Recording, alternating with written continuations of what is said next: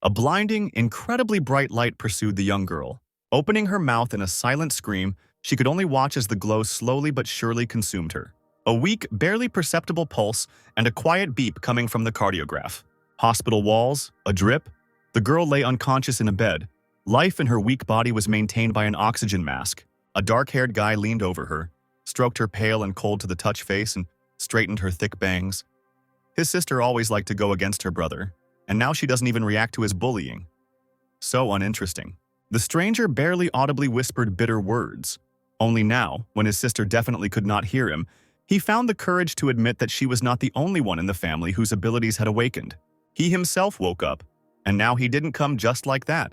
Or rather, not only to visit his unconscious sister. His ability is theft.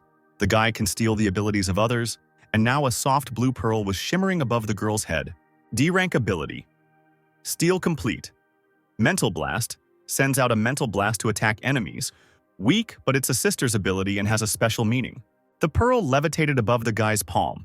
He was surprised by the acquisition, because if it was stronger, then Trisha would not have instantly turned into an ice statue from an unintentional attack.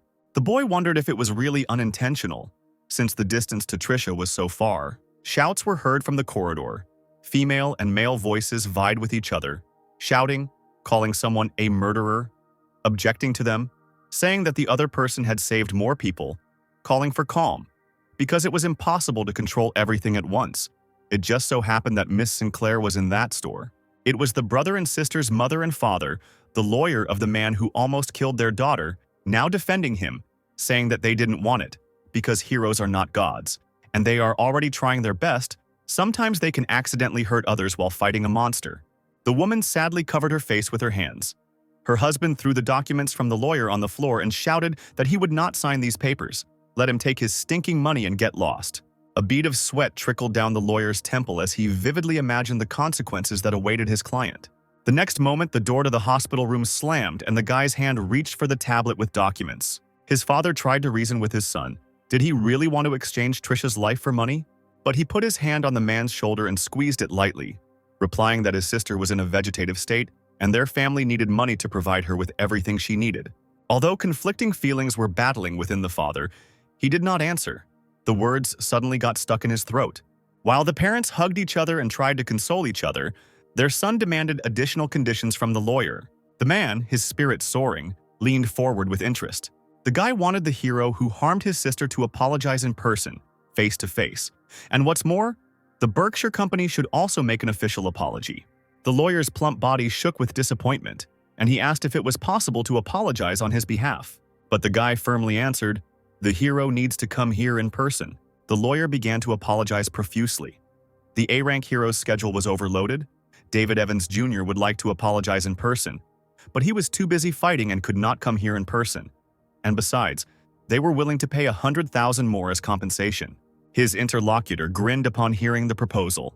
Quickly scribbling on the papers with his pen, he handed over the tablet without looking at the lawyer, who ingratiatingly accepted the documents. The windows of the multi-story hospital illuminated the empty street. The lawyer, in high spirits, called his client to say that he had settled everything, only he had to add another $100,000 as compensation.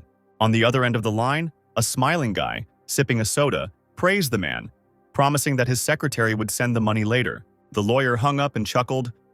Yes, heroes like to relax. If only he could awaken his ability too. The brunette returned to his sister's bed, and, as if she could hear him, asked her not to blame him for signing the contract, especially under such circumstances, but that his sister should not worry. He would find out the whole truth. Because he did not believe that all this was unintentional. Clutching his coat in his hands, the boy promised that he would change this world, because some awakened ones are not worthy of being called heroes. The guy's name was Adam Sinclair. He worked as a trainee reporter, and his sister Trisha, according to eyewitnesses and the savior himself, was unintentionally harmed by an A-rank hero. To implement his plan, Adam moved away from his parents to another area. In Albercut, the boy will be able to carry out his plans without disturbing his grief-stricken parents. Adam rented a room in a small dormitory, and now, entering the common room, he met two girls. The woman sitting on the sofa immediately introduced herself and her friend, a pretty blonde. Another neighbor was not yet home. The girls' names were Mary Perry and Karen Walt. The latter, a little older, asked his name. The guy introduced himself with a bored look. Mary smiled sweetly and suggested celebrating the new housemate's move-in, as that didn't happen often. Karen said she would be at the library because she had just started university, so they could have fun without her. Adam turned around with his suitcase and went into the room, answering on the go that there was no need for that. He had only recently arrived here, was tired, and wanted to rest. The girls followed him with puzzled looks. The guy, without unpacking his suitcase or taking off his outerwear, fell onto the bed, arms outstretched. Then he took out his mobile phone and went to a video hosting site, turned on a video where the heroes were fighting monsters. Quite a few people had already watched it. He noticed that there were many videos explaining the abilities when a black portal filmed by someone in the sky appeared on the phone screen, with bright lightning around it. Adam didn't remember when it happened, but dark portals suddenly began to appear all over the world, through which monsters arrived on the planet. For example, huge saber-toothed wolves with burning eyes, as if they had been enlarged several times by a sin. The planet could only stop the invasion of these monsters thanks to those with abilities. Those who were lucky were called heroes and celebrated with gusto at every victory, like celebrities on red carpets, where in the cases of heroes there were destroyed roads. To prevent hunters from abusing their abilities, a law of ability was passed, which stated that only hunters who had passed the test and received a hero certificate could use their abilities. Taking a closer look, the brunette realized that he was watching the video in which Trisha was wounded by the hero. Adam exhaled heavily and locked the screen of his mobile phone. He didn't find anything suspicious now. It would be better to study the video again tomorrow. Accidentally glancing at the screen and seeing the time, the guy came to his senses. It was already 2:30 in the morning, and he still needed to brush his teeth and wash his face because there was a lot of work planned for tomorrow. The brunette quietly slipped out of the room, throwing a towel around his neck and carrying a cup of toothpaste and a toothbrush in his hands. Suddenly, he heard a noise ahead and raised his head sharply. A dark-haired girl walked out of her room, clinging to the wall and barely moving her feet. The guy immediately guessed that this was the last neighbor. The stranger did not notice anything around her, and was clearly not herself, apparently even drunk, judging by her blush. Adam greeted everyone according to the rules of etiquette. The girl tried to answer him but immediately covered her mouth with her hand, trying to stop the urge to vomit, then very quickly asked permission to use the restroom first. The guy didn't even think of objecting to her. Before she could close the door, she fell to her knees in front of the toilet and spilled the entire contents of her stomach into it. After a few minutes, she felt much better. The neighbor turned away and put her elbow on the rim to sit more comfortably and probably fall asleep in this position. Adam immediately reached out to her, asking if everything was okay. Then he hesitated, stopped, thinking about something. A man should not get too close to a girl in such a state. He knocked on the door of another neighbor, Mary Perry. She opened the door yawning and, with her eyes closed, asked why little Adam wasn't sleeping when it was so late. He apologized for disturbing her and explained the situation, offering to help the drunk girl since he, a man, was not very comfortable offering his help. Mary, yawning widely once more, waved her hand. After all, this was not the first time. It was better to leave her there, especially since it was already very late, and she had to get up for work tomorrow morning. A moment later, the door slammed in the brunette's face. It seemed that only he could help the girl. Returning to the bathroom, he found her sitting in the same position. He apologized, but rather to himself, since his neighbor was clearly fast asleep. Adam picked her up in his arms and immediately felt that the brain overload ability had been discovered. What a revelation! This girl is the owner of an F-rank ability. Brain overload puts the brain into a state of overload for a short period of time, greatly increasing the brain's processing ability. The owner does not seem to know that she has this ability, although there is a good potential for development. The guy carefully laid his neighbor on the sofa, covered her with his coat, and thought that this strange girl could think that she was very smart, and if she studied well, she would become the best. However, Adam decided to steal the ability. In the future, he will definitely pay for it somehow. Having successfully completed what he had started, the brunette smiled at his thoughts. I wonder what effect this would have on him. Sinclair had 2 pearls levitating in his palms, the mental abilities of brain overload and mental attack. The system asked if he wanted to combine them. The boy said loudly, "Unite!" and the pearls flew up, leaving colored trails in the air. Then they collided with each other, merging into one. The unification of abilities was complete. A red pearl fell onto the brunette's palm. Now Adam had the ability of D+ rank, Superbrain, could automatically send mental attacks, received a significant increase in the ability to calculate and deduce. However, this ability also needs to be used wisely. The guy thought he could find some clues in the video of the incident in which Trisha was injured. The next morning, he was awakened by a knock on the door. Yawning widely, Adam opened the door. Finally, fully awakened, he was stunned when he saw his guest. The beautiful neighbor, whom he had carefully put to bed yesterday, now stood before him, introduced herself, held out her coat, and thanked him for his help. The guy was speechless for a second, admiring Lily Romero. Introducing himself in response, he noticed to himself that the neighbor looked very innocent. He realized that he had taken away her ability, even though Lily didn't know about it. But he still asked if the girl felt discomfort. She smiled sweetly, replying that everything was fine and there was no need to worry about her. Having accepted the coat, the guy returned the smile. That's good. The front door suddenly opened and a plump guy, Adam's friend, walked into the corridor, greeting him loudly. Lily and Adam turned their heads sharply in his direction. The unexpected guest opened his mouth at the sight of the charming girl. He pointed his finger at his friend and, without any embarrassment, shouted that he had been meeting with someone behind his back. The brunette immediately tried to justify himself, telling him not to talk nonsense because she was his neighbor, with whom he lived. Opening and closing his mouth like a fish, the boy thought that he had acted rashly when he rented the entire apartment. He immediately smoothed his hair, coughed into his fist, and collected his thoughts. George Ripley, that was his name, was a friend and colleague of Adam's. He extended his hand to the stunned girl and introduced himself. She politely introduced herself in response and shook the outstretched hand, understanding what would follow. As expected, George, without letting go of the girl's hand, immediately offered the girl a photo shoot, because with the help of his ability to take pictures and videos with his bare hands, he would be able to take a couple of beautiful photos. Lily did not know how to free herself from such annoying attention. Fortunately, Adam came to her aid and pulled away his friend, who was impressed by the woman's beauty, citing the fact that Ripley had come for him to take him to the editorial office and they were on the way. But the guy did not give up and tried to return to the conversation with the beauty, but he did not succeed. The Louisville Publishing Company was in full swing. Adam didn't waste any time and turned on the required video on the screen of his work monitor. There, a hero in a special fancy costume was circling around a huge wolf. Using his ability, he released long magical ropes from his palms, and they pinned the monster to the ground, digging straight into his body. The superbrain's deduction was activated. The guy peered closely at the screen. He was analyzing what he saw, reading every movement and blow. Suddenly, he tensed up and his gaze caught on something. Adam noticed a strange movement of the hero. He put his hand to his mouth, and the guy thought it was familiar. He didn't have time to fully understand what he saw, when suddenly George distracted him, nudging him with his elbow, sitting down in the chair next to him, and cheerfully asked why Adam wasn't interested in flirting with girls, especially with such a beautiful girl like Lily. The guy laughed and assured that if his friend didn't start, he would do it himself. Adam didn't appreciate the joke and replied that he and Lily were just neighbors. No need to go overboard. Jolly George said that from roommates to bedmates is very easy, and he can teach a friend if he doesn't know how. Suddenly, a crackling sound and screams were clearly heard outside the window, signaling the appearance of a monster. Ripley instantly stuck to the glass.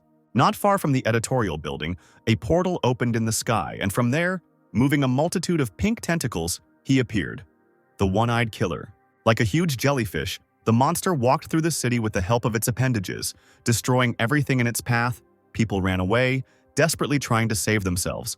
The one-eyed assassin descended, his hideous body pulsating. At the same time, an announcement was heard from the loudspeakers. A monster has appeared, a B-rank disaster. Go to the nearest shelter, the heroes are already on their way. And indeed, jumping over the boulders of the destroyed asphalt, one of the heroes appeared on the horizon. An athletic, large man in a red suit that covered his entire body slowly moved towards the monster. It was the hot and sour noodle superhero, calling on citizens not to be afraid. He would not allow anything to happen to the city of Louisville. The crowd suddenly stopped when they heard a familiar voice. It was the B-rank hero, the Superman of hot and sour noodles. He had come to save them. Compared to the one-eyed killer, Superman looked tiny. George read the information about the monster using his ability, creating a tiny virtual screen right in his hands. One-eyed killers have not only defensive power, but also a psychopathic close combat ability. 18 spiders will have a very hard time dealing with him, and the superhero noodles may even lose. The guy looked back and didn't see his friend, and the thought flashed through his mind that Adam was running very fast. He pointed the camera and aimed his eye, chuckling. Ordinary people are so weak, it's time to make some money with his ability. A fire butterfly flew over the hot and sour noodles Superman. A a C-rank hero, a long-haired, red-haired girl in a tight jumpsuit that favorably emphasized her figure. The butterfly's wings were made of fire itself. She asked if the elder needed help. He looked back and said that the girl had arrived on time. Let her attack the monster while he was holding it back. Fire. Butterfly's eyes flashed and she nodded. Right now, a heroic live subscription broadcast was being broadcast throughout the city, hosted by director Gregory and Nicholas Rosurf. The director commented on what was happening in a well-trained voice, as if he were watching a football match rather than a bloody battle. The superhero of hot and sour noodles, a close combat hero, was very selfish and narcissistic when he first appeared. His partner excitedly asked why Gregory was giving such a response. He replied that in order to activate his ability, the hero needs to eat a bowl of hot and sour noodles. So he usually appears after the other heroes have already exhausted the monster and then kills it.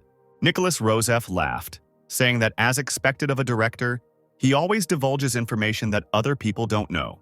The man coughed into his fist and suggested that they stop chatting and watch the live broadcast of the battle. It seems that everything did not go so smoothly. The hero jumped and, as planned, flew straight onto the monster's body. He gritted his teeth, slamming his elbow as hard as he could straight into the one-eyed killer. They were immediately surrounded by a multitude of golden butterflies. Fire Butterfly flew closer and shouted to the elder to step aside. Generating a flame in her hand, she pointed her hand straight at the monster. A second later, a powerful stream of fire fell upon the alien. He was pinned to the ground. His tentacles began to shudder in pain. Commentators were arguing, looking at the screen, whether the monster's life was coming to an end or not. Nicholas looked at the director in surprise, who doubted the victory, and asked why. The man replied that monsters are also smart, and he did not see a single sign of anxiety in this monster. The superheroes stood nearby, watching as the one-eyed killer went up in flames. There was a crackling sound and the flames split into parts. From there, the killer crawled out, whole and unharmed, having changed the color and shape of his body. The hot and sour noodles. Hero cursed, the alien had evolved, and now his body had a fire-resistant shield. Butterfly tearfully asked him to hold on a little longer because some time would pass before the others arrived. The man lowered his head, remembering the conversation that was important to him. The boss, sitting at the table, lectured the superhero. He had already reached the peak of his career as a professional hero. If he wanted to break through and become one of the most famous stars of the company, then he could no longer lose, because in case of failure, his fame would decrease and resources would go to younger heroes. The hero of hot and sour noodles firmly decided that he would not lose his place in the company under any circumstances. Adam stood very close to the thick of things and looked at the heroes with alarm. It didn't escape the attentive eye that the hot and sour noodles superhero had quickly swallowed some blue glowing pill without anyone noticing. Adam's eyes widened. He had already seen such a pill once. At that moment, the tentacle grabbed the fire butterfly in its grip. She, calling out to her elder, tried to get out of his grip. The townspeople could see with their own eyes how the heroine, wrapped in a huge tentacle, was weakening, and some commented on what was happening. The one-eyed killer threw the butterfly, tightly bound in his paws, upwards, and she screamed shrilly, with her last strength, that she didn't want to die. Suddenly, one of the monster's tentacles was torn in half. The huge eye looked around the space around itself in bewilderment. The alien became confused and let go of his prey. The butterfly was immediately picked up by the superhero of hot and sour noodles, who landed heavily on the asphalt. Nicholas Rosurf slammed his fist on the table in joy in the studio. He exclaimed admiringly into the microphone that this superhero can only stay in fighting shape for 15 minutes, but this time he held on and became even stronger than before. The guy stood up from his seat and raised his fist in triumph. The hero hasn't aged yet. Gregory straightened his tie, apparently embarrassed by his judgments. The man muttered that it was quite unexpected. Before he could finish speaking, his colleague was glued to the screen, screaming that the one-eyed killer was attacking the hero of hot and sour noodles. Right now, the alien and the hero were standing opposite each other. The one-eyed monster was the first to rush towards his opponent, but his tentacles collided with a bright blue glow, the superpower of the hero hot and sour noodles. The man flew forward, electrified, his whole body glowing with power, and mockingly asked if this was really all the monster could do. Something was brewing. Superman decided to finish off the one-eyed killer with his main weapon.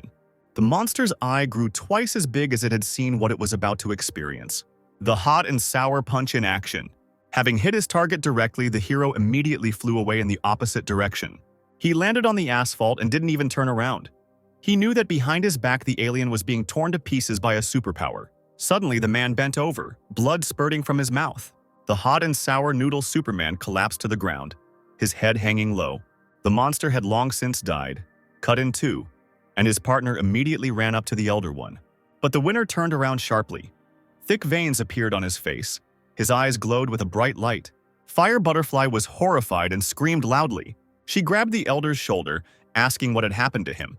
But the man did not answer. He clenched his teeth. He understood that he had to control this. Seconds later, the hot and sour noodles hero regained his composure, smiling widely as he awkwardly scratched the back of his head, telling Butterfly that it was okay. He had just used too much of his powers. She calmed down. But the man had really scared her. Both heroes seemed to be walking along the red carpet, while a happy crowd shouted gratitude after them and declared their love with all their might. Adam, who had been watching the battle from his hiding place, was about to go out when it was all over. He thought that he had completely forgotten about the blue pill, and he still needed to prepare the news. At that moment, out of the corner of his eye, he saw some movement right next to the body of the fallen alien. The guy turned and looked carefully in that direction. It turned out that a tiny clone of the one-eyed killer remained in the dead man's womb. Adam belatedly realized that he was moving towards him in great leaps. His physical and elemental defenses are so high that maybe a mental attack will be his weak point. The clone, jumping closer and closer to the brunette, threatened revenge on the hero of sour and spicy noodles, and when it found a master, it would absorb his energy. Suddenly, his gaze fell on Adam, and he chose him as his master. The guy didn't seem to be worried at all. He was just surprised that the clone had sent himself here. The brunette grinned. Well, if the prey itself falls into his hands, then it's worth getting his ability. Sinclair extended his hands, activating his power of thievery. The little monster stopped, feeling the force from outside, and the next moment he fell down dead, head down. The flow of energy did not escape Fire Butterfly's attention. She immediately realized that someone was using their ability. Adam grabbed the dead one-eyed killer by the body and squeezed it in his palm. It was good that he was just a weak clone, but even his weakness, mental attacks, a mental attack from a D+ rank guy could not kill the monster instantly. The guy began to extract the ability, and soon the blue pearl was already floating into his hand. The ability that had so easily left the alien's body levitated above the palm.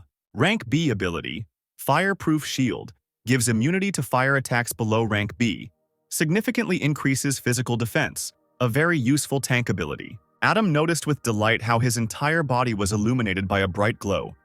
Could this really mean that the ability acted on him like an invisible shell covering the surface of the body? He held the orange and blue pearls in his palms, and thought that no matter how strong an ability was, it would always have a weak point. This popular phrase in the ability world did not seem to work on him. Meanwhile, Fire Butterfly flew low over the houses, looking for a source of energy. Adam heard her scream and quickly hid around the corner.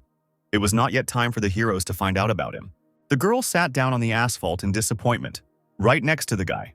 She felt a sharp surge of psychic energy here and clearly saw someone. A man in a mechanical rooster mask came out of the shadows towards her, his entire body covered by a long cloak with a golden brooch. He asked if the heroine was looking for him. Fire Butterfly turned around and in turn asked if he was the one who had just used his ability. Sinclair stepped into the light, his metal suit stepping through the puddles. His mask was reflected in the water, shining in the sun. They stood quite far from each other. The girl carefully asked if the stranger was a hero, because she had not seen him before.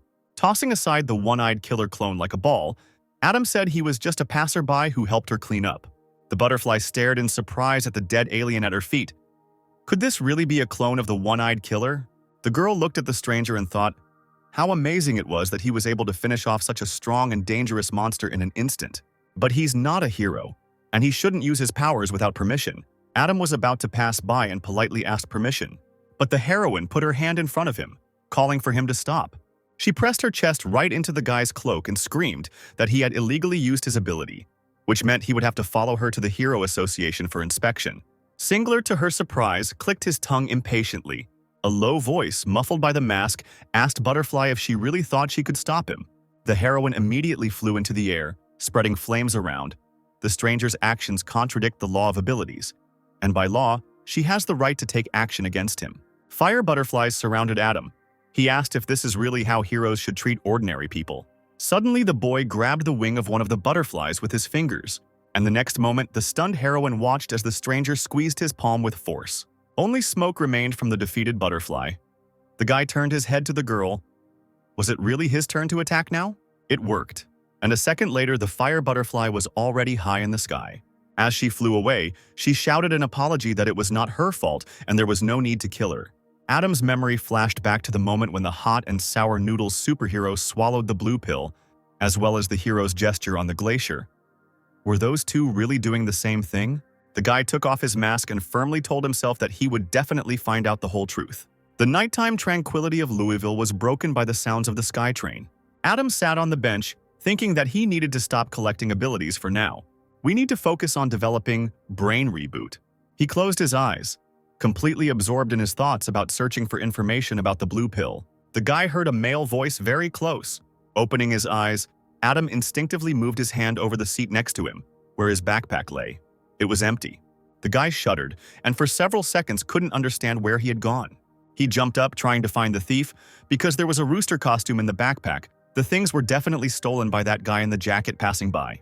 Sinclair looked through the entire carriage. The thief couldn't have disappeared since they hadn't reached the station yet. Could he be someone with the ability of invisibility? And then what about his smell? Adam activated brain reboot, sense enhancement, and immediately realized that the backpack smell was coming from the guy nearby. But the aura and clothing of the calmly standing stranger were completely different. So it's not invisibility, it could be some other ability to change appearance. However, the guy was not upset at all, because this ability came into his hands on its own and would be very useful. Sinclair followed the boy with bright hair relentlessly through the night streets, keeping a safe distance. He was whistling something under his breath. Today is harvest day. Suddenly he looked up at the sky and thought he felt a strange nervousness. The thief turned around sharply and saw the very passenger from whom he had stolen the backpack. How could he expose him and even start persecuting him? Without thinking twice, the stranger jumped up and ran forward as fast as he could. He was clearly unlucky today. The nearest place to hide was a public toilet. The brunette slammed the door open, asking loudly if the thief was going to use the middle-class tricks of hiding in the toilet when he was too weak. There were no stalls in the men's room, and the stranger was not there either. The guy looked at the pink sign in surprise. Could it be that the kidnapper had entered the women's restroom? Adam knocked on the door of the booth, from where a rustling sound was heard, and called for them to come out. From there came a squeal. They called him a pervert. Adam kicked the door open. That means he likes to do everything the hard way. From the depths of the cabin, at first glance, a female silhouette appeared. Toilet paper and a whole set of cosmetics instantly flew at the guy, all accompanied by cries for help. The brunette bewilderedly removed the layers of paper from himself. He admired the ability that the thief had acquired.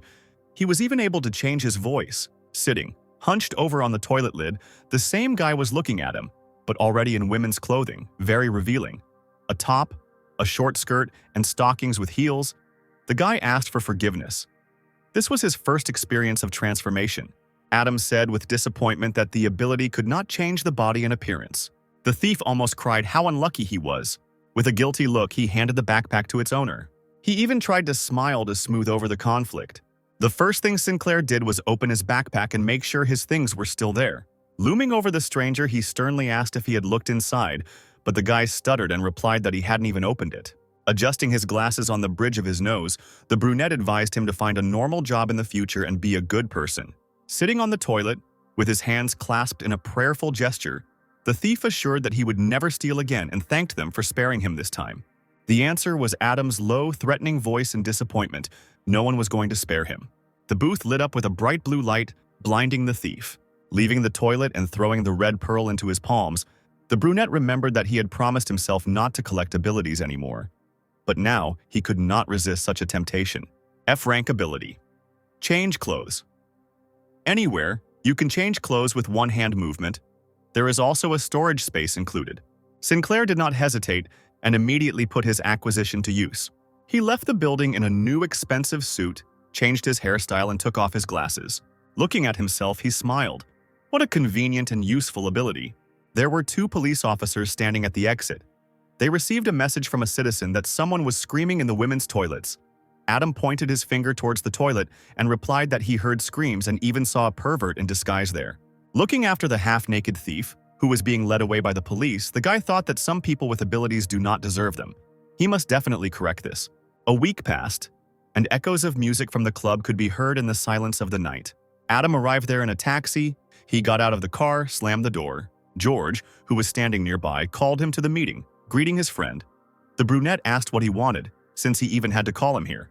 Cheerful as ever, Ripley put one arm around his shoulder and mysteriously asked him to guess who he had just seen in the nightclub. Adam muttered something, and his friend replied with a sly smile that his girlfriend Lily worked there as a service staff. The brunette narrowed his eyes and asked her not to call his neighbor his girlfriend anymore. As he approached the door, George's enthusiasm was not abating, and he, in turn, asked him to stop pretending and that his friend would understand everything when he saw the performance with his own eyes. Loud music and darkness, punctuated by bright flashes, blinded Sinclair as they both entered the club, Ripley calling him to the nearest table. In a large human-sized cage, in a revealing rabbit costume, she danced. Lily Romero. Each dance move was accompanied by an unmistakable friction of the rabbit's tail against the pole. The girl was the first to notice those who entered and was stunned. She slowed down for a moment, panicking. What is her neighbor doing here? Adam sat with his hands on his knees. George carefreely sipped his cocktail and consoled his friend. There was no need to be sad. There were still many beauties on Earth, and today he was on George's territory, so let him sit and relax. Each table was surrounded by sofas, forming a square for more people. So the guy raised his hand and loudly called someone to come to him. 3 busty workers looked at them, waving their hands enticingly, and George introduced them to Adam one by one. Then he pointed to Sinclair himself and introduced him to the girls. They immediately surrounded the handsome guy, showering him with compliments. George remained somewhere to the side. Meanwhile, at the table next to them, someone loudly slammed a bottle of alcohol on the table. The young guy sat slouched, hugging the most beautiful workers. He complained that his brother had taken him away McLaren, and that's why he lost to that brat Fred. To his right sat a couple, a local girl and a red-haired man named Michael Bowers, the young man's bodyguard. He replied that he had simply lost the race and there was no need to blame the car for it.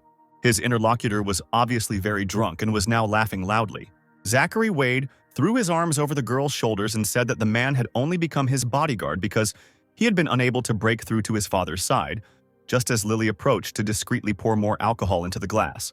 Zachary narrowed his eyes and looked at the man slyly, asking if it was because he couldn't keep his mouth shut. He smiled widely and replied that, as a C-rank hero, why would his master be bothered by such things?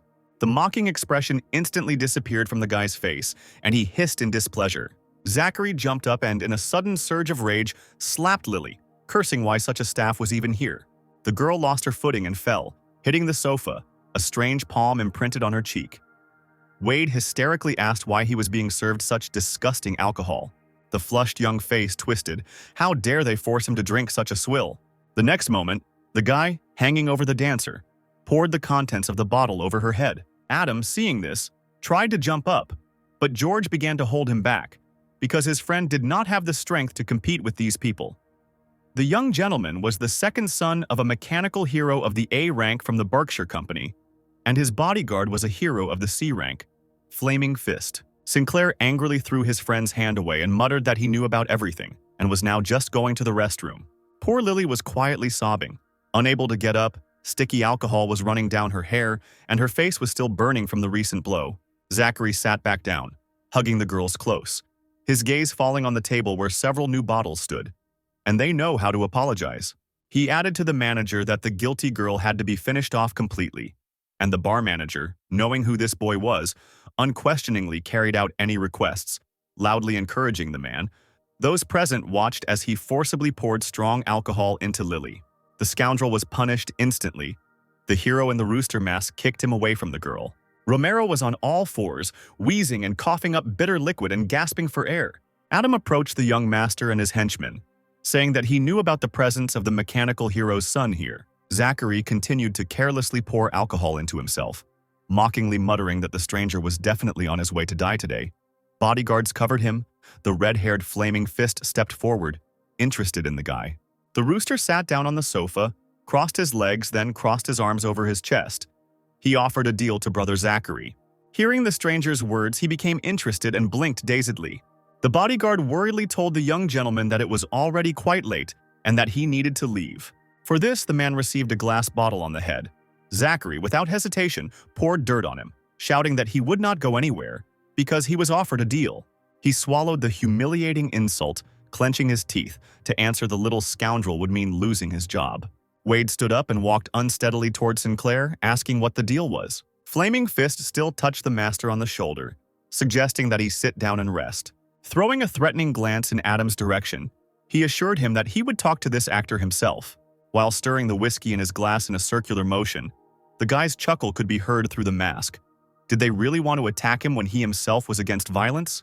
However, for the fact that the bodyguard prevented him from talking about important matters with his master, punishment follows, and the rooster was ready to teach the fist a lesson.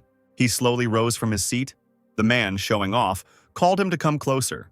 The bodyguard tightened the bandages on his hands, saying that it was still unknown who would teach whom a lesson. At this time, bright flashes of flame were gathering around him. A moment later, the fire smoothly flowed into his fists, and the hero pompously said that the stranger was very unlucky, otherwise he would not have provoked him. Adam immediately realized that the bodyguard's ability was a C-rank fire element attack. The bar patrons, mingling with the staff, watched the unfolding scene from afar. Most supported Rooster, saying that he was very brave to dare to challenge the student of an A-rank hero. Lily was taken under the wing of a colleague, offering help. She, still trembling, thanked him. While the crowd argued about what the men were fighting about and whether the Rooster could defeat the Flameboxer, the latter wasted no time in running at his opponent, waving his flaming fists. But seeing that he didn't even move, a fear flashed through the man's mind. Why wasn't the guy trying to dodge? Was this really a trap? Adam skillfully shrugged off the attack as the fire passed right past his face and mockingly asked if there was more coming. The bodyguard bared his teeth. Since the day he became a hero, no enemy or beast could withstand his attack. The next second he raised his fist, and the flames spread much further than the last time, completely covering the rooster. The crowd recoiled in horror. The hero would definitely burn someone. Sinclair, meanwhile, was completely drowned in fire. Only his outline was visible. But the next moment, a gloved hand emerged from the flames. Following her, the owner himself came out, and the fire, like a pet, obediently spread out to the sides. Flame Fist covered his face with his hand as his own power nearly burned him. He stared at his enemy in bewilderment. He was safe and sound. Adam extended his hand and activated his mental attack ability. The bodyguard's eyes turned white, his mouth opened in a silent scream, and he himself turned white. Taking advantage of the fact that the hero was in a trance, Rooster swung and hit him with the edge of his palm just below the back of the head. The boxer immediately fell to the floor, unconscious. Zachary, who had instantly sobered up, jumped up from his seat. What a strong man. The flame boxer was defeated with just one blow. Sinclair dropped to one knee, drawing the ability from his fallen foe. C-rank ability, Flame Strike, can form flames on the hands, perfect for a chef. The rooster stood up and walked slowly towards Wade. He, frightened, crawled onto the sofa with his feet, shaking his head in search of protection. Smiling ingratiatingly, he decided to talk to the stranger, asked what deal he wanted to talk about, and that he would pay him right now if he needed money. Adam silently grabbed him by the neck and lifted him off the ground. Zachary, writhing as hard as he could, began to threaten his father. When Rooster said that he knew who his father was, the boy, trying to take the stranger's hand away from his throat, threatened that if he was killed, his father would show no mercy. The guy abruptly lowered the young gentleman to the ground and approached his ear, whispering that he was not going to kill him but wanted to share something. Looking into Zachary's eyes, the mask asked him in a wheedling tone if he wanted to have the ability. Zachary froze, not believing his ears. Could it be? The rooster let go of his palm and it became easier to breathe. Unable to stay on his feet, the guy fell and began to rub his bruised neck. That bastard thinks he's a god and can just give him this ability? Adam threw a piece of paper on the ground and, as he left, said that if the young master wanted to receive the ability, he should come alone to this address in 7 days. Sinclair, having changed his clothes with the help of his ability, went outside, and George, who was in the club, immediately called him and shouted into the phone where he had gone. The guy replied that it was too noisy in the bar. He had to go outside to catch his breath. Ripley's delighted cry came from the receiver. Adam missed an incredible show. His friend promised to show him everything that happened, and also invited the brunette to eat shashliks. Sinclair's gaze stopped on one of the city's high-rises, casting a bright light on the empty streets. The guy thought that the first part of the plan was completed. Now it remains to wait for Zachary to bite the hook. It is also worth starting to check the heroes from the inside, in the Berkshire Company, so he can quickly find out the truth. Meanwhile, in the Berkshire Heroes' office, there was an argument between part of the team. 3 heroes, led by the leader, sat at a large table in the shape of the letter P. All 4 of them stared at the large screen in front of them. In it, a man in a rooster mask skillfully dealt with a C-rank hero, Flaming Fist. The mechanical hero sitting at the head, A gray-haired man in a red and gold suit, possessing an atypical heterochromia, folded his hands in front of him and asked the others to voice their thoughts on what had happened. The ice adventurer hero, a young man with blue hair and a blue suit, spoke first, saying that the masked man used his hand like a knife to kill Flameboxer in 1 second.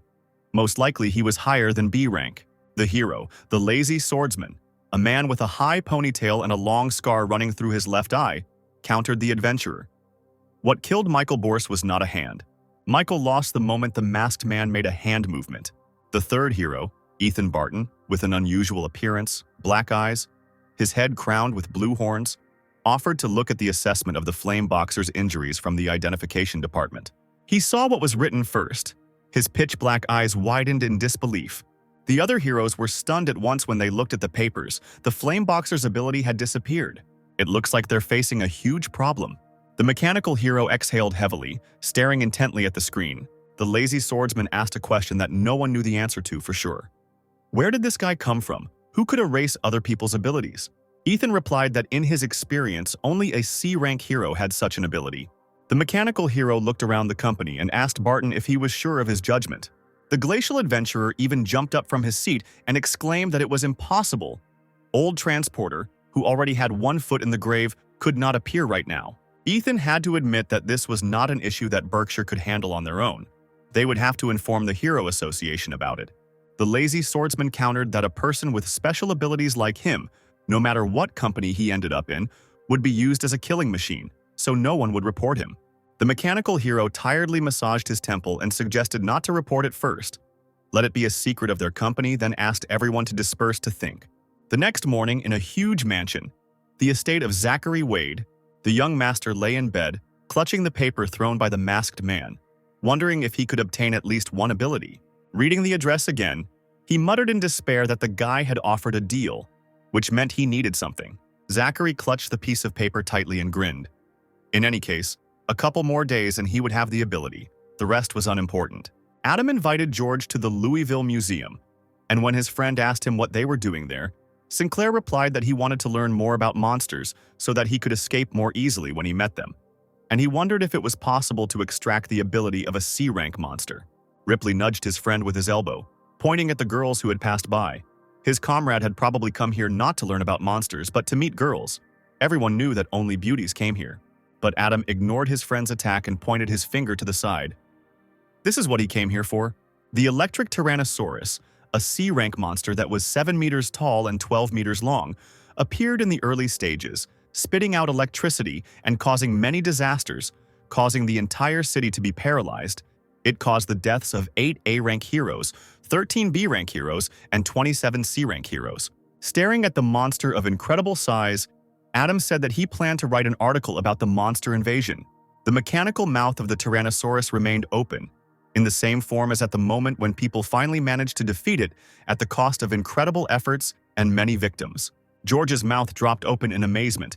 This monster was so powerful. Sinclair came closer and, as if under hypnosis, extended his hand. If he could extract this terrible ability, then a local security guard immediately ran up to him, waving a bat threateningly. The guy held out his work badge, saying he was a journalist and wanted to write an article about monsters.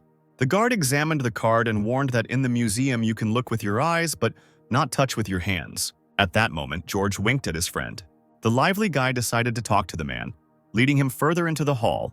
Asking where he could find cute girls here, the guard immediately asked about his sanity. Finally, Adam was able to return to his plan and again reached out his hand to the monster, activating the extraction of abilities. Familiar impulses passed through his body, but the brunette was surprised to notice that the ability was difficult to extract. Finally, he succeeded, and a soft purple pearl was already levitating in his palm. But something out of the ordinary was happening. He extracted the E-rank ability, Electricity, can create an electric ball, can also be used to charge a phone. Staring at the pearl in his hands, Sinclair asked himself in confusion, did he only extract an E-rank ability from an S-rank monster? Could it be that such a powerful monster's ability has weakened due to its long-ago death? Perhaps the last time Adam was able to extract a higher-level ability from a monster was because it was still alive? The guy, passing by the exhibits, thought with disappointment that it seemed he would not get anything like that from the museum. But still, he needed to continue searching. By the time he returned to his room, the sun had set and the sky had turned pastel colors. The brunette laid out the loot on the table.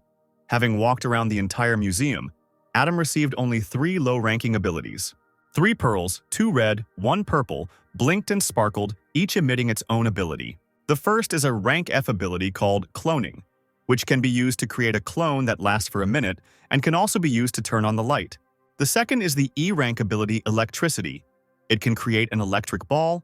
It can also be used to charge a phone. The third one is the F rank ability, Human Control. It can make any person take an interest in you, but you're not going to use the ability to do anything unethical, right? The guy, propping his chin up with his hand, thought with disappointment that the power of these abilities was so weak that it scared him away. But if abilities can be combined, can they also be destroyed? Adam raised the Golden Pearl, a C-rank fire ability, to eye level, thinking about how he could use it for the task at hand. He cried out in a loud voice, "Destroy!" The pearl caught fire in his hand, trembling slightly, but nothing happened. The brunette decided not to give up and try again. This time something worked. The pearl began to crack. The ability was destroyed. Now, on the table in front of Sinclair lay several dark, barely shining cubes of different sizes. Level 1. Dark Magic. Basic substance, perfect and indestructible square. The brunette brought one of them closer to his eyes. Could it be that the abilities were created from these cubes and he could really destroy the ability? He began to think. The ability can be broken down into its most basic components. Cubes of dark energy. In one hand he held a cube, in the other, a red pearl. Then, accordingly, and for sure, he will be able to use these cubes of dark energy to enhance his abilities. Guided by his own thoughts, Sinclair combined the 2 objects. The ability really improved. E-rank ability, Human Control, provides the ability to mentally get closer to the target. The ability to deceive people, now you can start doing scams. The brunette couldn't believe his own luck. If the ability has really improved, he will be able to create an S-rank ability himself. His thoughts were interrupted by screams coming from the hallway. His neighbor Lily Romero was screaming, asking someone to leave and not touch her. At first, Adam thought that Zachary Wade had come to the girl to plant last night. But, strangely enough, the unexpected guests turned out to be her parents. Her mother stood to the side. Her father was cursing loudly, sitting on the sofa and smoking a pipe, while his daughter was sobbing inconsolably nearby. He took a drag and blew out thick smoke, saying that he was not intentionally trying to deceive his daughter. Sinclair walked out just then, quietly closing the door behind him. The man shouted again, if they hadn't done this, the girl wouldn't have sent the money. The mother spoke up. Lily's brother needs money to buy a house and a car and also to get a wife. All this costs $1 million. Where will the parents get it from? The girl immediately stopped sobbing and clenched her fist. Could it be that her parents had deceived her by saying that her father was sick and that she urgently needed to send money? A new stream of tears gushed from her eyes. The girl asked if they knew how desperate she was when she learned of her father's illness. Covering her face with her hand, Lily bitterly whispered that she worked 4 shifts from morning to night just to earn money quickly. The father exhaled smoke and said indifferently that at first the family thought that his daughter would send as much as she could, and he would have a way to find the rest later, since Lily's family lineage could not end with them. The girl asked defiantly if this was just a way to bring her home and sell her to a man she didn't even know. The mother took her inconsolable daughter by the hand, saying that even if this man did not receive a higher education, he was still honest and kind. He would not treat her badly. Lily pulled her hand away with force, screaming, did her parents think for even a second about where the $50,000 she sent a week ago came from? Swallowing angry tears, she admitted that she worked as a bartender and a waitress and became an escort for this reason. The shocked parents looked at their daughter in silence, as if they had been struck by lightning. Father jumped up from the sofa, pointing his finger at Lily. What a shame. She ruined the family's reputation. He swung at his daughter, throwing mud at her and threatening to beat her, but she turned her head away, defiantly answering that the clients had beaten her harder than her own father ever had. At that moment, Adam jumped up and managed to intercept the man's hand, saying that he could discuss everything with his own daughter. The man turned around in disbelief. How dare someone interrupt him?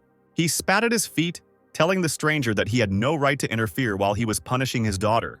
Sinclair astutely noted that the man did not seem to regret what had happened at all. Remorse could only be seen in the mother's eyes. The guy decided to take extreme measures to help her and see if she could help Lily. And so he activated the C-rank ability, Human Control. The woman, as if someone had possessed her, swung her arm and slapped her husband. He couldn't stay on his feet and fell to the ground. Now his wife was scolding him, saying that his daughter had become an escort. Did he really have a heart of stone? She rushed to Lily with hugs. Both were crying. The woman asked for forgiveness for offending her daughter because she was her dearest child. The man, without getting up from his knees, sighed. Then her brother will earn everything himself. Adam remembered his unfortunate sister, whose life was kept alive by medical devices. Everything is fine, as long as people understand it in time. Who in this world would not feel sorry for their own family? The next morning, the guy went with Lily to see her parents off to the train station. The girl waved at them through the window, urging them to be careful, and promised to come for the new year. Her mother waved back at her, urging her not to do any more stupid things. The brunette was holding a glass of drink in his hands. His neighbor thanked him for the company and said that they could go back already. Sinclair handed the girl a glass, expressing the hope that her brother would realize everything, and that it would be much more useful than any amount of money his sister would send. Lily winked playfully, asking the boy to come closer so she could tell him something. He blushed, but complied with the request. The next second, Romero planted a grateful kiss on the man's lips. Stepping back, the girl whispered thanks to her neighbor once again. Night fell on the city. Adam, dressed in a rooster costume, stopped at a tall building, a center for processing monster corpses where there was increased security. It was there that a huge number of monster corpses were stored. This should have made it easier for the guy to access new abilities. A large truck drove past, turning toward the building, and a thought occurred to Sinclair. It seemed there was only a special way to get inside. He didn't wait for the truck to stop, but slid his boots across the floor, arching his back. Attached to the bottom of the car along the entire perimeter were structures that looked like beams, and Adam grabbed one of them tightly with both hands. A heavy sigh came from under the mask, but the brunette realized that he was not alone in such an unusual place. Right in front of his face was a girl's face. The stranger gestured for him to be silent. The brunette obediently didn't utter a word, surprised by the company. Was this man also trying to get into the center? At the very beginning, due to the darkness, he still doubted who was in front of him. But the feeling of close contact with a woman's breast dispelled all doubts. The guy stuttered as he said hello and remarked that they were lucky. The stranger grimaced and hissed at him. What the hell of a coincidence. She was so unlucky that he was here. Now she would have to act according to the rules of the field and rely on her abilities. The girl's name was Regina Craig. She was a representative of the Lettsville Chamber of Commerce. She introduced herself and asked Adam who he was. Regina looked into the dark glasses of the mask, saying that they would soon reach the unloading zone. But for now, she could not get off the truck in this position. Suddenly, Sinclair grabbed her tightly around the waist, urging her to hold on to him, and pushed herself to the side, flying out from under the truck. They ended up lying on the asphalt. The guy took the full brunt of the blow, still clutching his new acquaintance in his arms. Realizing that she was not going to move, he carefully asked how long she would continue to hug him like this. Regina was blown away from the guy by the wind. Stepping to the side, she replied that if the situation did not require it, who would want to hug him at all? Finally, they reached the monster corpse processing room. Adam walked carefully behind the girl. She noticed this and asked why the guy was acting like he had never seen anything like this. Maybe he was completely new to this business? Sinclair bowed his head, acknowledging the girl's seniority, which pleased her, so Craig couldn't help but let him follow her. They entered a large room, in which on a large metal bench lay a defeated monster, a werewolf, with a powerful body covered in fur. Regina said that her boss needed the white hairs on the werewolf's chest, and that they would have to be carefully cut off, which she did. Then she took out an unusually shaped bag from somewhere. The girl boastfully told Adam that this was her ability. Storage bag, in which you can store many things. The guy thought that this was a shameful name for a cosmic ability. Regina turned and called Sinclair to follow her into the next processing room. But the brunette was already busy extracting the ability from the werewolf. He managed to obtain the ability of the D rank, Metal Transformation. Can change the appearance of any metal, the dream of any car service owner.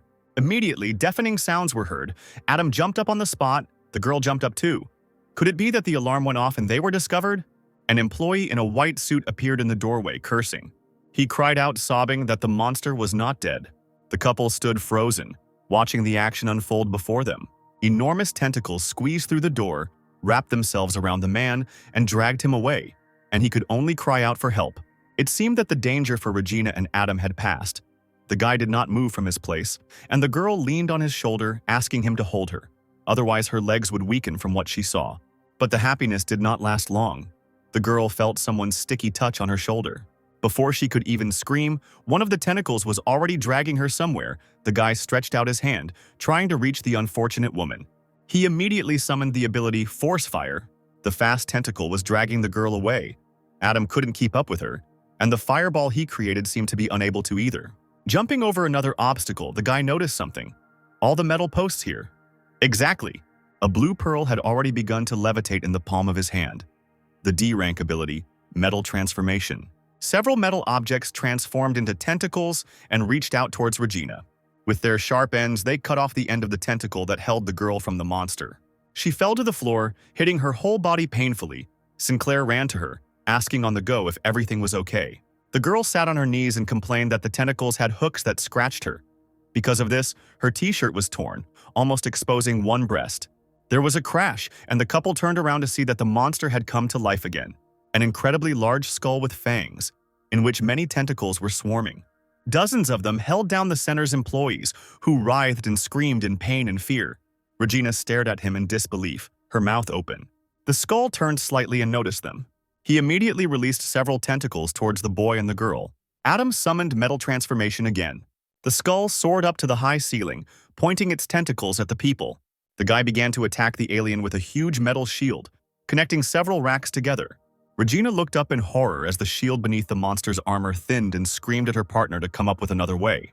She panicked and covered her head with her hands, screaming hysterically that she would die and be eaten. Adam was thinking hard about what to do because this couldn't go on for long, and he remembered that he had seen several canisters of gasoline. He tried to comfort Regina, telling her not to be afraid because he had an idea. The guy pushed the shield in front of him and summoned metal tentacles using his ability. The canisters of gasoline seen earlier followed them. All of this soared upward, straight towards the alien's skull. Adam commanded the small pearl that accompanied the tentacle canisters to explode. There was a deafening explosion. Thanks to the gasoline, fire spread in different directions. The brunette grabbed the girl by the hand and pulled her along with him, calling on the others to run. They seemed to have broken away from the raging flames. But suddenly an unknown man blocked their way, holding some kind of weapon behind his back. Looking sternly at the couple, he asked if they were the thieves who had revived the monster to attack the center. Adam stood silently, but Regina put her hands on her hips and began to attack the man, asking who he was and why he was talking nonsense as soon as he appeared. He angrily called the girl a disrespectful child, and that in the prime of his life she still drank milk. Regina was not convinced and became even more angry, hissing that he was being disrespectful, being an elderly man. But then Adam recognized the old man and loudly exclaimed his name. Thomas Conley, the hero who defeated King Kong the Berserker 10 years ago. The man chuckled. The guy was more respectful and continued that he would deal with him when he was done with the monster. The guy was surprised that an A-rank hero was doing in the corpse processing center. Thomas reached for his weapon and used Polar Star Attack, Style 1, Greedy Wolf Attack. A ghostly blue wolf rushed forward, cutting the tentacles lengthwise and crosswise. The pair looked at what the hero was doing in admiration. Adam noticed that, as expected from the legendary inherited power called Polar Star Attack, each of them were advanced techniques that even those with S-rank abilities would have to take a few steps back. A roar of a monster came from the skull. Conley jumped up to get closer to the alien's head. Torn pieces of tentacles flew into pieces across the hall. The hero summoned the ability, Attack of the Polar Star, Style 2, Hunger of the Heavens. Pushing aside, he saw how the skull had lost its tentacles, only the severed appendages moving angrily. Finally, the man released Water of Heaven, sending his katana and streams of water flying towards the alien. The space shook, and a few seconds later Sinclair was already watching the monster being torn to pieces. Thomas dropped to one knee, bloody shreds scattering across the room behind him. All that was left of the alien. The hero pointed the katana at Adam, saying that now it was time to deal with the guy. He immediately noticed the tense eyes filled with determination and murderous intent. Sinclair tried to convince the older hero that they were not the ones who brought the beast back to life. The man, without changing his position, replied that this was nonsense because the couple looked too suspicious. Regina whispered worriedly to Adam. Was he confident that he could defeat this old man? The guy replied that he couldn't. But did she want to? The girl shook her head and said she wanted to lend him a gun.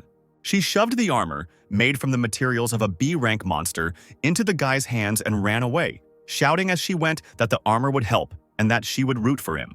Adam, having examined the object, chuckled. What madness! Regina reminded him of Trisha. Thomas suddenly, without warning, fell upon the boy, raising his katana over him. Luckily, Sinclair managed to react at the last moment. He put his hand forward, and the armor given to him by Regina repelled the attack, causing the older hero to look surprised. The brunette himself was amazed by such powerful protection. Thomas did not give up and used his weapon effectively, advancing more and more on the guy. He exhaled heavily and activated the brain reboot ability. The ability made it possible to slow down the hero's movements in Adam's eyes. The mask stared at Conley. The boy thought that after activating brain reboot, the attack seemed slower, but it was still not enough to defeat him. Screaming furiously, the old hero began to rush towards the guy with redoubled force. Even in slow motion, he realized that he didn't have time to dodge. I had to use extreme measures. The ability, human control. The old man realized that everything was not going according to plan when he could not control his movements in the air. He hissed in disbelief, asking the boy if he had stopped his movements. Both opponents grouped together and dropped to the ground. Adam calmly said that he would be in danger if he didn't do it. Thomas, who would not have been defeated, once again ran at the ready with his sword. Are these tricks really all that petty thieves are capable of? Adam used metal transformation again, and the small object in his hand grew into a whole staff. The two heroes clashed with weapons at the same time. Sinclair's eyes, safely hidden behind his mask, studied the old man. Each of his attacks was powerful.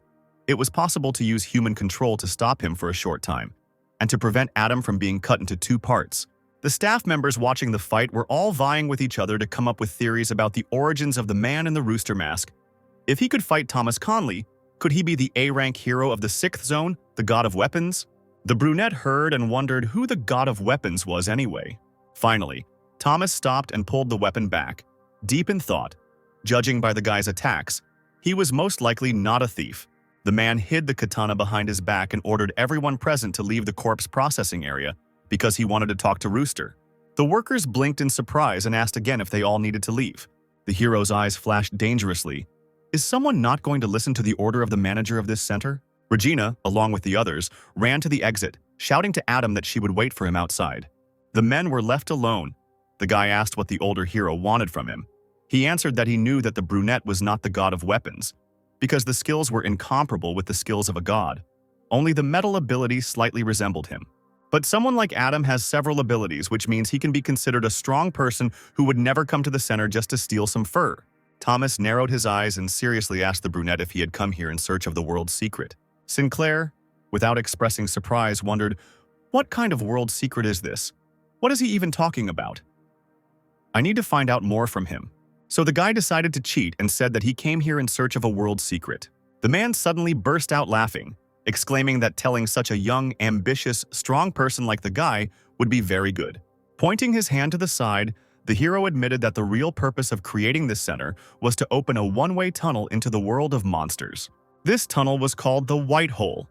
It's a good thing the rooster mask skillfully hid Adam's emotions. He was shocked by what he heard. 15 years ago, the Louisville White Hole was successfully discovered. The Hero Association sent a small team of high-ranking heroes on a special mission to infiltrate the monster world, and Thomas himself was on that team. During this mission, many S-rank heroes died. Only he and 2 others were able to return because they risked their lives. The man said that, in fact, each monster corpse processing center is built on the weakest points of the earth. As long as they continue to burn the monsters' bodies at these weak points, they will be able to open a white hole leading to the monster world. Adam nodded towards the corpse of the tentacle monster and asked, what about him? Why did the alien come back to life? Conley revealed that this is something they don't tell the outside world. It's actually a mutation of the monster that was rubbing against the white hole. People on this planet are like animals trapped by beasts. Only when they all gather the strongest qualities of humanity will they have a chance to win. The elderly hero turned around and said goodbye to Adam, saying that he could go, no matter what organization he belonged to. He must remember that he was part of humanity. It turns out that the men's conversation was heard by the powers that be. A beautiful red-haired woman stood next to the chair where the old man was sitting. She said with displeasure that this old man, Thomas Conley, kept doing stupid things. How could he even tell such things to the outside world? The man calmly replied that even if he had not told about it, sooner or later other organizations would have found out about it, and it was impossible to keep a world secret only between narrow circles. The woman asked if the headquarters video conference was here. It involves more than 25 people who have already met the necessary conditions for consideration of a Category S case. The couple turned from the window to the screens, looking closely at the people on them. Here's what the Louisville Heroes Association is reporting. And looking at each other, they began the conference. The main question on the agenda was, Should the truth be told to the associations of the owners of heroes that exceed A rank? Adam came to the hospital again to visit his sister, who was in a coma, something he often did. He sat next to her and talked, not knowing whether she could hear him or not. Addressing her by name, he said that today he had been told a harsh truth. Earlier, Sinclair, after talking with the hero, left the corpse processing area into another room, where he was met by a buzzing crowd, people asking each other what was happening inside. Did this guy really defeat Thomas? Why was he the only one who came out? The guy first approached Regina. The girl asked if everything was okay. He knew he couldn't let other people know about his abilities. The guy replied that he was fine and asked her to come closer and look him in the eyes. The girl, perplexed, complied with the request. As expected, Adam used his human control ability on her. Regina's consciousness became clouded and her vision doubled. The man in the rooster mask ordered her to forget that he had used the powers of fire and metal. He also gave her the armor and made her believe that it was he who brought the girl protection and that he owed her 10,000. Then Adam snapped his fingers. Regina started, as if waking up from a dream. She quickly said that she was glad that everything was okay with the boss, that it was already curfew at her house, so she would go first, and rushed off. Recalling these events, sitting in the hospital room, Adam smiled, looking at his sister. This Craig is so similar to her. She is sweet and loves money.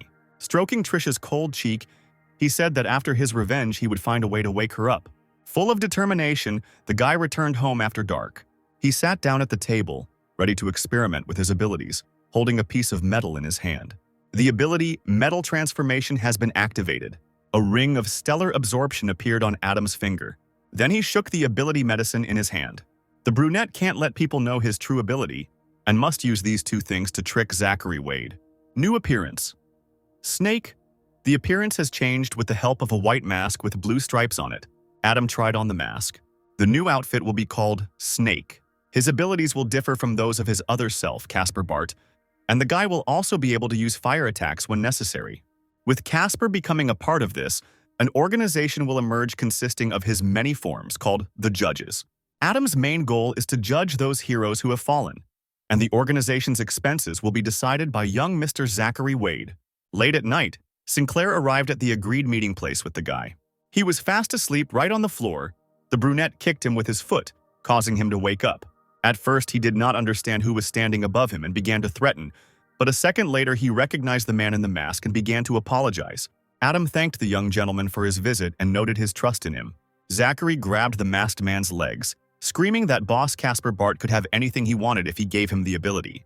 He listed all the blessings he could bestow on this man. Sinclair kicked the annoying darling away, saying he wasn't interested. Looming menacingly over the guy, Adam said ingratiatingly that getting the ability was easy.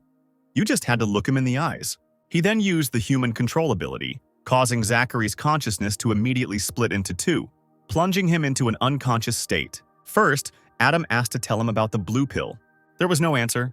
The guy just sat in front of him, swaying slightly, and did not react in any way. Sinclair cursed under his breath. What was going on? Did it really not work? He then asked Zachary to slap himself. When this request was not fulfilled, Adam began to wonder if it was possible that the boy already had an ability higher than rank C that made human control ineffective on him. The brunette used a mental attack. Wade fell to the ground with his eyes closed. Sinclair remembered that last time he didn't attack him at the bar, but it didn't seem like he had any ability. Anyway, why not give it a try? Having used the ability extraction, the brunette was incredibly surprised. Zachary actually already has the ability. A bright green pearl burst out of the guy's body and flew to his palm. A rank ability is Rebirth. Only once. After death, you can be reborn and go back a day. The ability can only be used after death, and it's very stupid. As the pearl hung in the air, casting an emerald light, Adam still couldn't believe that the young master had an A-rank ability.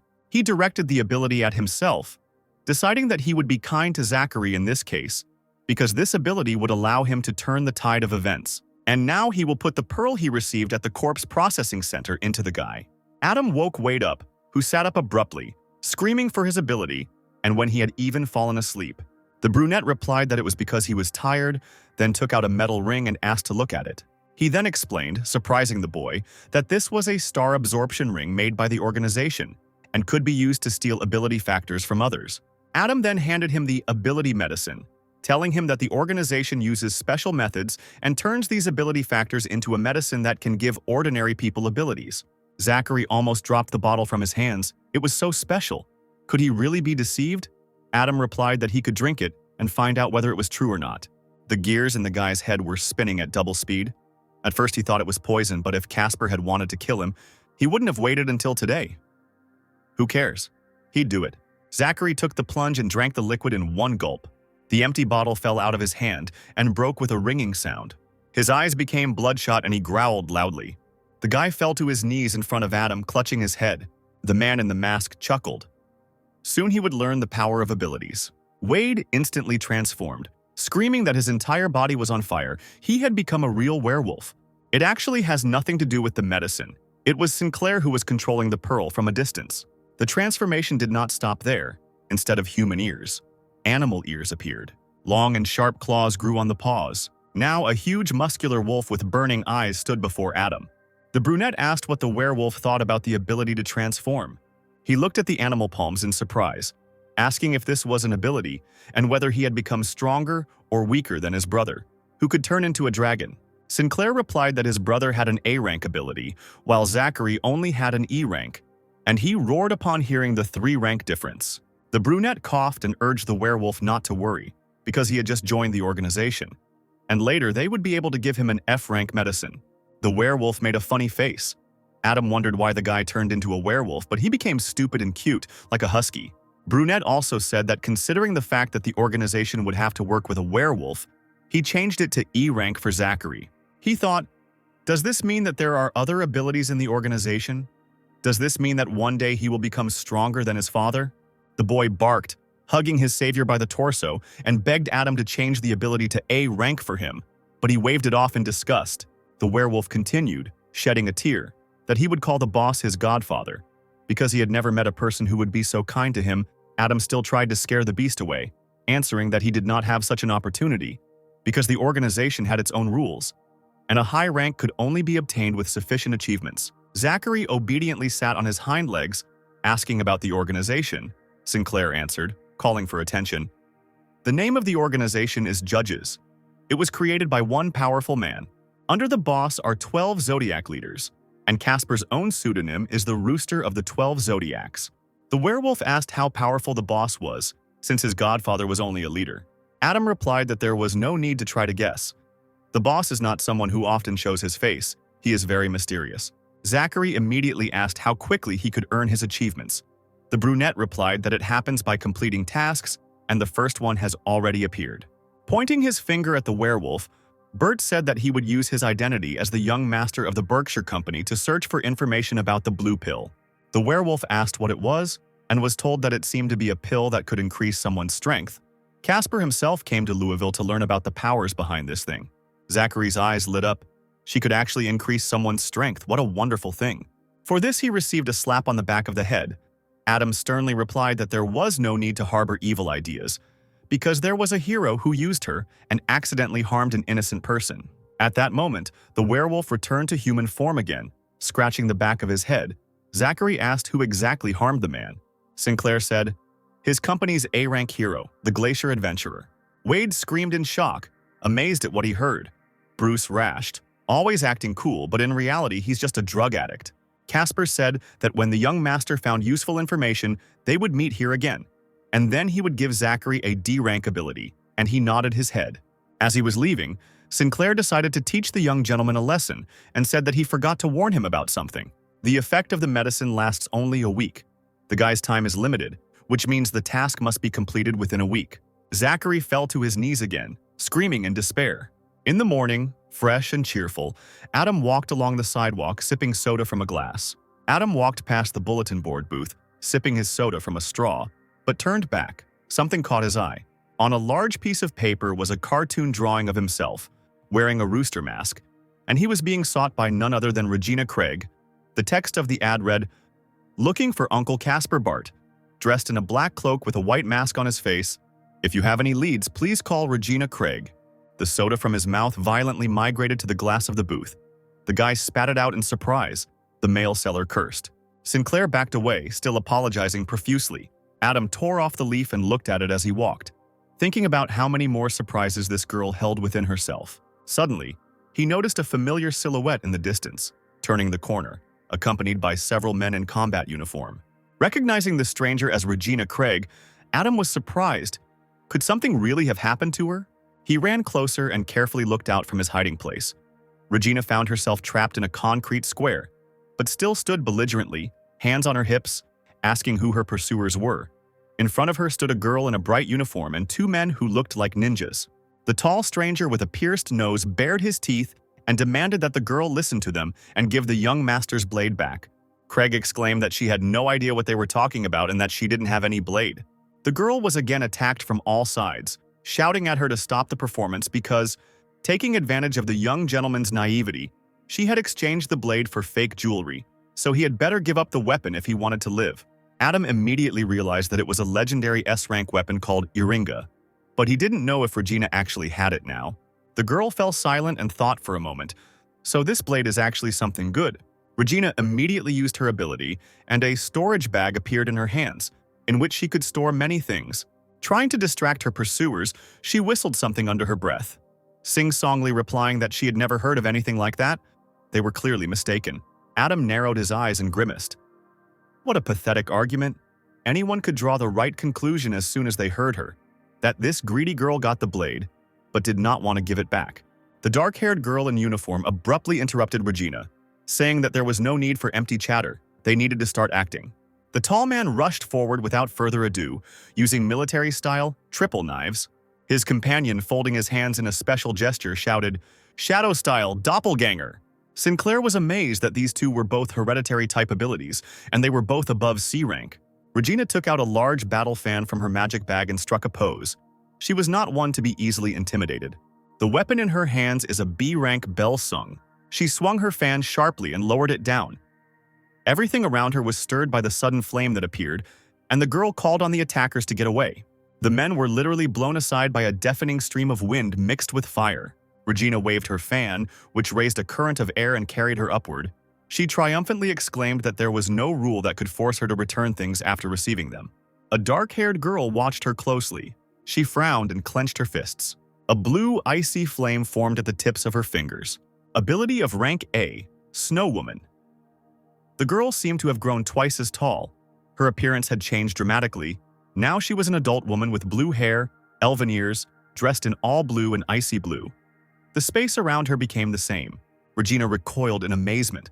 Why did it suddenly start snowing? Adam turned his head slightly, frowning. The next moment, he used his ability to change his clothes into a uniform with a rooster mask. Meanwhile, Regina was already flying to the side, escaping from the icy attack of the Snow Woman. She cast a glance at her rival, summoning a snow typhoon. Craig felt an unusual flow of air behind her. It was the blue-haired stranger who was directing the icy wind towards her with her hands. Adam muffled his friend's name through his mask. Meanwhile, a crowd had already gathered on the street, and even a local TV channel with a lively host arrived to get views on the live broadcast. Even a snowstorm was no obstacle. Nicholas Rausurf, holding the microphone out to some kid from the crowd, looked into the camera and pointed to the battle going on Belt Parkway, calling for help from the heroes. Regina, caught in the icy whirlwind, screamed piercingly. She fell to the ground with a thud as the wind blew her down. The Snow Woman immediately hovered over her, asking if the thief would return the thing that did not originally belong to her. Craig stood up and quickly pulled out 2 blades from her bag, smiling playfully at her rival and laughingly asking the sweet lady which blade she had lost, the silver or the gold one. The eyes with red irises narrowed warily.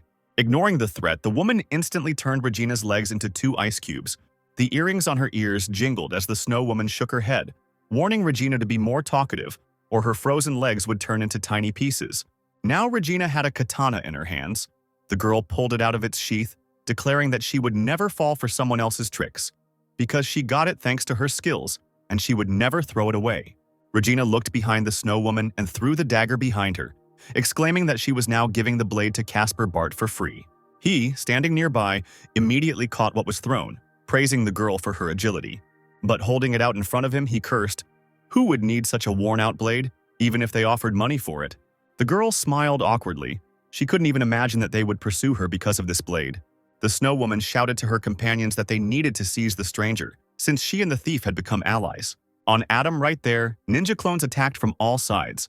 One of them was rushing towards the guy with a Hira shuriken in his hand. Sinclair felt an unfamiliar sensation running through his body. Was this blade absorbing his mental power? Suddenly, he was pulled to the side. Could the body really move on its own? Suddenly, the hand with the dagger itself described a circle in the air. The next moment, the ninja's face took on a childishly surprised expression, and the lower part of his body was missing. Adam cursed foully, shocked by what had happened. As he stood there, surprised, a man with piercings ran at him from behind, holding out his hand with a dagger, shouting, "Die!" Sinclair reacted quickly and jumped up to dodge the attack. The hand holding the dagger began to tremble, and a purple haze emanated from the weapon. The guy soared upward. His opponents remained far below. The snow woman followed him and quietly pronounced the name of the blade, syllable by syllable.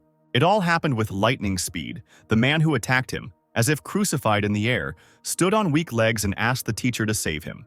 The purple haze cleared and Adam found himself below, walking away with the pearl of the alien ability in his hands. C-rank ability. 3 styles of Sun and Moon Blade. 3 styles of Blade allows you to activate the power of the blade to fight off enemies, but C-rank is like holding a blade in your mouth. It doesn't look that cool. Adam shook, bowing his head. Too much of his mental strength was absorbed. The guy thought that he could not stand it any longer. There was a loud scream, and Sinclair felt the cold touch of the snow woman's icy blades on his back. He thought dejectedly that it looked like he would have to use his revival ability today. A green streak flashed through the air, and the crowd, with their heads raised, vied with each other in asking what was going on. The ice blades immediately shattered into many pieces. Adam immediately recognized the light of despair. Regina was very surprised. Was it really a lazy swordsman? Not far from them, leaning against the wall, stood a swordsman, rolling a match in his teeth. Ethan Wade was heading towards the warring parties, saying that the heroes could forgive arbitrariness in the 6th region, but sowing rebellion in the 1st region was the height of insolence. The snow woman rudely answered him that her people had come here only to reclaim their property, while the heroes were abusing their powers. Regina appeared next to her and protested, pointing her finger at the woman. It was all her master who gave up the blade, and now it was entirely hers. Reaching out her hand towards Regina, she thought that she needed to ensure her own safety first since 2 A-rank heroes had arrived, and the chances of winning were decreasing. A lot of sharp ice flows flew towards Craig. The snow woman turned to the hero, warning that she would spare Regina's life and leave Louisville, provided that they returned what was originally theirs, even if the heroes killed her people. Black eyes sparkled. Ethan mockingly said that no one said that the girl could leave the city, and did the woman consider the 1st area a place where one could come and go at will? The snow woman remained silent in response. Then Barton turned to the lazy swordsman, leaving the girl with him, and volunteered to test Casper Bart's abilities. The swordsman, rolling a match to his right cheek, asked him not to overdo it, because the company intended to get him for themselves. This seemed to anger the hero, as he suddenly lunged at Adam, shouting in irritation that he was not there just to help his brother resolve issues between them. Luckily, the guy was ready, and with the last of his strength, he still put his sword forward, ready to defend himself. The dragon fist flew straight towards the ill-fated dagger. Unexpectedly for everyone, the hero was thrown back several meters, raising a cloud of dust. Regina leaned forward in fear, screaming Casper's name, but Ethan wasn't particularly impressed. At that moment, the snow woman threatened the heroes with death. Ice needles flew towards the dragon. Regina, who was standing by, tried to dodge the attack. The lazy swordsman rushed to protect the boy, using the strong wind with his blade to summon the light of despair. The glow, like a sharp saw, was getting closer and closer to the stunned snow woman with each passing second. It had almost reached her face. The next moment, there was the sound of breaking glass. The woman, without having time to make a sound, broke into many small pieces of ice. The lazy swordsman muttered emotionlessly in complete silence that he hadn't hit her. Regina exclaimed that it wasn't true because the snow woman had just crashed. The man rolled his eyes. It was just an illusion. She had escaped, but she should still be somewhere nearby. Adam, taking advantage of the confusion, crawled around the corner. He heard Regina come to her senses, not finding him. The guy was breathing heavily, complaining about the damn blade that left no strength in his body. Bringing the blade closer to the glass on the mask, he thought, if the weapon was from a monster, he could extract the ability from it. The space became dark, and a vague ripple began to form around the blade. Finally, 2,500 units of dark energy were obtained from the blade in the form of the already familiar cubes. A few seconds later, there were a dozen cubes lying on the floor around the guy. Although he couldn't extract the ability pearl, he received a bunch of dark energy cubes, and the material from which the blade was made should be from an S-rank monster. The guy wondered what ability he needed to improve in order to be able to go against the dragon. In front of Adam, A blue, very bright pearl was levitating, which he was directing with his palm in a leather glove. D-rank ability. Metal transformation. Deciding to try it, Sinclair brought the pearl closer to the cubes, which were immediately absorbed into the ball. What happened next was a complete surprise to him. The pearl changed color to a beautiful green and increased in size. Now it was a rank A ability. Metal control. You can control all metals within a radius of 1,000 meters. The maximum weight of the controlled metal is 1,000 tons. The snow woman turned her head sharply towards Adam, feeling a strong surge of energy. The guy raised his head, looking around. Now he could feel every object made of concrete and metal, cars, planes, buildings. He clenched his fist in anticipation. Finally, Sinclair had the opportunity to fight someone normally.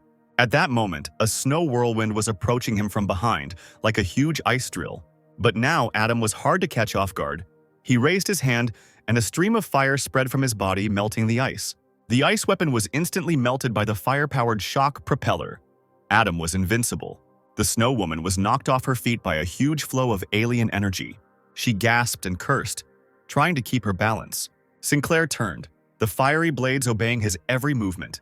The snow woman blushed and was indignant. How is this even possible? With one movement of his hand, the guy transformed the fire into long ropes. They, clashing along the way, grabbed the snow woman tightly. She twitched, demanding to let her go, but the guy asked her not to move, noting that he tries to be gentle when it comes to girls.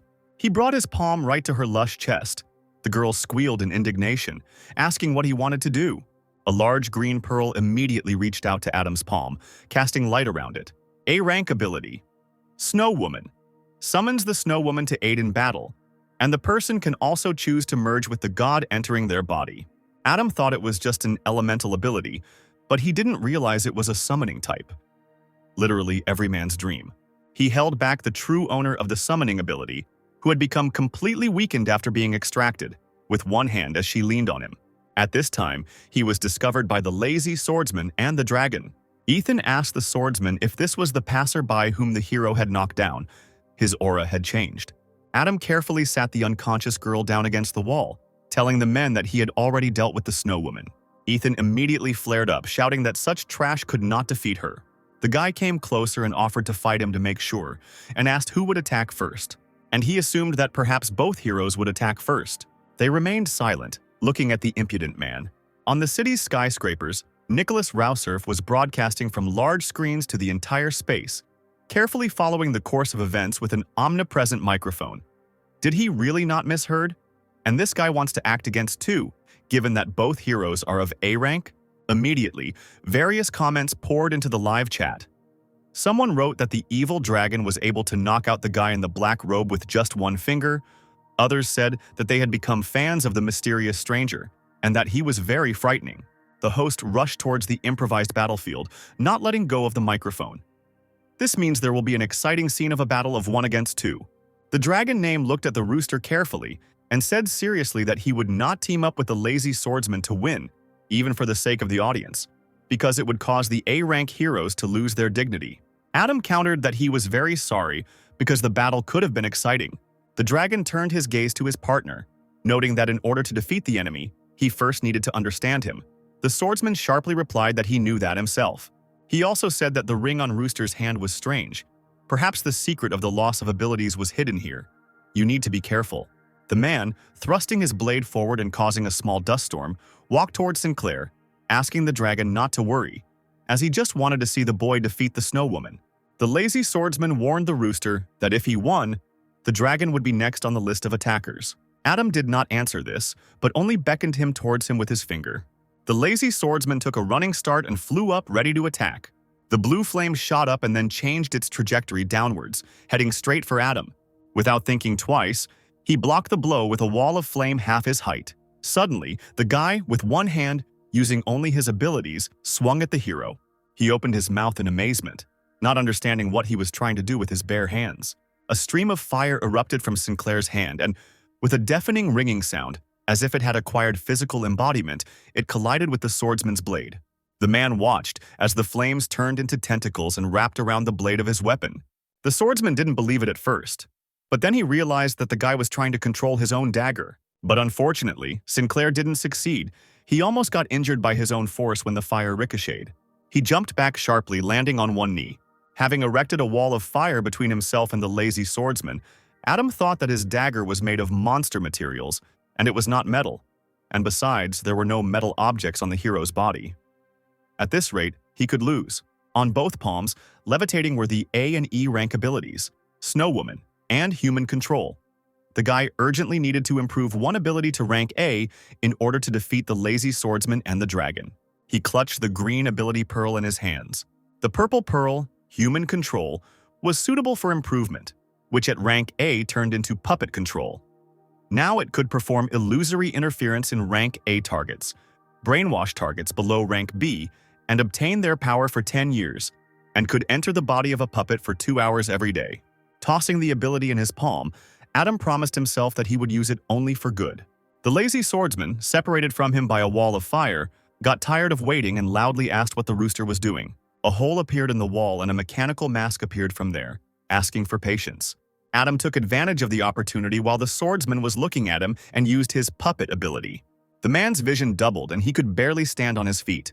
Suddenly he saw before him, as if in reality, his beautiful sister, who called him by name and asked why he was pointing his dagger at his sister. Robert Roseby couldn't believe his eyes when he saw his sister appear in front of him. The girl slowly extended her hand towards his face, but the warrior, at the cost of incredible efforts of his willpower, pushed away the outstretched hand. The illusion was broken, and the piece of mirror that had been reaching from Adam's hand flew back. The swordsman, all in sweat, hissed that the boy really did have a double ability. Sinclair didn't miss the opportunity to tease the man, and while he was rushing at him with his sword, the boy jumped back and told the hero on the go that he didn't expect such weakness from the lazy swordsman, who owned the intent of the storm sword. The man exclaimed indignantly that the guy didn't know anything. Finally, the hero sank heavily to the ground, leaning with one hand on the blade, as if on a stick. That girl was his late sister. He could not do this. The crowd roared and again divided into two camps. Some called on the swordsman to get up and continue fighting. Others booed him and admired the stranger in the black robe. Nicholas Rausurf asked the audience, could the man in black have used a mental attack, judging by the swordsman's stunned expression? Regina stood next to him, who was also closely watching the battle. The host again suggested that the hero would soon lose, since his hands were shaking, and he could be ready to resist the metal ability, but could not cope with the mental attack. Craig waved her hand victoriously, praising her brother Casper. She thought that the swordsman would kill him, but then who would return her 10,000? Adam heard echoes of conversations and thought hard.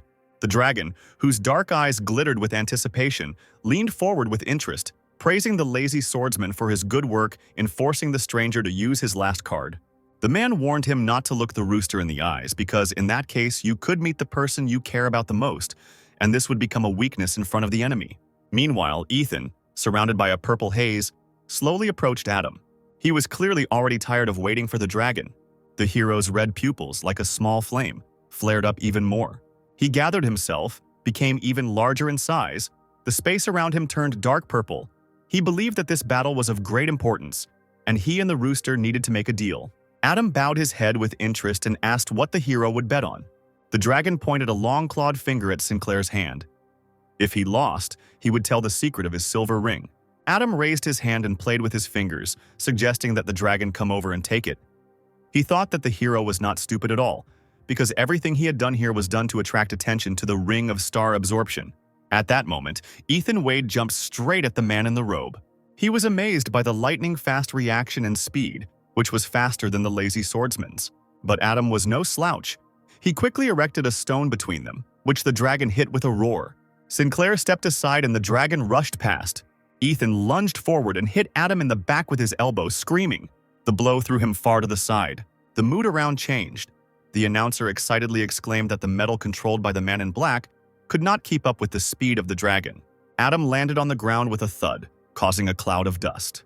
The dragon grinned contentedly. Double ability does not guarantee a win. Sinclair struggled to his feet, now clutching his stomach. Even his mask had been damaged, now showing numerous cracks. The guy started coughing. He had taken a lot of damage. The hero has high speed, strong attack, and the dragon scales on his body have a high level of protection. He can also spit fire. Ethan was still smiling as he praised Adam's strong bones. Sinclair wasted no time in using his puppet control ability. The hero, not expecting this, gasped in surprise. His yellow pupils, like a cat's, dilated in horror. His beloved younger brother, Zachary Wade, tearfully clutching his throat, begged his older brother to save him. Ethan grabbed his head, trying to drive away the obsession. How dare the rooster turn into his beloved brother, disgusting. Suddenly, the hero's body began to change. He became the earth dragon of black flame and now crawled towards Adam. It looked really creepy. The guy was scared. The illusion was destroyed. Could it really only make the dragon angry? Nicholas Rousurf shouted into the microphone that today, the audience witnessed the second phase of the transformation of the evil dragon. And he simply admires the man in the mask. It was he who provoked the hero to take this step. Ethan, screaming furiously, "Die!" rushed at the calmly standing Adam. A moment later, the boy used his metal ability, and a multitude of prickly thorns emerged from the ground in front of him. The dragon only laughed at this. Rushing into the attack with redoubled force, Adam chuckled through his mask. The dragon became a drill. Well, let him try to catch up with him. Now Sinclair, on a huge metal plate, as if on a magic carpet, suddenly flew up, leaving the dragon below. He flew up to the guy and again began to mock his strength. Adam didn't react in any way, but only commanded the plate to fly forward. Immediately, the overconfident Ethan found himself caught in the grip of metal fetters. The vertical pupils measured Adam with their gaze. The hero asked if he had forgotten about his black flame.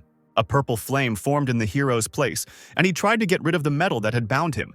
The presenter, wiping away sweat with a handkerchief, continued to comment on what was happening. The black flame of the evil dragon had melted metal before, and this time, the enemy would probably not last long either. Regina, who was standing nearby, immediately poked him in the side with her fist, shouting that brother Caspar Bart was strong. His tactics and strategies were outstanding. He would not do useless things. Ethan really couldn't handle the metal shackles, neither throw them off nor melt them.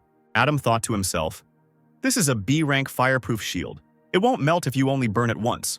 Sinclair then lifted a nearby yellow car into the air. Next, the red car came into play, as well as other metal objects lying nearby. Ethan looked up, not believing his eyes. A truly enormous metal compressed cube hung in the air, an incredible ability to control metal. Adam, standing above, directed his hand downwards, putting all his strength into this movement. Fall, Titan's fist. The cube began to fall to the ground.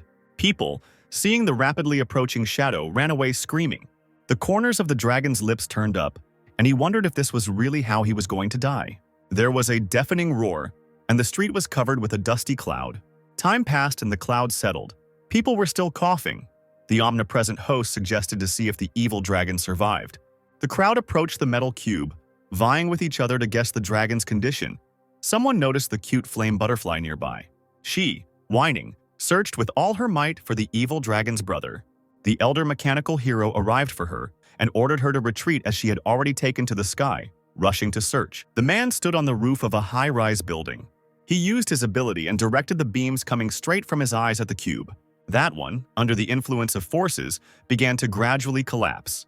The people burst into joyful noise when they saw the A-rank mechanical hero. Finally, the metal cube split into two pieces, and everyone saw the unconscious dragon lying there, and the lazy swordsman sitting in front of him in a samurai pose.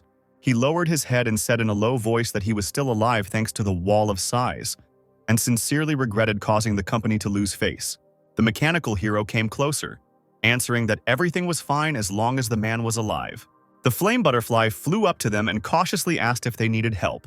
The swordsman admitted that she would have to take on the responsibilities of caring for the dragon. Sometime later, in the common living room of Adam and his neighbor's apartment, he was spraying himself with a special cooling spray.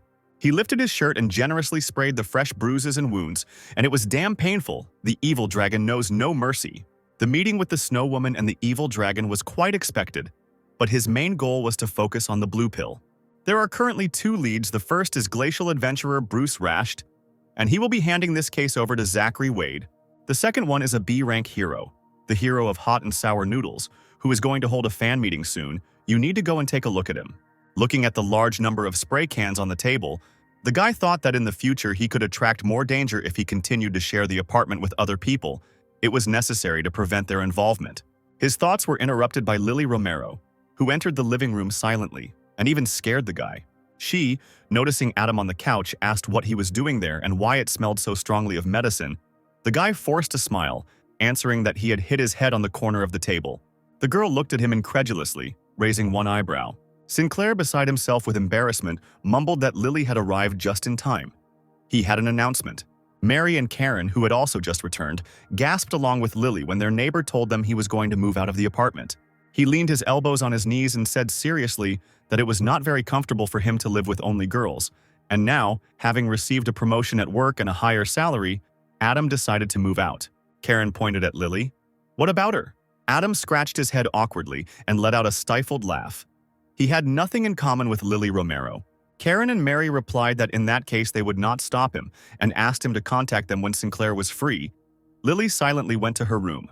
Still embarrassed, Adam was glad that this conversation was over and offered to treat the girls to a farewell dinner. At that moment, the door to Lily's room closed with such a noise that everyone present in the living room jumped. The guy was sweating all over from excitement. Did he really say something wrong? He decided to break the sudden silence by saying that it would be better to go have dinner with the whole company. Karen was the first to lose her temper. She rudely pointed her finger at Adam and exclaimed that Lily was so beautiful and kind. Why on earth didn't she deserve to be with him? Why was Sinclair treating her like that? And in general, he was a real freak. Adam pressed himself into the sofa and remained silent. The girl chuckled, saying that they would have lunch together only after he sorted things out with Lily Romero. The guy sighed heavily. He would be lying to himself if he said that he didn't love Lily, but he also had no right to put her in danger. However, he found the courage to come to the girl and knock on the door. He was immediately invited in. Lily lay on the bed, her legs swinging. Adam could not see her face. Sinclair immediately apologized, but the girl irritably interrupted him because he himself said that he had nothing in common with Romero. Adam replied that this was not what he meant. Lily's emotions were running high, and she turned to the guy, blushing, asking if her past was the reason for his refusal. He flushed and recoiled, assuring her that that was not the case. Then Lily asked again why he didn't like her. Adam took the crying girl by the shoulders. They could always remain friends. But Lily did not give up and continued to ask why she didn't like the neighbor. Adam understood perfectly well that Lily's attitude towards him was due to a lack of security.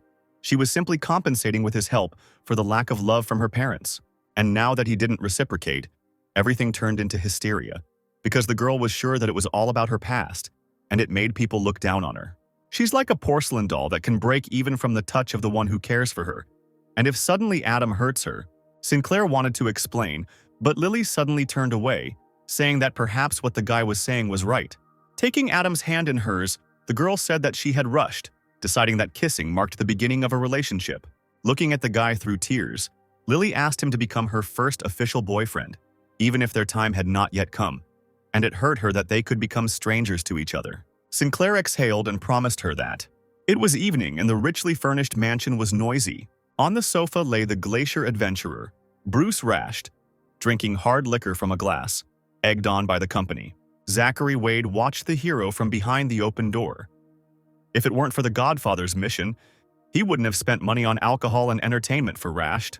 Having carefully crept into the room where the hero was already snoring, the young gentleman began searching his pockets. The hand came across a box that felt unusual to the touch. But the glacier adventurer stood up abruptly, asking what Zachary was doing, and he jumped up and immediately shoved the box back. A bead of sweat ran down his forehead as the guy found a way out. He turned around with a cigarette in his hand, saying that he had lost his lighter. Bruce, flushed from the alcohol, looked around and asked where the girls had gone. Wade grinned predatorily, asked which one he liked. He would ask her to take a bath with her brother Rashed. He chuckled and asked for the one who wore overalls. Later, Zachary, listening attentively to the girls' giggles behind the door, began to rummage through the glacier adventurer's things. He was looking for that very box among personal belongings and women's underwear. Finally, luck smiled on him. The young gentleman cried out in victory as he revealed his spoils. The box contained a lot of substance compressed into cubes.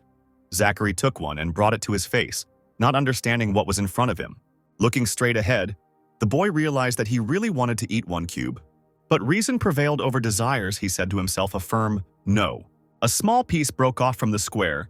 Could there really be a blue pill in this thing? Zachary, clutching the cube in his hands, stared ahead unseeingly when suddenly a loud, drawn-out female moan was heard from the room. The young gentleman jumped up and flew out into the corridor like a bullet. Bruce was really going wild there. He made up his mind and took one cube out of the box. Then he hid it in his jeans pocket. Zachary returned and knocked softly, calling his friend's name. The door swung open, revealing a bewildered glacier adventurer, flushed and sweating. The young gentleman, knowing in advance what awaited him, looked behind the hero. The girl was lying unconscious on the bed. He stuttered and asked what was wrong with her.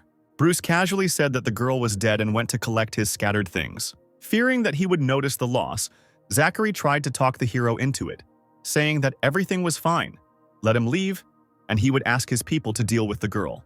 Wade walked Bruce out and waved to him as he left, telling him to take care of himself. The young gentleman himself fell exhausted onto the sofa. He was scared to death that he would be caught red-handed. The glacier adventurer headed to his car in the underground parking lot. Suddenly, he was overcome with incredible rage, and the hero grabbed the box with those very cubes. Throwing the box onto the car's dashboard, Bruce cursed foully as the pills scattered. The veins on his face stood out. He had become so irritated since he started taking the pills, he could no longer control his strength. His hands were shaking so much and sweat was pouring down his face that the boy ordered himself to calm down. Bruce accidentally glanced at the box and quickly collected the scattered cubes back. Suddenly, he realized that one pill was missing. Anyway, it doesn't matter. There are only a few days left until the next game. Thinking that it didn't matter whether he lost one pill or received it, the hero left. Adam was driven by George Ripley in his car to his new home, wondering along the way how he could have moved out of his previous apartment, doubting his friend's sanity. He turned to the window and replied that these were stupid illusions, because living with a bunch of girls was completely inconvenient. The blonde smiled slyly. This inconvenience was the whole charm. Sinclair grimaced. Old George was becoming a real pervert. His friend just snorted at this. Finally, the guys drove up to an expensive area to an elite house. Ripley admired where his friend got the money to rent such a nice apartment. Adam replied that his adopted son gave him a gift. Taking the box of things in his hands, Adam smiled, listening to George exclaim in confusion how he managed to adopt a child. He must have won the lottery, and he definitely should treat his best friend. Actually, Adam muttered. It was true, and Ripley didn't believe it. When the moving was finished, Adam stretched out happily in his new huge bed. He had eaten his fill, and now he was alone, although now he felt a little lonely. Sitting up in bed, he realized that after the battle with the evil dragon, he had not yet used the summoning of the Snow Woman. Even though Adam spent some of the dark energy to improve the puppet control ability, the remaining energy is still an ability. It's time to see what kind of girl this is. He tossed the orange pearl in his hand and directed it in front of him. A portal formed in the air, then Sinclair summoned the Snow Woman. But he didn't expect what happened at all. First, his gaze lingered on the tiny elven ear. Adam jumped up, not believing his eyes. In front of him stood a tiny girl dressed in traditional Japanese clothing, wearing touching tabi and shoes with straps, looking with huge eyes, connecting two index fingers. The large window was covered with a crust of frost. Adam was shaking from the cold. Snowflake apparently couldn't control her abilities. She put one knee on Sinclair's bed, asking worriedly if he was okay. The guy waved his hand in fear and asked not to come closer. She, like a puppy, looked into the eyes of her owner and asked him not to worry because Snowflake would not harm him, but the temperature might be a little low. He, wiping his nose, was surprised by the new nickname, and suddenly remembered something. Raising his hand, he used the ability of the flaming fist. A small dancing flame appeared on his palm. The girl screamed joyfully and asked permission to come closer.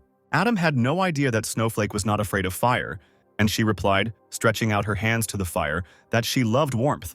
The little flame flew up to her knees. The girl giggled, bringing her palms closer. Snowflake was happy that she had such a wonderful owner. Adam thought that it was fortunate that the cold air created by Snowflake was only a passive effect. Otherwise, this C-rank ability would not be able to counter the cold air.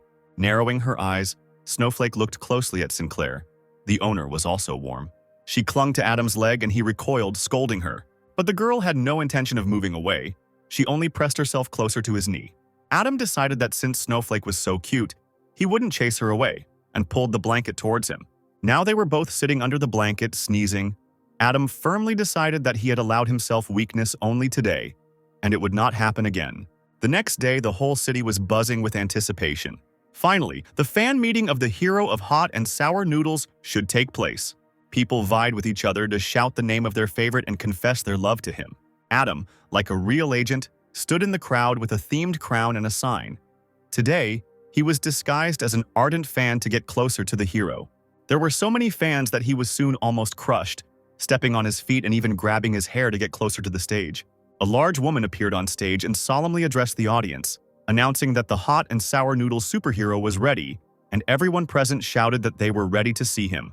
The presenter slyly asked the crowd to chant louder. They obediently complied. again shouting the superhero's name and how much they loved him. The fireworks exploded, and the long-awaited star appeared on the stage. The hero dropped to one knee and exclaimed that the audience was now safe because all dangers would be crushed by his iron fist. He stood up and raised his hand forward, and the crowd roared with excitement. Adam looked with disgust at the random people who were preventing him from approaching the stage. Finding himself almost at the edge, Sinclair almost fell, which was noticed in time by the superhero of hot and sour noodles. The man reached out to catch the hapless fan. The next moment, Adam found himself in the arms of the superhero, like a girl in the arms of a knight. The hot and sour noodles superhero literally beamed as he loomed over him and asked him to be more careful next time. Sinclair, grinning from ear to ear, thanked him warmly, apologizing for his clumsiness. When Adam stood upright, the men introduced themselves and shook hands, and the fans present did not hide their envy. After all, it was incredible luck to be next to a legend. During the handshake, Sinclair managed not to give himself away and to transfer some ability to the hero of sour and hot noodles. The pearl rested in his palms for a split second, then disappeared. The guy's glasses glinted in the spotlight as he squeezed someone else's hand and admitted that he was a fan. Finally, the fan meeting ended and people gradually dispersed. The hot and sour noodles hero, dressed in a shirt and jeans, hid his hands in his pockets, and his manager, the host of the meeting, breathed a sigh of relief, praising the boss for a job well done. They were heading to the star's car. The man noted that it was a difficult job, and he had to shake hands with so many people he needed to disinfect his hands soon. Having sat down in a soft chair in the salon, he sent his assistant to have lunch, and he himself decided to take a nap in the car, since another show awaited him. The woman asked worriedly if he could handle such a load. The superhero irritably slammed the door in the manager's face, saying at the end that he had to keep up with everything, and also asked the manager to clear his schedule for the following weekend to celebrate his daughter's birthday. The man leaned back in his chair, thinking out loud that he needed to earn more money to pay off the huge debt he had accumulated. Maybe he should go back to gambling. He scratched the back of his head and forbade himself to do so. Suddenly, a strange voice was heard from the back seat, asking the superhero if it wasn't tiring to live like this. The man sat frozen like a statue for a few seconds. Turning around abruptly, the hot and sour noodles superhero, sweating profusely, began babbling, asking if this was Caspar Bart, who had fought the evil dragon, and how he had gotten here. The man in the black robe thought that he could now know the hero's location because of the ability pearl in his body. Adam asked the man not to worry, but just to answer a few questions. He thought that since Caspar had single-handedly defeated the dragon and the lazy swordsman, he had no choice but to obey. The superhero warned the man in the robe that even if he and the other heroes were in the same company, they might have different positions, to which Caspar replied that he understood everything and asked to look him in the eyes. Sinclair did not hesitate and used the puppet control. The superhero's eyes widened as he felt his mind being invaded. The guy found himself in some dark space with a scattering of stars. Was this really the inner world of the superhero hot and sour noodles? Several screens with the memories of the owner of the space were displayed above Adam's head. Sinclair realized that this was the superhero's past, but the memories of the blue pill were nowhere to be seen. But suddenly one of the screens showed a strange man holding a pill in his hand. He was dressed in a formal suit, wore a bowler hat on his head, but the face itself was blurry, like outer space being stirred by someone's big spoon. The mask looked sharply in that direction. Who is this person? Meanwhile, he handed the superhero a pill, saying that once he ate it, his abilities would be enhanced. The man would be able to reach the top of his career, pay off his debts, and finally return to his family. But when the hot and sour noodles superhero wanted to snatch the pill from his hands, the stranger suddenly raised his hand up. The pill can only be exchanged for information. The superhero's face was covered in sweat, and he asked what kind of information. The space on the man's face moved, mixed. He wanted to know the secrets of some heroes. His interlocutor did not hesitate, and immediately began to tell, the dog hero secretly plays with. The crazy hero Topor secretly holds children captive. Adam watched this performance without blinking, his hand reaching out to the screen. He wondered, is this information scandalous? And can you get a pill just for knowledge? Or are some other deals needed? He flipped through the screens like pages of a book, searching for additional information. Had the men met more than once? Yes, there had been a second, third, fourth meeting.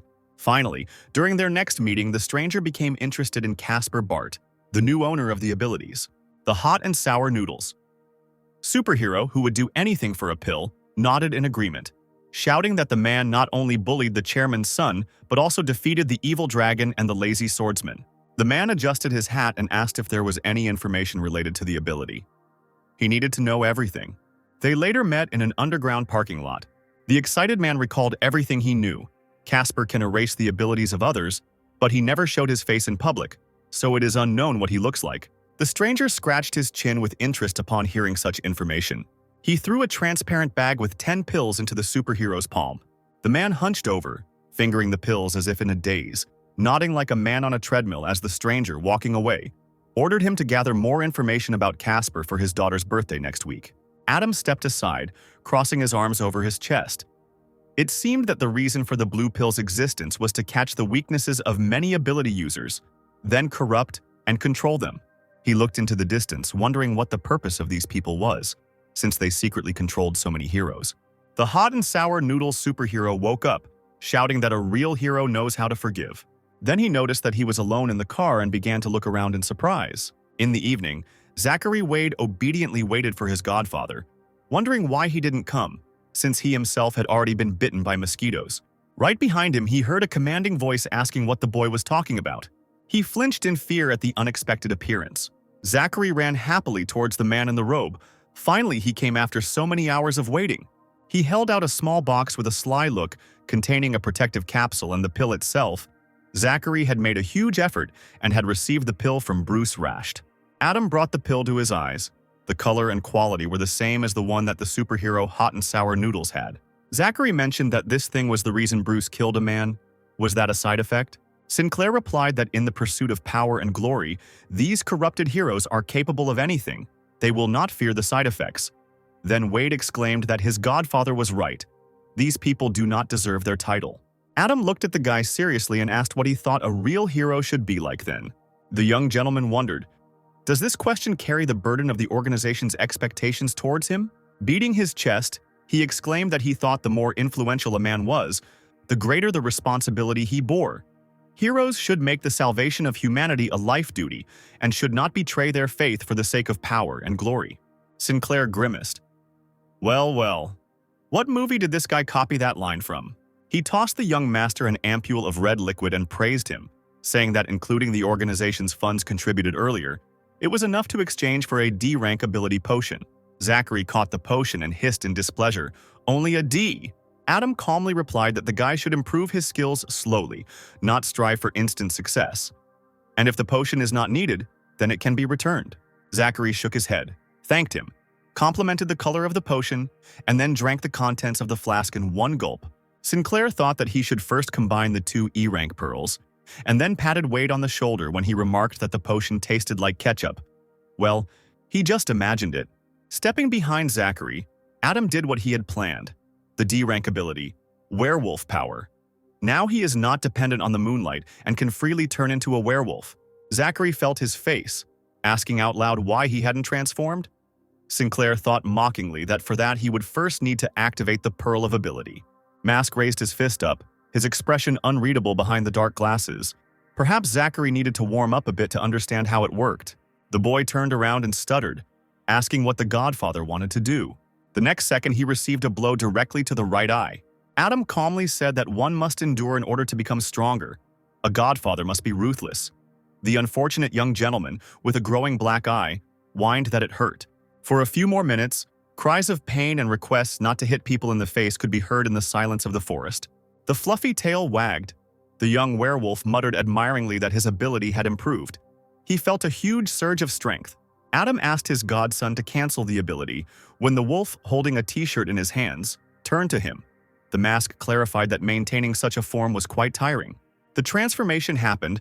Zachary joyfully exclaimed that he managed to transform back, Sinclair noted this, and ordered to continue to monitor the blue pill.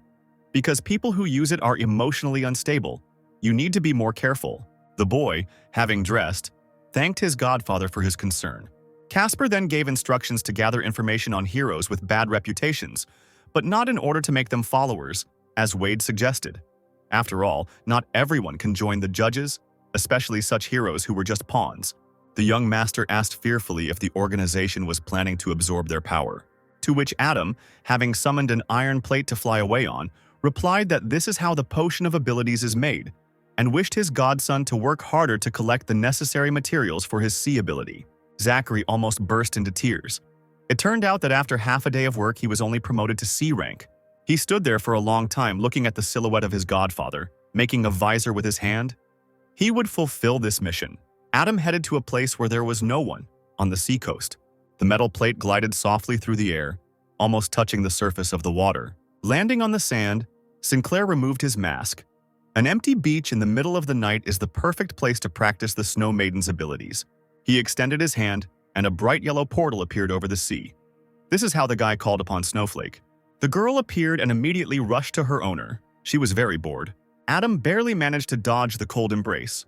He stopped the little girl, wagging his index finger, and said that now was the time to develop her abilities. They needed to have a training fight. Snowflake muttered that she didn't want to harm her master, but Adam only smirked. The summoned spirit of rank C couldn't harm him. The girl, standing on a rock in the water, caused a large wave to form, exclaiming that she was starting to attack. Sinclair looked at her from under his brows and smiled. Time to attack.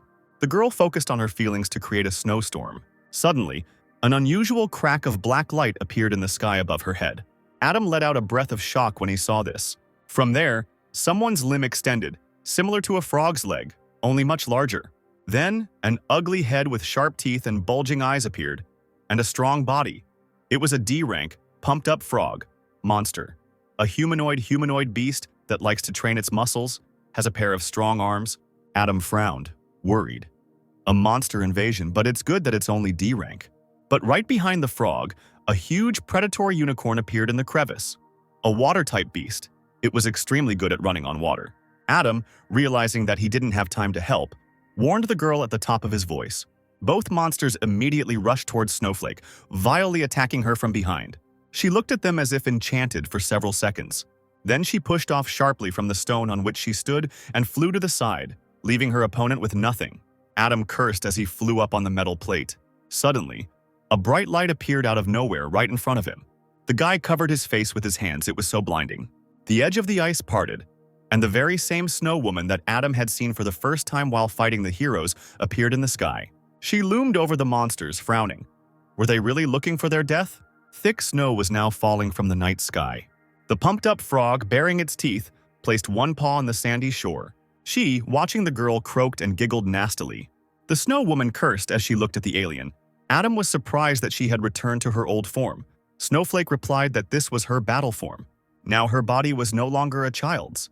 The clothes changed to more revealing ones. Sinclair blushed, as always, fierce and tough. The snow woman threw several snowbolts at the frog, thus trapping him in an ice trap. The monster, just like Adam, was captivated by the warrior's beauty, and now froze in the ice, looking at her with loving eyes. Adam put on the mask and asked if the alien was dead, but the girl replied that he was not yet. At that moment, the overpumped frog broke through the ice with its strong arms and jumped high with a croak, trying to reach the people. Sinclair used the plasma ability. The monster kept dodging the attacking substance. He jumped from side to side, expertly avoiding attacks. Finally, Adam ordered the snow woman to finish off the alien, and she obediently aimed ice arrows at the monster. A few seconds later, the overworked frog lay on the rocks, croaking furiously, its limbs pinned to the ground by the ice arrows. Adam chuckled. The easy part was still ahead. He fired streams of plasma at the frog. The attack turned fatal. There was an explosion, and the alien's life began to drain away at that very second.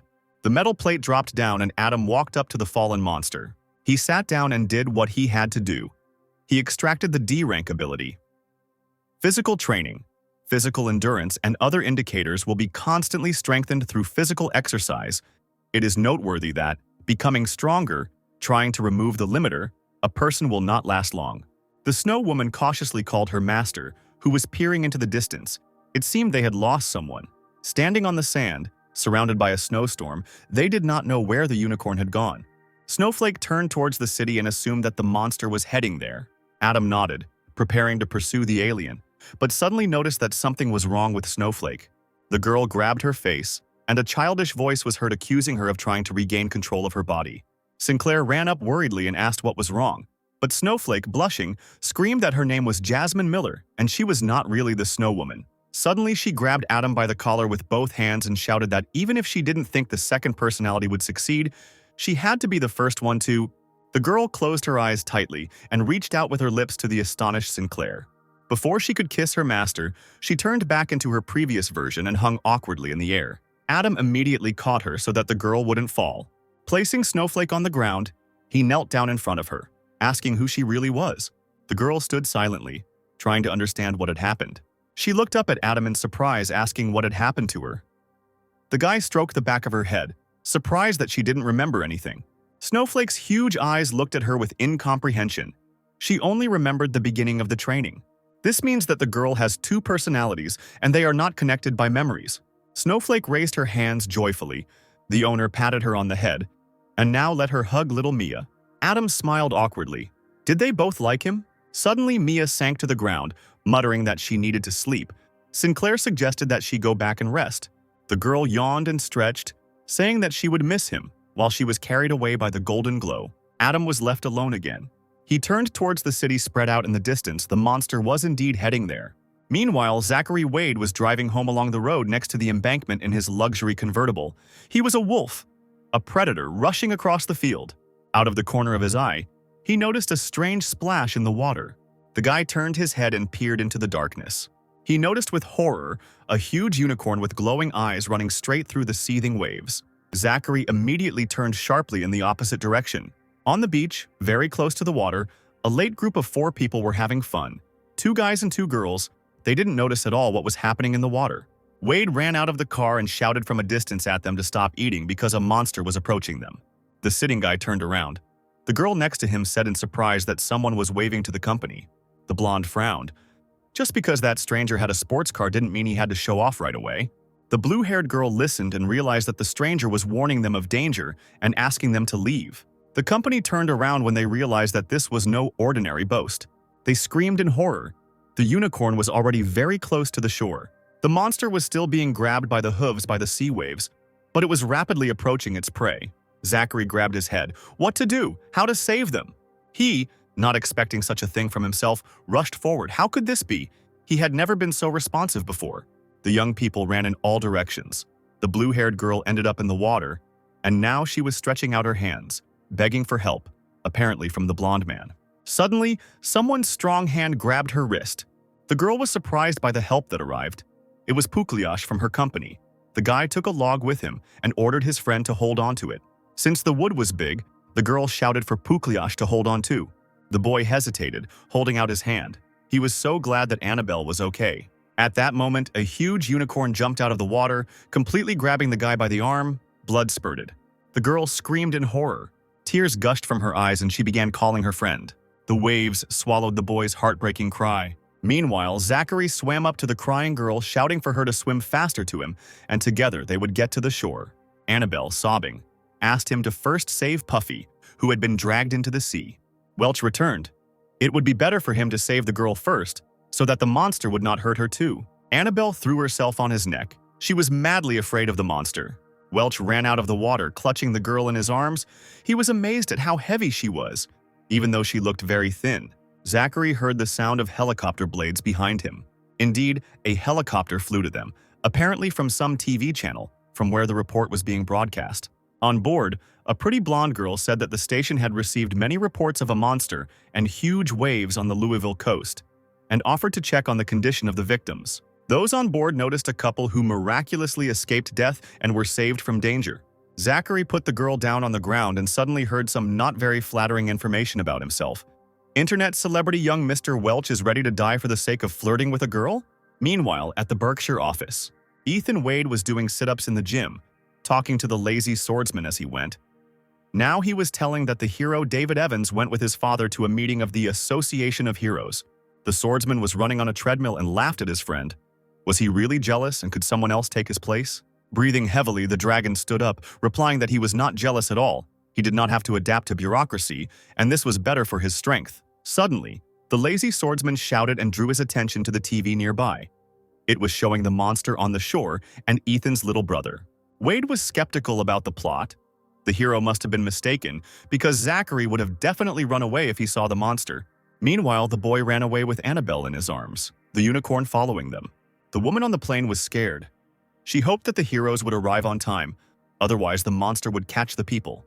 The dragon realized that this was not someone's stupid joke and grabbed the TV with his hands, screaming that this idiot Zachary was pretending to be a good guy for some reason. Why doesn't she leave the girl and run away? The unicorn was getting closer and closer to its victims. Zachary continued to run as fast as he could. He dared to look back for a second to see where the alien was. The lazy swordsman shook his head. The young master is finished. The dragon gritted his teeth, tears gushed from his eyes, and he angrily whispered the name of his beloved younger brother. Suddenly, the lazy swordsman, pointing his finger at the TV, shouted in amazement that the dragon demon's brother could also transform. Zachary had indeed turned into a werewolf, and now Annabelle looked like a doll in his arms. The dragon stared blankly at the screen. His brother had the power of transformation. Finally, the werewolf landed at a safe distance. He carefully laid Annabelle on the sand, and she looked at him with loving eyes and called him her hero. Zachary playfully flexed his muscles. No need to be obsessed with him, he's just a legend. Wade turned and charged straight at the unicorn, shouting that a real man doesn't run from danger, he will kill this monster. Adam, levitating on a metal plate, looked at Pokliash lying on the sand. He saved him in time, otherwise there would have been a tragedy. Now it was time to watch his godson fight. The boy raised his hand, and along with it, sharp, dagger-like pieces of stone flew into the air. Seeing the werewolf, the unicorn turned sharply back. Zachary ran after him into the water with cheerful shouts and hoots. The werewolf sped up to catch up with the alien. His burning eyes narrowed as he grabbed the monster by the hoof. Then he swung and hit it on the surface of the water, raising a huge splash. He lifted it up again and spun the horse in the air as if he were playing on a carousel. And in the end, he swung and sent the alien flying somewhere far to the side. He fell into the water with a crash. Zachary stood up straight in the water and thought about how, when the monsters invaded, he was no longer the type of person to run or hide when the rescuers came. Raising his hands up, he shouted that he must surpass his older brother and become an S-rank hero. Adam watched him from his perch on the rock. Excellent work, and he changed his mind about the young master. The group of young people finally got together. They excitedly began to ask about each other. Then the long-haired girl asked Annabelle where Chubby had gone. She sobbed, replying that the monster had dragged him into the sea when his friend tried to save her. The others stared at the girl in amazement. Annabelle pointed to Zachary standing in the water, saying through her tears that this hero would help save Fluffy. Suddenly, the boy realized that something was holding him firmly in the water. He couldn't move, and a tsunami formed in the waves, which immediately swirled him around in a whirlwind. A unicorn appeared from behind him, rushing towards him with its head and sharp horn lowered. The next moment, the beast pierced the unfortunate werewolf through the back. The unicorn shook its head and threw the guy aside. The city seemed to be under attack as well. Explosions could be heard everywhere. The werewolf landed on the shore, bleeding. A helicopter was flying above them. The female dispatcher was loudly commenting on what was happening. Zachary Wade was shot in the back and suffered major damage from a double kick from a hoof. The dragon immediately put on his jetpack. The lazy swordsman wished him luck and expressed his concern, and also asked him to take care of the others. A few seconds later, Ethan was already flying to help his brother. However, Zachary found the strength to get up, even though it was painful. The unicorn rushed at him with redoubled force. Zachary looked up in shock. Really again? A huge tsunami formed in the sea and was heading towards the werewolf. The girl in the helicopter was constantly monitoring the situation. The monster had gone mad, and that was bad.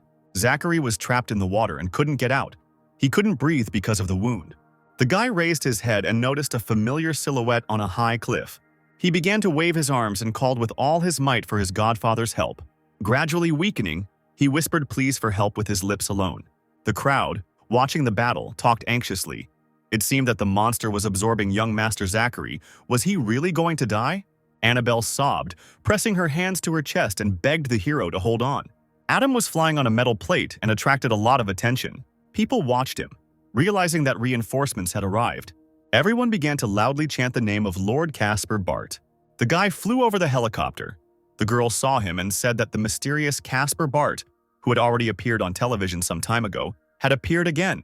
Adam looked at Zachary and silently thanked him for revealing his abilities while acting as bait. He raised his hand up, holding a tablet in his hands. It remained to be seen whether the pill would absorb the energy. Someone from the crowd noticed that the metal pillars were bending due to the abilities of the man in the robe. Sinclair immediately summoned a rain of sharp pieces of metal. The unicorn noticed him and turned to face his unexpected opponent. Adam looked him over, suggesting he try something. The guy immediately pointed metal needles at the monster. They dug into the horse's body, causing the animal to neigh in pain. The monster's tsunami stopped, and Zachary began to fall into the water. The girl in the helicopter screamed in amazement that the mysterious Caspar Bart had knocked out the alien with just one ability. Adam flew towards Wade to catch him on his plate. The unfortunate guy immediately turned into a human. Adam landed on the water and swam towards the wounded unicorn, intending to take away his ability. The guy leaned over and ran his hand over the monster's fur. He now had a D-rank ability, Surfmaster, allowing him to walk on water and control its flow to attack. Sinclair spoke to Zachary's unconscious. He had helped attract the attention of the blue pill, and now he would receive all the laurels he deserved. Adam began to slowly lower himself onto the sand near the shore. A few minutes later, Zachary and Pukliash were lying on the sand under the gaze of the crowd, with Annabelle on duty next to him. The boys' wounds had been treated in time, and their lives were not in danger. Welch was the first to jump up, screaming about how much pain he was in. A blue-haired girl threw herself on his neck and hugged him, thanking him for saving Pukliash and her own life. The guy blushed deeply, saying that it was nonsense, and also asked cutie Annabelle not to hug him so tightly because of the wound. People from the crowd ran up to them, asking what changes had happened to Zachary since they spoke of him as a worthless son from a rich family, to which the young gentleman replied that he was a hero of justice who defended humanity. Zachary watched his godfather fly away and thought how grateful he was, and would do everything he could to serve him now. Some guy from the crowd called Caspar Bart a real god, who appears at the right moment, deals with the monster, and just as suddenly disappears without praise. Suddenly, someone hit him with their shoulder and the guy screamed. Zachary turned around at the noise. The grumpy weirdo came out to him. The man turned to Welch because he broke the rule of using abilities, so he needs to go to the Hero Association. Those present began to whisper, guessing who this man was. Probably he was from the Hero Association, as indicated by the sign on his clothes.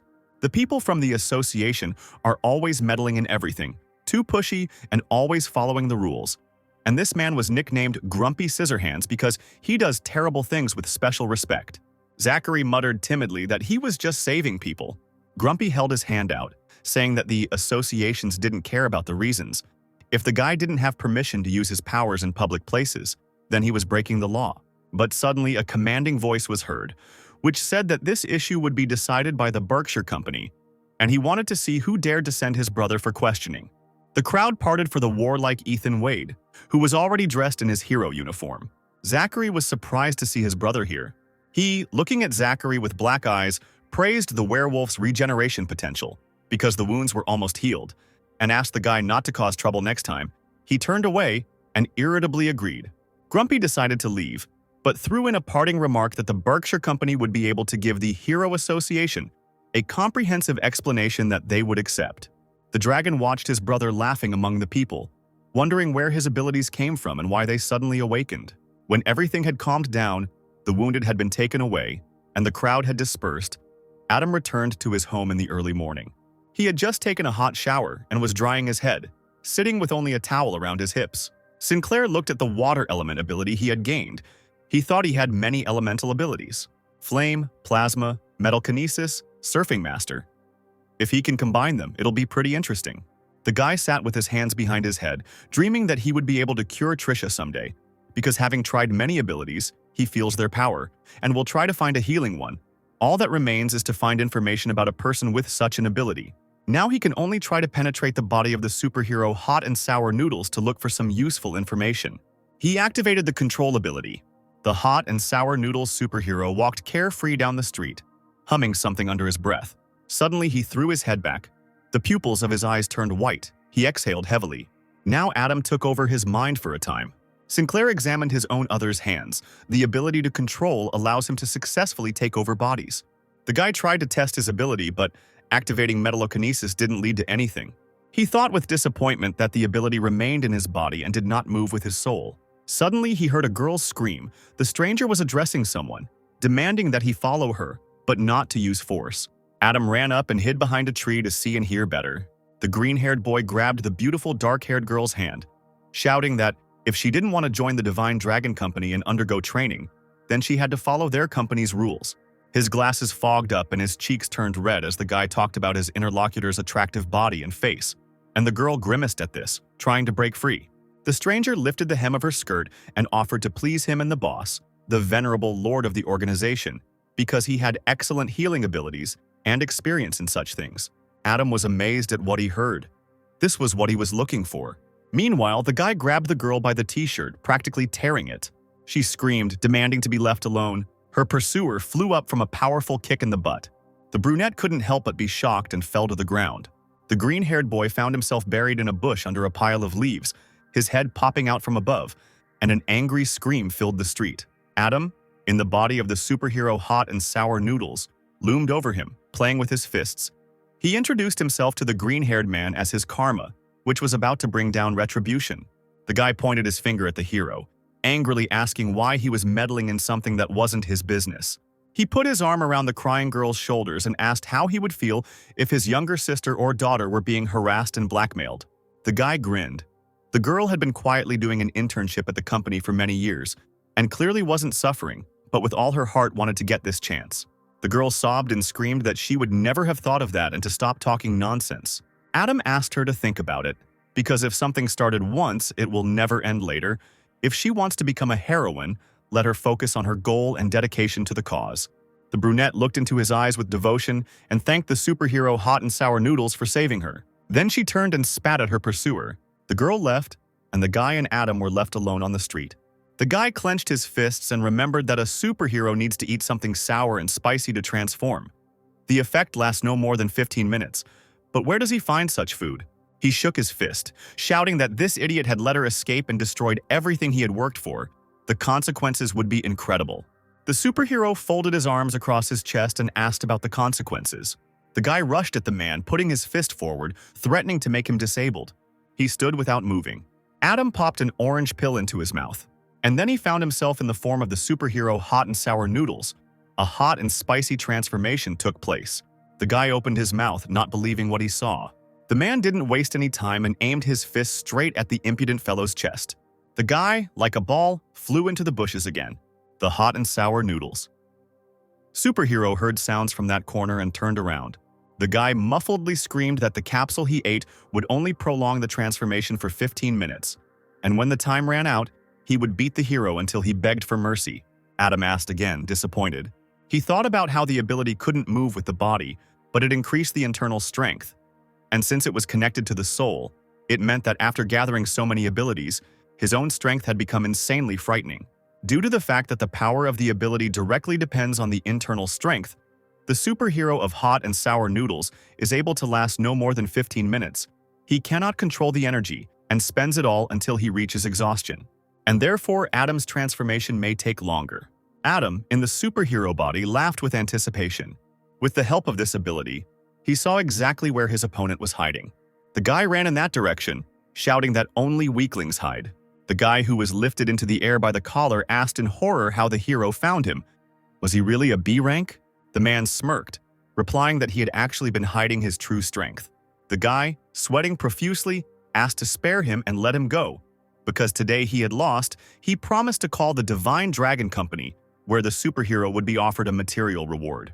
Still holding his opponent in the air, Adam set a condition, only if he does not cause problems and seek revenge after being released. However, he smiled because the green-haired man reminded him of something. He screamed in fear, asking what the man was going to do. Seeing the man staring at his groin, the boy squealed in fear. Was the superhero really gay? Then he tried to establish contact and suggested talking calmly without violence. Adam smiled predatorily. He could not only teach the scum a lesson, but also eliminate resentment, hatred, and persecution from other people. After this incident, they would only find trouble with the superhero Hot and Sour Noodles. Adam, in the body of the superhero Hot and Sour Noodles, grabbed the guy by the leg and dragged him into the bushes. The cries of the unfortunate man were heard. He begged not to take off his clothes and to spare him. Sometime later, a satisfied Sinclair, already in ordinary clothes, was walking down the street. He had taught the impudent fellow a lesson by photographing him in an unsightly state. Adam was sure that after these photos he would not harass weak girls and cross the path of the hero of Hot and Sour Noodles. He wrote a reminder on the phone for the owner that new photos should not be deleted, so that the forest ranger does not create problems. The owner of the body must understand what was written. Now it was possible to leave the superhero's mind, which Sinclair did by deactivating the control. The Hot and Sour Noodles superhero woke up staring at his cell phone screen while his consciousness was somewhere in the back of his mind, pushed out by Adam. He glanced around furtively, sleepily surprised to find himself still in the park, and wondered if he had accidentally fallen asleep. His gaze fell on the inscription on the phone screen left by Sinclair. The man read it in bewilderment, and immediately switched to the gallery. What he saw made the hero's face turn crimson, and the calm silence of the park was deafened by his shocked cry. At this time, a meeting of the Heroes Association was taking place in the city of Louisville. The leader of the branch of the Hero Association, Oliver Reed, was present in the office. The mechanical hero was glaring at him, with the glacial adventurer standing on his right side. The leader also had a co-leader, Samuel Adams. Oliver, clasping his hands in front of him, addressed the mechanical hero seriously, explaining that planning the first stage of defense required the help of heroes. The scale of the depressions was very large, and extreme caution was required. Samuel outlined the plan. Everyone would role model the attack and force the monsters back into their world. The heroes would drive the monsters away. Two guys sitting at the table, presumably planning to join the ranks of heroes, shouted out words of support for the association and their readiness to give their lives for it. This time, the purpose of the association is to allow each organization or company to send an A-rank hero to the core deviation center and strengthen control over the depressions. The mechanical hero narrowed his eyes. The intentions of the party addressing him were clear, but by taking the form of a hunter, someone could profit from this. The most important thing is the information that the monster world has the ability to improve items, equipment, or weapons. And so that's the biggest reason why the heroes were so eager to do this job. Here the word of the strongest has weight. The possession of the owner of one ability is the key to the organization to become a high position. Bruce Rashed, with a hint of madness in his eyes, called for an improvement to the special element of the ability. In the evening, Adam conducted experiments in his room. Having activated cloning, the next second he was already looking at his exact copy standing opposite. The clone, in general, worked, but it looked at him strangely. The guy had two pearls levitating in his palms, the abilities of plasma and metal kinesis. He was thinking hard about how to connect them. A lot of black cubes rained down. First, the low-level metallokinesis needed to be dismantled. Then the plasma needed to be upgraded to rank A, and then a rank B auxiliary ability would be needed. Rank B ability. Shadow substitution. Shadow clones, 3 in number, their location can be changed during battle, are able to create weapons from shadow matter for attack. Adam threw pearls at his clone. The transformation was activated. The guy addressed the clone by the name he called to those around him. Casper Bart must remain cold-blooded and powerful. Now the clone had a closed dark hero suit, as well as a white mask with blue snake prints, completely covering his face. Only his expressionless eyes looked at the world as if it were an empty space. With a wicked smile, Adam commanded the snake to become the second saint who would reap the abilities. It was his turn. A large plane has landed in the second ward of Iowa City. Deftly maneuvering between confused passengers, Adam exited the airport. Looking at the beautiful architecture of the streets, the guy dragged a suitcase on wheels under the scorching midday sun. He didn't think it would be so hot here. Suddenly, a yellow car pulled up right in front of him, nearly knocking Sinclair off his feet. The window slowly rolled down, and the large, mustachioed taxi driver immediately guessed that the visitor was from the 1st District and asked where he needed to go. A few minutes later, the car was taking Adam to his destination. The guy checked his mobile phone. Zachary told him that he had sent the data on the members of the Saints organization to his email, and also wished his godfather speedy success. Adam reread what he had written for a few seconds. It was great news. He was pulled out of his thoughts by a taxi driver, looking closely at the client in the rearview mirror. He unceremoniously suggested that the guy visit the Sambo or Alibaba casino. Since the most developed sphere in the city was the gambling business, the man guaranteed that after a big win, he could safely return to the hotel. Then, turning to Sinclair, the taxi driver remarked on his beauty and added that he knew another good place. The restless driver immediately pulled out a bright postcard with a picture of a girl in a bathing suit. Dreams of Paris. A place where girls are full of enthusiasm, and not so expensive. Adam frowned. Iowa really is a city of chaos, if even such establishments operate here without problems. Finally, the car pulled up to a tall building, the Heaton Hotel. When Adam was already handing over the previously agreed-upon money, the man announced a new price, 500 coins. The shocked guy looked at the meter. The price had increased 5-fold. He, angrily flashing his glasses, asked again whether the driver had calculated the price correctly. The driver chuckled and replied that the rest was for the explanation. Let it be a lesson for a simple boy who had arrived in the 2nd District for the first time. Out of nowhere, a gun appeared in the taxi driver's hands. He slowly turned to the client, pointing the gun at him, and said that it was worth thinking about if you had to choose what was more important, money or life. Unfortunately, the man didn't know who he was dealing with. Calmly looking into the criminal's eyes, Adam hissed that he definitely didn't need such a lesson and used puppet control.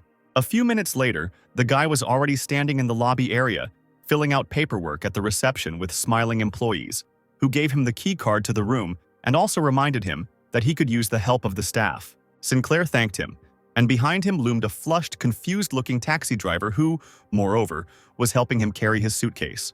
When the guy and his entourage walked away from the counter, the girls were surprised to notice that the gentleman was able to force the uncivilized taxi driver to help him carry his luggage. The pretty red-haired girl was quickly applying lipstick. What if the guest wanted to invite her to dinner too? Approaching the elevator, Adam turned to the taxi driver, ordering him to leave as soon as he brought the things into the room. The man was also ordered to be more polite with the residents of the First District. The driver slowly nodded, agreeing with the gentleman. The elevator slowly gained height and soon arrived at the desired floor. The guy walked out into the hallway and opened a new email. Zachary sent him a photo of a man with a half-face mask. He was the owner of the C-rank ability Masked Hero, a member of the Saints organization. His current location was the Heaton Hotel, 37th floor, room 441. Adam used the transformation ability, and immediately his face was covered by a white mask. His clothes became more closed. The shadow of a pursuer fell on the door of the C-rank hero. A shadow seeped into the other side of the room. Sinclair materialized in the room quietly, like a ghost. He crept silently into the depths of the room, from where loud conversations and laughter could be heard. There, on a huge bed, the invited girls were frolicking in their underwear, over whom hung a big guy in a mask, dressed in just a towel on his hips. The girl kneeling in front of him turned around, and the smile slid off her face. The hero was clearly not himself. He roared deafeningly. Rising up on the bed, black arrows like shadows rose behind his back. Some unknown force threw him up. The man looked back sharply. A stranger stood at the door waving his hand. He activated his abilities and used them on the hero. Black arrows stretched from his hand. Mask cursed, grabbed the blonde by the waist and pressed her to himself, outraged that no one was covering him. The arrows lifted the girls up, clasping their necks. They unsuccessfully squeezed the entities that were strangling them. The short-haired girl showered the man with curses. Immediately, the tips of the arrows dug into the captives' foreheads. Their eyes turned white. It seemed that the entity had taken over the human mind. The masked hero stood up and tried to ward off the shadows, shouting that the alien would not live, since he allowed the man to absorb the girl's fears. He attacked the motionless guy standing opposite him with his fists, threatening to kill him. Adam immediately found himself a few meters away from the attacker. The shadow seemed to push him back. The masked hero pointed his finger at the guy, surprised by his ability to control shadows, and assumed that he had gotten into the room with their help. The alien was silent. It was impossible to read his emotions behind the mask. Two tentacles coming from his body were still on the girls' throats. They were lying there and trembling weakly. Sinclair thought it was hard for him to act cold and ruthless, but still, he was sensitive to this matter. The masked hero, in turn, swallowed nervously. If it weren't for the strength that these girls gave him, he wouldn't have had a single chance. Without warning, black arrows shot up and attacked the man. He sat down abruptly, and the shadows dug into the bed. The hero began to threaten the stranger. The organization of saints he is a part of will skin the guy alive when he tells everything. But the guy seemed not to hear anything. He looked at the man straight, without blinking. Then the hero pushed off and flew, thrusting his fist forward, straight at the alien. Was he really deaf, since he wouldn't answer the question? Adam measured the huge fist approaching his face with his eyes alone. The masked hero had no doubt that victory would be his, because no one had ever been able to dodge his blow. But to his amazement, the man's hand passed straight through the stranger's head, as if through a veil. Moreover, at the place where the kula passed, a black shadow wrapped itself in a vice around someone else's wrist. Gritting his teeth, he kept trying to break free, but the shadow squeezed his hand tighter and tighter. The palm reached for the man's forehead, and he immediately began to beg not to kill him, because the priest would not leave it like that. Adam pulled the mask off the hero's face, and he began to sob shamelessly, choking with pleading. During all the silence, the guy spoke up, calling the man trash. He placed his palm on the hero's forehead, squeezing the skin lightly. Then he pulled away, using the extraction ability. A bright yellow pearl immediately reached out to his hand. Ability C rank, Mask of Fear. It absorbed fears and made its owner stronger. The man fell to his knees. Mad with grief over the lost ability, he practically crawled before Casper, asking him to return it, otherwise the priest would kill him. The guy asked to look at this priest, about whom the hero constantly spoke, with the help of puppet control. Without waiting for an answer, Adam extended his hand, activating the desired ability. A second later, the guy found himself in the space of his opponent's memories. One of the screens lit up. The owner was lying on the ground. His body was pierced through by iron rods, participating in the war of abilities. He was wounded and slowly dying. A stranger approached him. His face was not visible, but the long floors of snow-white clothing covered his entire body. He offered the man a deal, an oath of allegiance in exchange for returning to life. He, barely moving his bloody lips, agreed. Instantly, his entire body was illuminated by a bright light. The man sat up abruptly, frantically examining himself. The wounds had disappeared. He had really survived. He turned, fell to his knees, and bowed to the ground before the stranger who had saved him, swearing allegiance to the priest of light. Sinclair, in someone else's mind and body, got dressed, put on a mask, and left the room. The hero came to the embankment to a huge cruise liner. Here, large, multicolored containers of different heights are lined up in a row. The man looked around, searching for the right container. My gaze caught on the numbers on the red one, FS4396. Adam, who had been watching the proceedings closely, remembered that the man had remembered something about a red container. The masked hero remembered being in a richly decorated building. The walls and floor were shining with gold. Members of the Saints organization were sitting on the nearby sofas, and a little further away was their leader, hugging languid beauties. Bloodthirsty Rose, an incredibly beautiful and stately girl with long chestnut hair and a revealing outfit, leaned back in her chair when the hero entered. The girl asked if a swordswoman had really infiltrated his secret production laboratory. He knelt down on one knee and bowed his head before Rose, assuring her that there would be no problems with the intruder. As long as Lady Rose gave the order, he would kill the swordswoman. A menacing man in a military uniform spoke up, the commander of the Deep Sea Army, chuckling. He said that an A-rank hero is not so easy to kill. The great land mage sitting next to him scratched his long gray beard. A-rank wouldn't be an obstacle. The disciples of the Saints shouldn't be afraid of some A-rank hero. The fair-haired handsome man in white clothes, sitting above the trio, ordered the ignoramuses to bring the swordswoman here. He would be curious to enjoy her. They immediately jumped up from their seats and stood in front of the man, who unanimously reported that they understood the holy priest. The masked hero sighed. This brat is getting a well-deserved vacation. The commander of the Deep Sea Army heard him and called him over. The boxer immediately approached and bowed low. Asking what the order was, the man replied, "The goods that are in the red container have arrived at the port on the first platform." The commander sat back in his chair and, rolling a cigar around in his mouth, lit it with a large lighter. He ordered the boxer to go to the container and find out if there was any information about the swordswoman, and if so, to report it immediately. Grabbing the hero by the shoulder, he grinned and said that with each damaged product, everything will be fine. If you treat everything responsibly, you should not miss the given chance. Standing in front of the red container, Casper in the hero's body wondered if he could get inside, and what kind of goods were in there. Seeing that entry was by fingerprints, the guy was delighted and put his finger to the scanner. He used the plasma ability, and immediately the screen began to hiss and go into grainy stripes. The container door opened and the hero saw a long staircase leading down. It turned out that the container was just an illusion. The real goods were hidden deeper, going down. Sinclair felt a terrible smell, similar to blood. When the stairs ended, the man found himself in a huge room with light-colored walls. There was a table in the middle with someone sitting at it. Casper thought distantly that it might be security. The stranger, gnawing a match in his teeth, turned sharply at the sound of footsteps. He immediately stood up from the table and greeted the gentleman in the mask in a soldierly manner. Adam quickly got his bearings, greeted him back, and asked if anything had happened today. He replied that valuable goods had recently arrived and cursed. How tired he was of these creatures. The hero was surprised but didn't show it. Having ordered him to show it faster, the guard led him down a long corridor. When they went a little further, there were cages with huge, thick bars in the walls. The guy looked around in all directions, crying. Groans and screams could be heard from everywhere. There were small children in the cages, and the guard kept shouting at them, threatening to whip them if they angered the gentleman in the mask. The boys fell silent, looking at their guards with all their hatred. Adam thought distantly, looking ahead, that these holy men were crazy to keep children in such a place. It seems like they were kidnapped from different parts of the world. They are so small. The oldest of them is 15 or 16 years old. The man remembered the expression on the face and the words of the commander of the Deep Sea Army. This made him incredibly angry, and Casper shouted that he would make everyone involved in this say goodbye to their lives and pay. A scream was heard from the distant cells. A male voice growled that he would beat the prisoner to death. The boy's wrists were chained in chains that stretched from the ceiling. The child himself, covered in bruises and contusions, was kneeling. His tormentor, a tall blond man with a whip in one hand, was holding his bloody ear with the other, where a piece of flesh was missing. The prisoner had managed to bite him. He swung again, spitting with anger, but was interrupted by a strange voice demanding that he stop.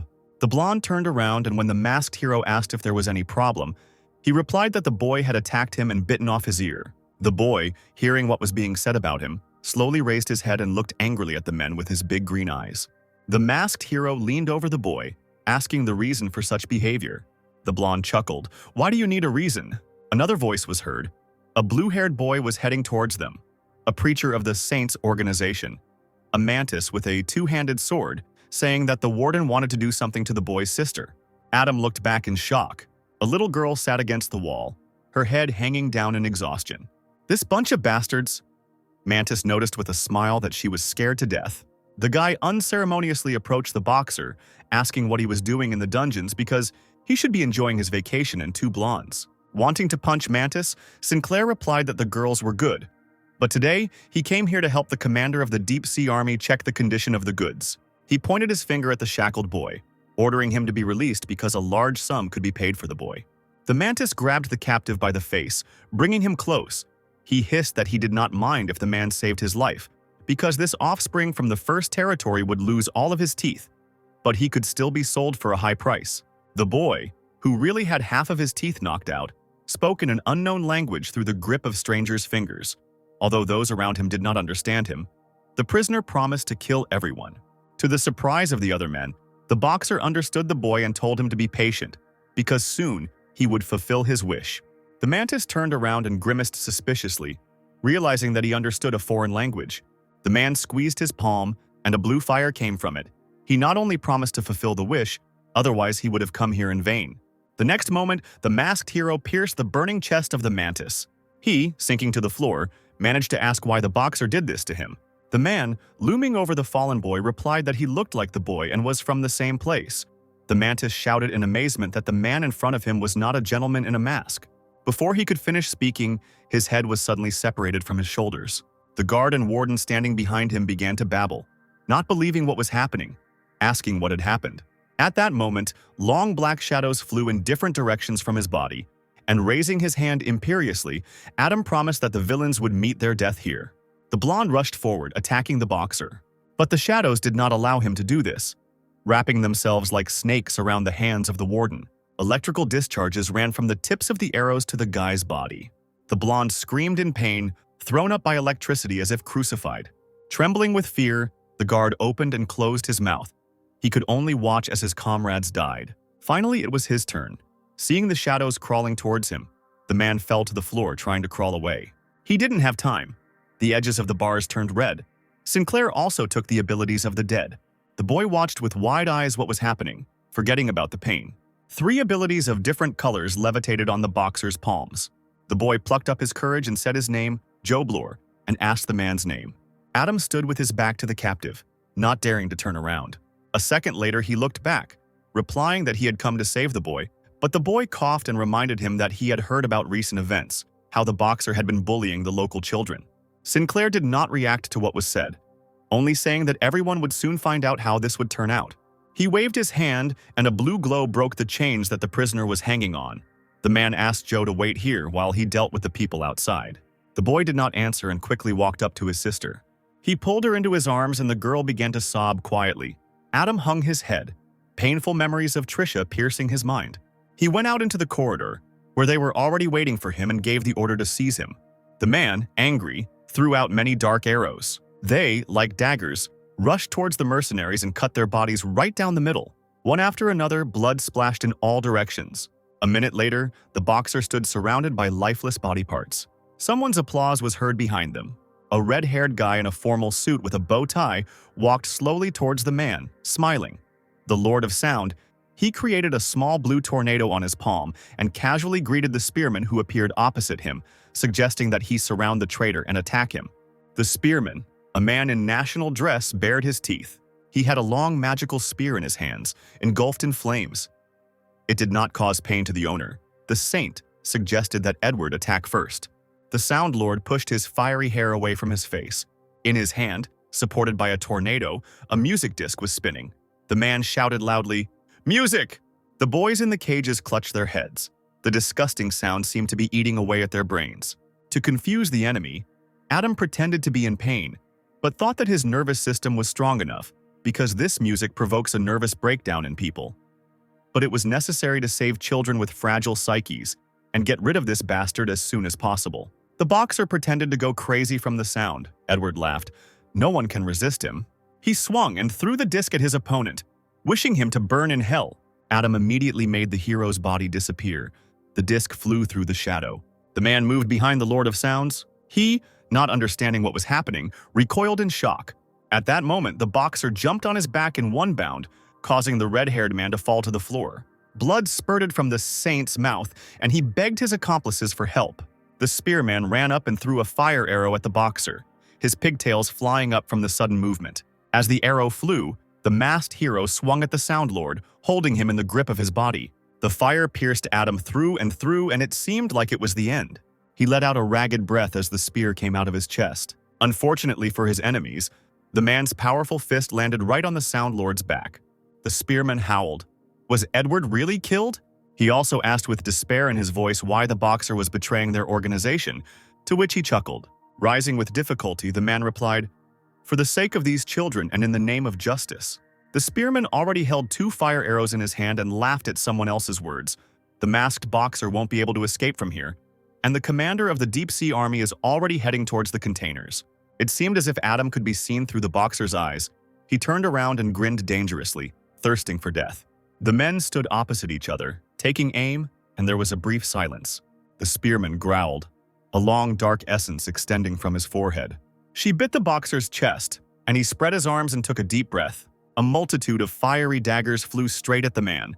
The spearman threatened him with death if the traitor dared to approach. Adam instantly covered his face with the back of his hands as the weapon pierced his skin. He abruptly threw his hands to the sides. The arrows bounced off his hands and flew back. The Indian failed to recognize this maneuver in time. The arrows returned to their owner and pierced him through and through. A desperate cry of horror and pain was heard. Sinclair bent down to the floor and exhaled. It was painful. He stood close to the cell, from where, clutching the bars, the little boy peered out. He said in a weak voice excitedly that his big brother was wounded, but the boxer answered with a smile that this was nonsense, all for the sake of saving the children. He opened the cages one by one, releasing the children, and ordered everyone to leave one by one so as not to create a crush. One of the last to emerge was Joe Bloor, carrying his silent sister on his back.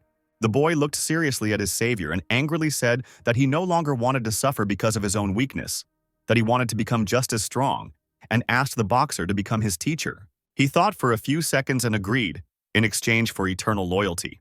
The boy's green eyes flashed, and with a breath, he replied that he would become the most devoted student. Adam used puppet control. Then he handed the former prisoner a yellow pearl. He recoiled, not understanding what they wanted from him, and fearfully asked the master what it was. The man replied that it was Mantis's ability to turn his hands into swords, just like the saint did. The boy thanked his teacher with admiration. Adam watched Joe leave, still holding his sister in his arms. He turned around and walked towards the lying bodies of his opponents. It was finally necessary to deal with the corpses.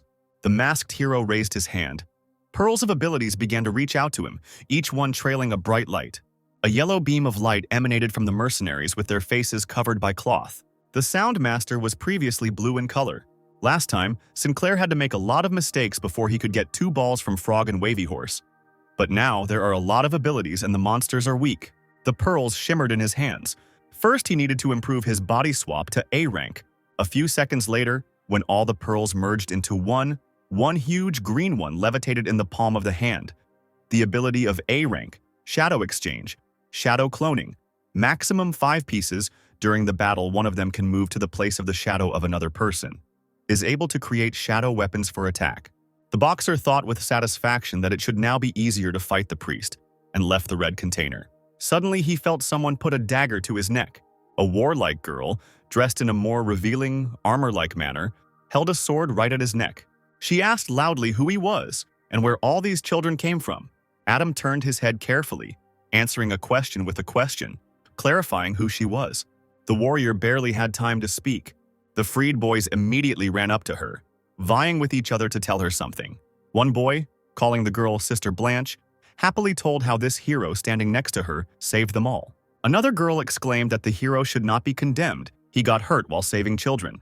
The girl blushed deeply and looked away, saying that since that was the case, she asked for forgiveness. Sinclair smiled, reassuring her that everything was fine, then asked if she was the A-rank heroine, the swordswoman Blanche. The girl nodded.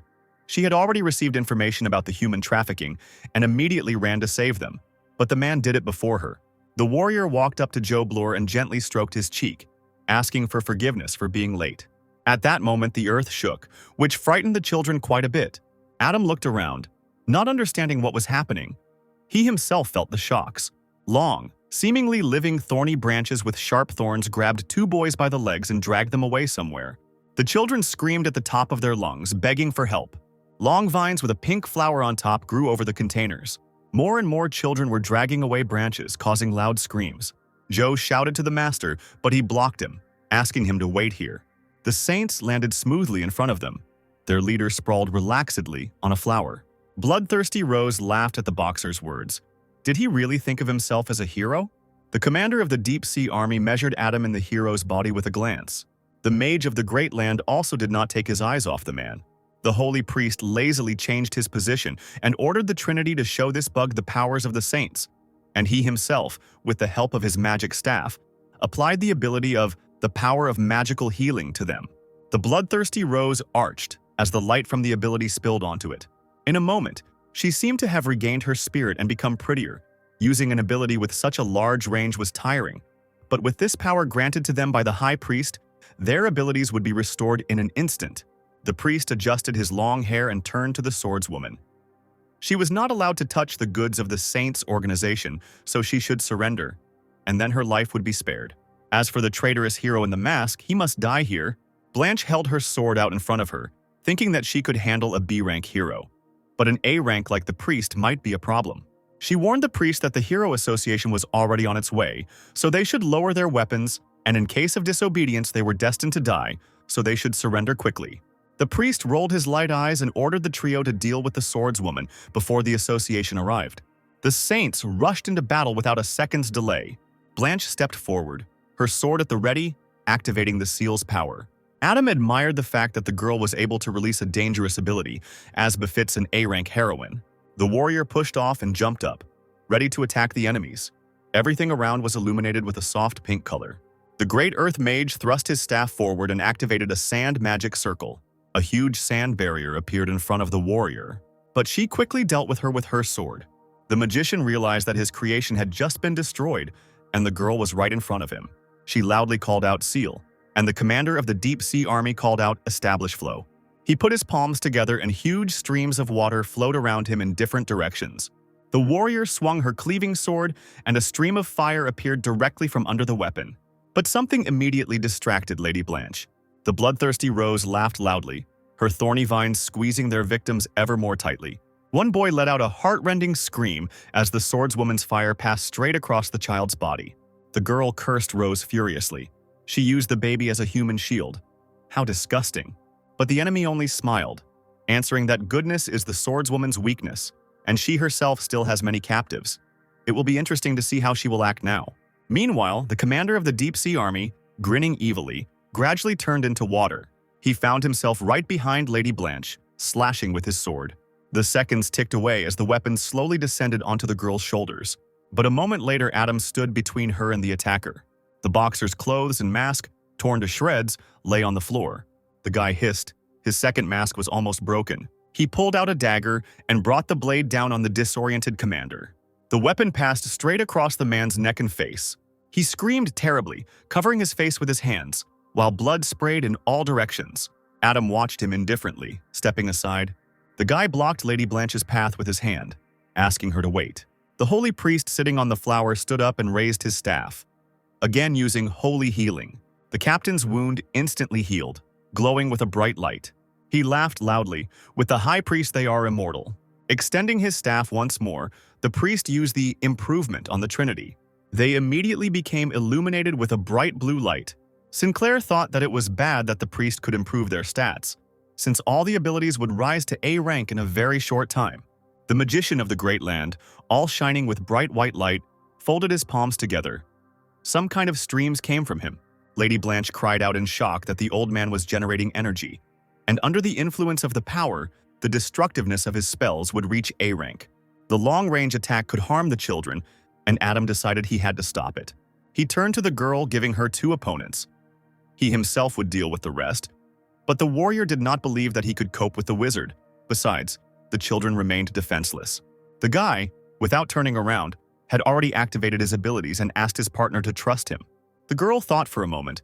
That stranger looks so mysterious, but at the same time reliable. She really believes him. Raising her sword up, she decided to help clear the way. Like lightning, she rushed forward towards the commander of the Deep Sea Army, activating the seal as she went. The man fought off the sudden attack with a clang of his weapon. He cursed and ordered the creature to help me. Bloodthirsty Rose snapped back. How many times had she asked not to call her that? The woman activated the rose spell, and pieces of red petals and hearts flew into the air along with the thorny vines. Lady Blanche felt her strength weakening.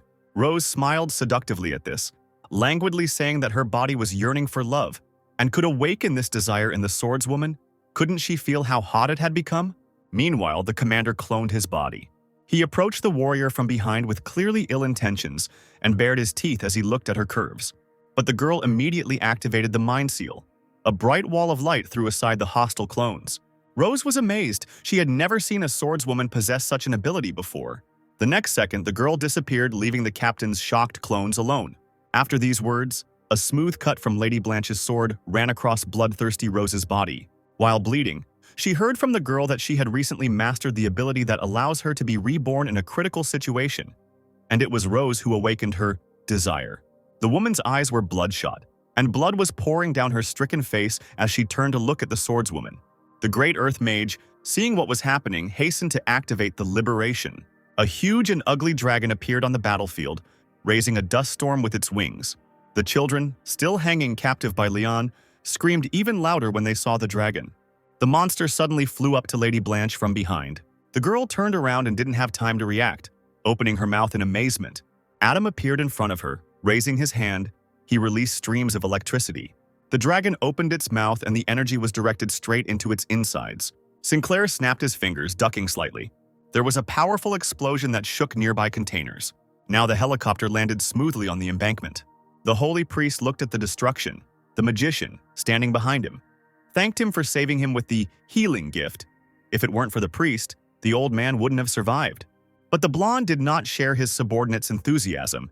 He angrily replied that initially they would have easily dealt with the swordswoman, but instead that stranger intervened, and the leader himself even lost 2 B-rank members. The Great Earth Mage bowed.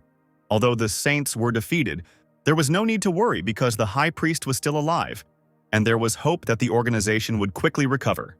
The man nodded. Indeed, as long as he lived, the position of the Saints in Iowa would remain the same. Looking at Adam, who was carrying the unconscious swordswoman, the priest thought that the masked man could repel an A-rank attack that had a growth effect in 1 hit.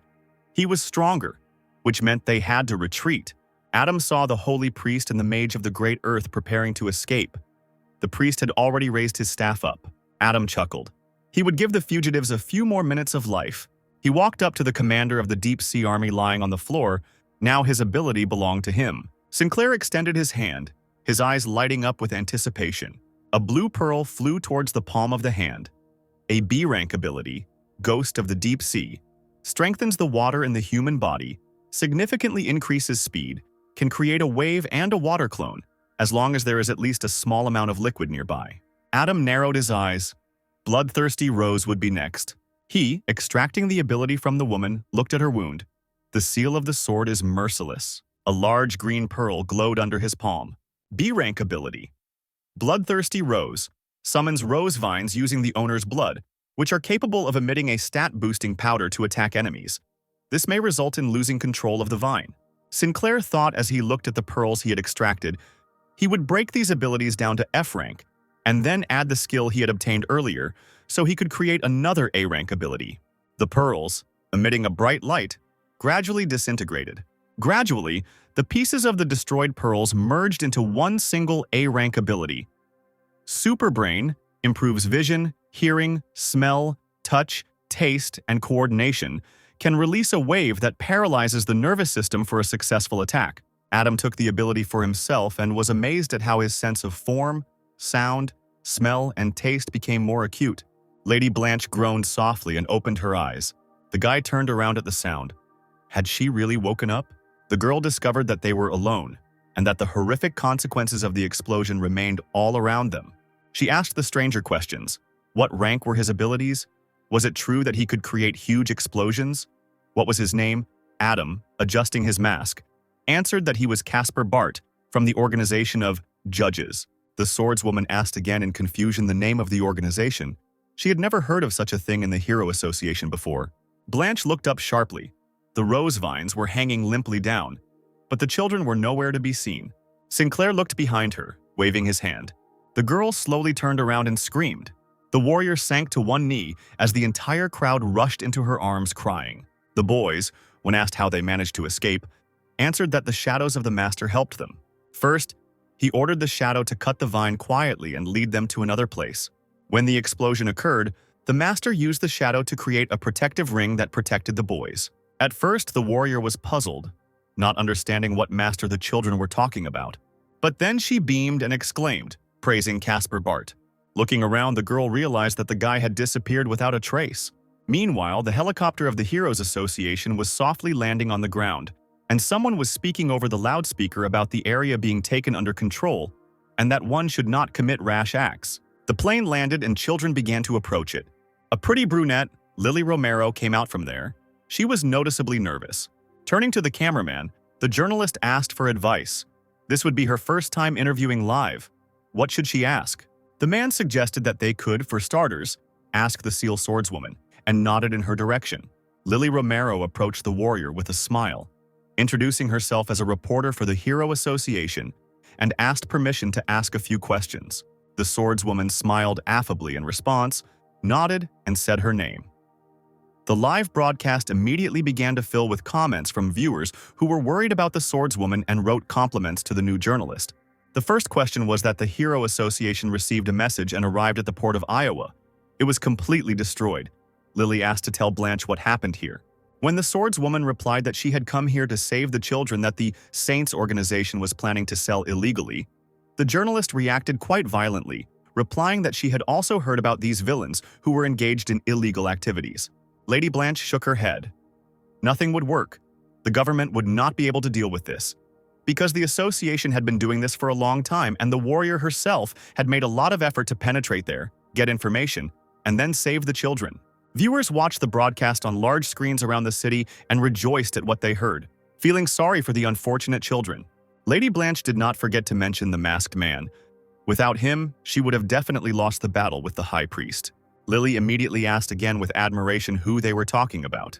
The warrior revealed that the stranger's fighting skills were superior to hers, and that he was able to destroy the enhancement effect with his ability, which is only available to A-rank heroes.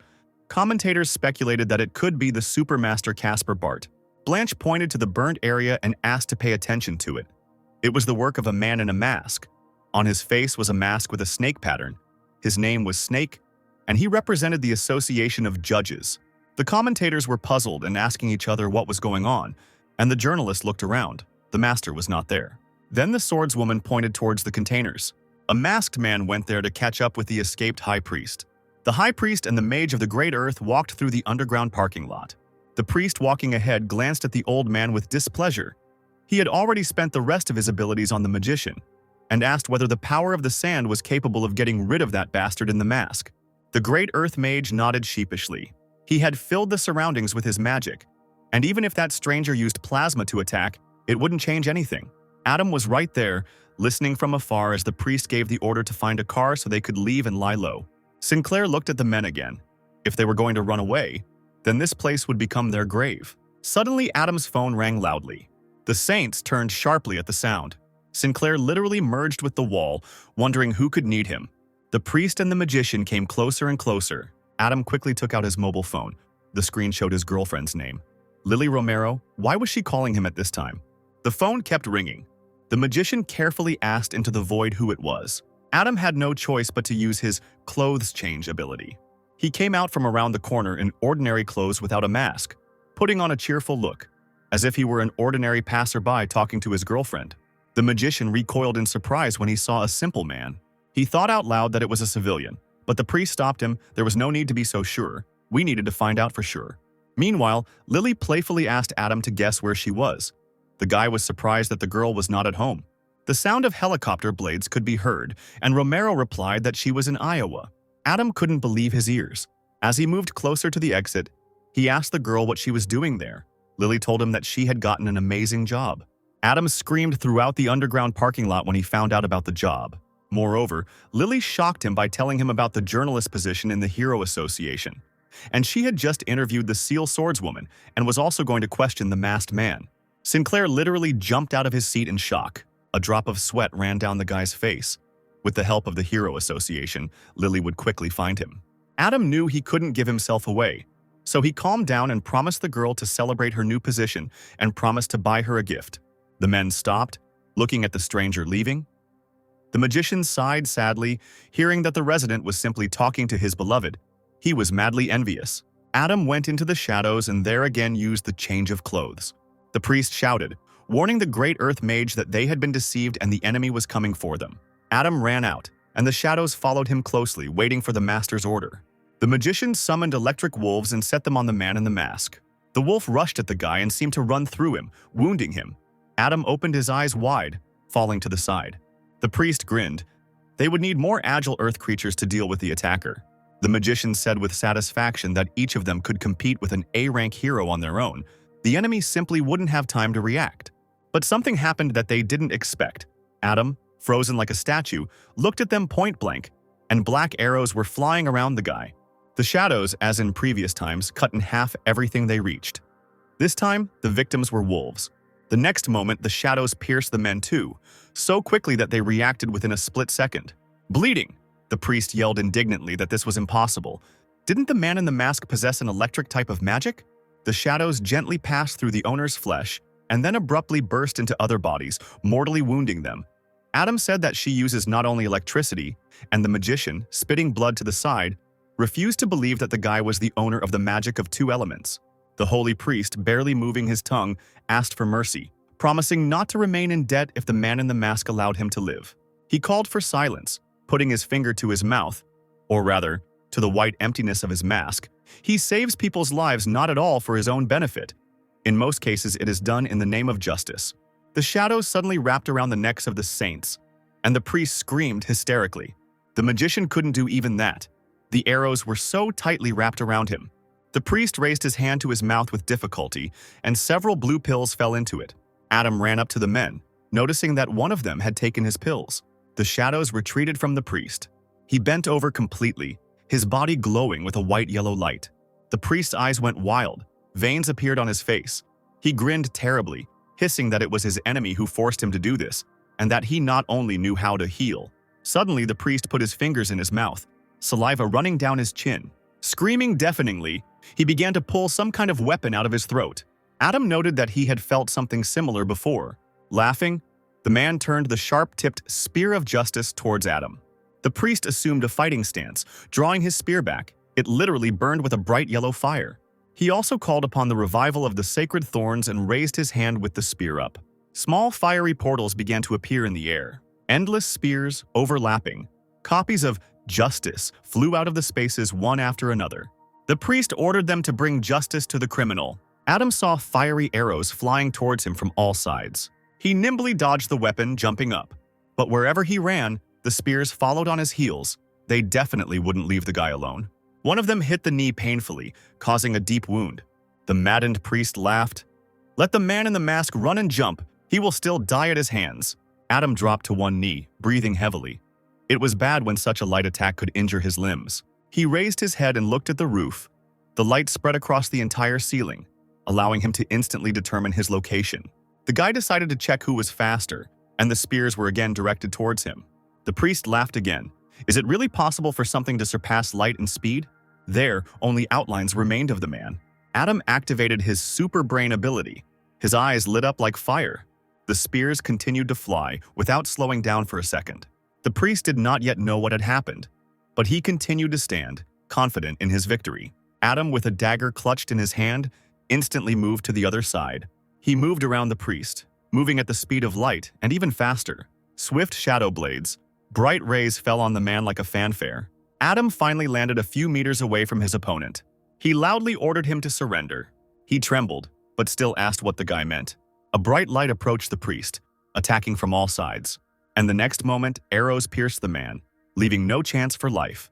He, choking on his own blood, realized that the enemy had 3 abilities. The priest, trembling all over, tried to heal himself.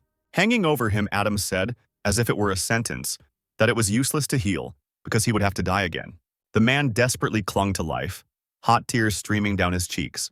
Sinclair reached out to take such a valuable alien ability.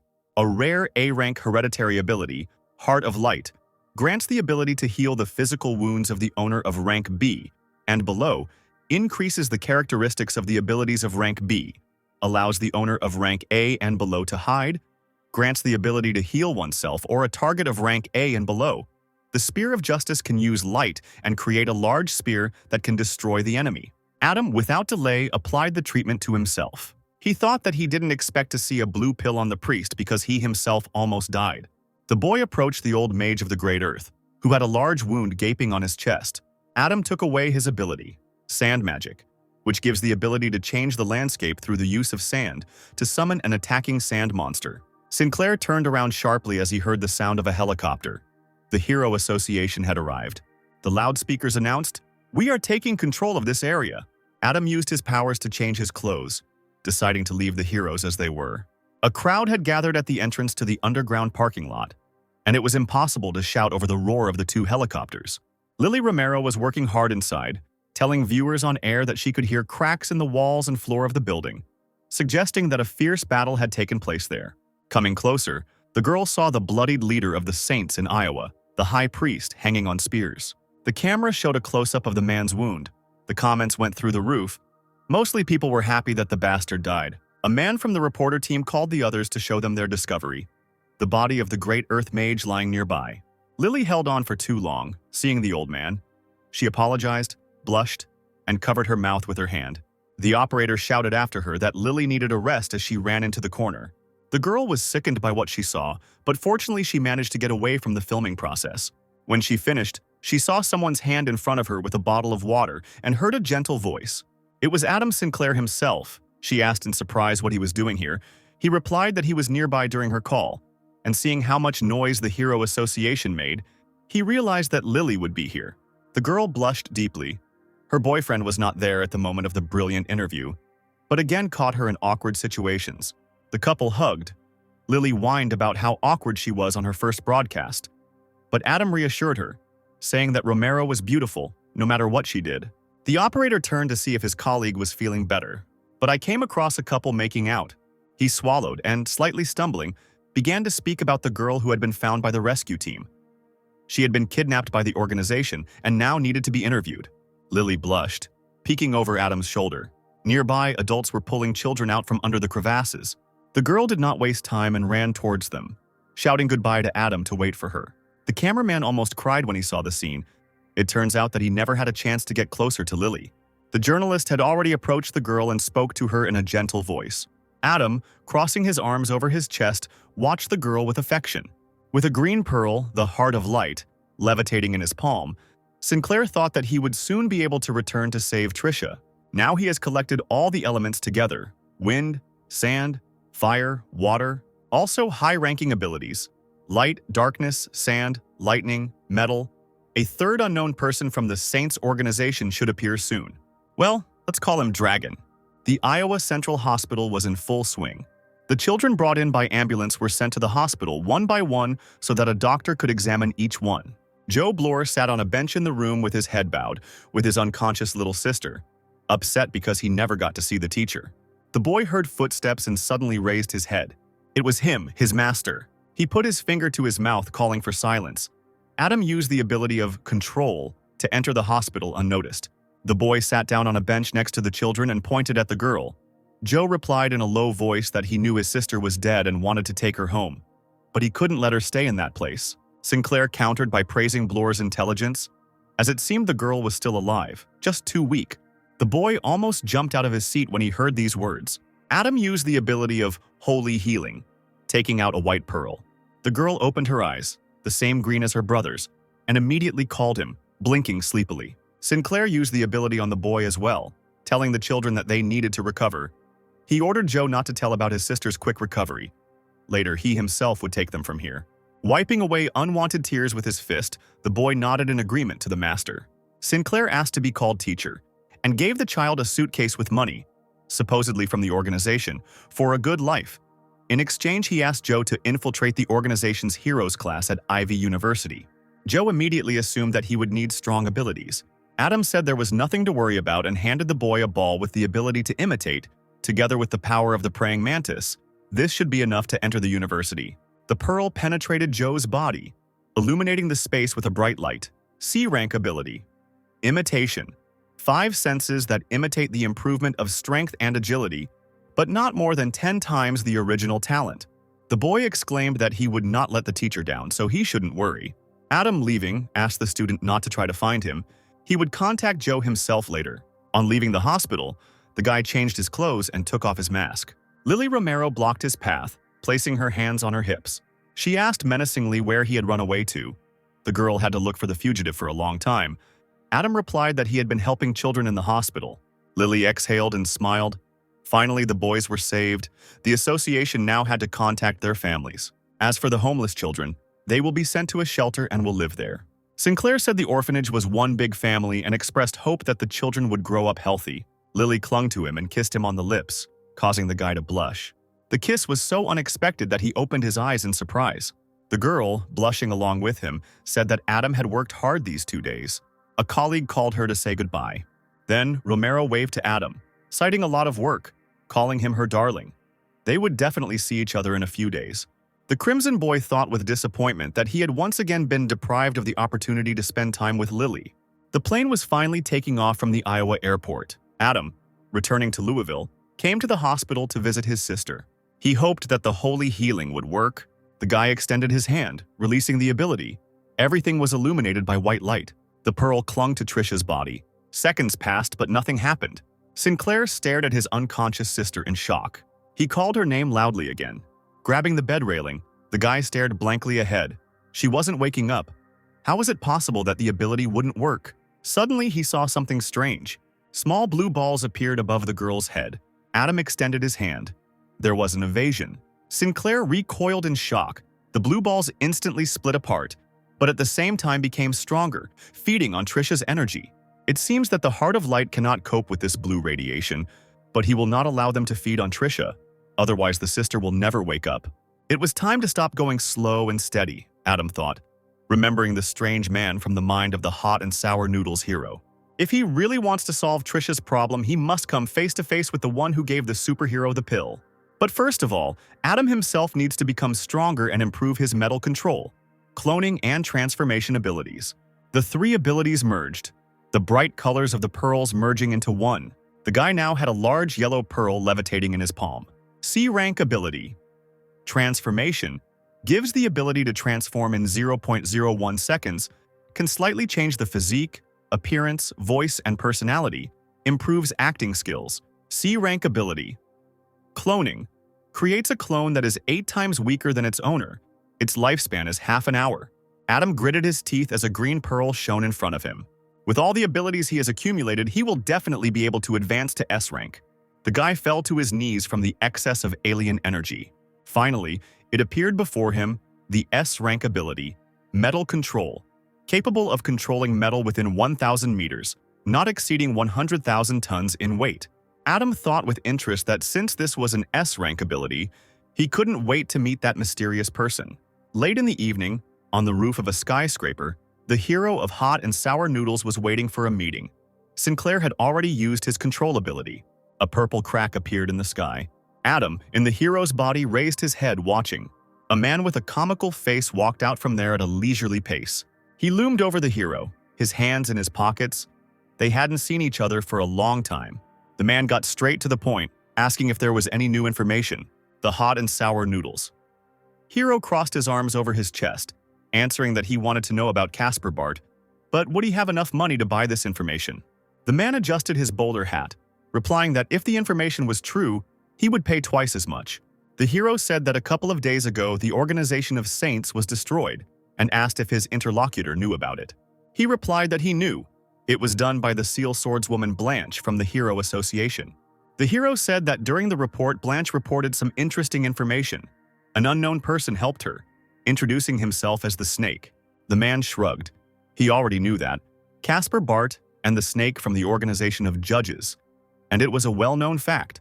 The hero said seriously that both Casper and Snake were dual ability users, to which the cosmic face suggested that perhaps the judges only accepted such heroes into their organization. The interlocutor objected. Such people are encountered very suddenly, and he did not think that such a thing was possible. The man leaned forward with interest. Was the hero really leading to something that... The superhero held out a flask with an elixir of abilities in his palm. The man extended his hand, repeating the name in fascination. But the hero of hot and sour noodles sharply squeezed his palm, explaining that after using it, a person will be able to gain a new ability, and a user without superpowers will become their owner, and those who already have one will receive additional power. If the man had a face, he would have grimaced, but now the alien screamed that this was nonsense, complete nonsense, and demanded proof. The hero opened the flask with one movement, turned to the man, and offered to demonstrate the effect, reminding him of his body's superpower. It's strengthening. He drank the blue liquid in one gulp. The flask immediately cracked in half. Adam raised his hand, generating a powerful flame coming straight from his body. The alien looked at the fiery volleys with admiration. Could this really be a fire-type ability? Sinclair told him that he had previously made a deal with Casper Bart. That's where the information came from. And thanks to the blue pill, he believed in the existence of such things. The alien said that this was incredible, and in that case the hero must know the ingredients of the elixir. The hero smiled. He didn't know this, but he told everything he knew, and now it was time for the reward. The spaceman briefly said that he had heard some interesting information and then handed over a jar containing 15 blue pills.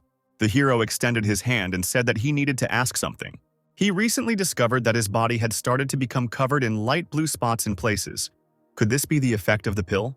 The man turned around to go back into the rift, replying on the go that it was just an unremarkable side effect, not worth paying attention to. Turning around one last time, he said that he was looking forward to the next meeting with the hero of hot and sour noodles.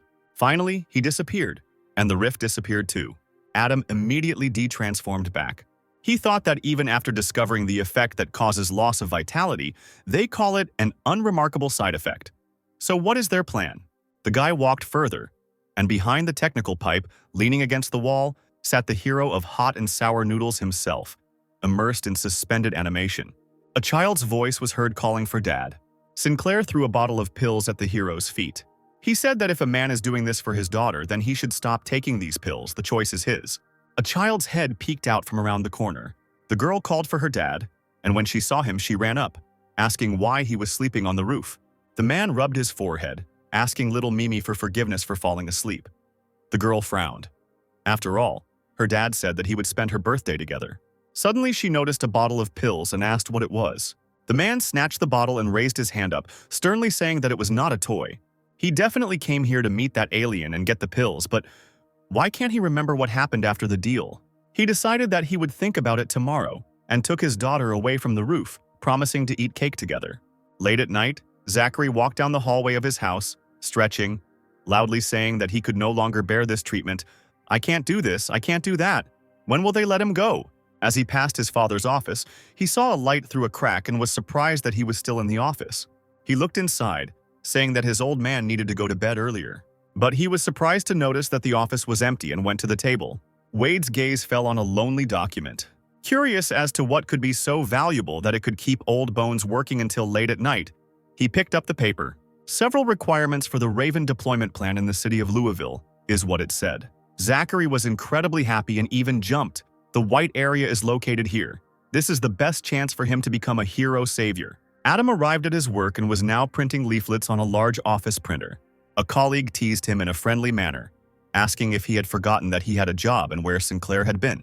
Zachary approached Adam, asking if he was friends with George Ripley, so the guy carried out his errand.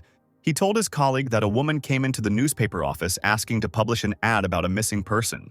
The flyers were ready. A missing persons notice for a 7-year-old boy, Scott Depp.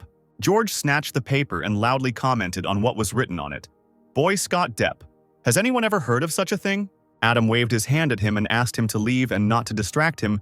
Ripley only curled his lips in displeasure at this. The humorous atmosphere was interrupted by a voice from the loudspeaker. "Monster invasion detected. A-rank disaster. Citizens please go to shelter. B-rank heroes and above. Please report to the Streets Belt Parkway to fight back." The sudden announcement brought George to his knees, and someone was already running as fast as they could out of the office. Adam wondered if he was not mistaken, that street was next to the apartment where Lily and the other girls lived. He grabbed the phone in a flash while a wave of panic rose in his chest. Lily picked up the phone, and he immediately started screaming, asking where she was now. The girl answered in a muffled, deathly scared voice. She was in the apartment, but it seemed that there was a monster nearby. Lily screamed into the phone and the connection was cut off. George, seeing his friend's frightened face, asked what happened. But there was no time for chatter. Sinclair jumped up and ran to the exit, ignoring the cries of his friend who asked him to stay, because Adam was not a hero, and there was no point in going anywhere. The guy quickly got to the epicenter of events. He had already managed to change his clothes and choose a rooster mask. There was no time to waste. Adam could not afford to lose Lily. Standing on an iron plate at rooftop level, Sinclair patrolled the city and was astonished when a huge something passed by him, making a squeak bordering on ultrasound. It was an A-rank monster, a soul-eating rat. Can attack opponents by screaming, has very thick skin all over its body. Its normal attack is blocked with great difficulty, likes to devour people, a very scary monster. Adam thought hard as he looked at the monster to defeat the A-rank alien. It would take at least a team of 3 or more A-rank heroes or higher. To defeat the soul-eating rat, the B-rank heroine Greenstorm was summoned. A beautiful girl with dark hair and a revealing Chinese-style hero outfit. The C-rank heroine Fire Butterfly flew to her aid. Having noticed the target, the rat growled loudly. She really didn't like Butterfly's fiery wings, so the heroine was immediately attacked by powerful ultrasonic waves. The sound was so loud that it made a hole in the building opposite. Butterfly almost died, but Greenstorm managed to save her, picking her up in her arms. After releasing Fire Butterfly, Storm scolded her for acting on her own, as C-rank heroes are cannon fodder in a battle with an A-rank monster. The girl, embarrassed, stuttered and said that she was nearby and saw Greenstorm fighting alone, so she decided to help. The A-rank heroine sighed heavily. A desperate cry for help was heard from the direction of the destroyed building. Right in the place where the sound had damaged the building, a girl was hanging on the edge of a destroyed apartment, and they were trying to help her. Lily Romero held onto an iron beam with one hand and tried to pull Karen Walt with the other hand, who almost fell from the upper floors of the skyscraper. The girl desperately sobbed and begged for help that she did not want to die. Lily tried to calm her friend down, promising that she would definitely save her. But the neighbor wouldn't calm down. She kicked, repeating, like a prayer, that she didn't want to die, while a sharp part, left over from the destruction, was chipping off from the destroyed ceiling. Due to the shaking, the dangerous piece of limestone broke off, flashing with a sharp edge. He drove with all his might straight into Lily's hand, which she was holding onto the iron crossbar. The girl, feeling a sharp pain, could not stand it and let go of the crossbar. Staggering, she fell down. Karen was falling rapidly along with her. Fire Butterfly managed to catch her in her arms.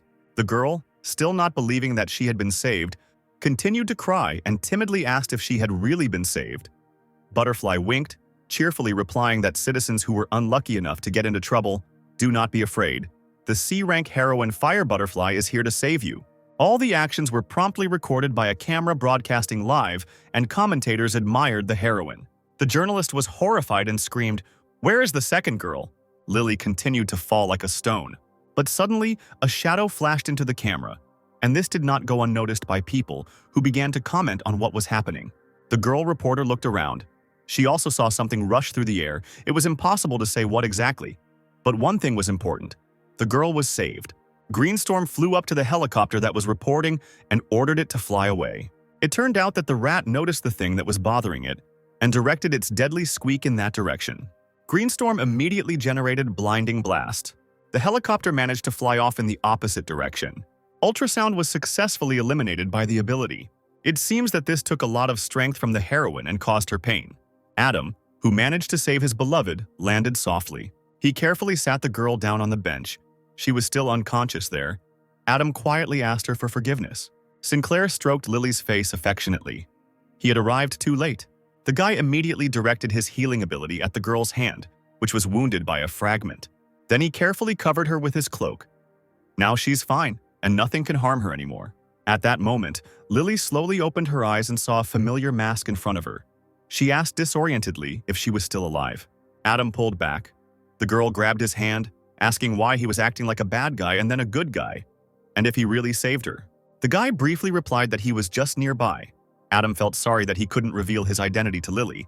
Otherwise, she would be in danger. He called the metal plate to him and ordered the girl to rest a little and then go to shelter in order to have time to evacuate. Adam took off as Lily jumped up from the bench, begging him to wait. The girl looked at her departing savior and did not understand why she had a persistent feeling that the guy seemed so familiar to her, although she met him for the first time. Standing on a plate far above the ground, Adam used his cloning ability. He gave his clone the powers of the Heart of Light and the power of the Snow Woman, which would allow him to create ice and heal others. The guy thought about it and decided that it would be better for the clone to be in the form of a girl. His silent copy immediately transformed into a beauty, with a rabbit mask on her face, long blue hair, and a playful outfit. A third member of the judges' organization was born, and her name is Charlie the Rabbit. Adam ordered Charlie to go to the epicenter of events and save those who are in danger, not to let the number of victims and wounded increase. Charlie unquestioningly went to carry out the instructions. Sinclair turned around. Now all that remained was to deal with this huge rat. A new heroine has appeared on the horizon. Explosive Fist, A rank, a burning brunette who possesses incredible strength. The reporter, seeing her, introduced her to the audience with admiration. After all, this is the same famous heroine who was last seen in Louisville several years ago. Commentators looked admiringly at the heroine's face in close-up. Some didn't even know about her. The girl smiled sweetly at the camera and waved her hand, causing a new explosion of admiration. Adam, seeing that heroes had appeared who were ready to take everything upon themselves, decided to simply observe the situation, assess their strength, and then make his own decision. The rat came closer to Explosive Fist, who fearlessly assessed the monster. The rat was huge and quite strong, which meant it was an excellent punching bag, just right for warming up. The alien immediately released a new wave of ultrasound. Greenstorm, hovering nearby, warned Fist of the danger of sound. But the heroine was not to be frightened. She had already taken a fighting stance. After all, if she didn't try, how would she know whether she could handle it or not? The wave hit right where the girl was standing, causing a deafening explosion. The reporter commented on the situation with admiration. Explosive Fist could have easily dodged the soul-eating rat's attack, but she chose to face it head-on, as expected from her fighting style. When the dust cleared, only the remains of a roof remained at the site of the explosion. The rat, groaning, walked in that direction. Right behind her, the heroine appeared out of thin air. She gathered her strength and swung to deliver a crushing blow. The full force of the girl's abilities fell on the rat, and the monster flew away at the speed of the wind. The rat, squeaking deafeningly, was lying far below on the asphalt, electric charges running through its body. Explosive Fist chuckled. Why doesn't the monster scream anymore? The maddened alien bared his huge, sharp fangs. The heroine landed next to him, grinning. Explosive Fist grabbed the alien tightly by its long tail, which looked like the tail of a domestic rat. She exhaled and threw the monster up, not letting go. In order to, still holding on to the tail, spin the creature around for a better throw, the heroine laughed merrily. And then, after making a few more circles, she threw the rat out like a bag of trash. Greenstorm, hovering above the houses, watched what was happening and considered Explosive Fist to be a madwoman whose destructive power was not inferior to the monster. Meanwhile, Charlie the Rabbit perked up at the threat. Every now and then, after another blow from an enemy or a hero, boulders and stones flew in all directions. And right now, one of them was rushing towards the man who, trying to escape, fell to his knees and simply looked, wide-eyed, at the approaching damage. Charlie, faster than light, rushed towards him, picked up the stranger in her arms, and ran with him to a safe place. The man blushed, stuttered, thanked her, looking at his savior with all his might, and asked what heroic organization she was from. The girl put the stranger down on the ground near the crowd and went off to patrol the area further, answering on the go that she was Charlie the Rabbit from the judge's organization. Several men watched her go, winking obscenely, discussing the heroine among themselves. The judges' organization is full of cool guys. The rabbit noticed Fire Butterfly. She was sitting on a bench and breathing heavily, weakened after severe injuries. Next to her, in the same condition, was Lily's neighbor, Karen. A woman standing nearby turned to Charlie, asking him to heal the girls who had fallen from a height and received dangerous injuries. The clone immediately used the healing ability. With a wave of the hand, Butterfly and Karen felt much better. The crowd buzzed with excitement. The wounds disappeared. What an amazing ability! The rabbit is beautiful, kind, and also with such a powerful healing power. Charlie turned to the people surrounding her and urged them to quickly get to shelter to avoid further trouble. Trouble was not long in coming. Those present were immediately deafened by the vile squeak of an angry soul-setting rat. Some girl pressed her palms to her ears and screamed that the sound had changed. It felt like her brain was about to explode. Explosive Fist also covered her ears with her hands and inappropriately remembered the ancient Scandinavian warriors. Adam looked back and swore foully. The rat was absorbing the souls of people nearby. Little green lights, with each passing moment becoming more and more numerous, smoothly flew towards the predatory licking monster. The alien opened its mouth wide and swallowed souls. Greenstorm asked Explosive Fist in surprise what was going on, and she replied that the rat was satisfying its hunger with the souls of dead people. It turned out that this prey also healed and restored the rat's health. The reporter, not missing the events from the helicopter, rattled off into the microphone. All the monster's wounds are healing. Will the best fighter be able to cope with the rat eater of souls, meeting it face to face? Explosive Fist ordered Storm to retreat because the monster would not spare anyone. The girl tried to object. Around the alien, houses collapsed and asphalt exploded. So powerful was the ultrasonic screech that the rat emitted. The fist flew up and attacked the animal with all its fury, wishing for it to burn in hell. There was an explosion, and it seemed that the end had come for the rat, but for now it was not visible under a layer of dust. The heroine dropped to the ground, trying to see the result of her blow.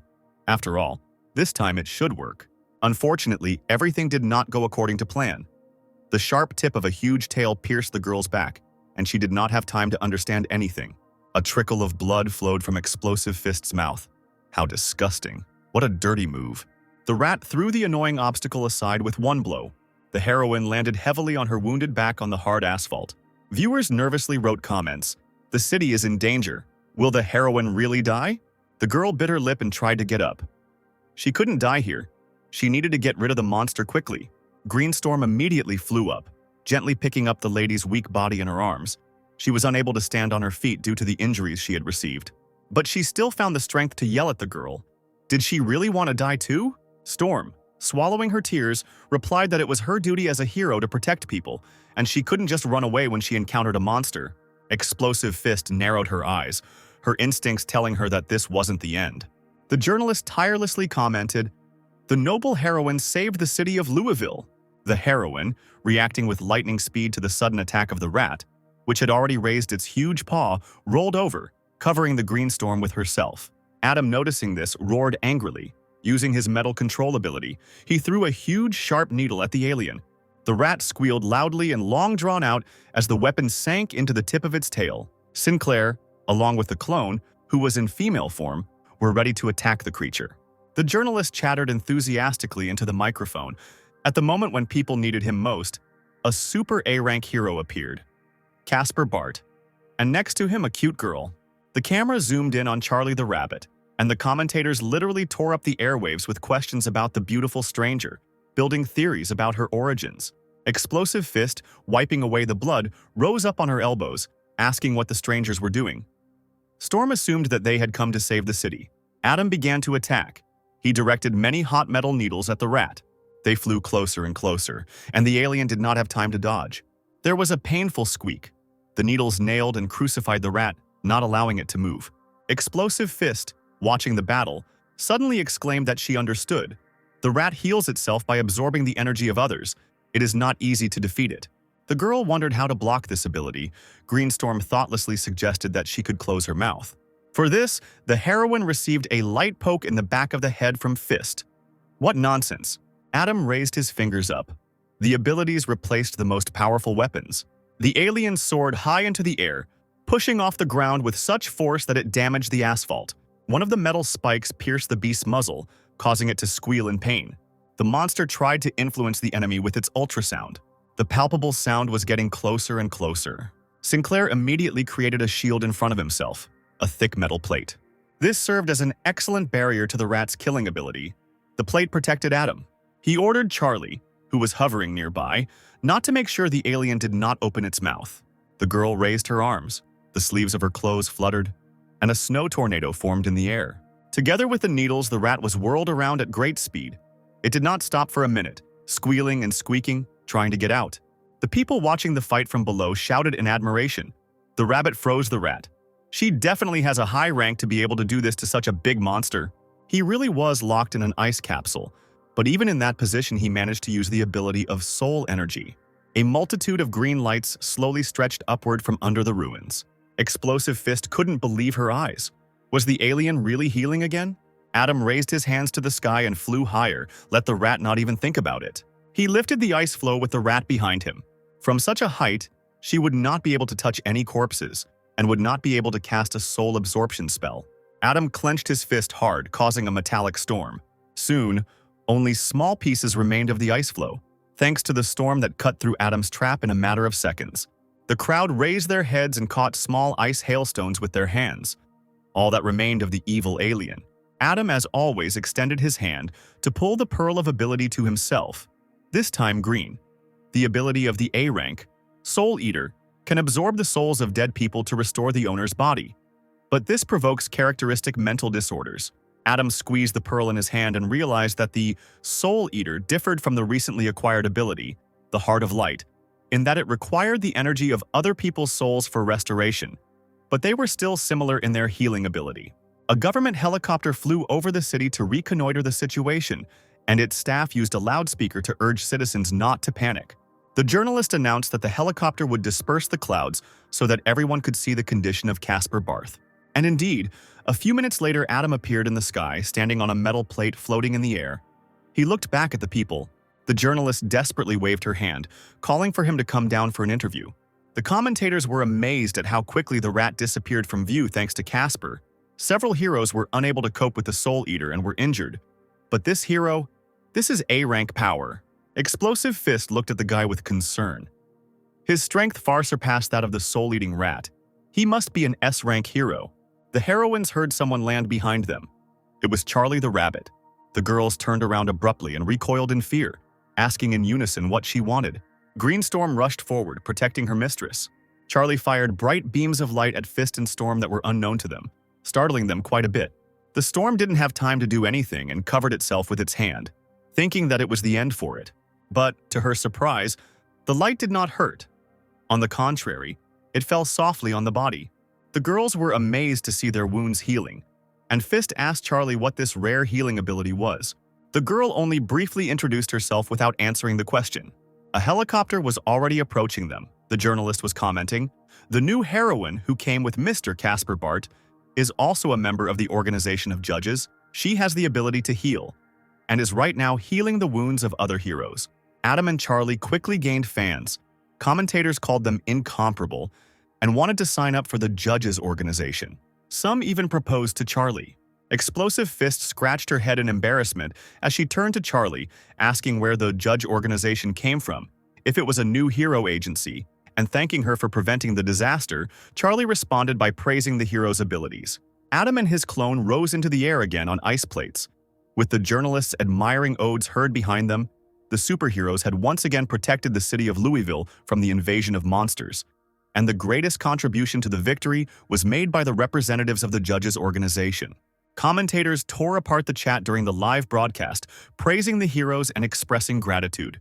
Greenstorm looked dreamily at Charlie flying away. So beautiful, Explosive Fist frowned. They took all the glory for themselves. Adam flew towards the forest, followed by Charlie. The guy told her that his godson asked to meet. I wonder what he would tell them. Suddenly, Adam felt something was wrong. Charlie flickered behind him, addressing the master. Time was running out, which meant that the clone's life was ending. A few seconds later, Charlie disappeared into thin air. Pearls floated up to Adam, which he awarded to the clone. It was very convenient that the abilities were returning. In the future, he would be able to create doubles so that they would carry out tasks for him. The guy grimaced. Even Charlie's memories came back to him. And the most disgusting thing was the lustful glances that the men passing by were throwing in her direction. Sinclair definitely won't create girls, especially in such clothes. As the plate moved lower, Adam noticed Zachary standing by his car, picking his nose and muttering under his breath about girls. Even the mask seemed to frown along with its owner, and Adam thought that the boy was an idiot who didn't take care of himself. And in the forest, he completely lost his vigilance. Upon seeing Sinclair, Zachary immediately rushed joyfully towards him with greetings, waving a piece of paper in front of him. Both turned their heads towards the trees. A suspicious rustling sound was heard from there. Wade stopped, not understanding the sound, and Adam coughed, taking the documents from him. It turns out that the Hero Association recently planned to open a new facility in the city of Louisville, which Adam had calculated would take a long time. Zachary excitedly exclaimed that he had heard about special items that could increase the power level, and he and Casper must quickly get their hands on these Veddies. Adam folded his arms across his chest and looked at his godson. The information the boy had brought him had proven valuable, so he had done enough to exchange his merits for an A-rank ability. As soon as Sinclair handed over the vial with the ability, Wade snatched the bottle from his hands and drank it all in one gulp, simultaneously managing to glorify and thank his godfather for such a gift. But after drinking the liquid, Zachary's stomach began to churn, and he complained that the medicine tasted like a cold powder mixed with the sourness of dark chocolate, to which Adam patted his godson on the shoulder. Noting that good medicine was always bitter, Zachary immediately turned into a werewolf, his bloodshot eyes flashing furiously. He received the ability of the C rank, Werewolf. He was endowed with the powers of a hereditary werewolf every night. During the full moon, the transformation will take place abnormally, but at the same time, it will give double the power. The boy in the body of a huge wolf laughed. He already felt stronger and stronger. At this rate, his becoming an experienced S-level user was not far off after all. Everyone strives for this. Adam turned towards the forest and mentioned the mechanical hero. Zachary let out a short howl, asking what his father had to do with it, since he was probably drinking and swimming with a large group of beauties right now. And, as always, he had no time for his son. At that moment, the mechanical hero came out of the forest, cracking his knuckles with no good intentions at all. Before talking, he promised to chop this bad boy into pieces. Wade Jr. got into trouble for his words. His father taught the boy a lesson. The wolf, like a little dog, lay on the ground and sobbed. Wouldn't the old man take pity on him? The mechanical hero kept kicking his son furiously with his boot, saying that the impudent child would immediately call his godfather, to whom he was leaking all the information. He wanted to beat the rascal to death.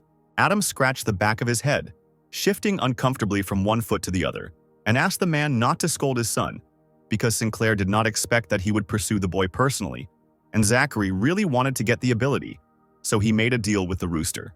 The werewolf pleaded, rising to his feet and leaning against the stone. He had already had enough beatings. From now on, he would not divulge family secrets, let his father not worry about his connection with his godfather.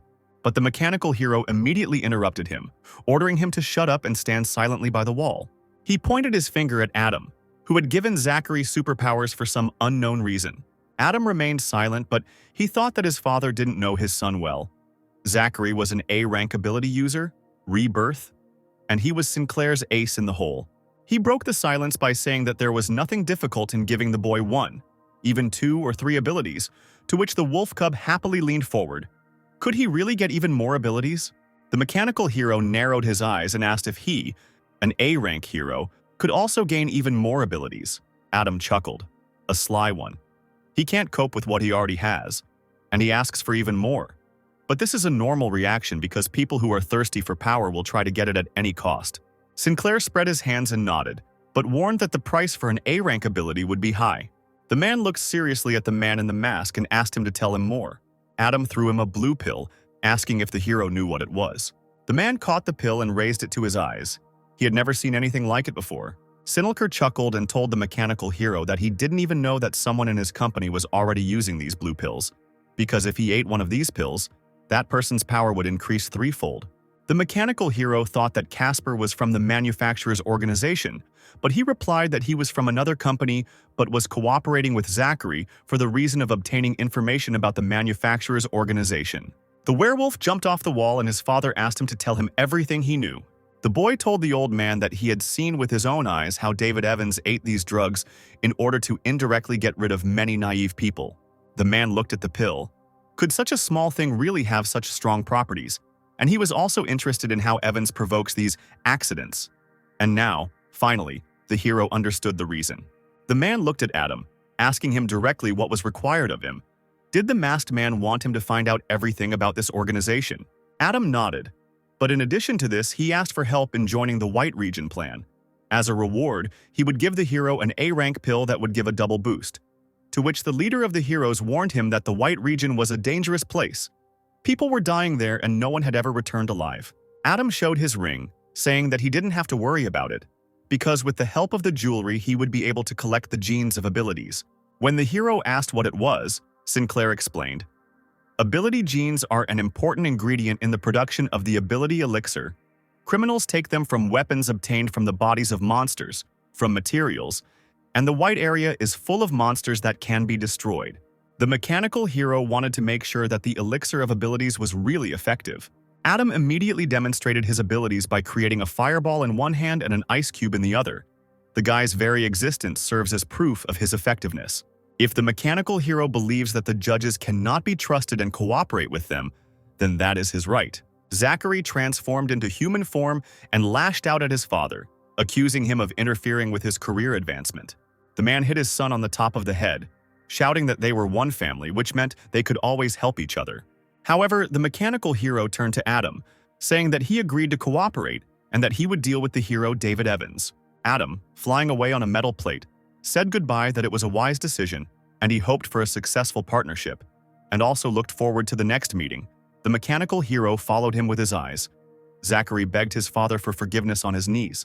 That same night, within the walls of the city hospital, Lily Romero rubbed her eyes sleepily as she entered the room. Her apartment had been destroyed by a monster, so she had to spend the night in the hospital. Adam was waiting for her in the room. The girl screamed in surprise when she saw him. He immediately ran up to Lily, grabbed her by the shoulders, and worriedly began asking about her health. He had been looking for his girlfriend all day, heard that all the wounded from the shelter had been transferred to this hospital. Lily replied that she had received a minor injury, and also told him that she had nowhere else to live. Without thinking twice, Sinclair invited her to move in with him. Romero immediately blushed deeply, taking a step back. Living together is too early. And although Adam immediately explained that he didn't mean it that way, Lily ran away from him to the other corner of the room, screaming that she wasn't going to live with the brunette. She leaned against the window and looked up at the sky, muttering that she was still thinking about the chicken. Adam hesitated, asking what she was saying. Despite all the horror of what had happened, Romero broke into a happy smile. Today she almost died, and a mysterious stranger appeared and saved her. So handsome. While the girl was thinking about how to approach the man in the cloak with an interview to inform the public about his good deeds, the silent Adam loomed over her like a dark shadow. He abruptly picked Lily up in his arms, taking her by surprise. The girl screamed in surprise. The next moment, Sinclair gently but abruptly dropped his precious burden onto the soft bed of the hospital bed. Now Lily looked very touching. From the fall, her shirt had slipped off her left shoulder, her hair was disheveled. She rose up on her knees and looked questioningly at Adam. What was he going to do? She blushed, looking at the guy frozen near the bed, and called him. The same one, without taking his eyes off Romero, softly called her name. Adam extended his hand. His intentions could be interpreted in several ways. Lily's face flushed. You can't do that in a hospital. It seemed that there was no one in the room. The couple hid from the whole world under a white blanket that smelled of medicine and powder. Lily, still with a blush on her pale cheeks, looked at her boyfriend. He didn't look away, but became more and more embarrassed with each passing second. He impulsively hugged Lily to himself, pressing his lips to the top of her head, and asked her to go to sleep. Tomorrow Sinclair would help with the move. The girl would live with him. Romero was indignant to herself. Is there really no more action from Adam? The plane was ready to take off, and a long line formed at the steps. Adam, focused on not missing anything, absent-mindedly listed the kitchen utensils on the phone.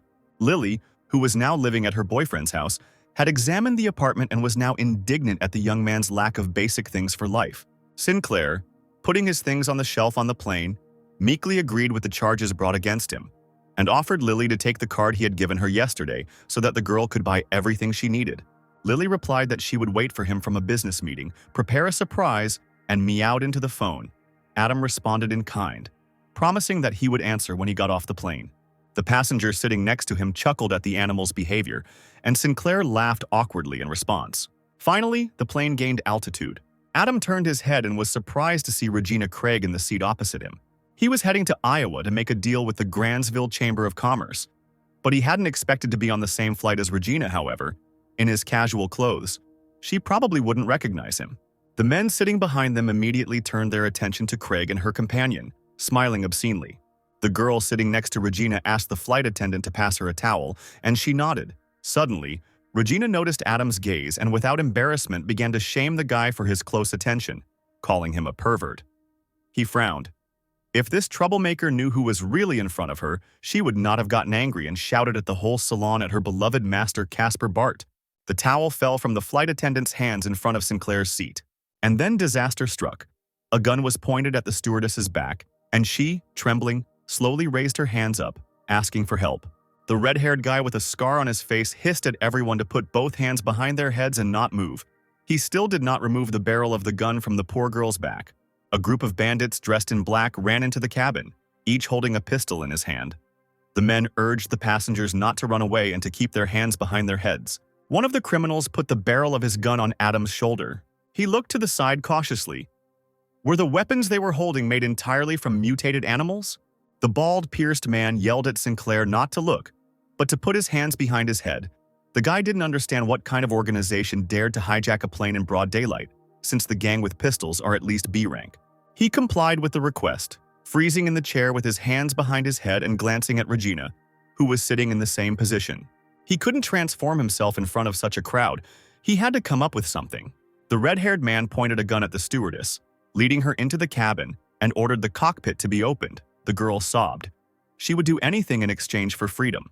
Several shots were heard. Adam turned his head in that direction. The pilots were shot in the head, and now the bandits were found behind the wheel, acting according to someone's plan. The stewardess sat on the floor, shaking all over, and through her tears she asked where the men were taking the plane. The redhead approached her, hovering over her, mockingly replied that they were flying to the tallest building in Iowa, the Bautas Tower, and everyone in the cabin would die along with their workers in the 2nd District. Another shot rang out. The stewardess was finished. Blood splashed across the cabin, hitting the face of the red-haired killer. The 2 remaining bandits remained in the cabin and carefully watched to make sure that the passengers did not get up from their seats. The man next to Sinclair kept his eyes on the charming Regina. He muttered that even if this was the last flight of his life, it was still worth it to see such a beauty. Adam couldn't believe that the old man was thinking about girls before he died. Adam, looking ahead, asked himself where the kidnappers came from on the plane. Regina turned her head towards him, replying that she had heard the bandits talking. They had taken control of the plane in order to shoot down the White Tower. They probably hated the 2nd District, if that was the case. Then the kidnappers were probably from the 35th. When Adam asked why exactly from the 35th, the girl was surprised that he didn't know the whole story. When Azuristar was first founded, the peaceful 50th District was invaded by people from the 2nd. After defending the peaceful 50th District, the 35th District demanded that the government council force the 2nd District to publicly apologize for the invasion of that year and compensate for the losses along with the damages caused. But the arrogant chairman of the 2nd District Parliament rejected this decision and abandoned it. Adam thought, their actions are very arrogant and cruel, but times are changing, and such terrible terrorist methods will not solve the problem, Regina agreed, because only civilians will suffer from this. The bald, pierced bandit heard the sounds and ran up to the couple, attacking them with questions about the topic of conversation. The girl immediately replied that there was no conversation at all, and she would not do it again. But this did not convince the kidnapper. He grabbed Regina by the hand, shouting that he did not really believe her. Throwing the girl's figure over his powerful shoulder, he opened the plane's emergency hatch. These actions were followed by threats to the other passengers. They too would now be thrown down. Regina began to wriggle in his arms, trying to break free and calling for help. Adam couldn't stand this and immediately rushed towards the bandit, putting his fist forward. A second later, he was already lying on the floor, choking on blood. Turning around, Sinclair saw Regina being carried away by a tall man in a green coat, who definitely hadn't been on the plane before. There was another stranger on board, a young, self-confident guy in a cloak and suit, an A-rank hero, Starcloak. His companion was Captain Cigar, an A-rank hero, a man with a scar on his left eye who never lets go of a cigar. The passengers, noticing them, dared to jump up from their seats. The heroes Captain Cigar and Starcloak would save them. Adam breathed a sigh of relief. Now everything should fall into place. The bandits heard the hubbub and immediately rushed at the aliens, Cloak cursed. meeting them in the narrow passage. Suddenly, something slipped between the men. A huge flow of unknown energy. The hero himself disappeared. Only his cloak remained. It was the clothes that were the spiritual weapon. Having a strong self-awareness, it is difficult to underestimate his fighting power. Even the bandits admitted that the attack was not bad. The hero glanced at them. Only they were left. Didn't they really want to just lower their weapons and run away? But one of the kidnappers got angry, shouting that all the people from the second district were treacherous and cunning, and they shouldn't think that this was the end of it. What no one expected from them happened.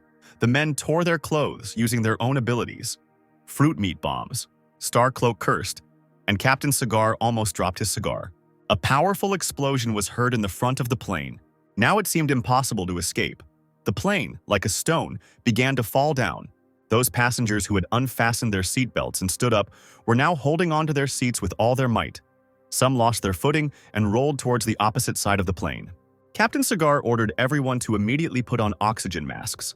He mockingly turned to his partner, asking if Cloak had any useful abilities, such as if he could use his cloak to lift a plane.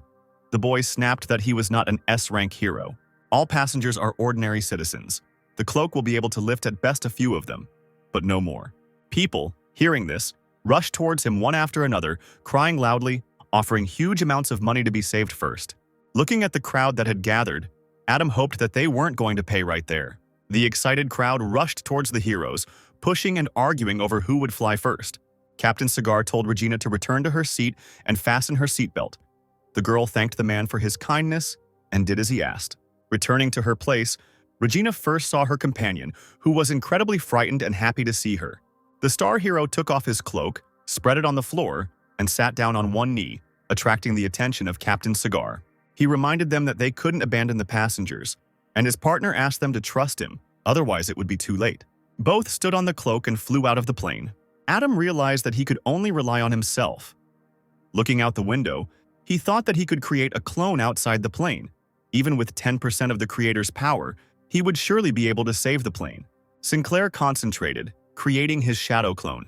Right from the edge of the porthole, Casper Bart gradually appeared on the street in a cloak and rooster mask. Meanwhile, the plane continued to fall, emitting clouds of smoke in its wake. The heroes, standing on the cloak, made a decision. Starcloak suggested that his senior colleague use his ability to create a parachute and slow down the fall. Captain Cigar praised him for his resourcefulness. He himself had not thought of this. He immediately took a deep breath and also took a cigarette, using his cigarette smoke ability. Then he released all the smoke from his lungs. There was so much smoke that it caught the wings of the plane, forming two huge smoke parachutes. The captain dropped to one knee. He was exhausted. The ability had exhausted him beyond measure. The star hero snuck up from behind. He created a tornado with a sharp end from his cloak. The guy thanked his colleague in a caustic voice for his hard work, because it's so hard to be a good person. Not feeling any danger, Captain Cigar simply replied that it was his duty as a superpowered person. Adam's clone just flew up to the area where the heroes had settled, realizing that something had slowed the plane down. He just noticed the men. Suddenly, the star hero threw the spear that was his cape at the unsuspecting captain, piercing him through the chest. The boy screamed about how these righteous words made him sick. Casper stepped back in shock. What the hell are they doing? Starcloak, looking at the suffering of the second hero, hissed that he was better than the captain, but every time on a mission, the latter took his glory for himself, took away his popularity, and because of this, the sponsors did not want to cooperate with him. Bleeding, Captain Cigar crawled towards his killer, but Starcloak moved further and further away, smiling evilly. If the captain is so good, then let him die for these civilians, and the press will find out that he died in a plane crash trying to save people, like a real hero. The guy walked to the edge of the plane and jumped down. Adam's clone flew towards the captain, activating the Beam of Light ability. Gritting his teeth, the captain croaked that Starcloak had wounded him with a spiritual weapon, and such injuries could not be healed. Casper recoiled in disappointment. How could this be? Captain Cigar lay there helplessly, regretting that he had been too naive. He couldn't even imagine that the hero hated him.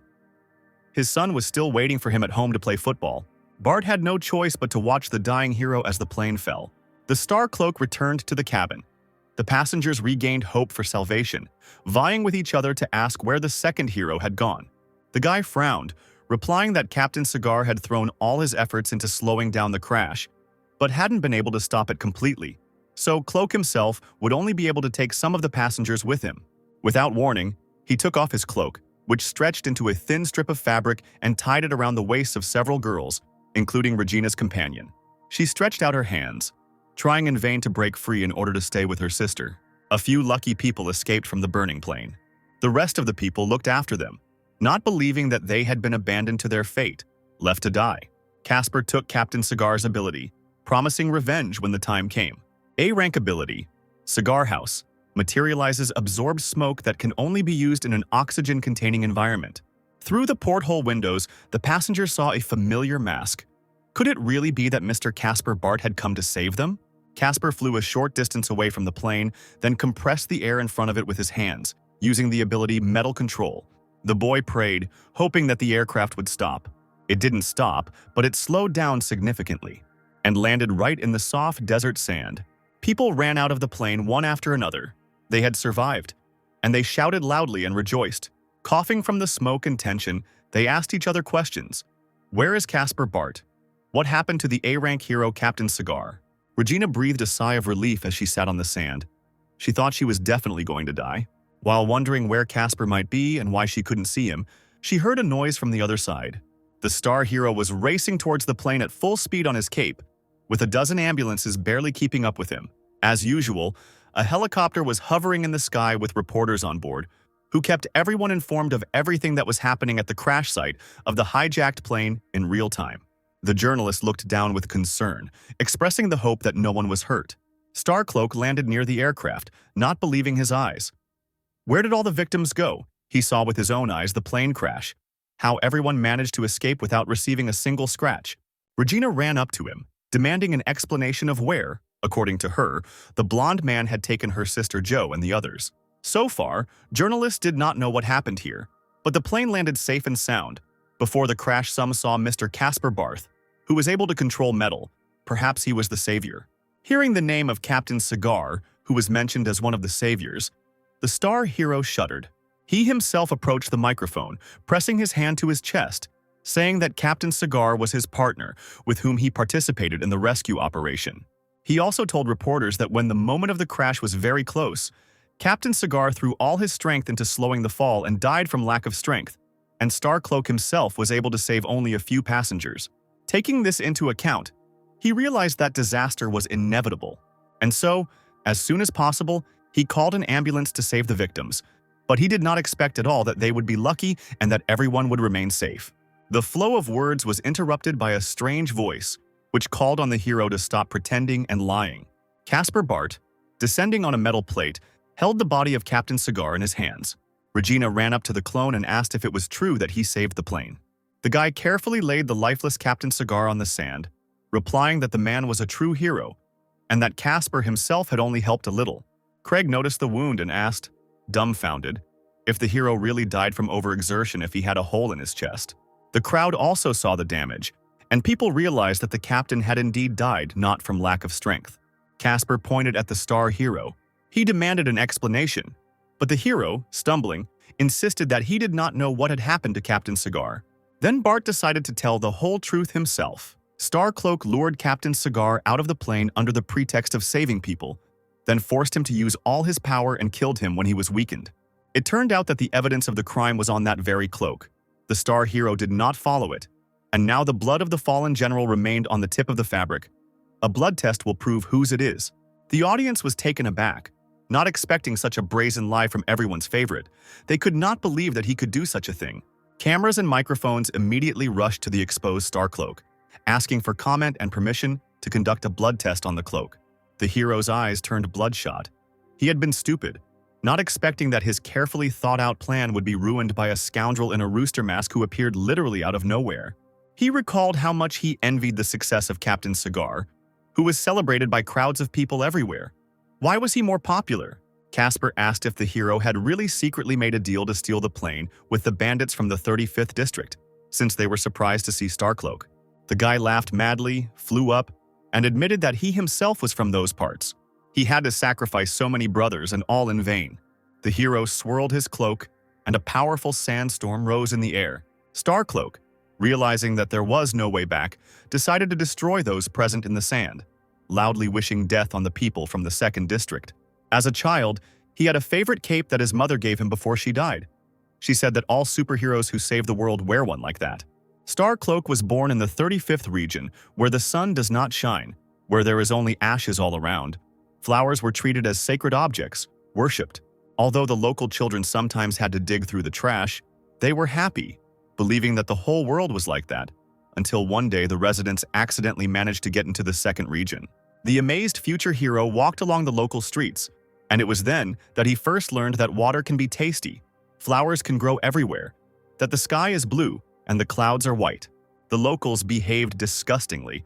As soon as they found out that the guy came from the 36th region, they immediately started looking down on him, laughing at him, and even beating him up. He hadn't done anything bad. Why such an attitude? But once the boy decided to get to the bottom of the truth, he discovered that it wasn't him at all, but these disgusting people who steal resources, bully the weak, and act arrogantly towards others.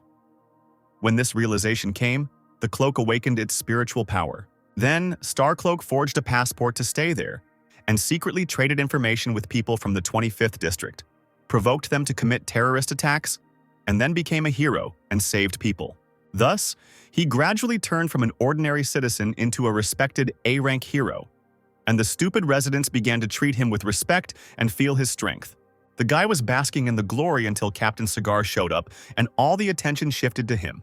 Starcloak couldn't stand this, so he tried his best to kill people, but the captain saved them again and again. While telling this, the hero kept laughing while the sand whirled around people and cars. He clenched his fists, shouting that the stupid people of the second region, Captain Cigar, all deserved to die. Regina tried to get through to the madman, asking who he had become now and how he was different from the usurpers he had talked about. The girl turned to Casper, worriedly saying that the hero had gone crazy and was now going to kill everyone. The space was torn apart. The tornado grew stronger. Such is the destructive power of the cloak. This kind of spiritual equipment is entirely dependent on the owner's emotions, and after so many kills, it has evolved to S rank. Regina, hearing this, began to dig through her bag to find a weapon to counter the cloak. She wanted an ability of this rank. She made a sweet face and asked if Casper Bart could handle the hero. Looking at the masked man's hands, she found that they were shaking. What would happen to her if Casper himself was afraid of the Starcloak? But Casper suddenly blurted out that he was not a coward. He was not afraid. He was in anticipation. The cape fluttered in the wind as Bart rose into the air on the plate, looking at the star hero who was enjoying watching others suffer. He asked if the boy really was secretly killing civilians in District 2 to let off some steam. It seemed that the hero no longer noticed anything around him due to his madness. He confirmed that he had killed many. One random person who was saved turned out to be a professor at his university. Since he saved these people, then their lives must belong to the Starcloak. Casper shook his head in disappointment. The A-rank hero with a million-strong audience turned out to be a crazy scoundrel who kills the weak and constantly rushes from a destroyer to a savior. When a victim becomes an offender, all of her motives cannot be forgiven and she deserves no pity. Starcloak burst out laughing. Casper was speaking in Captain Cigar's words, and so the hero would give him 100 seconds to escape and then die. The guy spread his arms out to the sides and, laughing, began the countdown. Casper called for metal control. A metallic double dagger of an unusual shape, shimmering with gold, slowly emerged from the sand. Gradually, Bart had several knives on his back, like some ancient deity. He was floating in the sky surrounded by weapons. Even a sandstorm could not stop him. Starcloak closed his eyes, reveling in his power, counting down. But he was not so patient. He was eager to see where the enemy was headed. But Casper was nowhere to be found, and the star hero roared in anger, not understanding where he had run off to. It turned out that the man in the mask had risen higher to where the destructive cloak was. He directed his forces straight into the resulting rift, and an explosion occurred. Finally, little by little, the sand began to disperse. But along with the ensuing peace in nature, another problem arose. Cars lifted up by the elements began to fall. And what's worse is the number of people who were found inside the sand tornado. The star hero, seeing that his creation had disappeared, hysterically asked Casper what had happened and what he had done with his cloak. It turned out that the cloak had been pierced at 4 ends by Bart's knives, which calmed him down. This was the first time the boy had used an S-rank ability to meet a spiritual weapon of the same level. And he didn't think that spiritual power was so hard to control. He turned to Regina for help, asking her to figure out how to save the falling people. The girl immediately began to look for something in her bag, shouting that Casper could rely on her. A multitude of beautifully decorated eggs flew into the air. They gradually increased in size. Craig whined. These animal eggs are too expensive to save people with. At that moment, the eggshells cracked.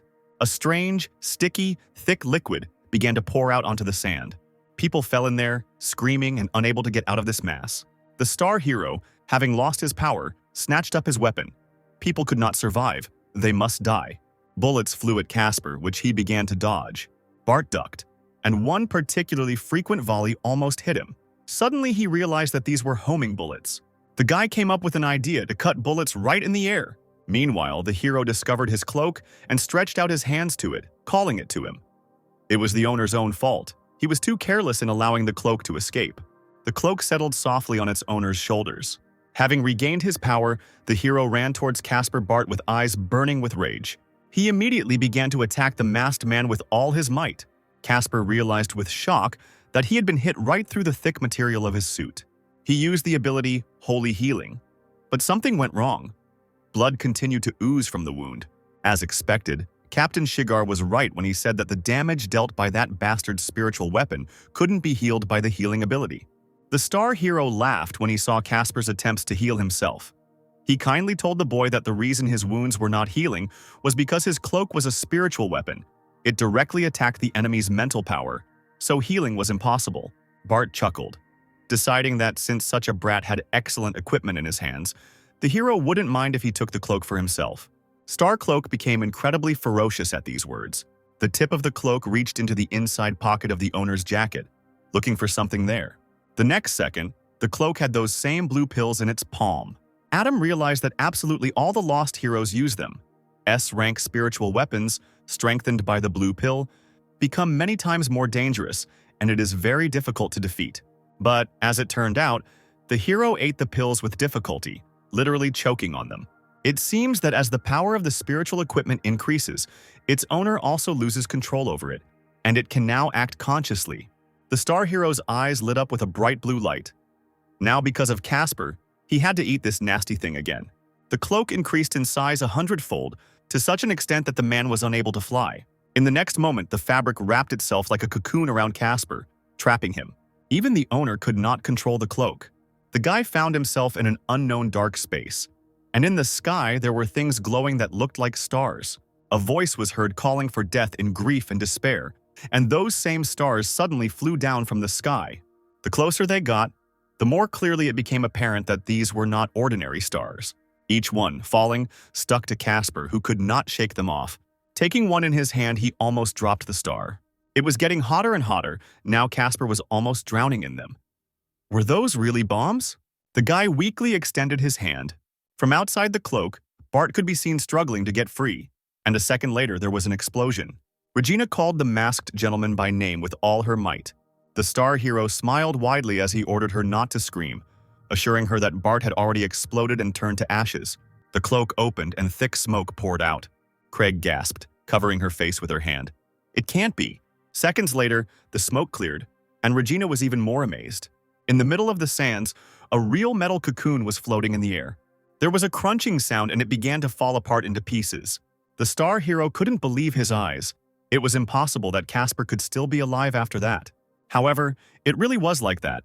The guy slowly freed himself from the cocoon that protected him, glad that he remained alive. The people around were delighted and began to greet him loudly. Regina clapped her hands. She knew that the gentleman would not die so easily. Casper rolled his eyes at this. Standing in front of the shocked star hero, he said that he got it from Captain's cigar. The answer to the surprised look was a cigar, which Bart immediately lit and took a drag. Hero. It seemed as if he saw a ghost in front of him. He screamed loudly and rushed at the ghostly captain with his fists. Casper extended his hand forward. He had promised that he would avenge the captain. The guy used the ability Absorb Stars. The hero coughed loudly, and a black substance came out of his mouth. The next moment he turned to dust. Casper had pulled all the metal out of his body. Echoes of the star cloak could be heard as the wind blew away his last words. I want to go home. A cloak slowly fell onto the sand, now of a completely different color, blue-black with white stars. This ability has self-awareness, is a spiritual weapon, can attack the mental power of the enemy, has immunity to A-rank abilities, elasticity, has the skills of Star Rain. The stars explode, causing damage to the enemy. Casper praised the cloak. It now had a new owner. It was necessary to connect the two entities. Suddenly, the cloak depicted a heart. Casper chuckled. To keep such a weapon under control, you need to be stronger all the time. Otherwise, it will absorb the owner sooner or later. The groans of people who had fallen into the egg liquid could be heard. They asked Bart to save them. The guy looked around for the culprit of this incident. Regina chuckled awkwardly. The egg white was her doing, but she couldn't put everything back the way it was. Casper flew away on a metal plate, asking Regina to stay here until the resistance squad arrived. The girl fell to her knees, begging him not to leave. A little later, in the backyard of Captain Cigar's house, his little son was playing football. The ball rolled to Adam's feet. The boy ran up to the stranger, laughing, offering to play together. Sinclair smiled. He hadn't come here for football, but when he saw the baby, he immediately wanted to play. Adam, unnoticed by the boy, created a silhouette of his father, Captain Cigar, in the air from the smoke. The baby laughed in surprise when he saw such a miracle. Adam placed the former owner's ability into the silhouette. Now there were 3 of them playing: the son, the father, and Adam. The leaves from the trees, as if bringing their condolences, softly fell onto a large box of cigars standing nearby. Regina and her sister Jo discussed what happened on the plane and in the desert. Jo admired Casper, who saved everyone. Regina regretted that her sister did not see it with her own eyes, because the battle was simply incomparable. Craig waved her arms, imitating a fight. The gentleman flew up, dodging the Starcloak's homing missile, and then knocked him out with one left hand. Those who were taken by Starcloak were less fortunate. The hero simply left them in the desert to their fate. Luckily, helicopters arrived. Otherwise, everyone would have died, not from the crash, but from the heat and lack of water. Regina grabbed her sister by the shoulders, suggesting that what happened to them was fate, and they should value their lives more. Jo nodded. She had to be strong because today, she had a meeting with the judges' organization from the Grandsville Chamber of Commerce.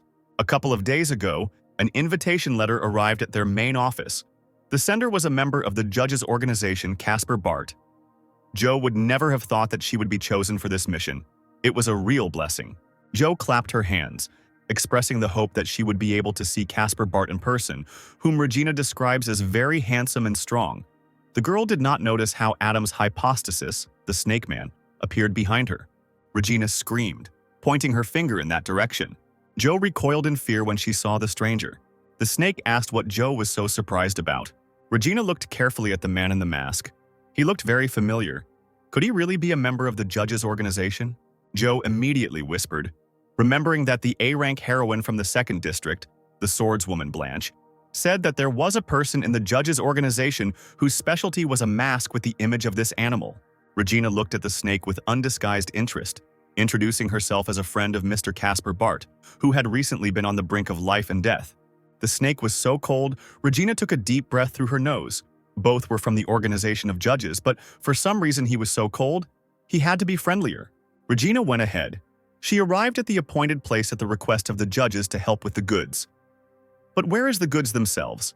The snake grabbed Jo by the hand and dragged him somewhere. Craig turned around suspiciously, asking where they were going. Snake pulled the chain hanging from the ceiling. A hatch opened under the girl's feet, and she screamed in surprise. The snake laughed. He wanted to tease this greedy girl. Jo crawled to the edge of the hatch, asking if her sister was okay. There was no word coming from there. The snake counted to 3 in his mind. A squeal came from the hatch, causing Jo to jump back in surprise. Regina announced that she was now rich. The girl invited her sister to come down and look at what was below. Regina had never seen so much jewelry in her life. And indeed, the entire area of the room was practically covered with gold coins in huge chests. In addition to the coins, there were large vases, jewelry, everything a person could wish for. Craig lay down on top of one of the chests. She would like to live here forever. The snake looked down, saying that these were the goods of the judges' organization. For some reason, they were handing over all the contents to the care of Grandsville. Regina, putting the gold in her bag, raised her thumb up. They can definitely judge with these treasures, let them not worry. She approached Jo and asked why the judges felt the need to hand over so many treasures to the Grandsville organization. She replied that Grandsville was the largest business agency. After trading, they would establish basic trusting relationships that would help smooth out future cooperation. Regina asked in surprise, what kind of cooperation? As they level up, strong heroes rely not only on themselves, but they also need good weapons. Looking at the large-sized diamond, Regina asked in admiration, "Does this mean that they have people who can make weapons from monster materials?" Joe nodded. "In the future, when the hero needs equipment or weapons, the Chamber of Commerce will come to the rescue." At this time in the hospital, a blue glow was again emanating from Adam's sister Trisha. The lights slowly rose upward. The girl, wearing an oxygen mask, coughed harshly and clutched the hospital sheet with her palm. She started whining. It was painful for her. Trisha called for her brother.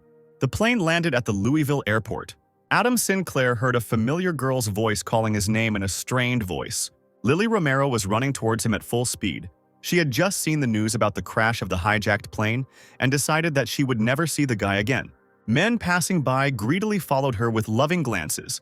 The girl ran and buried her face in Adam's chest. She was very worried. The guy gently said that Lily was exaggerating. Seeing Adam gently stroking the head of such a beauty, saying that he was fine, the men were beside themselves with annoyance. Romero, with tears in her eyes, asked that if something like this happens again, please let her know. Adam put his arm around the girl's shoulders as they walked from the airport. He intended to meet his godson. When Lily stuttered and asked who exactly, Sinclair explained that this was what they called each other in the company of friends. Zachary was sitting at a bar with two hotties, telling them about his godfather and the influence he had on his own father. He drank the glass of alcohol in one gulp, complaining that his godfather had simply used him to get closer to the old man. And now Zachary was no longer of use to him. Suddenly, something changed in the room. Thanks to the ability of psychic explosion that appeared out of nowhere, the girls gradually began to lose consciousness. Wade watched in horror as they fell to the floor. Suddenly, water poured down on the guy from above. He hissed, not understanding what kind of idiot dared to pour water on him, and threatened to beat him to death. Adam's voice was heard asking why he was being beaten. Zachary waved his hands. No, he wouldn't dare. He would rather gladly allow himself to be taken by his godfather. Adam sighed and patted the boy on the head, asking if he had just said that his godfather was using him, and advised him not to judge himself that way because Wade Jr. had potential and was trusted. Zachary turned to Sinclair with tears in his eyes, asking if this was true, since he had never been able to gain recognition from people before. Adam lightly flicked his godson on the nose, nodded, and said that he had decided to dispel all doubts and organize an expedition, as well as give him a task as an official member of the organization. Adam called upon the spiritual contract. All Zachary saw at that moment was darkness, marked with thin lines of a symbol unknown to him. There was a second click on the nose. He threw the guy somewhere into oblivion. Adam woke up in complete darkness, with a glowing portal ahead. He reached out his hand to the complex symbols, not believing his eyes. A voice rang out, announcing the signing of a contract, and something made Zachary close his eyes. The next moment, he woke up again. Zachary was waist-deep in clouds, as if he were floating in the sky. It seemed as if he was somewhere very far away. Adam, who was nearby, said that Wade Jr. had made a spiritual contract with him and bridged the gap between body and soul. Only now did Zachary realize that he couldn't feel his lower body, and he asked his godfather in fear what had happened to them. But Sinclair reassured him, asking him not to be surprised.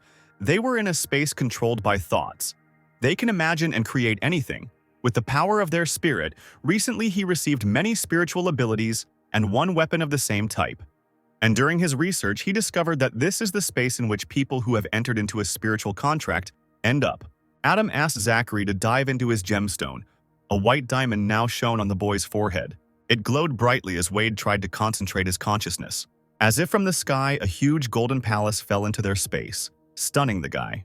Around Zachary, there was an incredibly beautiful ensemble of houses and buildings, as well as unusual column thrones built in a semicircle. The guy couldn't utter a word, shocked by the sight. The godfather sat on one of the thrones, asking what he was staring at. Adam gestured for Wade to come over to him. Zachary realized that the judge's organization was much stronger than his old man's organization. It was very cool. Adam smiled and said that he would give the guy official membership, and the place itself was called the Heavenly Palace. The organization uses it to exchange information, and their next meeting will take place here. The vain boy's eyes began to sparkle, and he immediately asked what his mission was and what throne he could occupy. Adam coughed, not answering the question directly. As he said earlier, he will be given official membership in the organization, but for now, the position of rat is available. Zachary raised his fist in victory, exclaiming that this meant he was now in the rat position. But, jumping up, he painfully bumped into an invisible barrier. Zachary scratched his nose and sobbed, asking why he was being treated like this. just as Adam jumped down. Approaching the guy, he said that he was rushing things too much, who even said that it was within his authority to appoint him to this position. Towering over his godson, Adam sternly asked if he really wanted to be on the same level as him in the organization. Wade Jr. immediately backed down. Adam coughed again, asking to be allowed to finish his sentence. He said that the position of rat was vacant, which meant that Zachary could be a candidate for this position. The boy asked cautiously if there were any other candidates, and he was especially worried about the contenders in the person of his old man. Adam noted Zachary's cleverness to himself and nodded. The mechanical hero is also one of the candidates. The leader of the judges will determine who will take this place. The guy exclaimed that it was too difficult to compete with his own father. Sinclair shrugged. There was nothing he could do about it. The judges were an organization that valued strength first, and if Wade Jr. wanted to hold a high position, he would have to be capable and powerful. Zachary bowed resignedly, agreeing with his godfather, and asked to be sent on the mission quickly.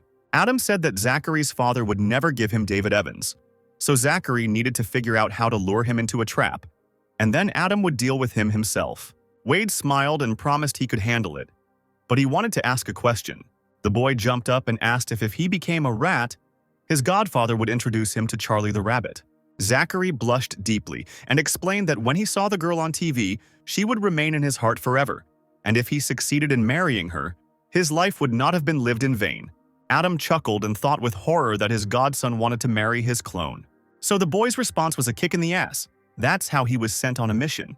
That same evening, in Adam Sinclair's apartment, the boy sat at the table set for dinner and watched TV. It reported that the financial company from the 2nd District, the Knights of the Round Table, had imposed a fine on the A-rank heroine, the SEAL swordswoman Blanche. And those who provide useful information regarding her will receive $500,000, and those who manage to catch her will be given $5 million. His attention was distracted by Lily, who emerged from the kitchen in her underwear and apron, announcing that the barbecue chicken was ready. She, blushing, carried a plate of food to the table. She seemed very awkward but still wanted to please Adam. At the sight of this picture, the guy's nose started to steam. The girl bowed her head and innocently asked what had happened. Did she really look bad? Sinclair stuttered and replied that she looked great, and that he wanted to ask something completely different. Lily explained that the promised surprise was not only delicious food, but also, suddenly she became so embarrassed that she screamed and ordered Adam to eat and keep quiet, shoving a chicken leg into his mouth. Romero asked the boy if he had heard the news about the swordswoman Blanche. He, barely chewing his food, nodded and asked what was the matter. Lily heard from other reporters that the A-rank heroine Blanche was in secret collusion with an organization and then disappeared after the mass attack in the 2nd region. And why, Adam asked. She was a noble heroine with an excellent reputation, beautiful and strong. Lily gave him a strange look, noticing that the guy was somehow very worried about her. The guy thought to himself that they knew each other, and he knew that she was not the type to do anything bad, because the swordswoman always desperately saves people. But Lily said that a person with such a unique charisma may have some secrets. Tomorrow, he will clarify himself. The girl seemed angry at the close attention paid to the stranger. Adam tried to smooth things over by saying that Romero was a really good cook and that every dish she made was simply delicious. Lily put her chopsticks down loudly. She rose from the table, agreeing that she was no match for Blanche, and perhaps if she helped others too, then perhaps Sinclair would pay more attention to her. Adam immediately stood up and ran to Lily. Calling her by name, he grabbed the girl by the shoulders. He kissed her passionately, before explaining that there was no point in making things up more than they actually were, because he was simply investigating the case. After a few seconds, Adam gently pulled away. The girl blushed and looked away. Sinclair ran his hand through Lily's long hair, hugging her, and said that she was perfect for him, and Blanche was no match. Romero, hiding her face in the man's shoulder, asked again what business he was talking about. Adam explained that he was a reporter, so it was important for him to know all the details. Lily looked up at her boyfriend with huge eyes. Sinclair was also blushing furiously, but he convinced Lily that it was his job and that he was not interested in Blanche at all, since he only liked Lily. Romero hugged Adam even tighter, telling him he was the best. The guy mentally apologized to Lily, sadly promising in his thoughts that sooner or later he would return her ability. Adam sat at the table and checked his email. He was surprised that the letter from Regina arrived so quickly. The girl wrote that she did not expect a letter from Casper Barth, and that she would immediately provide him with the necessary information from Gransville on the darknet. Adam clicked his mouse impatiently. The letter contained information about the main characters. As expected from the Darknet, everything is simple and straightforward. First, you need to check the information about the hero of sweet and sour noodles. To view the information, he had to pay 100,000. Sinclair obediently paid, deciding that it was better not to argue. The letter described in detail the most important facts from the hero's biography. Real name: John Barnes. Hero rank: B. What battles he participated in. The Darknet even recorded the time when Adam in the hero's body taught a lesson to a forest warrior. But how did they know about the new ability? Adam also decided to find out about David Evans, but for some reason there was no information about him. Sinclair then looked for information about the swordswoman Blanche, and nothing about her. Oh no, there was information after all. But for 700,000, Adam paid. It turned out that Blanche's name was Domenica, and she betrayed the financial company Knights of the Round Table. The incident began due to the fault of the A-rank hero, the masked boxer, and also together with the organization of judges killed this hero. It was also indicated that Blanche and the snake are in a relationship. Adam sat up in his chair when he saw Boxer in a mask. Could he really be one of the heroes of the Knights of the Round Table? Doesn't their company know that he was a member of the Saints organization? Or do they have something to hide? And what kind of relationship is this? If Lily saw this, she would get angry again. He decided to search a little more, and suddenly saw that 30 million was being offered for information about Casper Barth and the judges' organization. Adam stared at the screen in shock. Information about him was worth 30 million. He adjusted his glasses and chuckled nervously. Was Blanche really being persecuted because of him now? There was a scandal in the office of the hero organization. Wade Sr. was shouting and asking his father, the mechanical hero, why he gave David Evans a chance to participate in the White Area case. The man clasped his hands and asked seriously if his eldest son had any doubts about his decision. Ethan was outraged that his father promised this place to him, and also that he would work with Explosive Fist and they would go to the White Area for training. The old man shouted that he had changed his mind. Ethan was no longer suitable for this role. In turn, the guy asked invitingly, was it really because of the loss to Casper Barth? The mechanical hero slammed his fist on the table, demanding that Casper, who had nothing to do with the matter, not be brought into the conversation. Ethan's dark eyes widened at this, and he walked out of the office. His father stopped him with a hand on his shoulder, assuring him that he had made the right decision and that he was doing it for Ethan, since he had no idea how dangerous the White Area was. Ethan angrily threw off the mechanical hero's hand. The man turned around looking after his son with regret. He said with great resentment in his voice that in reality, his father simply did not take him seriously. The mechanical hero knew that the White Area was not just a territory with monsters, and those who were there also noted that it was much more dangerous than they were used to thinking.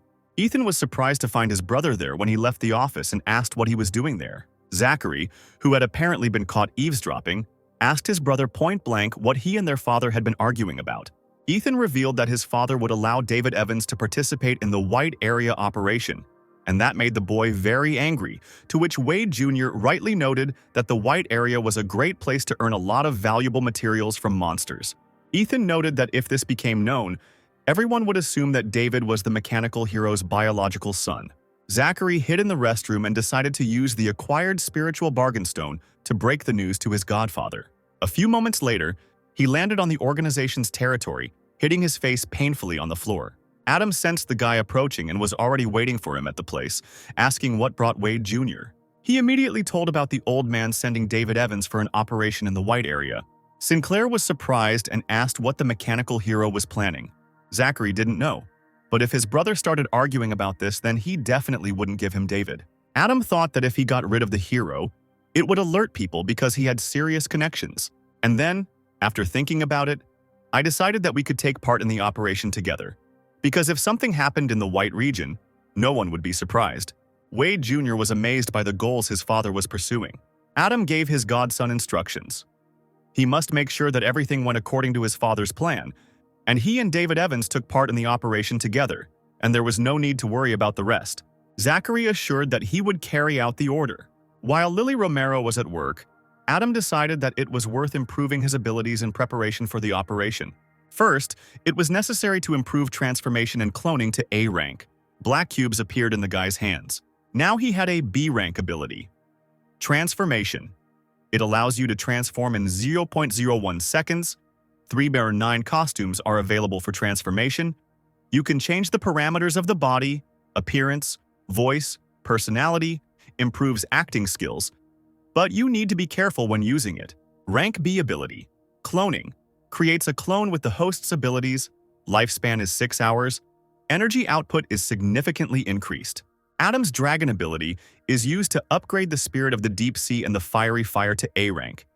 The A rank ability is water leader. The first skill is bloody rain, the second is river protection, the third is water steel spear. A rank ability, fire king, first skill, phoenix chick, second, control the area engulfed in fire that is not higher than the owner's level. Sinclair thought that dragon sounded cool. The cruise liner rocked gently on the waves near the port. Lady Blanche, wrapped in a dark cloak, handed over the money to her accomplice for her help. And he, tossing the bag in his hands, asked why such a beauty, who was bathing in money and fame, would engage in smuggling. The girl turned around and sternly said that it was none of his business. Let him do what he should, and if asked, to answer that he didn't know anything. The man rolled his eyes, promising to keep his questions to himself. It's only been a few days since the swordswoman Blanche stayed in Louisville, but now she doesn't belong here either. She's already turned from a superhero into a criminal. Those who are chasing and want to catch the girl are A-rank heroes. Lady Blanche walked, hiding in the darkness of the night, and thought that the masked boxer may pretend to be a fighter for justice and a hero, but he is just a servant of the Saints organization and must die. And why the company doesn't care about her motives, but simply pursues her.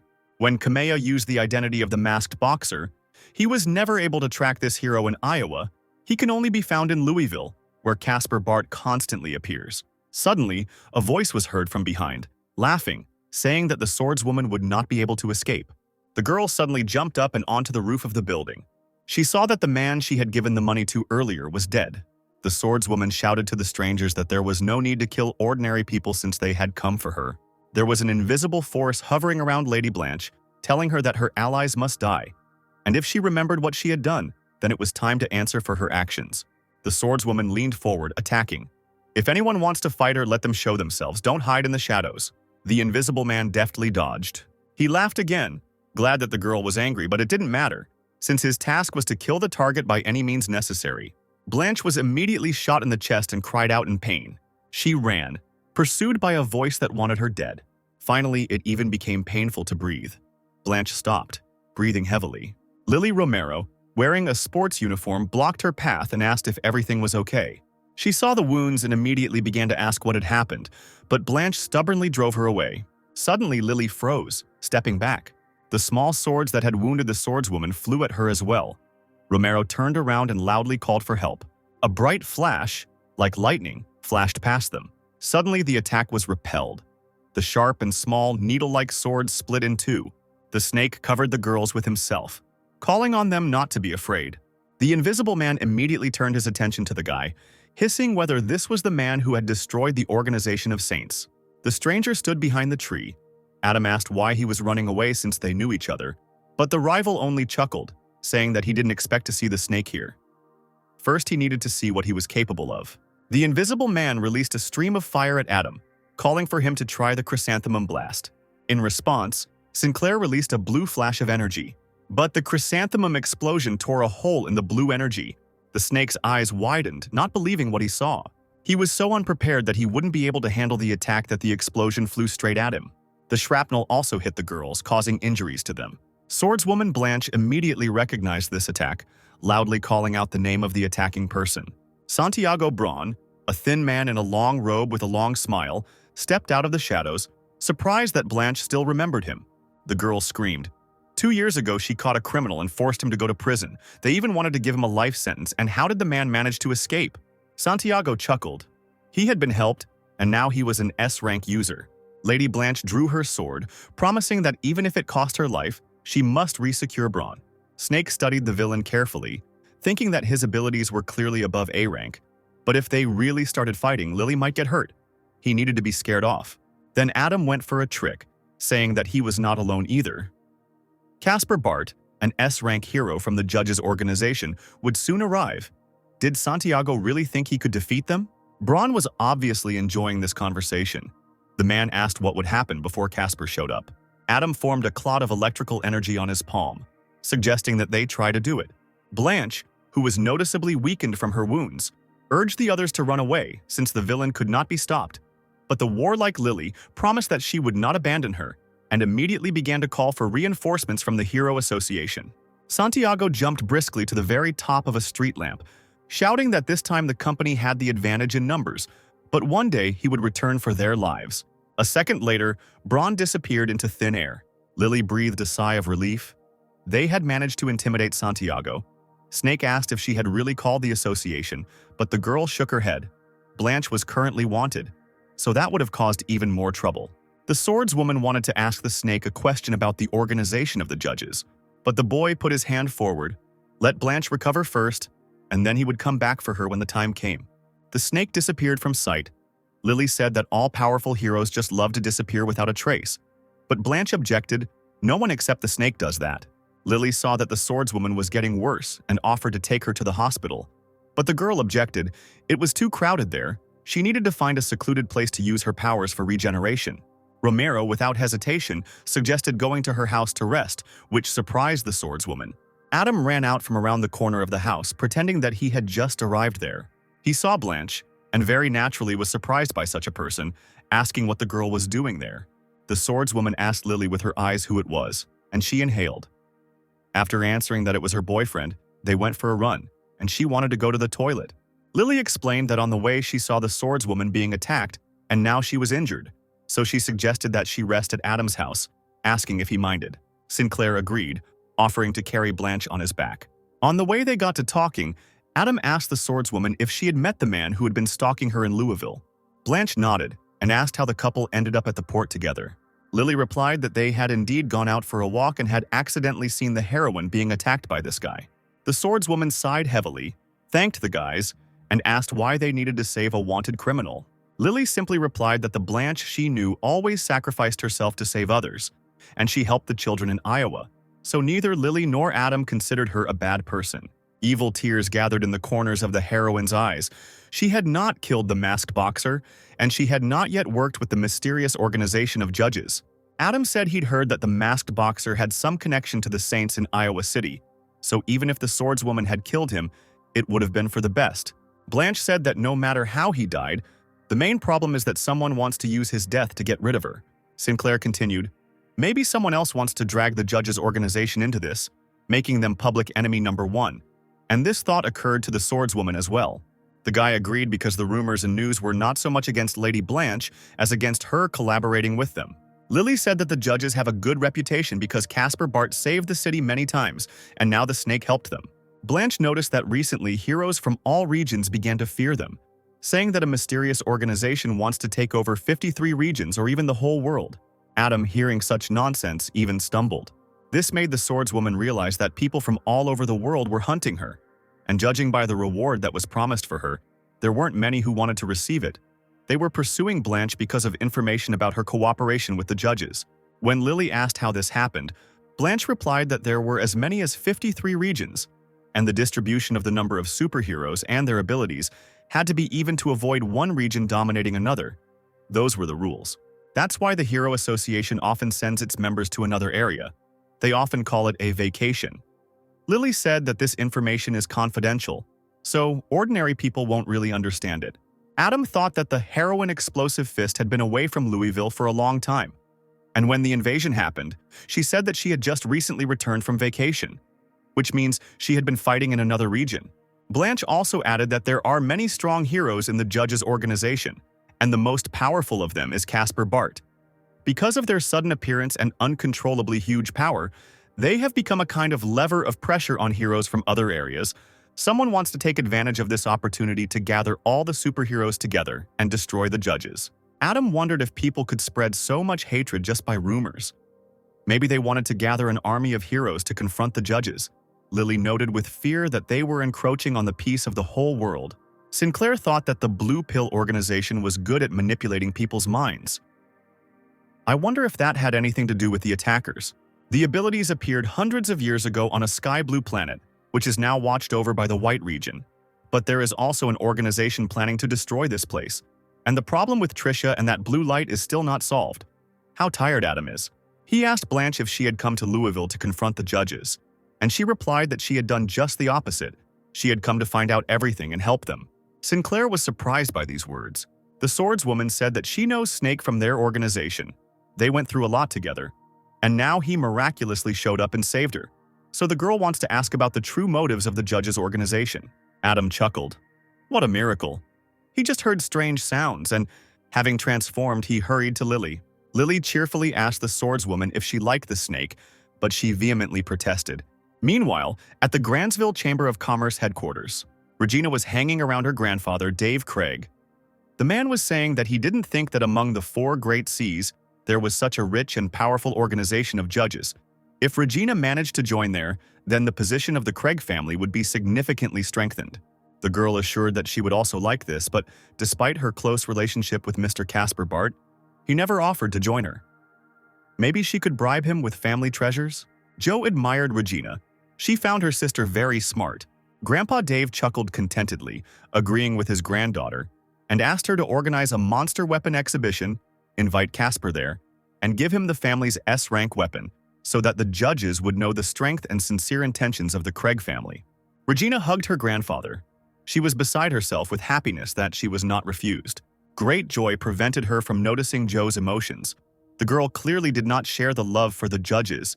She frowned and clenched her fists, rolling the name of the organization on her tongue. At Sinclair's house, Lily was setting the table for breakfast, now dressed, with a charming apron thrown over her shirt. Adam approached the girl from behind and impulsively hugged her, wrapping his arms around her waist.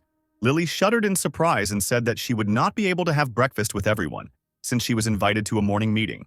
The guy offered to give her a ride, but Lily refused, asking to sit down at the table quickly so that nothing that she had spent so long preparing would get cold or spoil. The swordswoman peeked out from around the corner cautiously, afraid to disturb the tender moments between the couple. Lily took off her apron and placed it on the edge of the kitchen cabinet. When Blanche and Adam sat down at the table, the girl winked at them and turned to the swordswoman, asking them to stay as guests and get well. Blanche smiled and thanked him for his hospitality, saying that she would have to leave after all.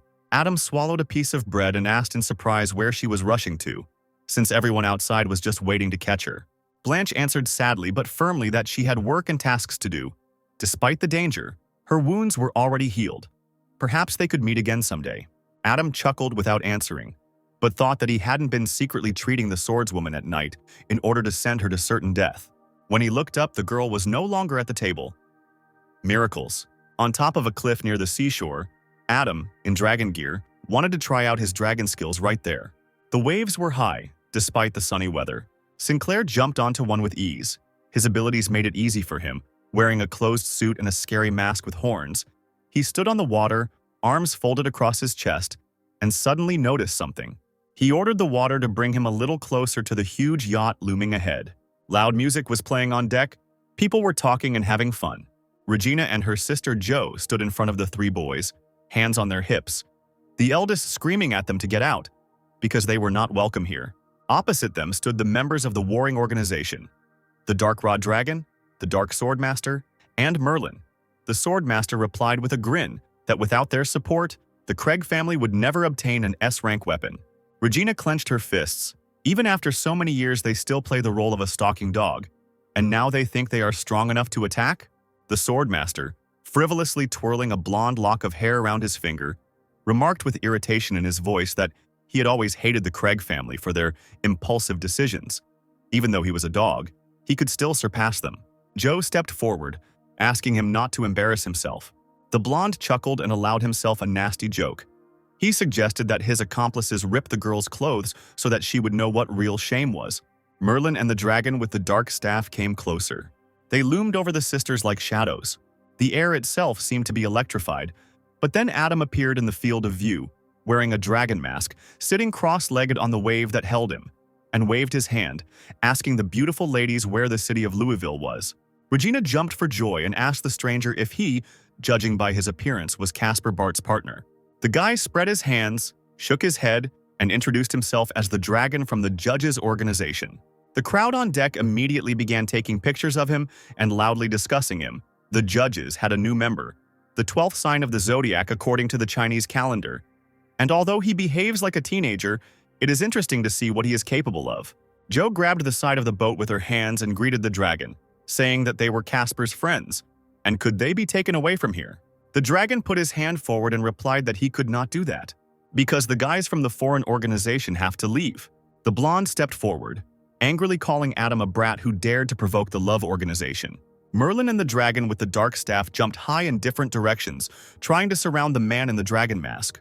Merlin waved both hands, releasing black entities. Adam, having settled himself more comfortably, raised the water vapor above the water. People's mouths dropped open in surprise as they watched the brawl begin. Regina gasped in shock. What kind of attack was he using? It turned out to be a river defense, with a wave of incredible size looming over Sinclair, simulating a man with his arms raised. The dragon merely laughed at Love's attempts to hurt him, asking if this was all they could do. So now it was his turn. Merlin, trying to attack with a dagger, realized that the wave had immobilized him. Suddenly something flew close to him, tearing the clothes on his shoulder. The guy was thrown aside. Even a drop of water can become a serious weapon and injure people. Due to the difference in fighting skills, he had no chance to defeat the enemy. The dragon stepped forward with a dark staff, shouting that it had become clear that the dragon's element was water, and that its power increased near the sea. Smiling predatorily, he added that he could close the gap in strength.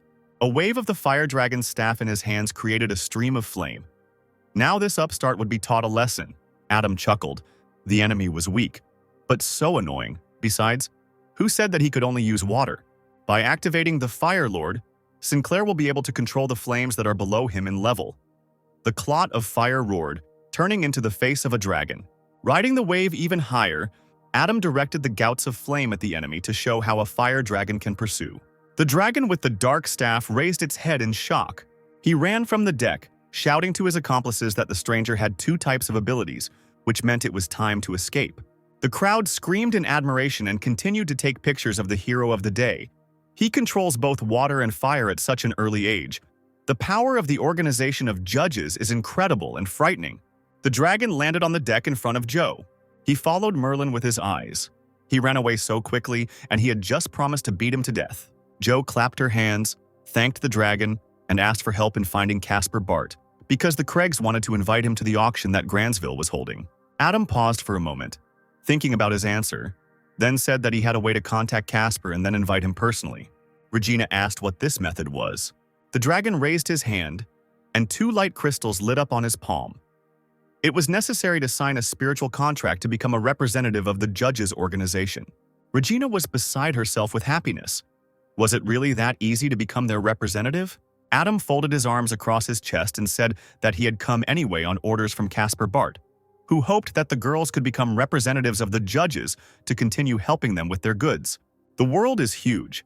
Adam needs to explore the territory of the Four Seas, so the Craig family would be a reliable ally. Regina agreed to join.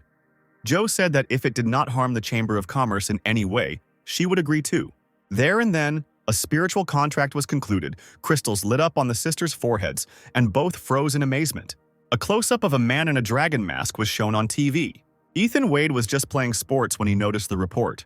The dumbbell fell to the floor with a loud thud. The Gransville Chamber of Commerce gun auction was held in a huge, luxurious mansion. When Adam entered the hall wearing a rooster mask, the guests began to whisper, "Could it be that Mr. Casper Bart, that famous and powerful hero, was there?" They heard that he was collaborating with the organization that the S-rank hero belonged to. The Craig family has been in a state of decline lately. Why are they still supported by such a large organization? Dave Craig came out to meet Sinclair, his granddaughters following silently beside him. The man greeted Adam warmly, saying that he had heard a lot about Casper, and Adam was also pleased to meet the head of the family. Dave pointed to the chairs, inviting the guests to sit down, because the auction would soon begin. Their conversation was interrupted by the shout of the Dark Swordmaster, followed by workers carrying some huge object under a dark cover. Stretching his lips into a predatory smile, he narrowed his eyes, saying that the important guests had not yet arrived. There was no need to rush. Adam, looking at his opponent, realized that he was well prepared. It looks like everything will not go according to plan. In the oppressive, unfriendly silence, the blonde felt quite confident. He raised a piece of paper clutched between his fingers, announcing that he had an invitation. Regina stepped forward and put her hands on her hips. She knew that the Swordmaster was up to something. No one could bring their own weapons to the auction. The boy leaned down to Craig's face and replied with a smile that the family's situation was even worse than he thought, since they were so eager to find allies. He turned to the crowd and theatrically spread his arms. The weapons of the Craig family have always been famous for their strength, but the price for them is also appropriate, considering the recent events. He brought his own weapons from the monsters here to try them out. Joe screamed that it was an insult to the family, but Dave pushed her away with his hand, asking her to slow down. Adam slowly approached the Dark Sword Master. His proud posture shook the boy's confidence when Sinclair asked if he was from the Barton family. The Swordmaster stepped back, nodded, and asked if there was a problem with that. Adam put his hand on the blonde's shoulder, saying that he had connections with the top of his family. The guy gently took the stranger's hand from his shoulder and squeezed it, smiling and asking who Casper knew. Adam fell silent. And how could he know with whom exactly he was just bluffing? He would definitely understand if he was bluffing. Finally, Adam walked away from the Swordmaster and went to his weapon, covered with a black cloth, answering that he could ask his relatives personally when he returned. Sinclair threw the cloth off the table. He raised a large dagger with blue steel in front of him. While examining the other objects, the mask and the horn, the owner of the things approached him. He leaned on the table and asked if Mr. Bart knew his aunt, but Adam didn't answer, and turned around, throwing a last word for everyone to take their places, leaving the Swordmaster perplexed. Sinclair sat down next to the head of the Craig family. A few minutes later, the charismatic host welcomed guests to the Grandsville Chamber of Commerce gun auction. The starting price for the first item, armor, was announced $3 million. The stakes were raised $3.6 million, $4 million, $6 million. The Swordmaster crossed his legs and smirked. This armor was worth no more than $5 million.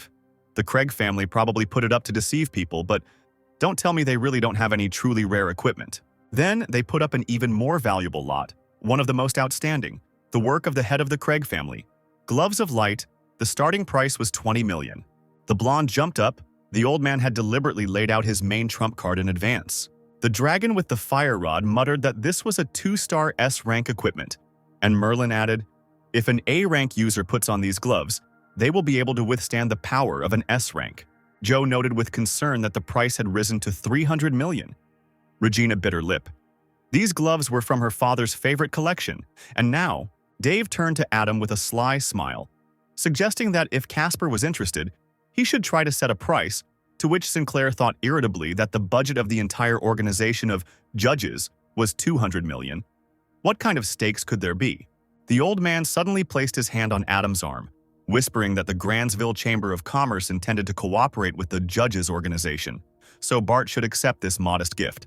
Dave once again asked Mr. Casper Barth not to be shy when he did not answer, saying that the guy was provided with financial support from the Craig family. Adam decided to accept the gift with gratitude. It came as a surprise to everyone when the Swordmaster's voice was heard. He offered $310 million.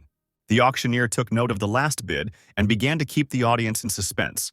310 million times. 2, 3. Adam, counting down the last seconds, offered 315 million, catching the blonde's puzzled look. The dragon with the fire rod asked if they would raise the price, but the Swordmaster shook his head. They would give in to Casper. There was still much to come. The auctioneer finally solemnly congratulated Mr. Bart on receiving the Gloves of Light. The third lot was a 1-star S-rank jade shield. Before the auctioneer could continue, he was suddenly interrupted mid-sentence by the Swordmaster, who came out onto the stage with his knife and asked him to wait. Without giving anyone a chance to react, he furiously attacked the shield, holding the knife forward. If something is being sold, then buyers have the right to try the product first. But Adam wasn't surprised at all. He folded his arms across his chest and chuckled. The boy couldn't hold back. Joe explained cautiously, the jade shield was made with care using S-rank materials like the patterned black bee. But it was most effective against spells because it had magical resistance. As for blocking the physical attack of the azure blue, Regina ran up to Adam, begging him to lend her the Gloves of Light to destroy the sword. But the guy just stroked her forehead. The girl looked into Casper's eyes in shock. He asked to calm down, not to worry, just be patient and watch. The sword clanged down onto the steel and nothing happened. The blonde's face twisted. He couldn't believe what was happening. He swung again, as if a second attack might produce a different result. Indeed, the second time he was unlucky. Contrary to the guy's expectations, the azure blue broke. The audience smiled. Someone suggested that the sword was a fake. Could a member of the Barton family really have used a fake weapon? Regina whispered to Casper if he really knew in advance that the sword would not be able to destroy the protection. Adam didn't answer, but he did something about it. He used the steal ability and took the power from the sword. The swordmaster covered his face with his hands. This simply couldn't be happening. But the dragon with the fire rod noticed that Casper touched all the weapons he brought. And after these touches, they lost their power. Regina began to defend Mr. Bart's honor, saying that there was no point in blaming others because if the weapon was S rank, it couldn't have been destroyed by one touch. The dragon grinned. Don't forget that the abilities are also S rank. Maybe Casper can change the internal structure of objects. Now the audience looked at each other with suspicion. Indeed, Bart touched every weapon. If we are talking about deception, then, most likely, this is the work of the Craig family. The blonde suggested finding out the truth with another weapon, since such an argument had arisen. Adam shrugged and replied, "No problem." The swordmaster put on a mask and blew a horn that emitted a golden glow. But it was not a glow, but ultrasonic waves. The spectators grabbed their heads and asked for the torture to stop. The guy took off his mask in confusion, saying that the attack and defense of this equipment was at the S rank level. The problem was not in them. Regina's patience snapped. She ran up to the uninvited guest, shouting that his behavior was beyond all bounds. First, he treated her family harshly, then he was throwing mud at their clients, and he still had the audacity to show up at an auction. The dragon approached the young master, whispering that there was a traitor in the family who knew what was going on. The swordmaster turned on his heels and called his accomplices to follow him. Adam thought with relief that, fortunately, his opponent had interrupted him before he could remove the dark matter from another magical weapon. Adam brought the swordmaster into conversation for a reason. He managed to touch every weapon laid out on the table. Joe stared at Casper, guessing what he had done, but didn't have time to finish her thought. The head of the family approached Adam, smiling, asking what he had done with the sword, and invited the guest to the VIP room. Late at night, a dark figure moved quickly through the streets of Louisville. Swordswoman Blanche, tightly wrapped in her cloak, raised her head upon hearing a rustling sound. The moon in the sky brightly illuminated the strangers who blocked her path. It was the Five Elements gang. 4 people looked at the traveler with hostility. An elegant but dangerous girl, twirling a red lock of hair around her finger, sat on a high branch. She lazily asked the girl if she hadn't been taught that walking alone in the dark was dangerous. Blanche gritted her teeth, spitting out that they hadn't taught her. And the stranger was the first. The bald-headed guy playing with the brass knuckles in his hand chuckled. The seal swordswoman cannot cope with their 5 elements. Tonight will be the night of her death. Meanwhile, in the VIP room, Adam sat across from Joe and Dave Craig. The old man leaned forward, citing privacy. He expressed the hope that the boy would dispel all his doubts. Adam began his story. Whether it was a monster or a hero, both had genes of abilities in their bodies, and one day he discovered that weapons made from monsters also contained these particles. Joe interrupted him, exclaiming that ability genes were like energy from alchemy, if she was not mistaken. But masters can only feel and use it, but not extract it, so how did Casper Barth manage to do this? Adam replied that he was collecting energy and extended his hand, revealing a star absorption ring, a tool capable of extracting ability genes. Regina asked if he could collect them with just one ring. Dave thought about it. He had some achievements in alchemy, but he had never heard of collecting ability genes. He handed Adam a D-rank wolf's brush that accelerated healing and asked him to demonstrate the skill on it. Sinclair took the brush in his hand and realized that it only contained 30 units of dark energy. It was better to leave everything as is. When the boy finished using the steal ability, he gave the brush to the man, asking him to check it. Dave was amazed. The energy of the thing disappeared. This is a huge breakthrough in alchemy. Joe asked how Bart uses the genes he received. Adam thought to himself. Finally, the girl asked about it. If he told the Craig family about the production of the elixir, it would help increase their fighting ability, and next time he wouldn't have to fight alone in the territory of the 4 seas. The guy replied that special elixirs can be created from them, and it is thanks to them that all members of his organization have 2 or more abilities. Regina, as usual, thought about enrichment, clapping her hands. If the ability genes can be used to create equipment, then the 7 mythical S-rank weapons that only exist in theory can be made in practice. Sinclair sighed, saying that he was sorry to disappoint the girl as it was impossible. He turned back to the head of the Craig family because he wanted to ask the man something. Adam then asked why this small portion of genes could reach 30% of the total mass if the weapon was made from a specific part of the monster. Dave replied that after the death of a monster, a phenomenon known in alchemy as an energy beam occurs. The energy gathers in a certain place. It is this charged section that is extracted, and then special techniques are used in combination with an alchemical matrix to make a weapon out of a specific monster. The man folded his hands behind his back, pacing the room, and offered Adam, if he was interested in alchemy, to show his years of accumulated experience. Sinclair did not refuse and followed the head of the family. The streets of Louisville were no longer so quiet. Crowds were gathering. Drones with local television cameras were hovering in the air. About 10 heroes appeared on the Belt Parkway. The bald-headed man from the 5 Elements looked around in confusion. Where did all this come from? Then he saw something that made him flinch. 3 heroes were heading towards his gang: Lazy Swordsman, Explosive Fist, and the extremely angry Ethan Wade, who had his loot taken from under his nose. The bandit told the dragon patron Ethan that the 5 Elements were the first to find the Seal Swordswoman, and the heroes were openly trying to take her away. That's not how things are done. The dark flames around the dragon grew more and more intense. He smiled and noted that Blanche was a traitor, and the 5 Elements were also from the Hero Association. Did they really think that Ethan would let them go? Suddenly, he disappeared from sight. But the next second, he brought his fist down with all his might on his opponent's chest. The reporter commented on what was happening. The patron of dragons can instantly kill the tiger with golden claws. Will his opponents in the form of the 5 Elements be able to escape? The commentators, looking at Ethan close up, admired the hero and believed in his victory. Members of the 5 Elements, Icefang, Earthbear, and Treeman, rushed at the dragon patron from all sides. It seemed like what could one hero do against 4? Just a few seconds later, Tiger was lying flat on the ground where Ethan had thrown him. The girl from the gang hesitated for a few seconds, doubting whether it was worth attacking such an opponent. She decided that, since the Dragon Lord had already demonstrated his power, and if she did not want to die here, she should escape.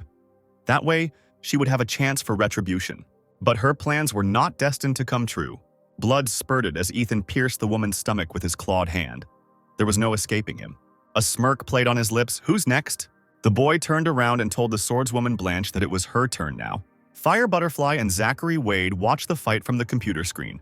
Zachary frowned, but Butterfly reassured him, "Don't worry, the swordswoman Blanche is not in the best shape right now. His brother's defeat is almost impossible."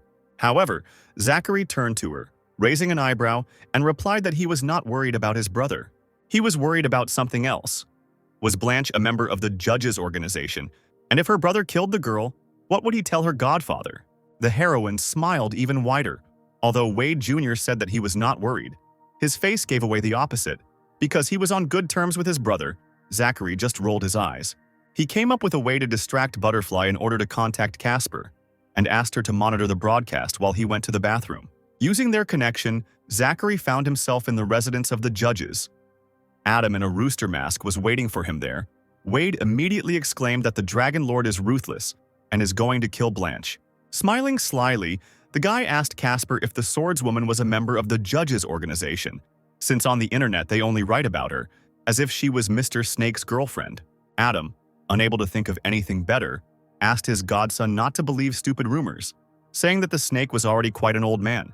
Zachary scratched his chin. An old man and a young maiden. Maybe Blanche was actually his illegitimate daughter, but if it's a secret, then he must pretend he doesn't know anything so as not to cause problems for his godfather. Adam promised that he would send his people to help. A joyful Zachary ran to deliver the good news, shouting to Adam as he went, not to worry, because he would be watching the broadcast, and if anything happened, he would immediately report it. Sinclair has extracted 2 abilities, allowing him to imbue the dragon with 2 more types of abilities. The pearls were A rank. First ability, Earth Control. Skills, Stone Weight, Earth Power, can sense earth vibrations, use sand to attack. Second ability, Light Control. Skill, Wind Blast, Levitation, Flow Fusion, appeals to the powers of the wind spirit. Sinclair wasted no time in creating his own double. Having given the clone these abilities, Adam sent him to Belt Parkway. Ethan walked slowly like a cat towards the swordswoman. He would give her time to call Casper Bart, because he did not want to kill the girl, because they were on good terms when it came to studying. The Seal Swordswoman interrupted him, coldly ordering him not to waste time if he wanted to fight. The dragon, stretching out his clawed hand forward, rushed at the girl like lightning. Let her prove to him what she was capable of. Blanche froze for a moment, trying to get her bearings. She pulled her sword from its sheath. The dragon flew past, barely missing him. Blanche leaned on her toes to create support for the jump. Ethan looked around, searching for his opponent. The sword entered the guy's back softly.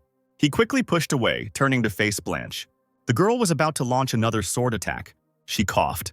the damaged engines of the filming drones humming behind her. The presenter asked everyone to remain calm on air, as the equipment was damaged and the image was lost. A reporter would soon arrive on the scene and continue the broadcast. Breathing heavily, the swordswoman sank to her knees, and the dragon approached her with a grin, warning that without Casper's help the girl would die. The guy pushed off and flew down with a scream, straight at Blanche. She drew her sword, creating a protective aura around herself, which the dragon encountered. Tangible cracks appeared along the protection. Roaring with rage, the hero warned that this was just a warm-up. He tried to make a breach, but Blanche's strength gradually left her, and the hand holding the weapon trembled more and more. Lily Romero arrived on Belt Parkway, a drone buzzing above her, looking around every now and then and commenting on what she saw. Reporters had arrived in the thick of things, where everything was a little confusing. The Dragon Lord and Blanche were still fighting each other. At that moment, the dragon grabbed the swordswoman by the neck, lifting her off the ground and demanded that she summon Jasper Bart. Blanche could only croak out a weak but definite no. An angry Ethan threw her against the wall. The girl hit the surface hard and slowly sank to the floor, drowning in clouds of dust. The journalist winced, saying that after such injuries, Blanche might never get up again. While the commentators were horrified by what was happening, and some condemned Blanche, Ethan slowly approached the unconscious swordswoman. Explosive Fist screamed worriedly for the Dragon Lord to stop and control himself, because at this rate, he would leave her crippled for life. Ethan looked back and raised an eyebrow. Was his team really protecting a traitor? Blanche rose slowly, shaking, but finding the strength to make a sarcastic remark, asking if the heroes had finished their negotiations. Ignoring the trickles of blood running down her chin, she smiled and suggested continuing the duel. Lily walked carefully down the street, continuing to broadcast into the microphone. Blanche had sacrificed herself in the past for the safety of citizens. Her steadfastness was worthy of respect. Ethan swung and threw it at the swordswoman again, shouting that she herself wanted a bloody duel. Suddenly, an obstacle appeared in front of him, a thickness of water, where his palm ended up. The River Guardian loomed over the Dragon Lord. Blanche was sitting right on the River Guardian's water hand. The dragon clone folded his arms across his chest, standing opposite. He apologized to the girl for being late. The commentators were excitedly calling the swordswoman a traitor. The girl, incredibly tired, looked at him menacingly, asking why he included her among the members of the judges' organization. The dragon replied that if the swordswoman wanted to stay alive, then she had no other choice. Blanche looked away thoughtfully. The dragon landed in front of Ethan.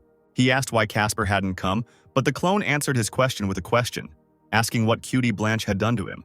The dragon chuckled. Does the hero really think that he can't handle it? And even if he defeats one of the judges, people who are much stronger than him won't keep them waiting long. The River Guardian's two huge water hands began to move towards the Dragon Lord. He growled, trying to push them away.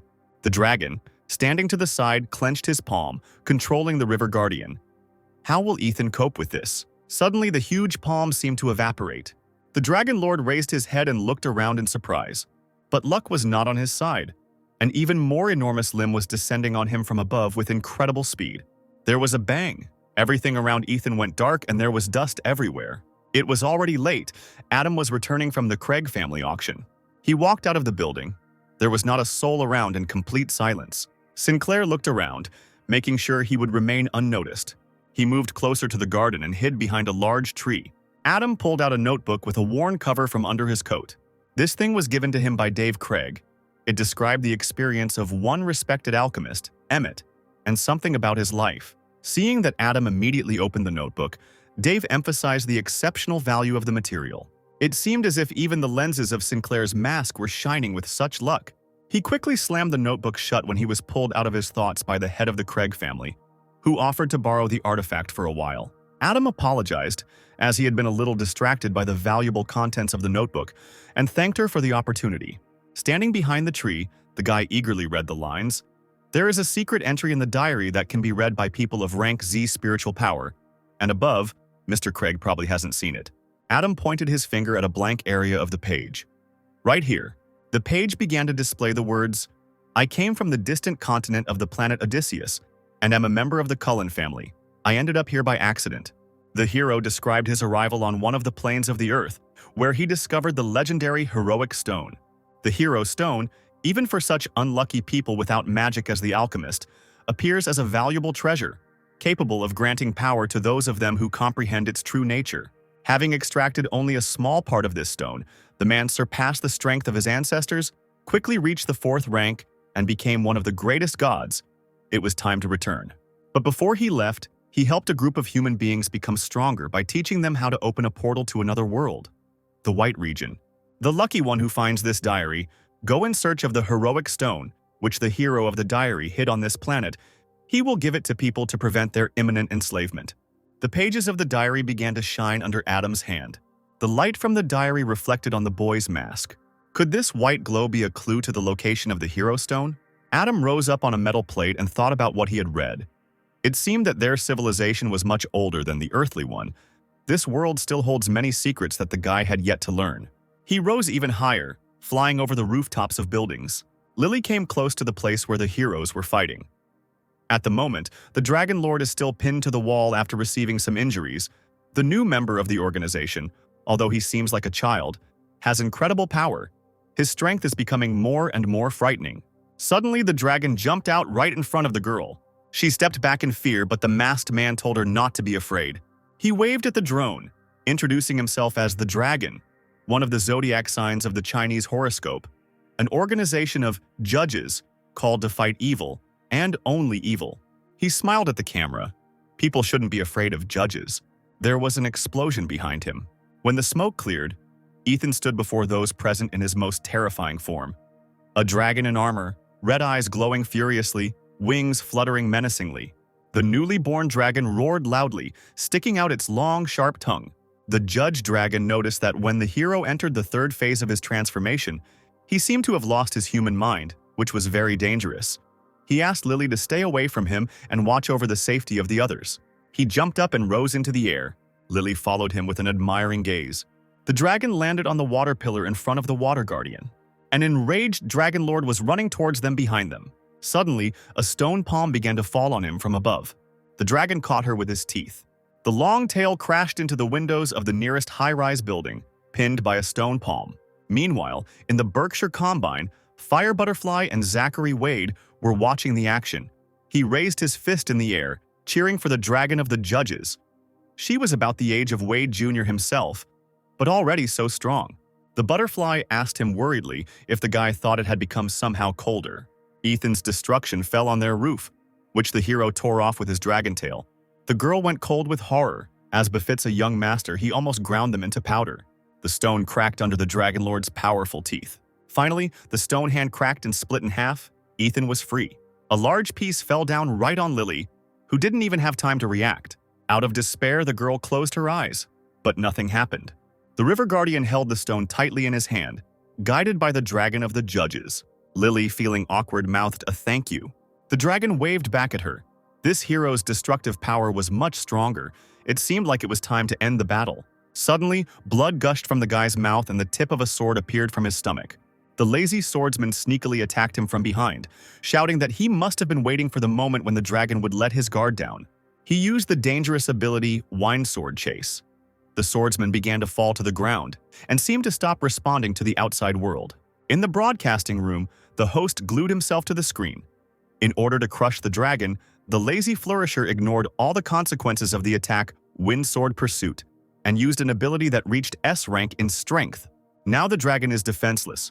One more powerful attack will be the end of him. He acted recklessly, trying to protect an innocent reporter. This moment caused a controversial reaction in society. Commentators did not understand who the heroes were fighting for, why the savior of people, the dragon, was being attacked. Meanwhile, on Belt Parkway, Explosive Fist was trying to fight the water. She had already hit the river guardian so many times that she had lost count. Eventually, the heroine ran out of breath and, trying to catch her breath, told the Dragon Lord that she had done everything in her power. Now the rest falls on Ethan. The Riverkeeper was not seriously but obviously injured. Her attacks even caused a local rain. Wet from head to toe, Lily fearlessly continued to broadcast live. By combining their efforts, the 3 heroes managed to injure the river monster Mr. Dragon. The place turns into a swamp. The Judge Dragon used the Flow Fusion ability, rushing straight at the Dragon Lord. He, as if he had been waiting for this, impatiently threw his tail up. Adam's clone flew very close to Ethan, who jumped back in surprise. The next moment, the dragon, using a stone fist, rushed straight at the dragon. The red eyes reflected a man flying at incredible speed. The stone fist fell straight onto the hero's chest. The dragon exclaimed that he had better give up, because this time the Dragon Lord would definitely be finished. Using the power of the earth, the Sinclair clone was able to grab Ethan in his fist, causing him to squeak awkwardly. The dragon growled, writhing in the steel grip.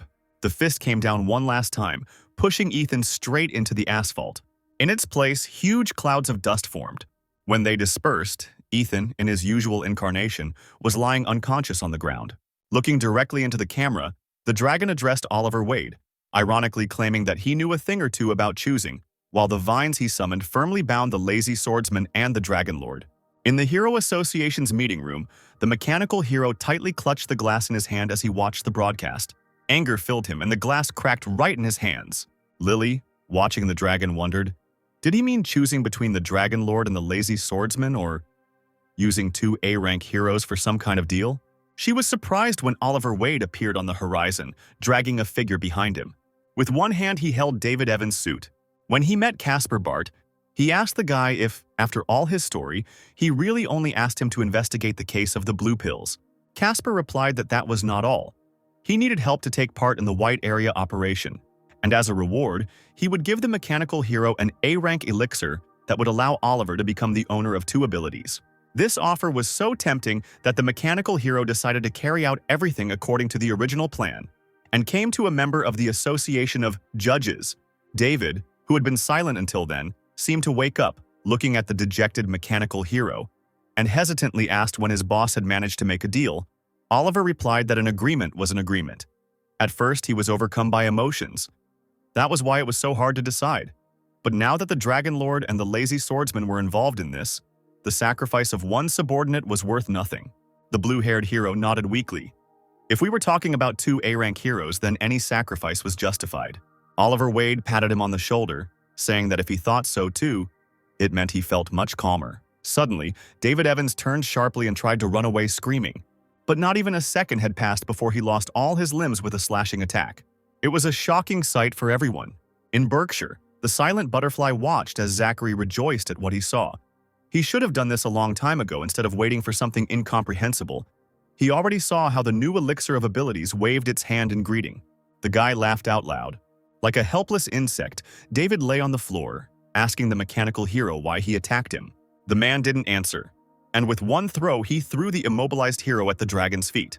Gritting his teeth, David asked why they were killing him since he had done nothing wrong. The dragon chuckled. Evans probably knew what was going on. Taking drugs, killing civilians. This is a kind of justice for such villains. Oliver Wade intercepted the dream and the lazy swordsman in his iron tentacles, telling the dragon that he had already expelled Evans from his organization and was leaving the rest to the judges. But suddenly, strange sounds were heard from the direction of the lying hero. Blue liquid was oozing out of the guy's mouth, and he was laughing madly. And then it exploded. A blue glow filled the entire street. The blast wave was so powerful that it made the dragon and Oliver Wade jump back. David Evans in his new incarnation soared upwards. The arms and legs that he had lost were now not made of flesh, but as if glass, ice. The guy asked how he could take revenge on his opponents for what they did to him. He seemed to lose the last remnants of his mind and exclaimed that the heroes were destined to die here and now. Oliver Wade suggested to the dragon that they join forces and kill the new incarnation of David, and he immediately agreed. Adam's clone used the ability of the phoenix bird. Fire filled the entire space around him. David, smiling madly, swung his sword. The power of the ice was enough to turn the fire monster into a servant of his ice eagle. He fired multiple ice bullets straight from his body. Adam's clone froze a small amount of water, and the bullets stuck into it. But this did not detain the scoundrel for long. He immediately cut the huge boulder in half with his icy finger. The blue-haired man turned and chuckled, too weak. He turned sharply and threw a new batch of bullets at Oliver Wood. He fired fire bullets from his suit at David. The bullets hit their target and a series of explosions were heard. The mechanical hero frowned. It seemed that under the influence of drugs, only the quantity of the ability increased, but not the quality. The enemy's figure appeared. Oliver activated deadly blue beams from his eyes and directed them at Evans. He screamed in pain as the beam pierced his eyes. Then he flew down like a stone and hit the asphalt. The dragon, with his arms folded across his chest, looked down at his defeated enemy from above. Is it really that easy to finish him off? Let's check. He went down to David and the mechanical hero landed next to him, saying that he had already sorted everything out. Suddenly, a bluish liquid began to flow out from under the unconscious guy's uniform again. It was as if the gum had melted and spread, but it looked incredibly strange. The dragon grabbed Oliver by the arm, throwing him back. Strange tentacles with sharp fangs at the ends whistled through the air. They wrapped themselves around the mechanical hero's arms, and he couldn't even resist. The dragon, who was also held hostage by the tentacles, offered to fire a couple of shots to blow up the strange things. He lowered his head and was amazed to see a large blue flower open from where the tentacles had been growing. And there was David Evans, safe and sound. He laughed, saying that the rumors seemed to be true. The mechanical hero cursed. And what a bastard that had turned into. The dragon realized that this must be Evan's secret.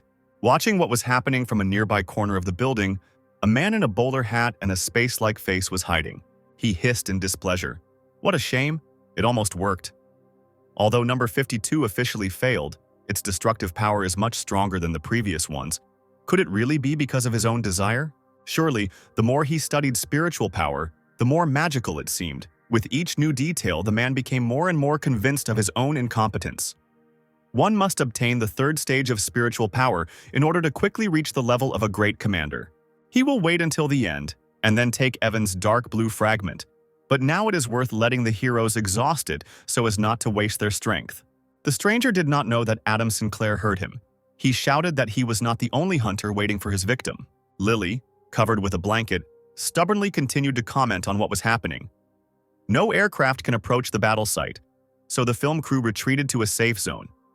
From the current situation, it becomes obvious that the ability of this type can subjugate people with its power, but perhaps only for a while. As for the hero David Evans, who knows much more than everyone else, his transformation is more like infection. Meanwhile, the dragon used the ability Flow Fusion, attacking the tentacles, which were becoming more and more entangled. These creatures successfully pierced his weapons. The mechanical hero was still immobilized. The ice hero laughed at him, mockingly asking why he was acting like this. Didn't he want David to join Berkshire? He began to ramble.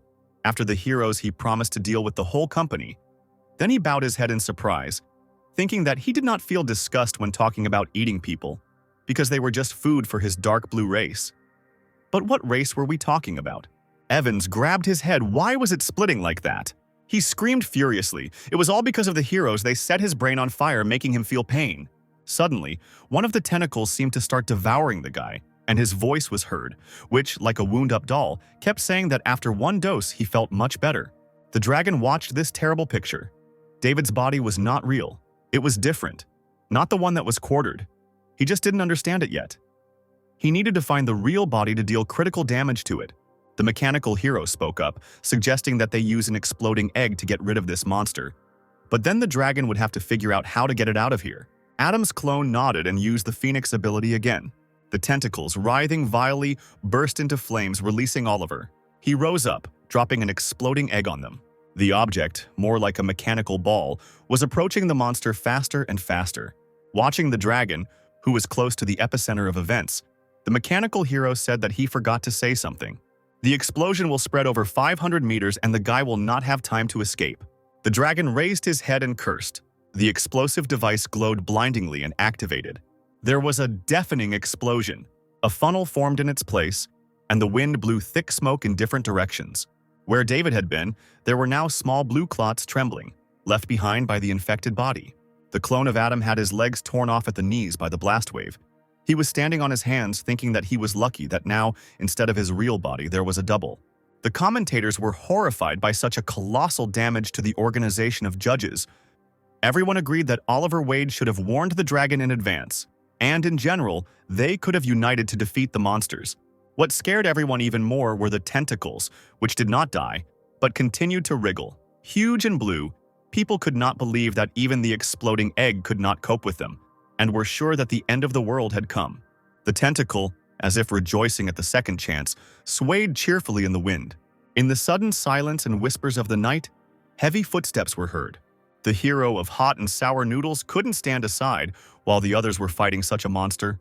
Explosive Fist appeared behind him, also ready to come to the rescue. The most surprising thing was that other voices were heard offering their help and support. Fearless Lily. Romero continued to do her job faithfully. Today, in her opinion, was the longest night in the history of the city. An unknown something invaded Louisville.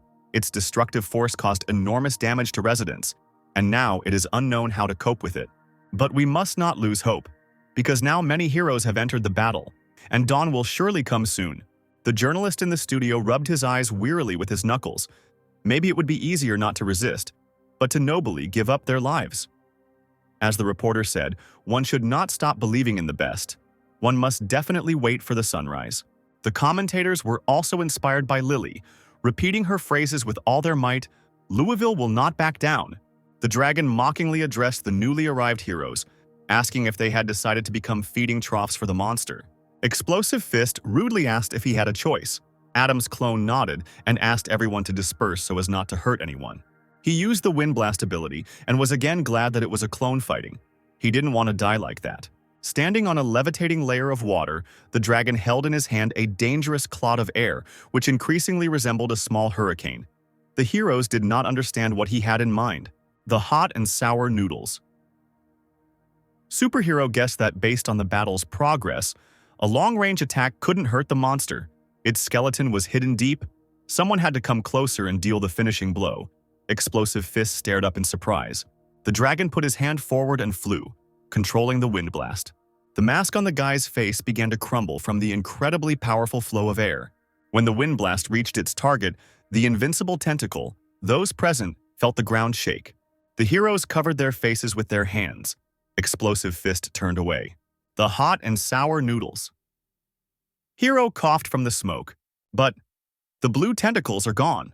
The journalist could not contain his emotions and jumped up from his seat. No one expected that the judges' organization would stand up to this. Their member, Dragon, lost both legs and could have died. But he still wants to take revenge on the monster, risking his own life. Tears rolled down the corners of Lily's eyes. She was infinitely grateful to the dragon for giving the townspeople light. One drop of tears flew. A black-gloved palm caught a ray of sunlight. Adam Sinclair stood on the roof, talking to his new clone, naming him the new dragon, leaving him with the same A-rank abilities, control of water, earth, and air, as well as the King of Fire. He nodded, obeying without question. The dawn sun slowly rose over the houses. The people's wish had finally come true. The crowd gradually dispersed to their homes. The streets were now deserted. Oliver Wade landed on the asphalt. He realized that he was not alone here. The man asked loudly who was nearby. Instead of an answer, an oval blue stone flew towards him. Oliver reached out his hand, intending to touch the object. Someone's cold, stern voice was heard. An unreasonable person is not allowed to touch what has been found. At that moment, a blue dagger pierced the hero's stomach. He slowly turned his head. How could it be that the armor was not broken, but damage was received, and the alarm system still did not work when the enemy was so close? The sword left the body with a muffled sound and returned to its owner. A man with a cosmic face, sauntering, turned to Oliver Wade as he thought, "All heroes rely on magical enlightenment." The journalist screamed in shock. Was the blue light sword really fighting on the side of the monster? Oliver, while nursing his wounds, defiantly asked who attacked him and how he managed to do it. The man reached for the stone, telling the mechanical hero that he was too weak to feel the attack. So let him watch as he drained the hero's nervous system, and nothing could be done about it. But the cosmic face didn't have time to lift the stone. It was snatched from under his fingers in one jerk. Adam clutched the find tightly in his hand, mockingly saying that he was sorry to admit that this dark blue stone now belonged to the organization of judges. The journalist immediately perked up and excitedly shouted, "Casper Bart! Casper Bart from the judges has arrived. With his help, the residents will finally achieve a peaceful life." The commentators joyfully greeted the hero, relying on his strength, which certainly exceeded the hero's capabilities.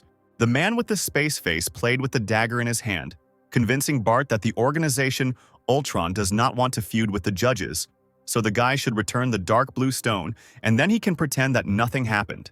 Suddenly, all the equipment on the film crew suddenly turned off, and the cameraman irritably tried to fix the situation. Lily leaned over the fallen filming drone, guessing that the equipment was most likely affected by some kind of spiritual type ability. They should report it.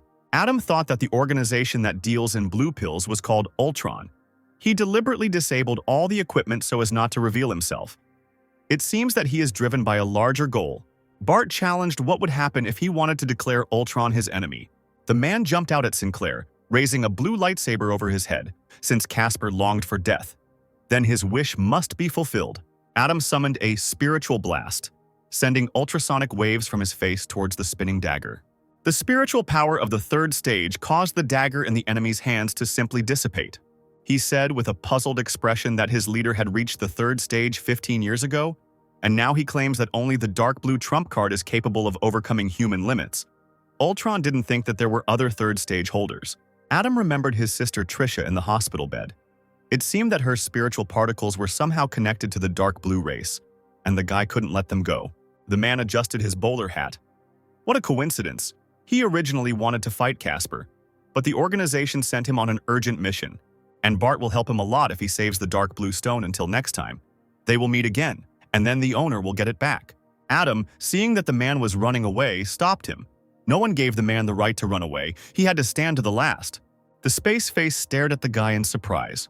He was immediately hit by an attack of ultrasonic waves. He turned around, realizing that this spiritual explosion was too strong. His shield might not be able to withstand a few more blows like this. The man put a shield in the form of a blue flower in front of him, but it did not help him. Adam successfully dealt with this artifact, wounding the cosmic face. He growled, cursing the guy as loudly as he could. The attack completely disarmed him, and the man fell down like a stone.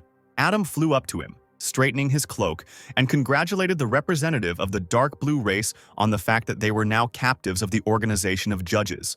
The space face turned on its side, taking the fetal position, weakly asked to kill him. If Casper wanted it that way, he was ready to admit defeat. Adam asked him about the sensations of what was happening. Maybe the man wanted to taste something like this again. He leaned over his defeated opponent. If he would obediently answer all the questions, perhaps Adam would spare him. Sinclair demanded to know how the hero David Evans was connected to this blue muck. The man coughed and said that nothing would happen if he told about elementary particles. Usually, the spiritual body of the dark blue race contains many of these particles, and with the onset of the period of change, these blue elements gradually change the soul of the carrier. Their sprouts track the location of areas of light in order to subsequently obtain the soul of a representative of the race, and the greater the spiritual power, the denser the particles are located in the body. The sprouts are cultivated, increasing in size. The more stable these sprouts are, the more particles of force a person can absorb. It can also unlock secret or combat skills. The dark blue race actively trades blue pills in order to find a suitable body for their migration. Of course, not everyone is able to withstand when the particles start to act. Once they fail, they lose their rank. For example, this happened to David Evans. Grabbing the man by the collar, Adam hissed, asking if it was possible to cure a person who was infected with these particles. He chuckled, asking why the guy had such a question, whether there was really someone among his test subjects that he valued.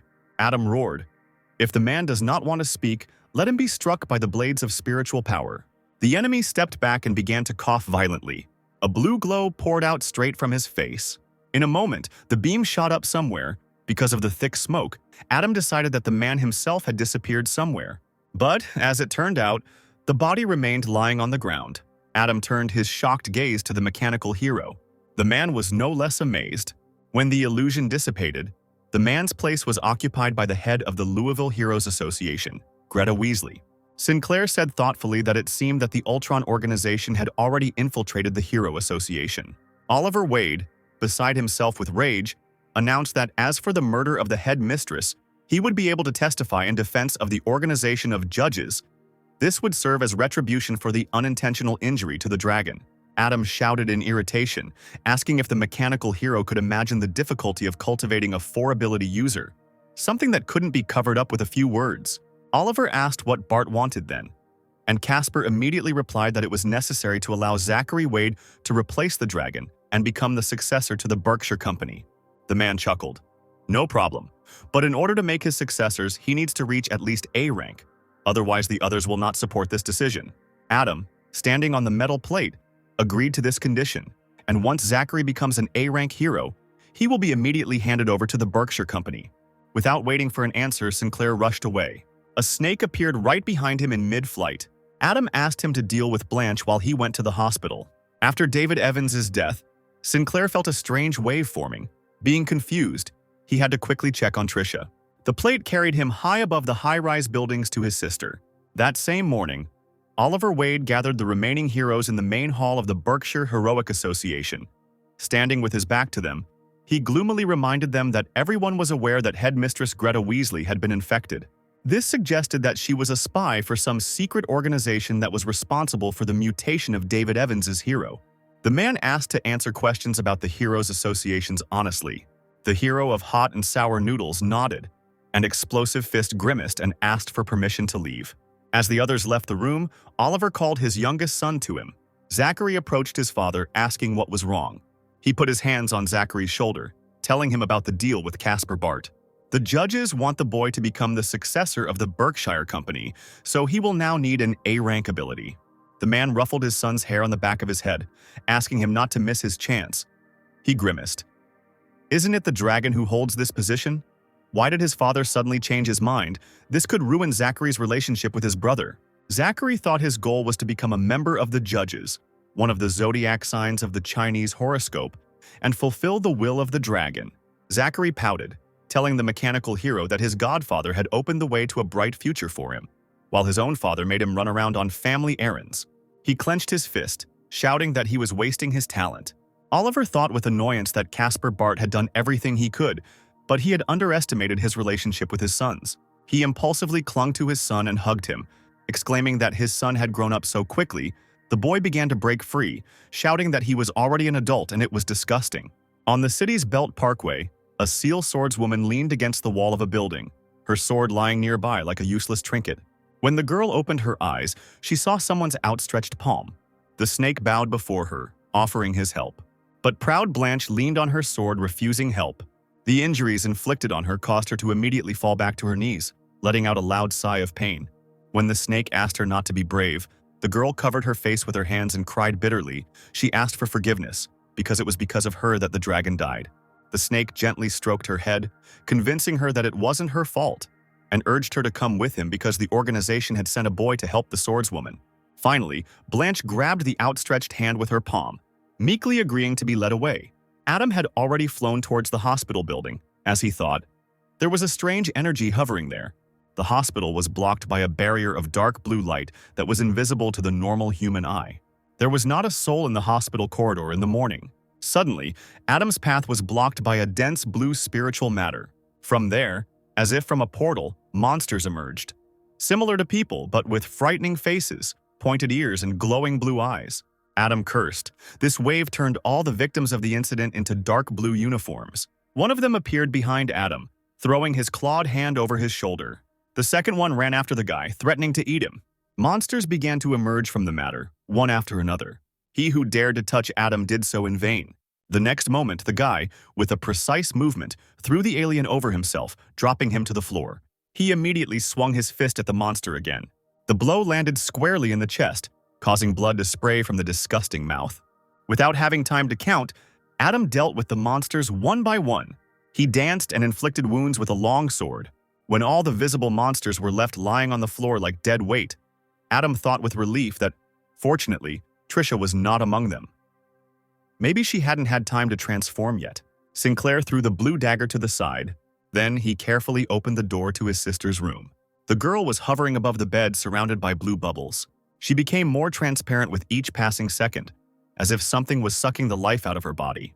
Is Trisha mutating? Elementary particles converging from one side of her body to the other? Suddenly, the girl's body began to tremble. She tried to break free with the help of willpower.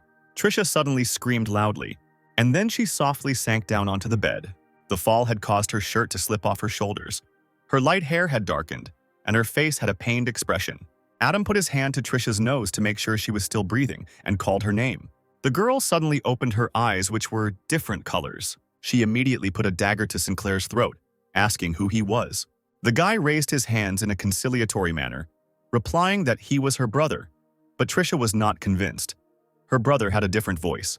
Adam forgot to change his voice and immediately used his transformation ability to return to his previous appearance. Trisha chuckled. She still didn't believe it, since her brother couldn't even transform. Adam, blushing, adjusted his glasses and told a story from their shared childhood. His sister had described the sheet. And so that their parents wouldn't find out, she had lied to Adam and asked him to sleep with her. And then she had framed his brother, placing all the blame on him.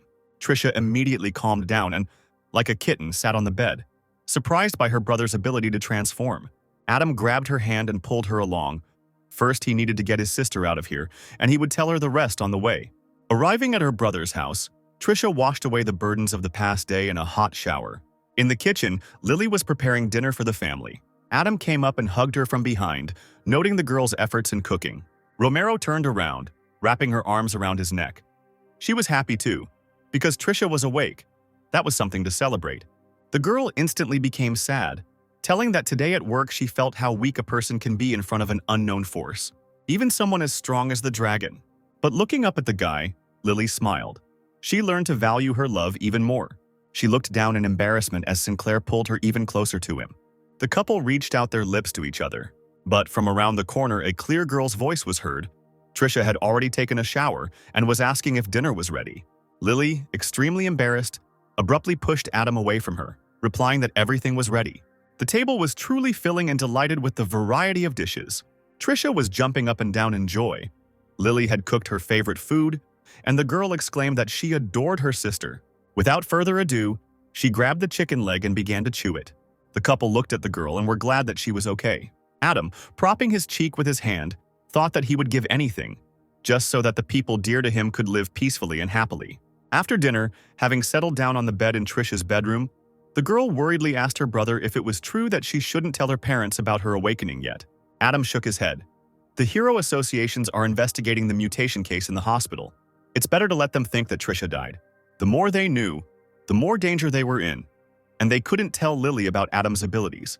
Trisha agreed and asked that from now on he not take everything upon himself, but allow her to help. Sinclair hung his head, blaming himself for failing to protect his sister by forcing her to become part of another world.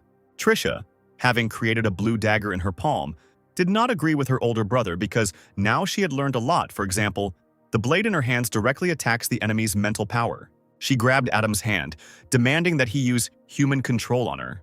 Although the girl was completely healthy, she was afraid that she could be controlled by the dark blue race.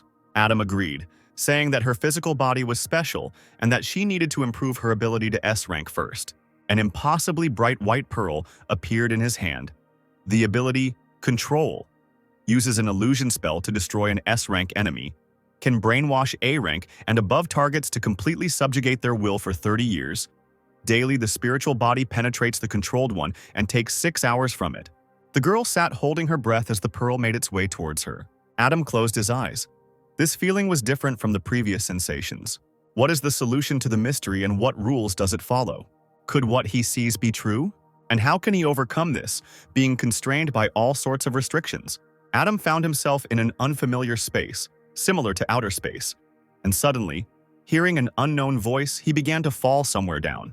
He screamed and came to, clutching his heart in fear. The guy cursed. They almost broke his spiritual strength.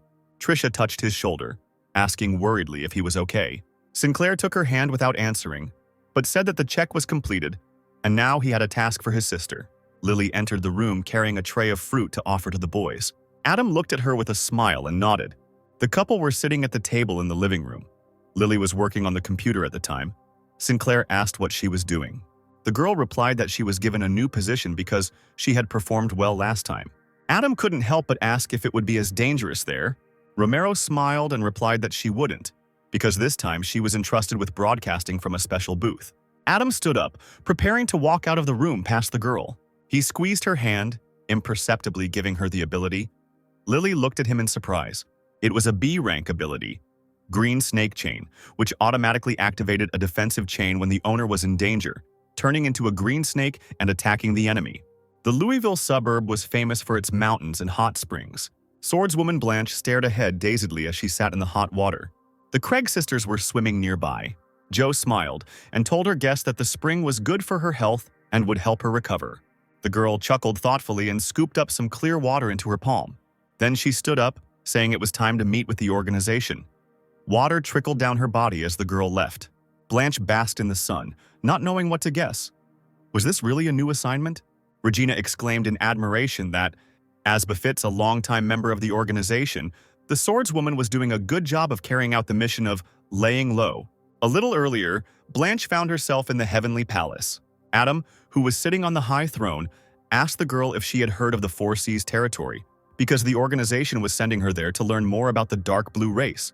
If the Seal Swordswoman passes the test, she will be able to become the 28th member of the organization. Blanche, kneeling on one knee, shook her head and said seriously that she was going to take the membership test and head to the designated location immediately. Adam was jubilant. His lie had succeeded, and finally a truly strong participant would appear in his little room of researchers. He became serious, nodded, and ordered her to first go to the Craig family to replenish her strength. The Seal Swordswoman bowed and disappeared. Charlie Rabbit watched her go. She asked Adam to speak, and he gave her permission. The rabbit jumped up and clapped her hands. She had met Blanche herself from the Knights of the Round Table, whom she really liked. Could she really even get her autograph? Sinclair chuckled. He was wondering why Rabbit was silent, but it turns out she met her idol. He patted Trisha, who was his designated Charlie Rabbit, and asked her to behave well and not let herself be exposed. The girl was delighted. Now she would work with Blanche. Then she has a better chance of getting her autograph. Adam frowned. Well, that's not the main thing. Charlie Rabbit turned to the boy and asked what he was going to do next. And Adam already had a plan. The Knights of the Round Table Company is closely connected with the Dark Blue race. He will let the hero of Hot and Sour Noodles and Zachary Wade investigate this matter. Blanche will go on a reconnaissance mission to explore the territory of the Four Seas. Joe Bloor is tasked with infiltrating the Hero Association and becoming one of the strongest there, becoming yet another black pawn in the hands of the Judges organization. Adam just needed to visit an old friend. The boy sat on the bench looking tired. Adam appeared behind him, saying that he had been getting very tired lately and that if he had run out of strength, it would be better to rest. This scared the boy quite a bit. Bloor turned around and stood up, happy to see him again. He and the teacher hadn't seen each other for a long time. Sinclair asked the boy how he was doing. Joe was confused, answering that he still could not fully awaken the power. His body was only 7 times larger than a normal human's. Adam froze in admiration if that was true. Usually when this number reached 10, the hero was approaching A rank. Adam praised the guy for his excellent work and expressed his belief that he would become the next winner of the World Hero Championship this year. Bloor exclaimed that he would do everything in his power for the sake of the organization. Adam put his hand forward. He said that danger was close. He would have to use his control skill to temporarily subjugate the boy's body. Joe bowed. He was ready to fulfill any request the teacher asked. The boy's eyes widened. The control ability was activated. The petite blonde in the skirt landed abruptly, her hand pressing against the asphalt.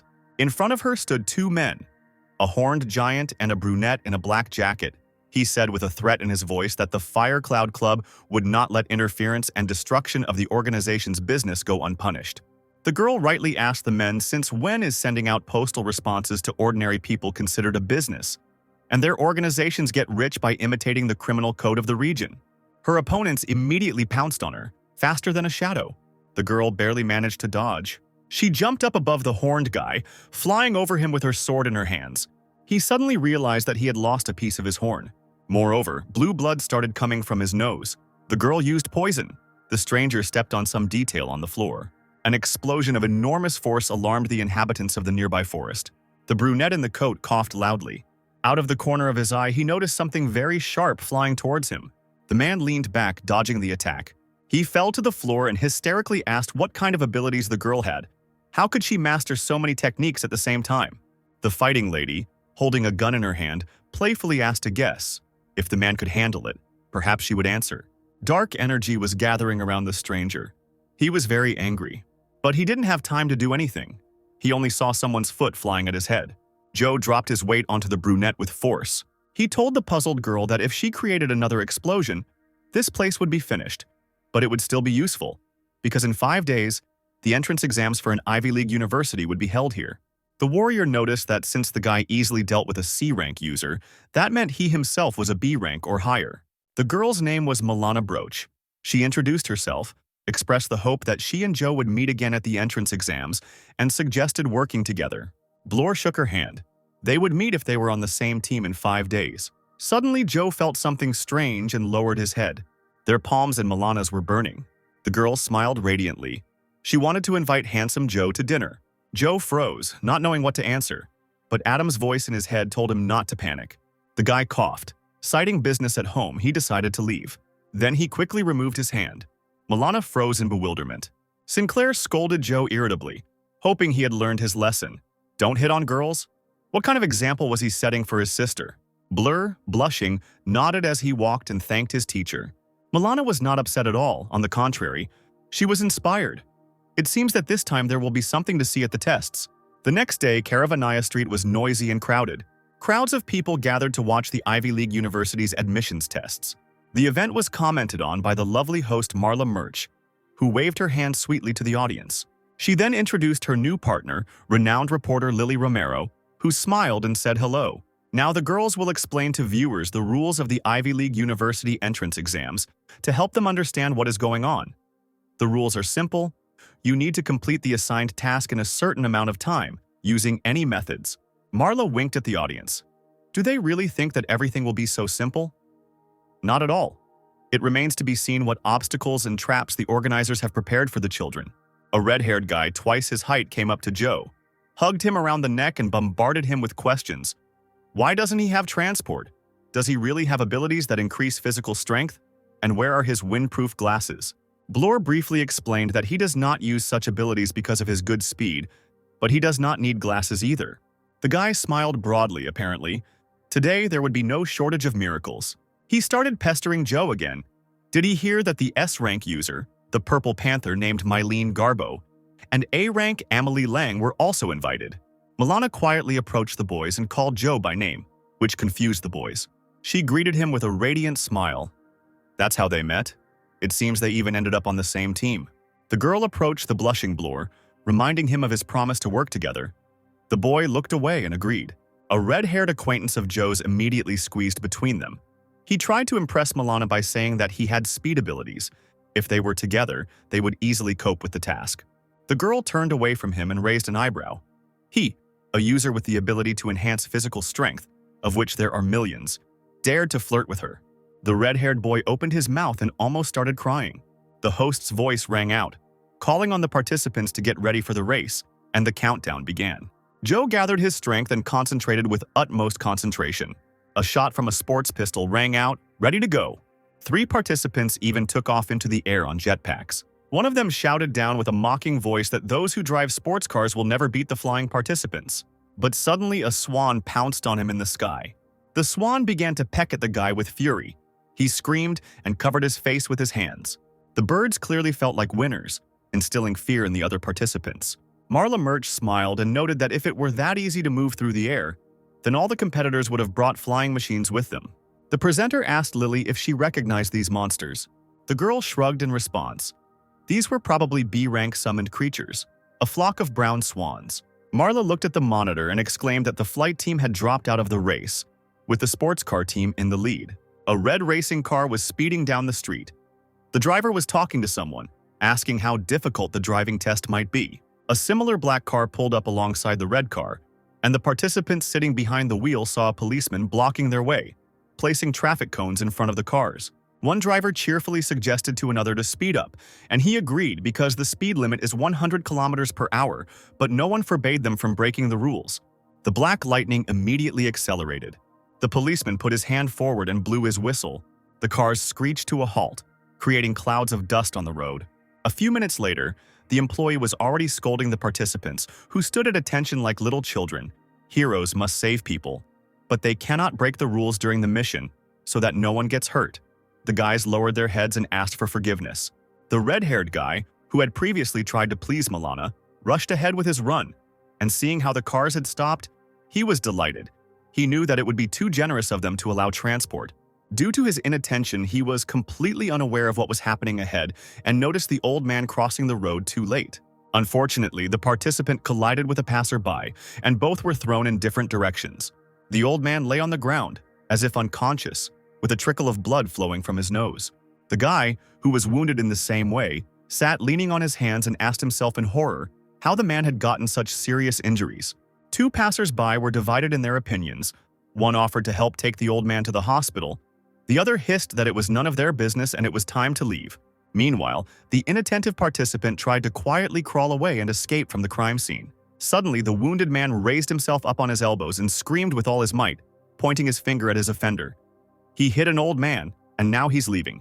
Is this really how you become a hero? To have the conscience to run away after an elderly person was hurt through your fault. Joe Blur, meanwhile, landed on a skyscraper. He heard a sound behind him and turned around. Milana Broach, holding a small flying disc in her hand, landed softly and gracefully on the roof, smiling welcomingly. Joe looked down and noticed that the Ivy League school had gone to great lengths to organize the tests, even using illusion magic. The girl blinked in surprise. Could it be that the old man was just an illusion, not bad? Blore dropped to one knee and stood alert, telling Milana to get ready as two people appeared on the horizon. She smiled, because she was completely prepared. It seemed that this was the last test. On the neighboring roof stood two men. One was short and plump, holding a weapon that looked like a pickaxe. The other was tall and thin, holding one hand in his pants pocket. Lily looked closer. She didn't know these two heroes. Marla coughed into her fist, silently saying that the pair were not reportedly attending an Ivy League university, but mentors have already been sent after them to stop them if necessary. The participants are subject to various checks. The panoramic windows offered a beautiful view of the city, and the director of the university, standing with his back to the teacher Mikhail who entered, thanked him for his visit. The young man smiled and replied that the principal shouldn't worry. He would take care of those two kids, as if he had taken up his duties as a class teacher ahead of schedule. On the rooftop where Joe and Milana were standing, there was a great view of the strangers. One of them stood up straight and shouted that he would see the true power of the B-rank hero. He began to change. Gradually, though, the guy grew red sideburns and fangs appeared. Then a tail grew, and the eyes turned yellow and acquired cat-like pupils. The stranger meowed loudly and drawn-outly, dropping to his knees. Milana's eyes lit up. She was incredibly happy about the appearance of the cute kitten. Blur was not charmed by the werewolf, so he seriously told the girl that he would take him on himself and let her deal with the second one. Joe jumped up and ran towards the neighboring roof. Adam's voice sounded in his head, telling him to feel the movement of every muscle and bone in order to control his strength. In turn, a werewolf approached the boy. He irritably called out to his opponent, asking what he was muttering under his breath. He shouldn't have been cheeky, because the next minute the big cat received a painful punch right in the solar plexus. There was a disgusting sound of the upstart's ribs cracking. Adam chuckled. A black arrow, a bull's head. These were his friends from the Fire Cloud Society. These were truly crazy guys. Joe played with his fists in surprise. The guy seemed fast and agile, but his resistance and endurance were poorly developed. Maybe he shouldn't have hit him so hard. The boy extended his hand to the defeated enemy, asking if everything was okay with him, since he himself simply miscalculated his strength. Kneeling, the werewolf screamed that he had gone too far. He had defeated him, and now he was mocking him. But now Blore was also in danger. A flash of fire was flying at his back. There was an explosion. The boy huddled up and jumped to the side. He was attacked by the werewolf's partner. The flashes became more numerous, as if they were appearing from his hammer themselves. Milana Broach nimbly slipped past him. A real fire extinguisher appeared in the air right next to her. Joe, watching her put out the fire, guessed that the girl's ability was to create objects. Apparently, it only allows generating existing technologies.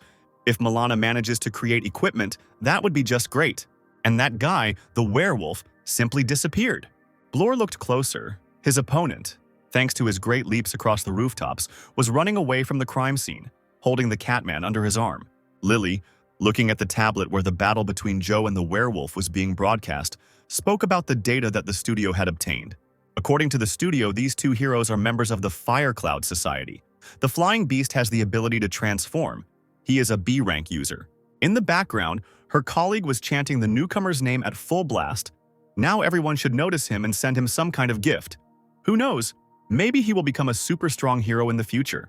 The Fire Fist members landed in a safe location. One of them, a werewolf, was still unconscious and hung limply on his comrade's shoulder. They were met by teacher Mikkel. He spoke in a dangerous tone, unhappy that the boys dared to touch his students. Now they must answer for their actions. His eyes flashed dangerously in the semi-darkness. Meanwhile, Milana and Joe continued the race. The girl looked up at the scoreboard with the participants' scores and frowned. They were only in 15th and 16th place. Joe encouraged Milana, saying that this was also a good result in the battle. The main thing was that they were noticed. Adam had done all he could, and now said goodbye to his student's consciousness. He nodded, asking his mentor not to worry because he would handle the rest himself. In the endless seawater there was a small corner of land hidden, which encircled a forest, and now a long blue, brightly glowing snake was flying towards it. She maneuvered deftly through the dark mountain corridors. Finally, the snake found itself in a beautiful stone building, in the center of which, on a pedestal, stood a man all in black. His red eyes narrowed as the man turned to Rhodes, knowing he was still alive. Blue tentacles began to grow around him, the same ones that were connected to the blue pills and the Ultron organization. One of them, clicking its sharp teeth and moving its small blue tongues, hung over the stranger, getting ready to tell its master something very important. Casper Bart from the Judges has reached the 3rd level of spiritual power. The man's eyes widened in surprise and he frowned. He quietly said that, it turns out, another 3rd-stage fighter had appeared. In Adam Sinclair's apartment, his sister Trisha came to life. She, clutching the pillow, looked at him with huge eyes. Several dark sprouts woke up for a couple of seconds. It was unknown why. The boy was amazed that his sister could see through the eyes of other people. The girl nodded. She had only seen 3 episodes, and all of them involved representatives of the dark blue race. Adam turned on his laptop and asked his sister if she could remember where they were. Trisha, hugging the pillow, settled herself more comfortably on the bed and replied that the first time, it seems, was in the White Tower of Barakai City, in the 2nd region, the 2nd, in the clubhouse, and the 3rd, inside the mansion. Adam searched for something on the internet with great interest and attention for 5 minutes. Then he straightened up abruptly and shouted to his sister that he had found the clubhouse and asked her to see if it was the one she had seen. The girl looked at the screen and gasped. She nodded. That's right. People from the dark blue race came there to get their manicures or hair done. Sinclair wondered if these were women. And the Knights of the Round Table certainly had a girl who owned half of their shares. But she didn't even have powers. Trisha continued her story. In the 3rd episode, she saw a lawn, a fountain, and some antiques. There were no others there. She let go of the pillow, threw it aside, and leaned back on the bed, exhausted, moaning that she couldn't do it anymore, that she didn't understand the details. The girl suggested offhandedly to download her memory into her brother's head and check it himself. In the Berkshire boardroom, Oliver Wade sat at a long table with his hands clasped, flanked by his sons. He stared at his hands and remained silent. Then he exhaled and turned to his eldest son Ethan, who had called him here to tell him some news. He exhaled and said that he was entrusting the company into Zachary's hands and that Ethan would take the place in the heroic union. Zachary glanced at his brother on the sly, slightly worried about how he would react. But he reacted surprisingly calmly and, smiling good-naturedly, he told his father that he had finally recognized the talent of his younger son because he was definitely better suited for this role. With a warlike glint in his eyes, Ethan said that he simply wanted to become the strongest hero. Oliver carefully told his eldest son that he knew he held a grudge against the Judges organization for his defeat. He then asked if Ethan knew why all the members of the Judge organization were so strong. He even stood up, shouting sharply that this was a consequence of their hard work, and also that they were much more talented than the others. But Oliver hastened to put his son in his place, replying that he was mistaken. To the elder's surprised look, the father said that the Judges have the technology and equipment to create an elixir of abilities. They are also helped by forces from another world. Adam stood in the space where his sister's memories were being broadcast. He flipped through the memories like slides, but soon found what he needed. On one screen there was a statue in a fountain, a copy of the Torrid Venus. On the second, a rabbit on a box. Adam, in a rooster mask, and Trisha, in the form of Charlie the Rabbit, carefully flew up to the firearms house on metal plates. The guy asked his sister to stand aside and not interfere. Trisha frowned and irritably reproached her brother for first agreeing to take her with him, and now he was suggesting that she be a decoration. Without answering, he patted his sister on the head, and she screamed in surprise when she didn't see the usual rooster mask next to her. Adam, in less than a second, turned into a snake. Trisha laughed. She knew about her brother's strength not from his abilities, but from his acting skills. On the terrace near the mansion, a guy with brown hair and a purple suit was sitting at a table. He was drinking tea in a relaxed manner. Without changing his expression, seeing an unfamiliar guest on his territory, he calmly asked why the sir had arrived without an invitation. In response, Adam wished him death and released several black arrows with blue glowing spheres at the end from his body. With their strength, they smashed the statue to pieces. A moment later, having flown closer, the table with the owner of the house's teapot also went off to the side. He himself was sitting, holding a cup of tea in his hands. The guy knelt down on one knee, preparing to attack, and spoke in a wheedling voice.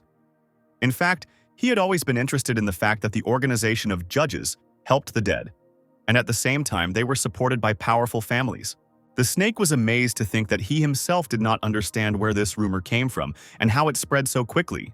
The brown-haired man became serious and asked if it was true that the judges could return the soul to the body of a person who had died many years ago. Adam replied that the dark blue race had achieved great heights in the study of spiritual components, So why then were they asking him about this? The guy threw up his hands. It seemed there was only one answer. And the next moment he pointed the gun at Adam and fired, shouting that he no longer needed him and that it was time for him to die. Sinclair didn't lose his head, and before the bullet could reach him, he used his shadow cloning ability. Now there were many snakes standing in a row opposite the enemy. The bullet instantly shot through the chest of one of the clones. Then she flew right through, but didn't fall, but turned straight to the left in the air. Adam realized that the brown-haired man's weapon had a homing function. The speed was low, but throwing it back and forth would take too much time. Meanwhile, the enemy continued to fire bullets one after another, saying that if he attacked everyone at once, he would definitely not be able to dodge. Suddenly, the guy heard a strange voice behind him and felt the steel of a sword on his shoulder. He turned his head and slowly counted from 3 to 1. There was an explosion at the place where he was standing. The snake and his clones immediately took a few steps back, peering at the trace on the asphalt. The vanished enemy, who thought he would be able to escape, suddenly felt a cold touch on his hand. Then he was entangled in smoke that turned into electrical discharges. His whole body was pierced by such pain that the brown-haired man screamed heart-rendingly. On her throne in the air, Charlie the rabbit, legs crossed, calmly watched the proceedings. She went down to the snake. The guy raised his hands, saying that both of them really were able to teach him a lesson. He didn't expect the judges to send 2 heroes, Snake and Charlie the rabbit, so he called on his partner Monica for help. A long-haired blonde ran out onto the battlefield, clutching a long, blue-glowing sword in her hands. Adam cried out in concern, asking his sister to be careful. Trisha hesitantly took out her sword, lowering her head. Monica immediately attacked her, however. The girl defended herself, and the sound of clashing weapons was heard. The opponent jumped back, her hair flying from the sudden movements. Monica asked if the rabbit was of the dark blue race. Charlie chuckled and returned to her throne, crossing her legs. The guy whose arm was torn off in the attack, the other one held Snake at gunpoint, threatening to kill him if he came near. Adam closed his eyes, glad that Trisha was okay, but for now, he needed to figure out how to deal with the homing bullets. He continued to stand with his eyes closed as the bullet flew towards him. When the bullet came close, he pressed it down with his boot. Sinclair's eyes opened sharply. He understood.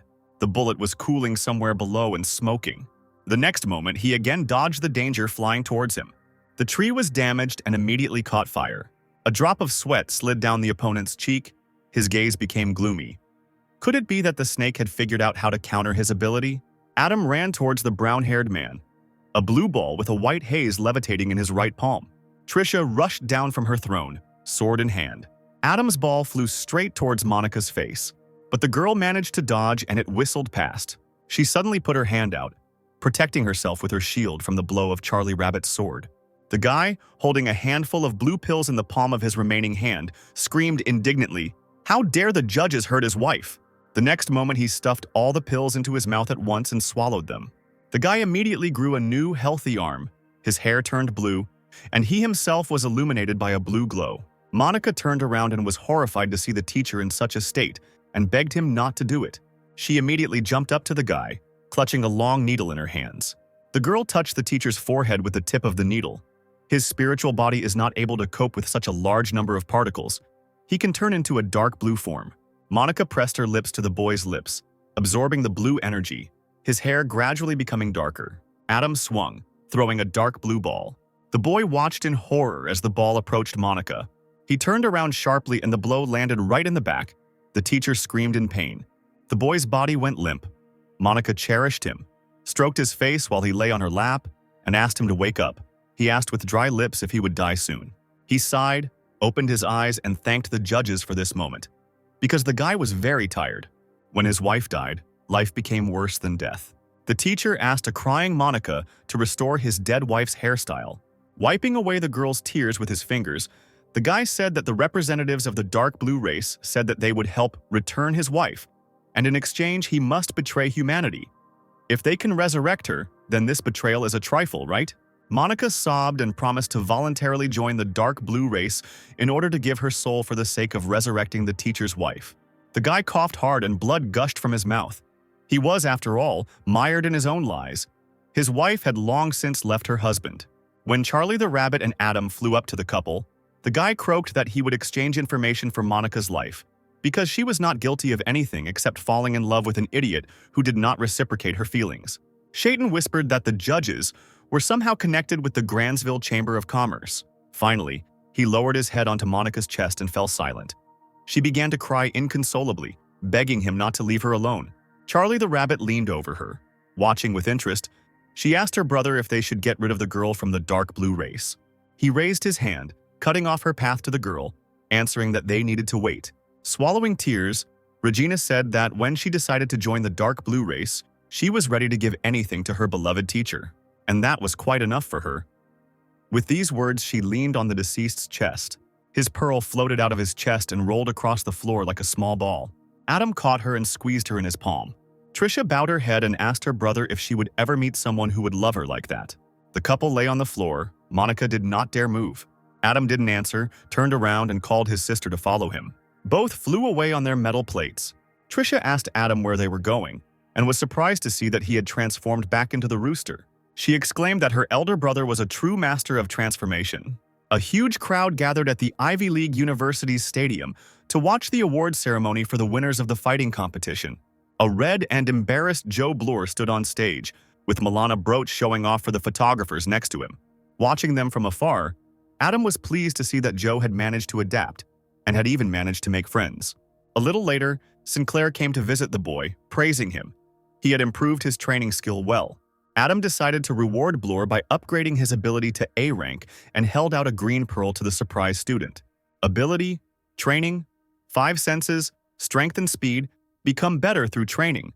Limitation, superiority over an ordinary person by 64 times. Adam put his hand on Joe's shoulder, saying that the next goal was the entrance exams. The student had to try hard, and the teacher needed to leave for a while. Bloor asked worriedly where he was going. Adam replied that it was the territory of the 4 Seas. Zachary sat on his knees in front of the safe in the headquarters of the Dragon Lord of the Berkshire Hero Association. He scratched his chin thoughtfully, trying to figure out the combination of numbers. It couldn't be that the password was his date of birth again. The guy quickly entered the required numbers. The safe door slowly opened, and Zachary saw a lonely book.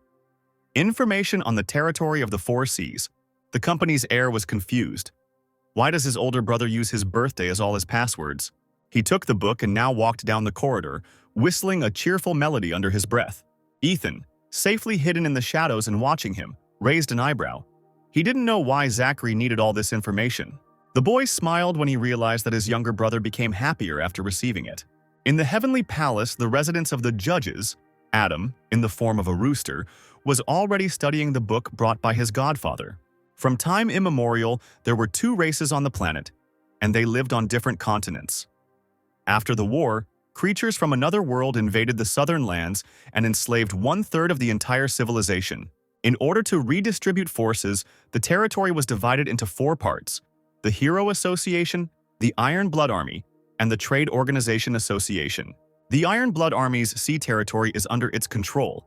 The Heroes' territory is governed by the association of the same name, and the Free Union's territory is subordinated to the Association of Trade Organizations. In mixed lands, all these forces coexist, and its protection is ensured by their agreement. Whatever the relation of the dark blue race to one of the most important organizations, or to the Stone of Wisdom, everything points to the Free Sea territory. Adam decided that this was where he would head first. The guy patted Zachary on the shoulder. Good job. It was a sign of his growth. The godson's eyes lit up. He folded his palms in a prayerful gesture. Maybe now. Sinclair smiled to himself under his mask, guessing what Zachary wanted, and asked him not to worry because, since he passed the test, the organization would not shortchange him. The guy would receive the elixir of abilities that he deserved. Zachary asked what rank the elixir was, and quickly drank the liquid from the flask handed to him. As the boy slowly sank to the ground, squinting in discomfort, Adam replied that the elixir was B rank. In addition, it contained 2 types of B rank abilities.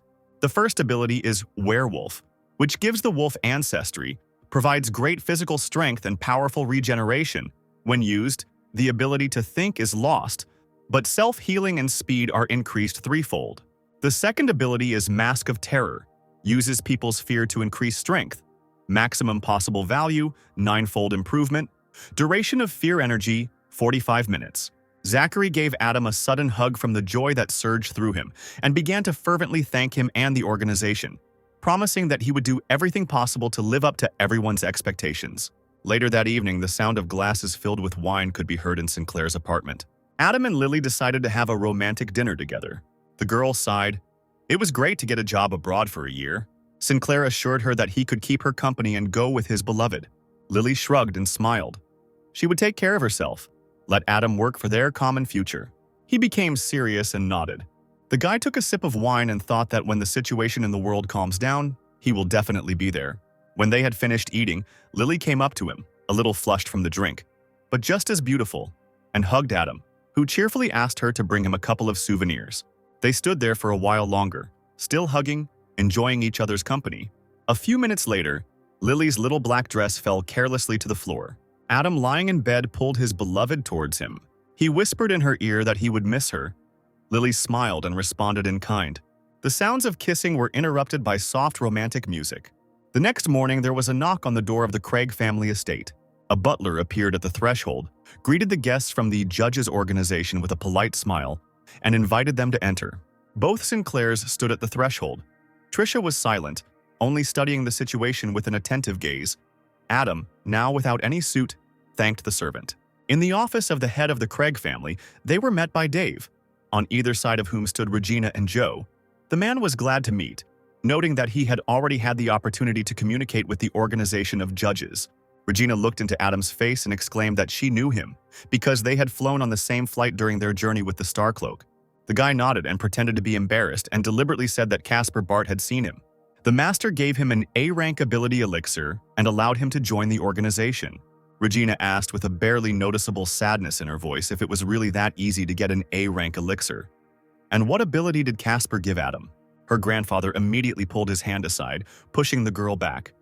You can't be so rude and interrogate other people about their abilities. But Adam wasn't offended at all, saying that it was okay, because they were future allies. He didn't mind telling about his skill. It was called folding military suit in plum style, Joe said, confused that she had never heard of such a thing. Sinclair then said that this was normal because he combined both martial arts of the submarine army and a plum-style suit. Ability Plum-Style Folding Naval Suit has both the power of underwater martial arts and 6-step plum transformation. Need to dodge enemy attacks like a plum flower. Regina pointed at Trisha, who was silently standing to the side, and asked what about her. Adam replied that this was Charlie the Rabbit's ward and that she was also an A-rank user. Trisha herself added that her skill is ice control. Adam immediately changed the subject, saying that Mr. Bart had told them to travel through the sea territory of the Free Union under the name of the Craig family, and what the leader himself thought about it. Dave scratched his chin and agreed. It was time for the Craig family to return to a free union. That same night in the port, Trisha sat on a box at the very edge, looking at the night surface of the water. Adam came up to her, put his hand on her shoulder, and asked what his sister was thinking about. The girl replied that she didn't know anything. She was just worried about their departure from the city of Louisville, to which Adam reassured her they weren't leaving forever. The girl thought about spending the rest of her life in Louisville, but she had no idea about the existence of the territory of the Four Seas. Her older brother chuckled. It becomes clear why all three forces and the government do not want to talk about these lands. Once people learn about the territory of the Four Seas, they will reach the point of war with another world, which will give rise to chaos and fear. Trisha just let out a sigh of relief when she heard this. She noticed that the locals had to endure stress on a daily basis, and that the lives of the awakened were much better in comparison. Adam stroked his sister's head, because the situation inside the Free Union was quite tense. She would have to constantly defend herself. Trisha asked her brother not to worry. In the morning, the huge 6-star ship Sea Dolphin was already sparkling in the sun in the port. Dave Craig stood admiring the ship, proudly telling Adam that the bottom of this ship was made from materials from otherworld monsters and protected by 4 different alchemical creatures. It is enough to apply spiritual power, and he will fly into the sky, shoot fire, create a protective barrier, or accelerate. Dave snapped his fingers and the butler came up to them. He held a tray with 3 items in his hands. All of these things would be needed by the participants of the trip to the territories of the Four Seas: sea clothing, light armor, and bubble. They allow you to walk on the surface of the sea, breathe underwater, and their appearance depends on the individual. Adam and Trisha were offered to try. The guys changed their clothes. Trisha smiled. She liked it. Adam asked where the others were, and at that moment, Regina, Joe, and the swordswoman Blanche came out to meet him in hero costumes. Joe herself seemed to be the only one who was embarrassed by her new outfit. Dave turned around and grumbled in displeasure as he heard a noise behind him. The butler replied that the Artivan group, the young master from the Rotten family, Gregory and Jake himself were here. Adam tensed when he heard those names. Artavan Group came here, Dave muttered under his breath, wondering why he was making so much noise. The butler said that the guy initially planned to return on the 4-star ship Artavan, but upon hearing that the Craigs had prepared a 6-star ship, he immediately hurried here. Dave rolled his eyes and ordered that a room be given to him. The butler lowered his eyes and announced that the young master wished to occupy Mr. Adams' platinum room, 608. The subject of the conversation himself came out on deck, arms wide open, and walked towards Joe, saying that this was to be expected from the second beauty in the territory of the 4 seas. Dave coughed loudly, drawing attention to himself. A blond guy in a suit, whose face was covered with a scattering of freckles, politely greeted the head of the Craig family. The man returned the polite greeting, saying that young Master Rotten was their honored guest, who was always welcome. A little later, Dave asked the butler to take good care of the guest. With a polite smile, the butler led the boy to the platinum room, as instructed by the head of the Craig family. Stepping aside, Jake Rotten conspired with his bodyguard to find out who was living in room 608 as soon as they got on board. Just think, that insignificant Craig family dared to go against his will. Meanwhile, Adam, sitting in his platinum room, looked at the sunset through the panoramic window and relaxed. Suddenly, there was a loud knock on the door. The guy quickly wiped his mouth with a handkerchief. He had decided to have a snack and drink a glass of soda. Without asking who was disturbing him, Adam opened the door. Standing on the threshold was that same young gentleman. Jake Rotten with his bodyguards? They did not look very welcoming. Despite this, Sinclair smiled, noting their sudden appearance. Jake immediately burst into curses. If the guy knew about the visit, let him take his things, or he will have to help him with it. Adam leaned close to the young gentleman's ear and whispered to him whether he would like Miss Joe Craig's personal photo album. Jake's face immediately changed and, blushing, he asked again if Sinclair had this album. Adam nodded. He wouldn't lie to the second master of the Rotten family. Jake blushed even more and quietly asked about the price.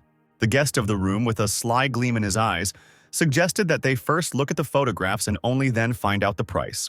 The young master immediately ordered the bodyguards to remain outside. Adam walked into the room without further ado, and his guest followed him, ordering him to show him the album quickly. A second later, he was already under the influence of the control ability. Adam found himself in a space where the young gentleman's memories swarmed on small screens. Sinclair's attention was drawn to the screen, which showed an image of a man with blonde hair and a mustache of the same shade. He was holding a glass of wine in his hand and talking to the people around him. Gregory Rotten, the son of the Rotten family, someone who plays a secondary role in the family hierarchy, suddenly gains power and authority, becoming a key figure. Despite Gregory's attentiveness and caution, he opens up to his nephew Jake. The bewitched young gentleman stood at attention, addressing Adam as a master. He gave the order to behave appropriately to a young master, to interact more actively with Gregory Rotten and the Rotten family, because they could be part of some organization. The guy bowed and unquestioningly agreed to pay more attention to the events happening in the family and to report on them. Finally, Jake left the room. One of the bodyguards immediately asked him whether to start taking the stranger's things out of the apartment. But for this, the unfortunate man received a slap in the face. Jake got angry, shouting that the room was not suitable for him, and he wanted to stay in the room of the head of Craig. The bodyguard, sweating from the strain, shouted back that he understood the order. The man tried to smooth things over by saying that the young master would soon be able to enjoy life, since he would arrive at an independent customs house. But in response, he received another portion of shouts and an order from Jake to spare him any instructions regarding what to do. The ship slowly sailed towards the large stone gates. The Sinclairs were standing on the deck. Trisha pointed her finger towards the shore and asked what was in the distance. Adam replied that it was an independent customs office. Immediately after these words, as if from nowhere, a man appeared on the deck. Number 97, the Soul Hunter, he kindly greeted the arrivals, informing them that he runs this place. Sinclair turned around, puzzled. So strong, even his appearance went unnoticed. Dave Craig, hands behind his back, was glad to meet Mr. Hunter. They shook hands. Hunter said that when Chief Craig first arrived at their customs, the man was sure that the guest would return one day. The hunter noted that there were many young people on the ship and invited those present to dinner. The light was bright in the spacious living room. As soon as Adam entered the hall, girls immediately rushed to him, vying with each other to note his beauty, offering to exchange numbers and keep him company. Sinclair, surrounded by so many beautiful strangers, immediately blushed. Regina, stuffing her mouth with food, muttered resentfully to her sister that she had no idea where these freaks got so much confidence from, since Joe was nearby, and they dared to seduce Brother Adam. Her younger sister blushed and asked her not to talk nonsense because Regina knew what kind of relationship they had. Trisha burst into the middle of the hall, pushing aside the girls. She grabbed Adam by the hand and dragged him away from the annoying company. Then she shouted to the stunned Craig sisters, calling for help in getting rid of the persistent girls. Joe suggested going to the famous Shell Hotel and having some fun. Regina clapped her hands, fully supporting this idea, because the special event of the Rakushka Hotel is especially popular among the 4 Cs. Adam blinked his eyes in confusion. A special event? Blanche was already there and silently pointed her finger at his cheek, where there was a lipstick mark. The swordswoman answered sullenly that the guy would come and see everything for himself, while he furiously wiped away the traces of the crime with a napkin. More and more people gathered around the huge panoramic window leading directly into the sea of the Rakushka Hotel with all sorts of sea creatures. The host, wearing an unusual outfit, pointed to the water and, smiling warmly, invited guests to a mermaid party that would begin very soon. Adam looked at Joe, puzzled. The ability to transform into a mermaid? The girl answered mysteriously that he would soon find out everything himself. Regina asked Adam to stay here while she changed. In an instant, people froze in front of the calm water. But a moment later, water from the aquarium began to pour directly into the hall through the opened hatches in the wall. The crowd buzzed with excitement, and no one seemed to be afraid. But Adam had no idea what was happening and was in a panic as the water flooded the entire space. Meanwhile, the red-haired host cheerfully announced into the microphone that the mermaid party had begun, and asked the crowd if everyone was ready to become a free mermaid. The water filled the entire space of the huge hall. Adam, as if in clothes, held his breath and looked around in panic. A small fish swam nearby, its bright blue scales shining. Regina swam up to Sinclair, happily wagging her real mermaid tail. She was surprised to see that Adam still hadn't transformed. The guy looked around and only now noticed that everyone around had long since turned into mermaids. They felt great in the water. Joe gave him a strange look, and Adam immediately felt awkward at his ignorance. And then, as if by magic, he felt himself changing, and instead of legs, a real fishtail with black scales grew. Sinclair swung it a few times under the watchful eyes of his friends, surprised to find that his lungs were no longer burning from lack of oxygen. He was still warily observing the situation in the hall. No, now in a real aquarium. Suddenly, Adam saw something that truly horrified him. Obviously, the dangerous fish remained behind the glass, but a huge, bloodthirsty killer whale managed to break through the glass, and now it was kicking, trying to crawl through the hole to feast on defenseless people. The mermaids immediately scattered in all directions trying to save their lives. The killer whale, whose eyes glowed red in the blue water, had already set her sights on a target and was about to swim there. Adam kept his eyes on her, and still couldn't figure out whether this was a real monster or a transformed human. He used the ability of the ancient dragon. Swimming a little closer to the mammal, he grabbed it by the tail. Then, suddenly, breaking through the thickness of the water, he threw it upwards. The killer whale hummed, revealing a row of sharp teeth. She twisted and lashed out with her tail at Sinclair with all her might.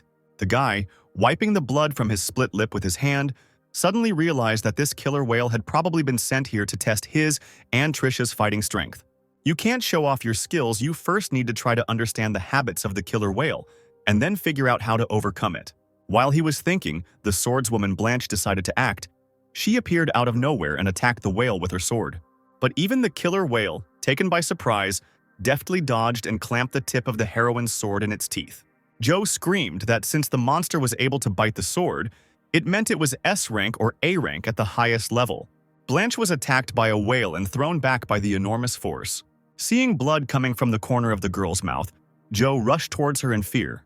Regina swam up to her sister and drew her attention to what was happening nearby. Just in front of the orca, Trisha waved her arms, gathering a multitude of small currents around her. A moment later, the killer whale found itself trapped in ice. The boulder with the mammal inside began to settle from the cliff straight into the dark depths of the sea. The people lay down right on the edge of the cliff and looked carefully. Is this really the end? And are they saved? But it was too early to rejoice. The killer whale suddenly appeared in front of the astonished crowd, pushing off from the bottom. Noticing Adam, the monster immediately rushed at him. Sinclair turned and began to swim away from the orca, hoping to buy himself time to make a decision. With an A-rank ability, he wouldn't be able to break through the defenses, but there was no other choice. The guy, after some thought, transformed the glove of light. The killer whale opened its mouth wide. As Adam raised his hand up, the glove's ability created a huge explosion that hit the monster right in the stomach. Sinclair blinked in confusion when it was over. The whale was rocking motionless in the water. Was it really dead? If anyone finds out that Adam killed the monster instantly, he will be exposed. Adam decided to hit the carcass more before everyone saw. Blanche and both Craig's sisters watched from the sidelines. Regina thought for a second that Adam had won. Blanche raised an eyebrow and said that a high-ranking monster was not that easy to deal with, and Joe offered to help the guy. The girls were dumbfounded when they saw what happened next. The completely naked stranger began to fall as if he had just lost consciousness. Adam, having transformed back into a human, was left in only his pants, torn to the knees. The guy swam up to Trisha and tried to steal the ability without anyone noticing. The killer whale had an ability that allows it to transform into a mammal, increases physical characteristics, making the owner a dangerous sea predator. The skills present: sliding, dodging attacks. The sister worriedly asked her brother if he was okay. The guy touched his broken lip with his finger and smiled through the pain. Everything is fine. These 4 seas are really deep. Joe said that upon returning to shore, she would heal his wounds. It seemed their ally was seriously injured. Swordswoman Blanche picked up the stunned Sinclair in her arms, seriously telling him that there was no point in risking his life because they could have attacked together. Adam didn't have to take so much damage. He blushed slightly and thought that now all he could do was pretend to be seriously wounded. Adam was placed under the doctor's supervision in one of the cabins. He lay on a soft bed and rested. As Dave approached the head of the bed, Sinclair became embarrassed and began to make excuses about his wound. But the man put his palm forward. He immediately understood the guy's train of thought, since people were trying to reveal his true strength. Of course, the Craigs couldn't let them do it. Adam asked the head of the family about the killer whale, which side sent it. The man took a drag from his pipe, thoughtfully answering that they were being watched by many security agencies, and anyone could have done something like that. Come to the window, the man, looking at the sea, said that when they reach the island of love, they will be under the control of the organization of the same name, and therefore the Barton family. The Barton family. Adam thought that this must be the family of the guy who caused a scandal at the auction. As Dave left the cabin, he informed Sinclair that the Craig family would later spread the word that Adam was seriously injured, so he had to pretend for a couple more days. In the evening, as the sun was setting, Adam and Trisha decided to relax on the sun loungers on the deck. Suddenly the girl sat up abruptly. She saw them again. Another vision from the dark blue race. Adam took off his glasses, noticing that this was the second time. They needed to find the Stone of Wisdom quickly. Trisha happily reported that this time she remembered more details. When she gets better, there will even be a chance to find their base. Her brother shook his head, let his sister not even dream of helping him, because her safety and health were the most important thing. Trisha hugged his hand, smiling widely. She understood everything, so she asked him to read her memories. Maybe this way she could discover something new. Trisha froze in a trance as her brother entered her head. He found himself again in the familiar dark space, where pictures of memories replaced each other. The guy began to carefully look for the ones he needed. At first he saw some kind of base in the rocky area. Then a first-person scene, someone was strangling a man with just a piece of cloth. Later, the same hands poured blue liquid from a small bottle into the water. A crowd of young people in torn clothes stood in a row and shook with fear. This time, Trisha saw through the eyes of an old man from the dark blue race. He dissolved the powder in water to infect more people, and those teenagers are his subordinates? There was a man in a huge pool strewn with red rose petals. A dark-haired woman in a red dress slowly approached him. One of the top 10 beauties of the territory of the 4 seas, Anna Weish. As she entered the water, she turned to the smiling man, asking if he had missed her. The woman, with a seductive smile, handed her companion a berry and invited him to play. Their game was interrupted by a servant who reported to the lady that young Master Barton wanted to see her. The woman left the pool, ordering the man to wait for her. She turned around and promised him one last time that she would play a very exciting game upon her return. Entering the room, Anna's nephew walked towards her with his arms outstretched. He immediately asked if she was familiar with the owner of a spiritual ability named Caspar Bart. The woman lay down on the sofa and asked if he had mentioned her, and also asked if Caspar was handsome. The guy rolled his eyes, he couldn't answer exactly, and asked his aunt to lure Bart away from the judges' organization because it wasn't easy at all. The woman immediately stood up. Turning her back to her nephew, she asked to be given time to remember because in her travels Anna met many people. Returning to the room with the pool, the woman was dumbfounded. She saw with horror that the water was colored bright red, and the acrid smell of blood spread everywhere.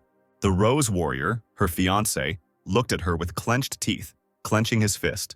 He pointed his sword towards the traitor. promising to kill her for what she had done. The man waited for his bride to explain to him what was happening, but she remained silent. Then the woman put on an innocent face, accused him of insults, and pretended not to understand anything, suggesting that he first deal with her lover. The Rose Warrior chuckled, replying that the guy had just died, but Anna laughed back. It was a lie. Her fiancé would not dare attack her real partner during a conversation. This made the man quite angry, and he suddenly grabbed the bride by the neck, demanding to know who her real lover was. Anna, fearing for her life, named Casper Bart from the judges' organization, with whom she made fun of her unsuccessful fiancé. The Rose Warrior thrust his sword into the floor, and blood poured from his mouth as the man began to cough. He vowed to kill his unfaithful bride because she had crossed the line. Adam, dressed in a suit, stood on the deck in the silence of the night. Suddenly, through the fog, he saw the vague outlines of a foreign ship. The fog was slow to clear, but visibility soon improved. A submarine appeared on the horizon, sailing through the waves. Adam was immediately called by Blanche, who ordered him to return to the captain's cabin because the pirates had captured the Dolphin. The captain, standing before the assembled group, explained what was happening. The pirate group that had captured the ship was known as the Shooting Star Pirates, and their leader was an S-rank user, the undead mage, Boris Cart. He has 3 main subordinates: the Charming Fox, the Seaweed Monster, and the Tyrant of the Deep Sea. The captain bowed to Mr. Dave and Adam, saying that the defense would work in 3 minutes, so the ship and passengers were safe, but he still asked for help. The head of the family informed Sinclair that this time the pirates attacked to test the strength of the Craig family and the Judge organization, so they needed to be careful. Adam chuckled to himself. He had never seen people so eager to teach him something. The guy suggested leaving the captain of the Falling Star Pirates to him, and let the rest take care of the people on board. But Jo came forward, spreading her arms wide, and frowning she exclaimed that Adam had not yet fully recovered. Dave smiled, covering his mouth with his hand, and asked his granddaughter not to worry, because Adam was almost healthy, so there would be no problems. But the girl angrily stated that such severe wounds do not heal so quickly. Sinclair, feeling awkward, laughed, replying that it was better not to hesitate and attack already, because every second counted. A siren wailed loudly in the corridors of the ship. Red lights began to flash, indicating an emergency. A huge pirate frigate crashed into the Sea Dolphin. On board, wearing a long cloak and holding a staff with a human skull attached to it, stood the undead mage Boris Cart, loudly announcing to his fellows that the ship in front of them was the Dolphin of the Craig family. The man raised his staff, his eyes glowing green, and he shouted, asking the team what they wanted. The men raised their weapons and shouted in unison. They wanted gold, jewels, beautiful girls, and most importantly, to kill. Everyone took turns jumping from the deck straight into the water. Surprisingly, people did not drown, but confidently walked along the waves. Adam, without hesitation, also stepped down. He was smarter, and the pirate's head served as an excellent way for him to get to the enemy ship. The Charming Fox extended her clawed hand and breathlessly asked the guy, calling him handsome, how long he would continue to mock the poor guys. The woman burst out laughing and jumped straight at Sinclair. He squatted slightly and pushed off from the water. The fox swung its sharp claws, but the boy was quicker. Her hand only touched air. The woman turned around and angrily ordered him not to be a coward, to act like a man, and not to shirk. A red beam was immediately directed at Adam. He smiled. Using a spiritual skill to attack, you need to show who has the third stage here. Adam swung and grabbed the fox by the neck. The woman smiled. To her surprise, the guy was able to resist her spiritual attacks, but what a pity. Trisha, standing behind with 2 swords in her hands, called out to her brother, warning him of the danger behind him. A skeleton in armor was rushing towards him with a sword at the ready. The enemy swung, confident that Adam was unaware of his presence. The guy smirked. He knew what to do. Sinclair moved the fox in front of him, the blade of his sword hitting her stomach. A green pearl slowly floated out of the villainess's body. Adam deftly grabbed it, telling its dying owner that she would rest in the next world. In this life, she killed many people. Maybe in the next, she would suddenly become a good person. Ability, Fox Charm, turns the owner into a fox, uses spiritual power to stupefy enemies, increases its power by accumulating male energy, acquired skills, charm, bewitching opponents with the help of language and gestures, putting them into a trance. Meanwhile, Jo was about to be attacked by the Tyrant of the Deep Sea. It was a bald man in dark clothes with a mace in his hands. The girl directed a bright yellow beam at him straight from her eyes. She dodged the mace strike. Tyrant shouted at the seaweed beast, asking where the trap was, as the girl was very quick to dodge attacks. The seaweed monster, a guy with long hair, smiled. The trap was already ready. Joe screamed and cowered as the seaweed monster's hair, as if from the very depths, rushed towards her, ready to capture her. They immediately grabbed the girl, tying her hands and feet. The swordswoman Blanche was already running to help. She began to briskly cut the seaweed with her sword. The enemy roared. "No one can cut his seaweed." Blanche screamed in victory as she freed her younger sister Craig. But danger was approaching again. Trisha created blue lightning in the air and ordered them to freeze. Long frozen blocks formed around. The captain of the Dolphin watched what was happening through binoculars. Adam Sinclair killed one of the leaders, Trish, and Miss Jo Craig will deal with the others. Regina spread her hands. She wanted to fight, but unfortunately she could only watch. Their ship appeared in the center of the pictogram. It was as if a protective field had spread over the ship, cutting off the pirate's path. Boris Karta hit the floor loudly with his staff. Laughing madly, he promised to do something disgusting with Adam Sinclair's skull. He swung his staff, black lightning streaking from it, and shouted a curse. The armored skeleton that had tried to attack Adam earlier began to shake. He was covered in smoke. A transformation was taking place. When the smoke cleared, Sinclair was faced with a huge ape skeleton armed with 2 clubs. The undead mage shouted defiantly at the boy that he wouldn't last even 30 seconds against the S-rank villain. Adam grinned. That was what he was going to check. The monkey skeleton jumped up and swung both paws. Both clubs fell into the water, causing a huge splash. But the nimble Sinclair was already far behind the monkey. He ran up and jumped right onto the skeleton's back. Then he pushed off with all his might. Adam found himself behind the skeleton again. But he continued to stand, as if the guy's blows weighed no more than a fallen snowflake. Sinclair pulled on the glove of light. It seemed that if he didn't get rid of the skeleton's tail, he wouldn't be able to reach the spine. At that moment, the monkey's tail flew straight at Adam. Without moving, he managed to put his glove to the attacking tail. The wool began to smoke, but the skeleton seemed to freeze and did not turn around. Taking advantage of the moment, Adam took a running start. His foot struck the monkey's spine again. The huge carcass fell into the water a few seconds later. Adam shook off his glove, proudly lowering his eyes, and mockingly asked the undead mage what he had told him. The man shouted angrily that since he wanted to die, he would show the guy the true power of an S-rank. Boris pointed to the skull on his staff, saying that because of Adam's performance, he changed his mind, instead turning his skeleton into a knight that he would use to defeat the enemy's friends. Black smoke began to emerge from the skull's eye sockets. A pentagram formed on the water. The crowd standing on the deck of the Dolphin pointed anxiously into the distance, asking each other what was going on. A huge dragon skeleton appeared above the water, spewing streams of a strange substance from its mouth. Even the pirates seemed unprepared for this. They covered their faces with their hands and screamed in pain. They did not want to die. Adam whistled, looking up. What a cruel skill. Could this really be Boris Kart's unexpected move? His hand in the glove of light clenched. He would be very happy to fight with someone stronger. The man on board the Dolphin skeptically said that it was crazy for Adam to fight an S-rank undead mage, since even the best superheroes of the 4 seas did not dare to approach him. The dragon immediately used his dead breath against Adam. When it hit the water, Sinclair managed to jump back. The dragon tried to follow the guy, but he quickly ran straight through the air. His gloved hand flew straight into the monster's skull. Boris chuckled. What a coward, there's no point in evading. Adam flew up from below and hit the dragon's mouth. He let out his dead breath again, but the guy managed to cover himself with a shield. The deadly attack seemed to help Adam maneuver in the air. With the help of the shield, he moved higher and closer to the dragon. Finally, with his gloved hand, Sinclair grabbed the monster by the jaw. The undead mage who flew up to them said that grabbing them was also useless. Green lightning bolts flew out of the eye sockets of the skull on his staff. Boris prepared a new trap for the enemy. Adam smirked and turned to the magician. He decided that it was worth attacking Boris, since who knows what other creatures he would summon. Suddenly, the undead mage lost his confidence. He had no idea that he was Adam's target in the first place. The man turned to run away from the battlefield. But the glove of light had already passed through the magician, and blood gushed from his mouth. Boris can't believe he was knocked down before he could grab one of the judges.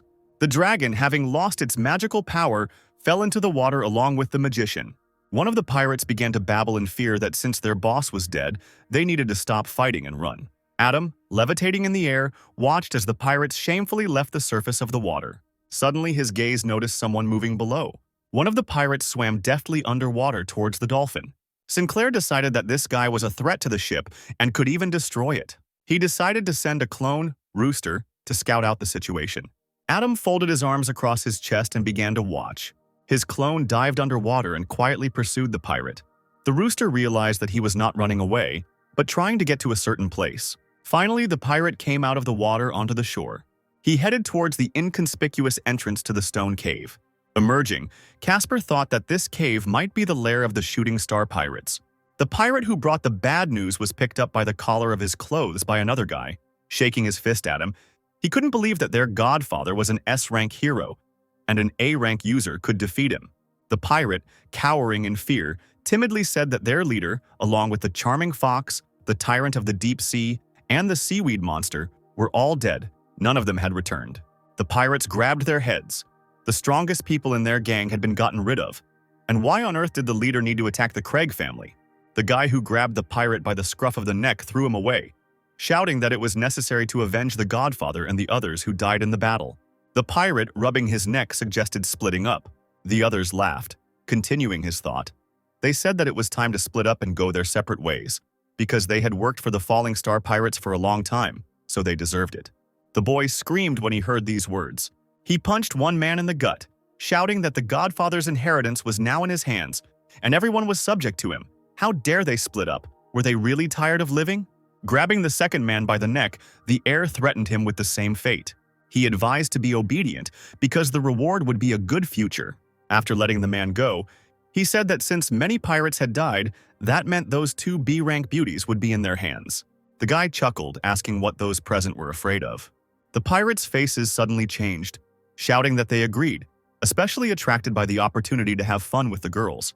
The villains had two captives in captivity. They were sitting behind bars and trembling, dressed only in thin dresses.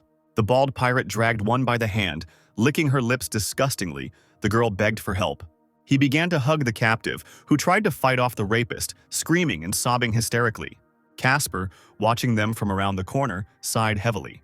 He picked up a stone from the ground and, swinging it unnoticed, threw it towards the pirates. The stone, imbued with the ability, hit the heads of all the pirates present, knocking them off their feet. A bald pirate fell on the captive, blood flowing from the back of his wounded head. The guy left in charge, who was not hit by the stone, looked around in panic, not understanding what was happening. The pirate, blood trickling from the corner of his lip, laughed heartily, assuming that this was the hero from the dolphin, who must have followed him and found the island. The man, smiling madly, promised the boy, Marcus Witt, that nothing good was expected of him, and therefore he would take him to the grave with him. Marcus leaned down and began to strangle the pirate with a vengeance, cursing him for not letting the man die during the battle. The guy dropped to his knees. He crawled towards the exit, wondering who had come to the island, and was ready to show the stranger the greatest honor. He raised his hands up, speaking into the void, promising to be loyal to the stranger, to acknowledge him as his godfather, and to do whatever he wanted. In response, he received a sharp blow from a sword to the chest. Casper leaned towards Marcus's ear, whispering that he already had a godson, so it was necessary to say goodbye. The guy hoarsely said that he tried so hard to become a famous hero of the four seas. A few moments later, he fell to the floor dead. Adam's clone, as usual, reached for the pearl that appeared. Ability: Red Copper Armor. Armor created using red copper. After use increases strength, agility, physical damage resistance, and elemental power. Since the ability wasn't strong enough, Casper decided to test what would happen to it after upgrading it. Ability: Golden Armor of the Fire God, said to be made from an ancient spirit. After use, the owner gains incredible power, high speed, and almost impenetrable defense. Acquired skills: Flight, Golden Eye of the God, shoots fire, S-rank ability. Casper approached the dungeon and informed the girls that they were saved. He will leave them 1/3 of the treasure, which will be enough to survive. The girls cried and hugged each other. Finally, they were saved.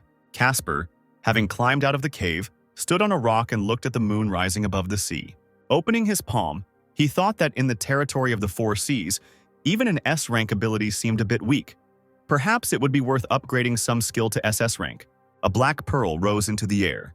Ability: Golden Demon Armor SS, the protective armor of the demon god. After use, physical strength will exceed the 3rd stage, speed will become incredibly fast, immunity to normal attacks and elemental abilities will appear. Acquired skills: High-speed flight, Golden Eye Fragment, allows you to see through objects, weapons in compressed form.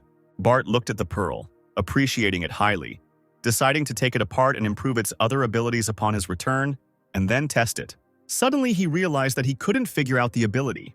But I couldn't figure out why. Could the theft be SS rank? Still, thought Casper, it was necessary to improve other abilities. The potential of this one was much higher. The guy thought, maybe this is somehow connected with the third stage, or the power of the ability in the world is determined by it. He didn't expect that after reaching the third stage, the ability pearl couldn't be disassembled. Casper created another clone to learn more about this armor. The clone nodded. He will definitely help. The first step was to try out a new skill. Casper used the Demon God's golden armor, and now has new abilities and a golden monkey suit. The boy intended to use physical, spiritual, and elemental attacks at the same time. The clone punched him in the chest with all his might. The armor absorbed another physical attack again. The rooster sent waves of wind towards the monkey. The monkey immediately counterattacked with his staff. The staff also absorbed the S-rank wind element. So the third skill can be described as sword against sword. Now it's time to try the power of the third degree. Casper waved his staff, and the huge waves in front of him parted in different directions. In the distance, on a sailing ship, a man was sleeping in his cabin, holding a bottle of alcohol in his hands. When the ship began to shake from the storm, he woke up in fright. The man grabbed the binoculars and pointed them at the sea surface. It was quiet. Numerous fish flew here and there. The monkey was delighted. This is how powerful the third stage is. Now he's interested in fighting consecutive bursts and seeing who's stronger. Having risen even higher, Casper decided to try out the skill of flying. The rooster rushed into the water. There was a huge splash. The monkey also dove like a stone to the very depths. He immediately used the ability Golden Eye Shard. Several fish were immediately incinerated by bright yellow rays. A drunk fisherman saw through his binoculars a yellow spot spreading under the water. He abruptly pulled the binoculars away, babbling in fear that he had obviously been drinking heavily to start seeing things like that. The morning after the rescue, the ship Dolphin was rocking on the waves, with Adam and the Craig family standing on the deck. Dave looked into the distance, reporting that ahead was the first island of the archipelago, called Alger. Sinclair asked who was running it. The man replied, "The Family Association. Their leader, number 39, Stitched Spring Sword, Asterion Bonte." The man also added that their power should not be underestimated, because when the Craig family fell, they offered themselves in their place many times. Soon the ship docked at the port of Alger Island. There, the arrivals were met by Asterion Bonte himself, along with a young girl, Lazel Bonte. He shook Dave's hand, saying that it was a great honor for them to have the Grandsville organization visit. Lazel, blushing, did not take her eyes off Adam. He didn't understand at all why the girl was staring at him. Asterion noticed that there were talented young people on the ship and asked the head of the Craig family to introduce them. The man smiled. These were his students, and the word talented was completely out of place here. Asterion leaned forward to the puzzled Sinclair, calling him strong and also informing him that in the future he would definitely take his place in the territory of the Four Seas. The man bared his teeth and introduced the girl next to him, Lazel Bonte, 43rd rank of the Fourth Sea, saying that the young people should get to know each other. The girl blushed deeply again as she shook Adam's hand under Asterion's pressure.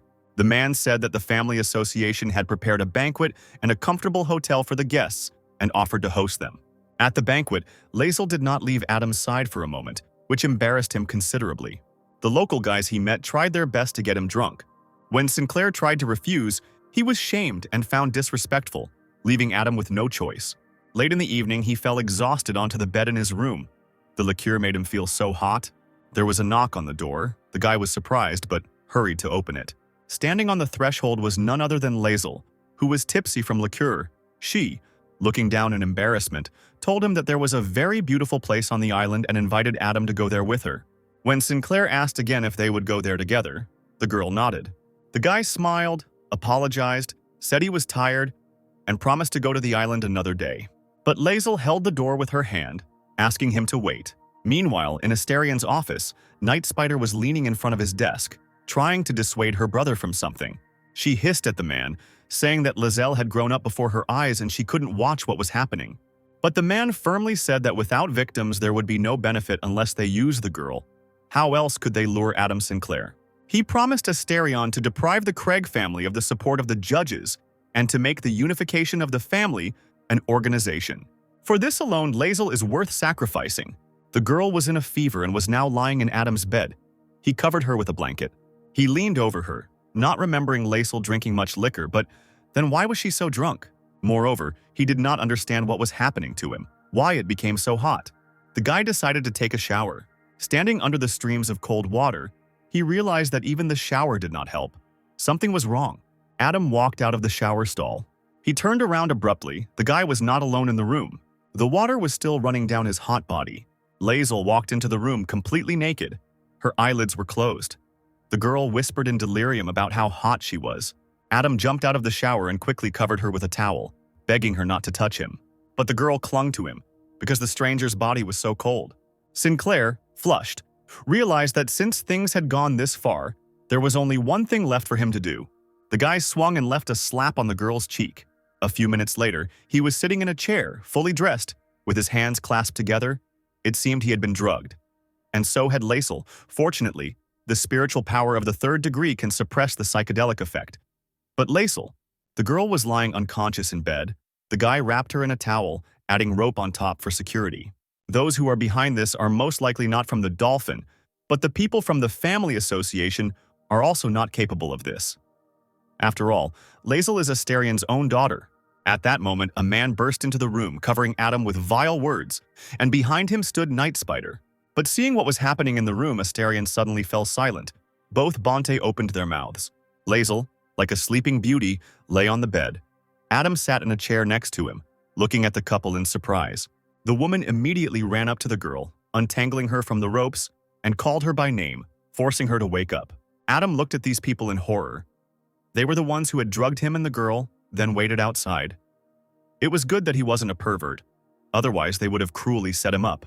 Laisel slowly opened her eyes. She burst into tears on Aunt Mo's shoulder, screaming that she had almost done something incredibly stupid. Suddenly, she fell silent, staring at the people behind her. Laisel stepped aside, asking her aunt in bewilderment what both men were doing here. Mo coughed and looked away. Asterian suddenly shouted at the girl, accusing her of inappropriate behavior towards adults. The girl, in turn, screamed through tears that adults should not drug children. Laisel pointed her finger at Adam, who was quite surprised to hear that his unwitting seductress had promised to get closer to him. But she had not thought that the relatives would resort to drugs and the possible end of the evening in the same bed.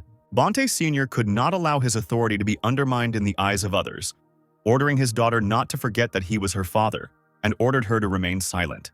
But she, swallowing tears, replied that a good father would not send his own daughter to a stranger. Auntie Mo hugged her niece tightly and asked both sides to stop fighting. Since it was the elders who were to blame for everything, she also promised Laisel that in the future, if anyone wanted to use her for their own purposes, they would have to do so over Mo's dead body. Hearing these words, the girl's eyes filled with hot tears again. Kneeling on the bed, she hugged her aunt around the waist and began to sob even harder. An enraged Asterion left the room, slamming the door loudly. Adam, who was becoming increasingly uncomfortable, cautiously suggested that they leave the woman alone and move into another room.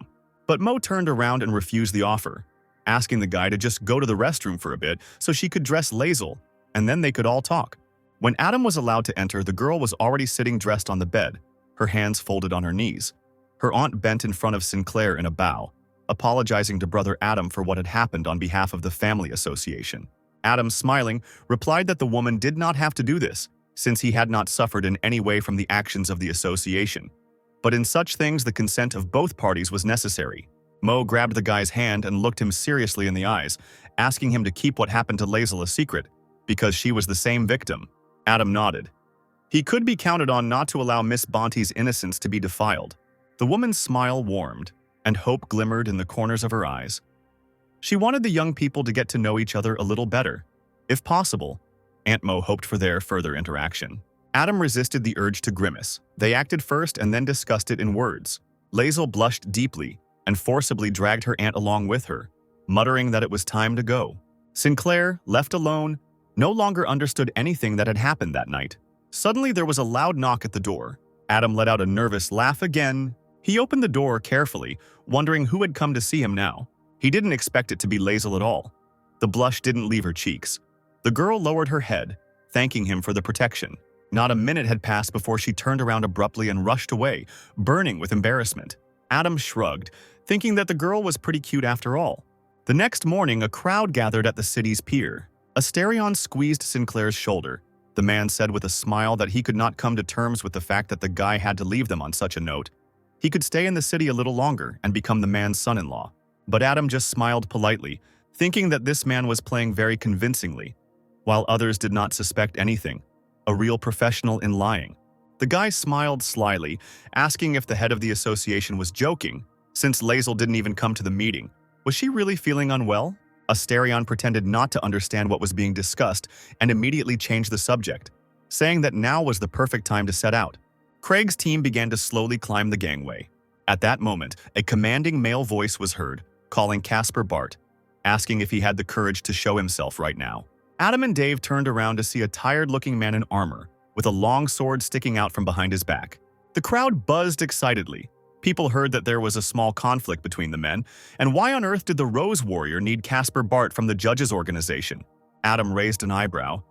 They weren't even familiar with this warrior. Dave called out to him, saying that the Rose Warrior was number 72 and now had some kind of grudge against Bart. Sinclair replied absently that he hadn't crossed paths with Mr. Bart for a long time, so he didn't know what was going on. Then Craig Sr. turned to the Rose Warrior, saying that he knew Casper in some way, and asked why number 72 needed him. To this, the warrior exclaimed that he did not want to be at odds with the judges, but he was left with no choice because his fiancée, Anna Weish, had cheated on him with Casper Bart, so justice must be restored immediately. The people on the pier could not contain their surprise and began to talk among themselves. So, Casper Bart had seduced the bride of the Rose Warrior. Then his thirst for the place was completely justified. Of course, Casper was having an affair with one of the beauties of the four seas. Lately, everyone was talking about nothing else. Adam sighed heavily and cursed to himself. Why is he the only one being accused of something he didn't do? Meanwhile, the warrior chuckled evilly, realizing that Casper Bart would never show up, assuming that the judges' organization was just a bunch of cowards who were scared of his rating. He turned away, saying that if Bart didn't want to go out, well, okay. Apparently, he himself had acted thoughtlessly today.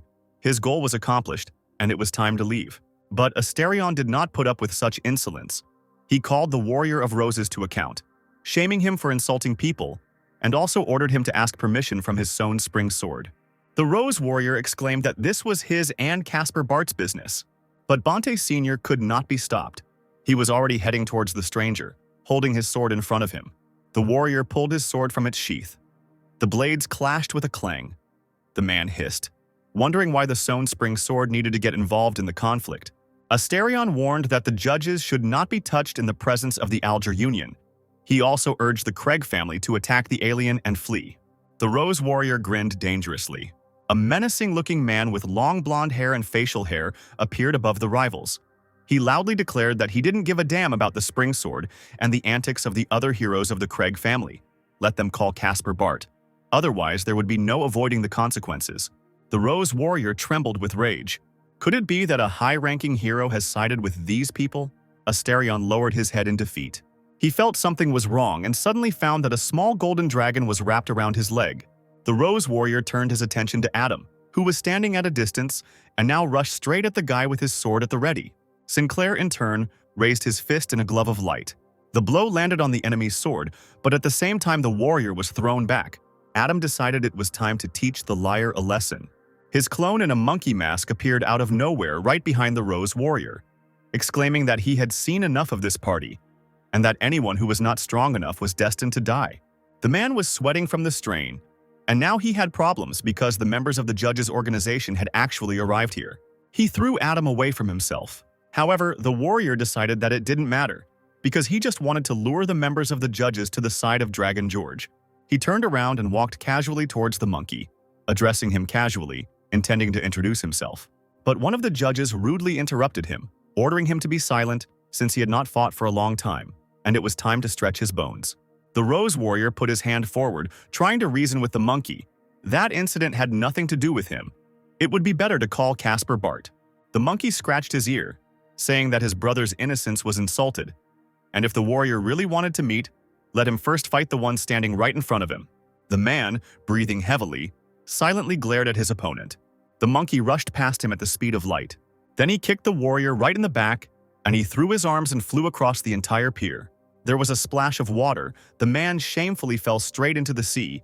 Being beside himself with rage, he could not believe that the enemy was not only fast, but also strong. Somehow rising above the water, he noticed a shadow above him. The monkey's boot came down over his back again. The warrior thrust his weapon forward, using the aura of the rose sword. Adam's clone didn't react to this in any way, continuing to move towards his opponent. Blood sprayed from the rose warrior's mouth as a boot landed hard on his chest. The impact sent both of them diving deep into the water. The monkey pinned the enemy with the toe of his boot, then pushed off. He emerged and flew high above the water. Floating in the air, the boy folded his arms across his chest and mocked the warrior's strength. The crowd watching the fight gasped. Monkey is much stronger, since he throws such a fighter from side to side like a bag of sand. Asterion opened his mouth slightly, seeing the monkey's abilities. He immediately thought that it would be more expensive for him to conflict with the power of the zodiac signs from the judges' organization. While the man was wondering if all the signs were so strong, number 25, the dragon George, was slowly approaching those present, maneuvering between the clouds. Asterion decided to simply observe, especially since the life of the hero with the ordinal number was at stake. This could not be missed. Meanwhile, the monkey, looking down at the rose warrior, challenged him to show all his power. Then perhaps the man would be pardoned. Leaning on his sword, he promised to demonstrate the power of his blade. As he raised his hand, gripping the handle tightly, a huge pillar of fire rose up from the weapon. It sparkled and blinded everyone who looked at it. The stranger who intervened in the altercation swore the beam hit him, and the man suffered a de-transformation in size. The warrior chuckled. He wasn't going to help anyone for their own benefit. It didn't seem like a good deal. The blond man sank to the ground in front of Adam. He introduced himself as Jack Waxenberg. The man was just passing by when he saw that the Rose Warrior was bullying the weak, so it was necessary to teach the scoundrel a lesson. Both Adam and his clone grimaced in disbelief. And who was this Jack trying to fool? Waxenberg glanced at the warrior and turned away. Then he sharply and loudly ordered Dragon George No. 2 to kill the ringleader. A huge gray dragon burst out of the intricately drawn circle and rushed straight at the Rose Warrior, purple lights bursting from its mouth. Hearing a loud roar behind him, the man turned around in horror. Unexpectedly for everyone, the monkey grabbed the dragon by the scruff of the neck, exclaiming that no one would touch his prey without permission. Jack turned to the unexpected savior with undisguised irritation in his voice, not understanding why he was interfering, because this was help for the Craig family. Adam's clone didn't answer but simply waved his hand in front of him, dissolving into thin air. Georg turned over in the air with interest and brought his muzzle closer to the ground, where the monkey looked at him fearlessly, folding his arms across his chest. The guy grinned. He had never encountered anything like this before. Meanwhile, the Rose Warrior pointed his sword at Jack Waxenberg, asking how he dared to attempt his life. The man was not frightened by this. He hid his grin in his thick mustache and calmly asked what the big deal was. The warrior spat on the floor in annoyance. He was unlucky. But since he had helped Jack lure people out of the judges' organization, now he could leave. Apparently, the blonde had other thoughts on the matter, because the Rose Warrior suddenly began to choke. He grabbed his throat, choked by an invisible vice, the powers of Jack Waxenberg. As the palms closed on the invisible killer, the outlines of a thick noose became visible, and blood flowed in thin streams from the warrior's mouth. He pointed the tip of the sword towards his neck, threatening to stab something. The man carried out his threat, but it was too late. The noose had disappeared. His own sword pierced the thin skin of his neck. Swordswoman Blanche asked Joe Craig what was going on, and it turned out that the warrior was being slowly killed by the third summon, the invisible dragon. The monkey approached Jack, accusing him of killing a man with a serial number, which was a violation of the law. The man smiled cloyingly, spread his arms, and declared that he had not killed anyone, and that the Rose Warrior had committed suicide. Adam's clone looked at Waxenberg again carefully. He was wearing the same clothes that Trisha had seen on the dark blue race. Was he really one of them too? The monkey measured the blonde with his gaze, expressing hope that it would be more interesting with him than with the Warrior of Roses. Jack advised the guy to keep his arrogance after he crossed him. Sensing movement behind him, Monkey turned there. The enemy was again trying to use an invisible attack. At that moment, Dragon No. 2 appeared out of nowhere in front of one of the judges, hoping to catch him off guard. Adam's clone used the ability Goldeneye Shard. Bright rays were directed at Georg, who disappeared, as if he had dissolved into thin air. The dragon materialized at Jack's shoulder, puffing angrily. The man praised the good boy, telling him not to be afraid, promising revenge. The man's eyes flashed angrily. He used virtual power when a large dragon appeared on the horizon. The man's body was illuminated by a bright yellow light. Thanks to this ability, he was able to transfer his consciousness into Georg and control him. Now in front of the monkey there appeared an unusual, humanized dragon. Dave Craig noticed that George the Dragon was in 25th place and asked Adam if Mr. Monkey could handle it. The guy hastened to calm the man down, replying that this member of the judges had the best instincts and would not lose due to carelessness. Meanwhile, Jack and George's body was ready to attack. He stretched out to his full height and roared loudly and long drawn out. The monkey noticed this and did not waste precious minutes. The rays of the golden eye fragment were directed straight into the monster's mouth. Jack couldn't believe his eyes. Was this dragon going to be destroyed too? As the monster began to sink into the water, the man growled. The monkey has already finished off the second dragon, it's time to kill him. Jack created a huge circle in the water with complex symbols inside. From there, with a thunderous roar, a huge scaly dragon burst out dangerously close to the ship, its mouth wide open. The monster, releasing clouds of smoke, turned to Waxenberg. 10 years had passed since the last call, and asked what offering he had prepared this time. After thinking for a second, Jack suggested giving him 10 days, and then the catch would be 10% more. The dragon set his condition, 7 days and 20%. The man shook his head, clenching his fists in impatience. He agreed to the condition, ordering to kill the opponent quickly. The monster's long body stretched out, and in 2 counts he found himself in front of the monkey.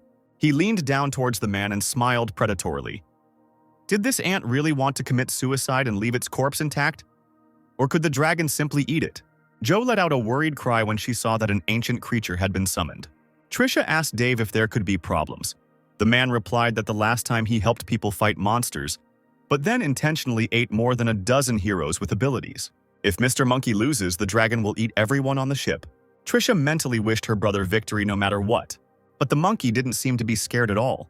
He twirled his staff in his hands, exclaiming that he would have to check who would eat whom next. He fearlessly rushed forward towards the enemy. His staff, charged with ability, fell with all its might on the forehead of the ancient creature. Under the impact, the dragon's skin began to crack like stone.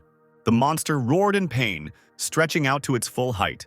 He descended, flying towards the guy threatening to kill. Adam's clone calmly watched the alien approach. With a warlike cry, he raised his staff up. The weapon collided with the enemy's body again and even bent slightly. The dragon flew back as if he had been struck by thousands of lightning bolts.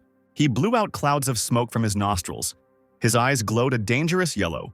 Another powerful attack was planned. The dragon could not allow himself to be humiliated like this. Huge clawed paws headed towards the monkey. The guy egged on the monster and was ready to respond to attacks. Because of the clouds of smoke that the dragon kept releasing, he himself stopped seeing his opponent. The monster's eyes widened in surprise. He felt that his paws had not closed on the monkey. He was holding them at a distance with the help of a staff. Now it's your opponent's turn. The monkey jumped up, finding himself at the level of the dragon's huge glowing eyes. Without hesitation, he spewed blue flame from his mouth. But Adam's clone began to twirl the staff in front of him, with the help of which the weapon successfully absorbed the flame. A blue flame remained at the tip of the staff when the monster ran out of steam. The next moment, the shaft of the weapon, flashing like lightning, increased in size threefold. It then fell on the dragon's forehead with great force, breaking the damaged skin even further. The blows did not stop there. The staff tirelessly met with different parts of the monster's body, causing it to growl in pain. The final blow landed on the dragon's paw. This was the last straw. Tears gushed from the monster's eyes. He immediately refused Jack's offerings and demanded to be called back. But the monkey was not going to let him go so quickly. He shouted that it was too late to leave. He needed to stand still. Dragon meat was probably very tasty. The end of the staff, flashing with lightning, was directed at the dragon. He pierced the monster, going straight down its throat. A moment later, the dragon disappeared, dissolving into thin air. Jack Waxenberg glared at the monkey, clenching his fists, as he came down to him and asked what other tricks were in store. The guy needed to test whether he dared to use the skill of the dark blue race. Unexpectedly for the monkey, Jack broke into several small dragons, exclaiming at the end that he would still take revenge. The judge tilted his head to the side, noticing that the clones looked rather pathetic. He grabbed one of them, saying that if he begged for mercy, they would not kill him. Jack could not believe that his true body was captured so soon.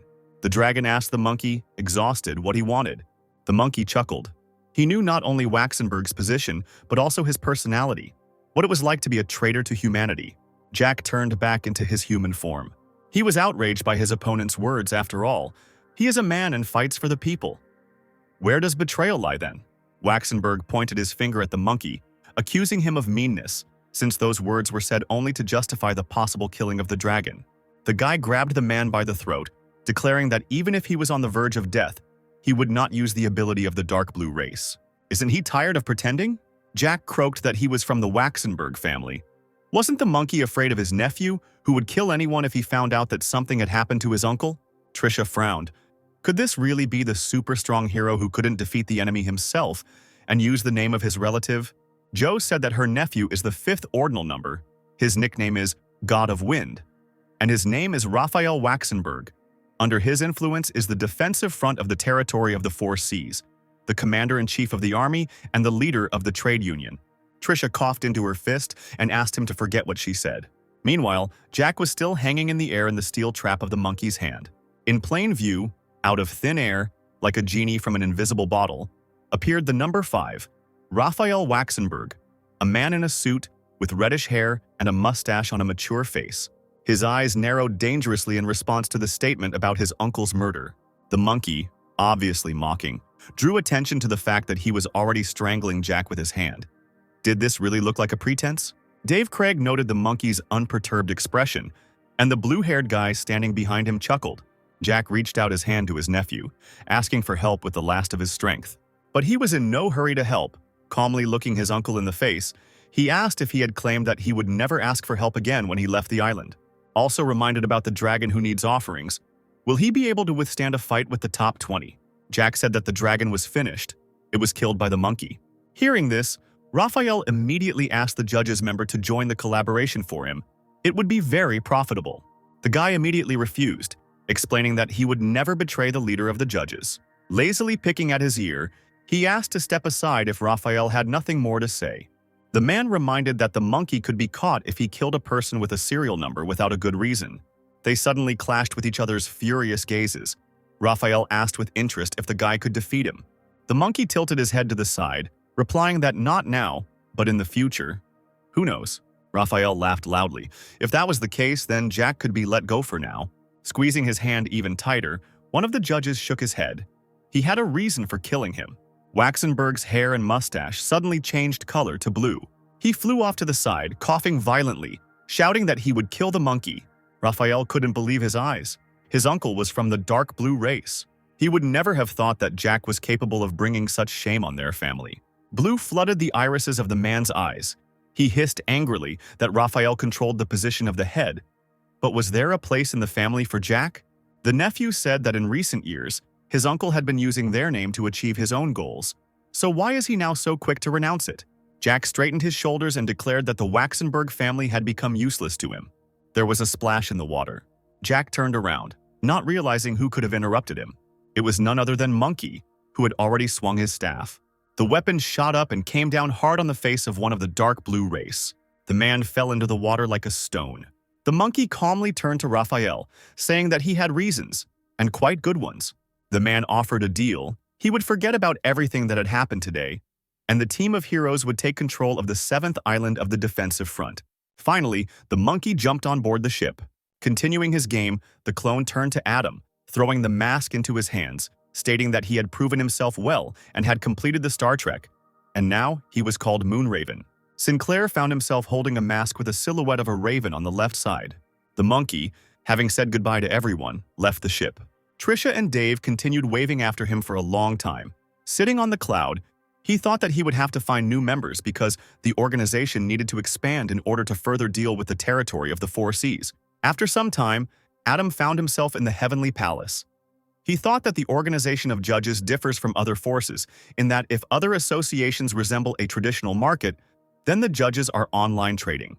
The sale of the elixir of abilities and the search for new members of the judges remains Adam's responsibility. First, he will try to improve the contract skill to S rank. A bright green pearl appeared on the boy's palm. Ability: Spiritual Contract. Uses spiritual power to distract enemies and contact a person at any distance. Skill 1, Seal, marks a special item, and the one who possesses this thing is recognized as a participant in the contract. Skill 2, Spiritual Space, allows the body to stay in a special dimension for a long time. The pearl illuminated everything around with its glow. With the help of the seal, Adam will be able to create new masks and force all participants to wear them.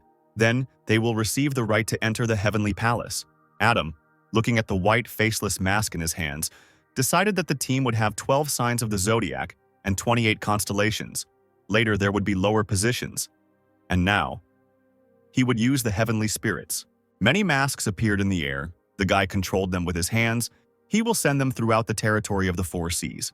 A mask with a scorpion design flew past. Those who want to get the ability elixir will switch to searching for celestial masks. The remaining fragments are enough to upgrade some ability to SS rank. But which one to choose?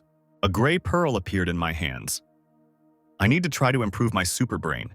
This ability increases the brain, improves the 5 senses, gives the 6th, intuition, and 7th, knowledge.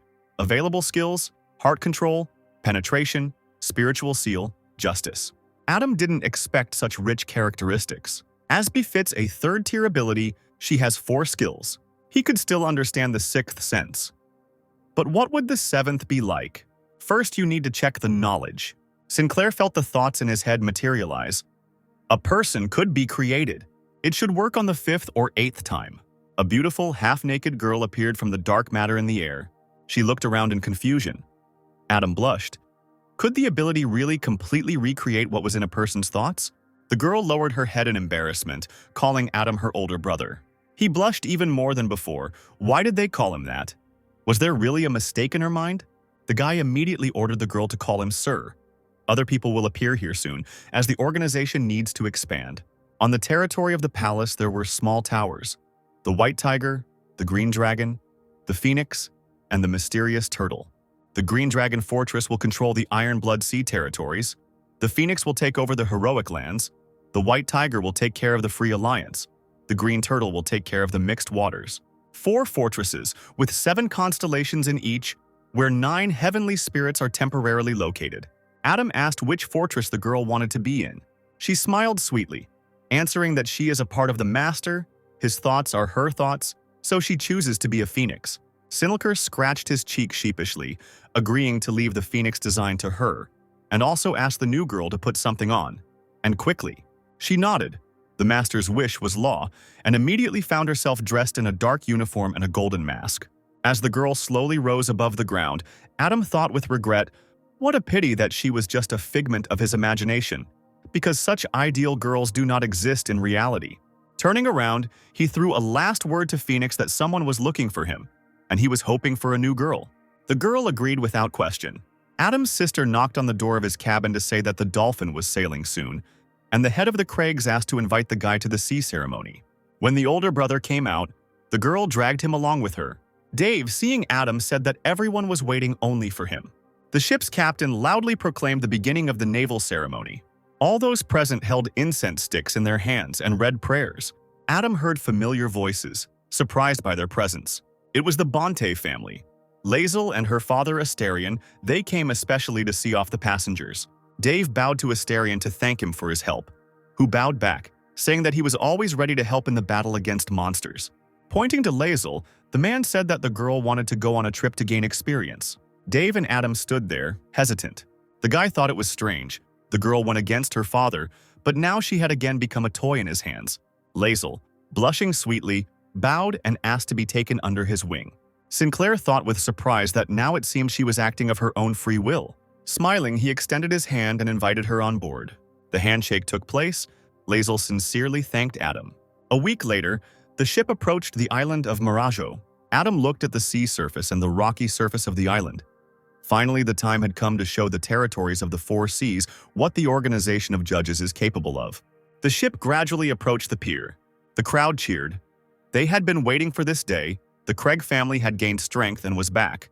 As befits their leader, he would always find a way to deal with anything. Dave apologized for the delay and announced the beginning of cooperation with the judges' organization, which means that they have a bright future. Regina and Joe burst into tears from the overwhelming emotion. Finally, the Craig family and their entourage arrived at their estate. Sitting in the living room, Dave poured tea into glasses. Adam next to him said that when a person from the organization arrived on the island, the judges would begin the first stage of the plan. Dave asked who it would be and if the Craig family needed to prepare anything for his arrival. Sinclair thought the best candidate would be Phoenix. She is higher in title than the signs of the zodiac, and even the supreme judges. All the elixirs of abilities are her invention. Adam added that the Craigs needed to find some journalists to make a statement, to give the inhabitants of the Four Seas a chance to become stronger. The guy's glasses sparkled playfully, and he called the idea the plan of the heavenly spirits. Handing him a cup of tea, Dave thanked him for the idea and promised to prepare an incredible press release.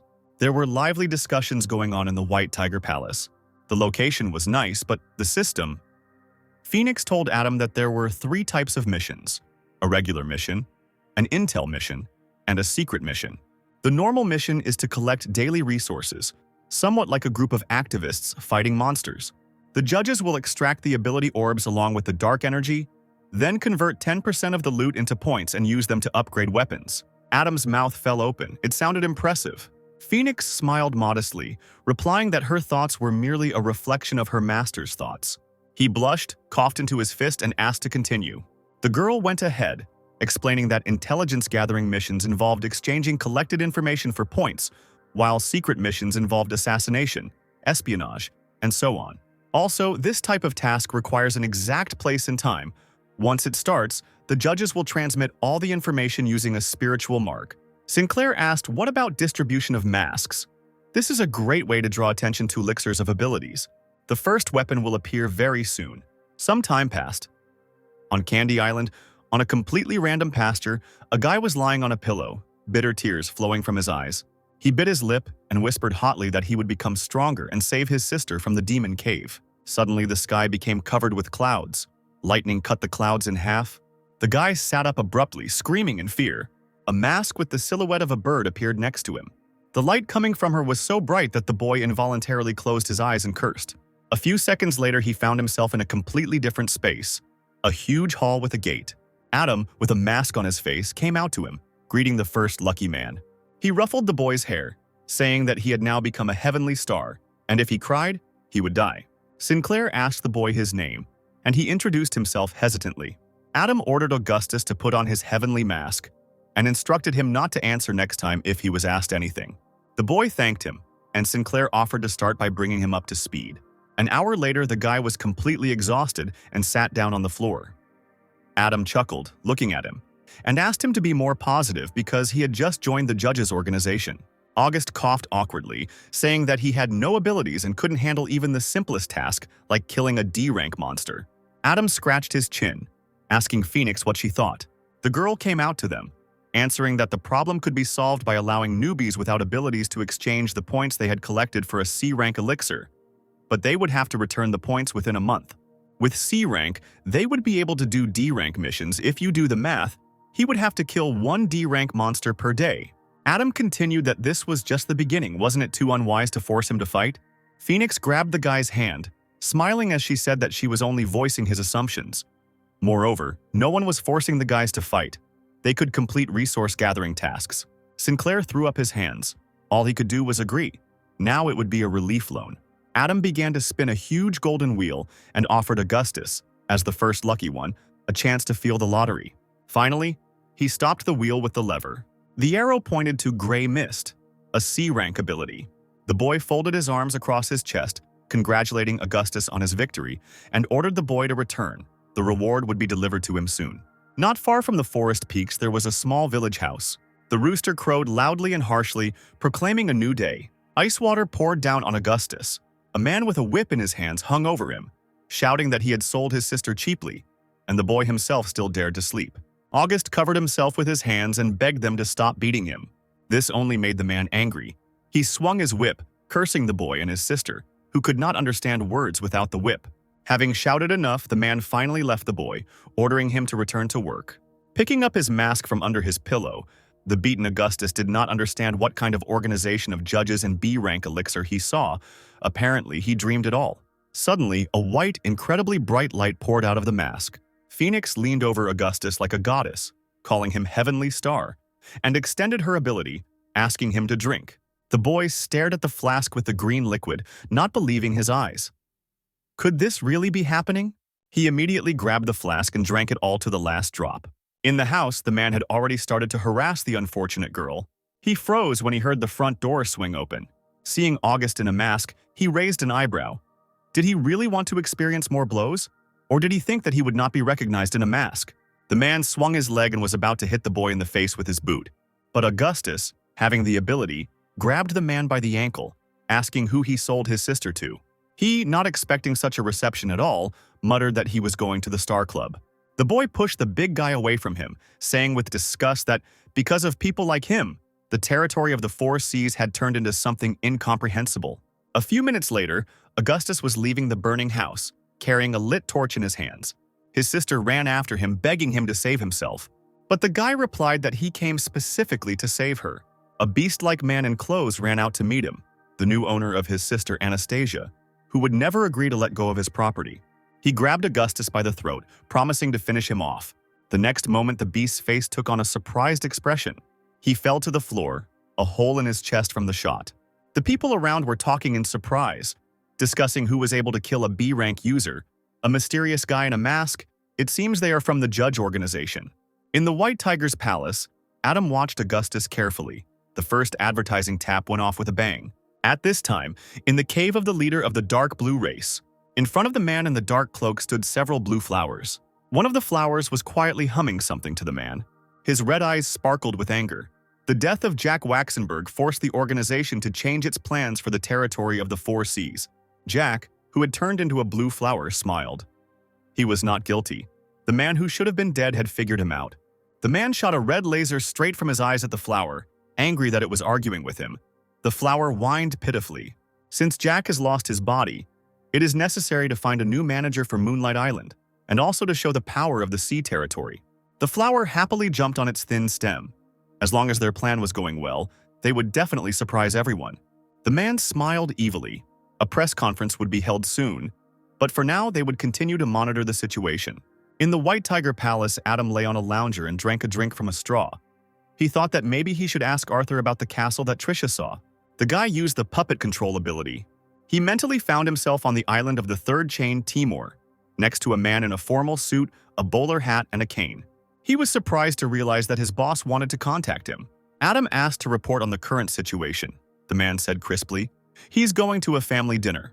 When Sinclair asked who would be there, Arthur replied that his brother Chris Grant, with the serial number 37, and his sister Veronica, an experienced B-rank user. Adam asked to first look at the photo of the castle that he had sent Arthur, and he nodded. 8 people gathered at a long table in the dining room. Arthur froze, mentally answering Adam that he did not know where the creator was, but he would try to find him. He pushed back his chair when his sister entered the room. The girl curtsied, lifting the hem of her dress with her fingertips. Arthur introduced his sister to the boss and asked him to kiss her on the forehead as a courtesy. At first, Sinclair, in the man's body, could not understand where exactly the girl was. When she came close to him and called out, her brother sighed heavily. Then he bent down and lightly kissed her forehead. Adam asked Arthur to talk to his brother while he took the opportunity to study all the guests. Arthur nodded and sat down at the table next to Chris. Sinclair sent an invisible blue glow around the table, gradually studying all the guests. The glow wrapped tightly around Chris. Adam asked Arthur if his brother's power could be higher than the 3rd level.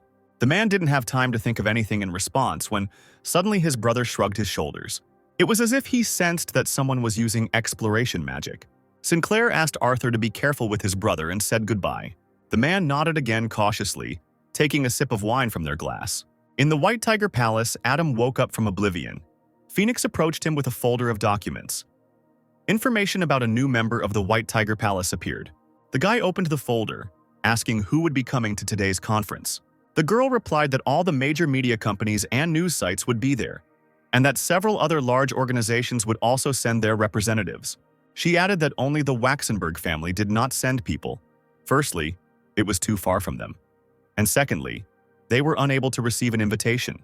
Phoenix reminded him that the press conference was about to start and Adam needed to get ready. The guy smiled. It was his turn to act.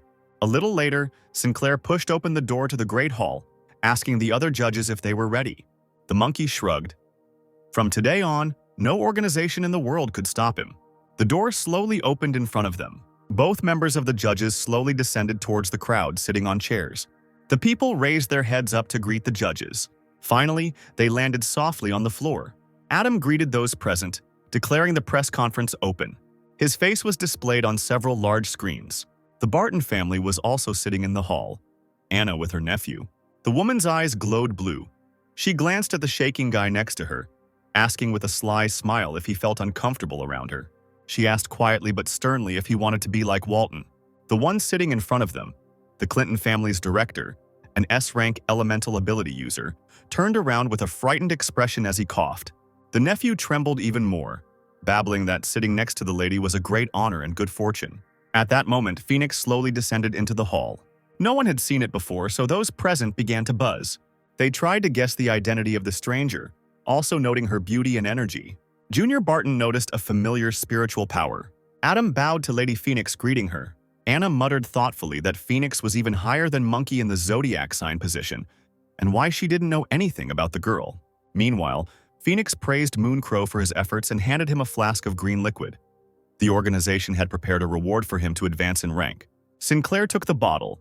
The elixir of abilities is different from digital goods. It does not need any information technology. It exists only physically. Now it was time to demonstrate. The guy drank the liquid in one gulp. The guests watched what was happening on the big screens, and after seeing the elixir, some began to doubt its miraculous powers. Adam spread his arms and smiled. He felt changes in his body. He obtained the S-rank ability. Plum-style marine combat suit has both the power of underwater martial arts and 6-stage plum transformation. Additional abilities: Ancient Demon Dragonclaw, Explosive Sea Wave, Sword. Adam stepped up to the microphone and told the audience that the judges' organization had heard about the monsters attacking humanity. Therefore, the judges decided to present the plan of the heavenly spirits. The eyes of the audience lit up when 36 vacant positions were announced for the owners of the heavenly spirits, which are represented in the form of masks. Adam smiled, adding that this was all part of the aforementioned plan.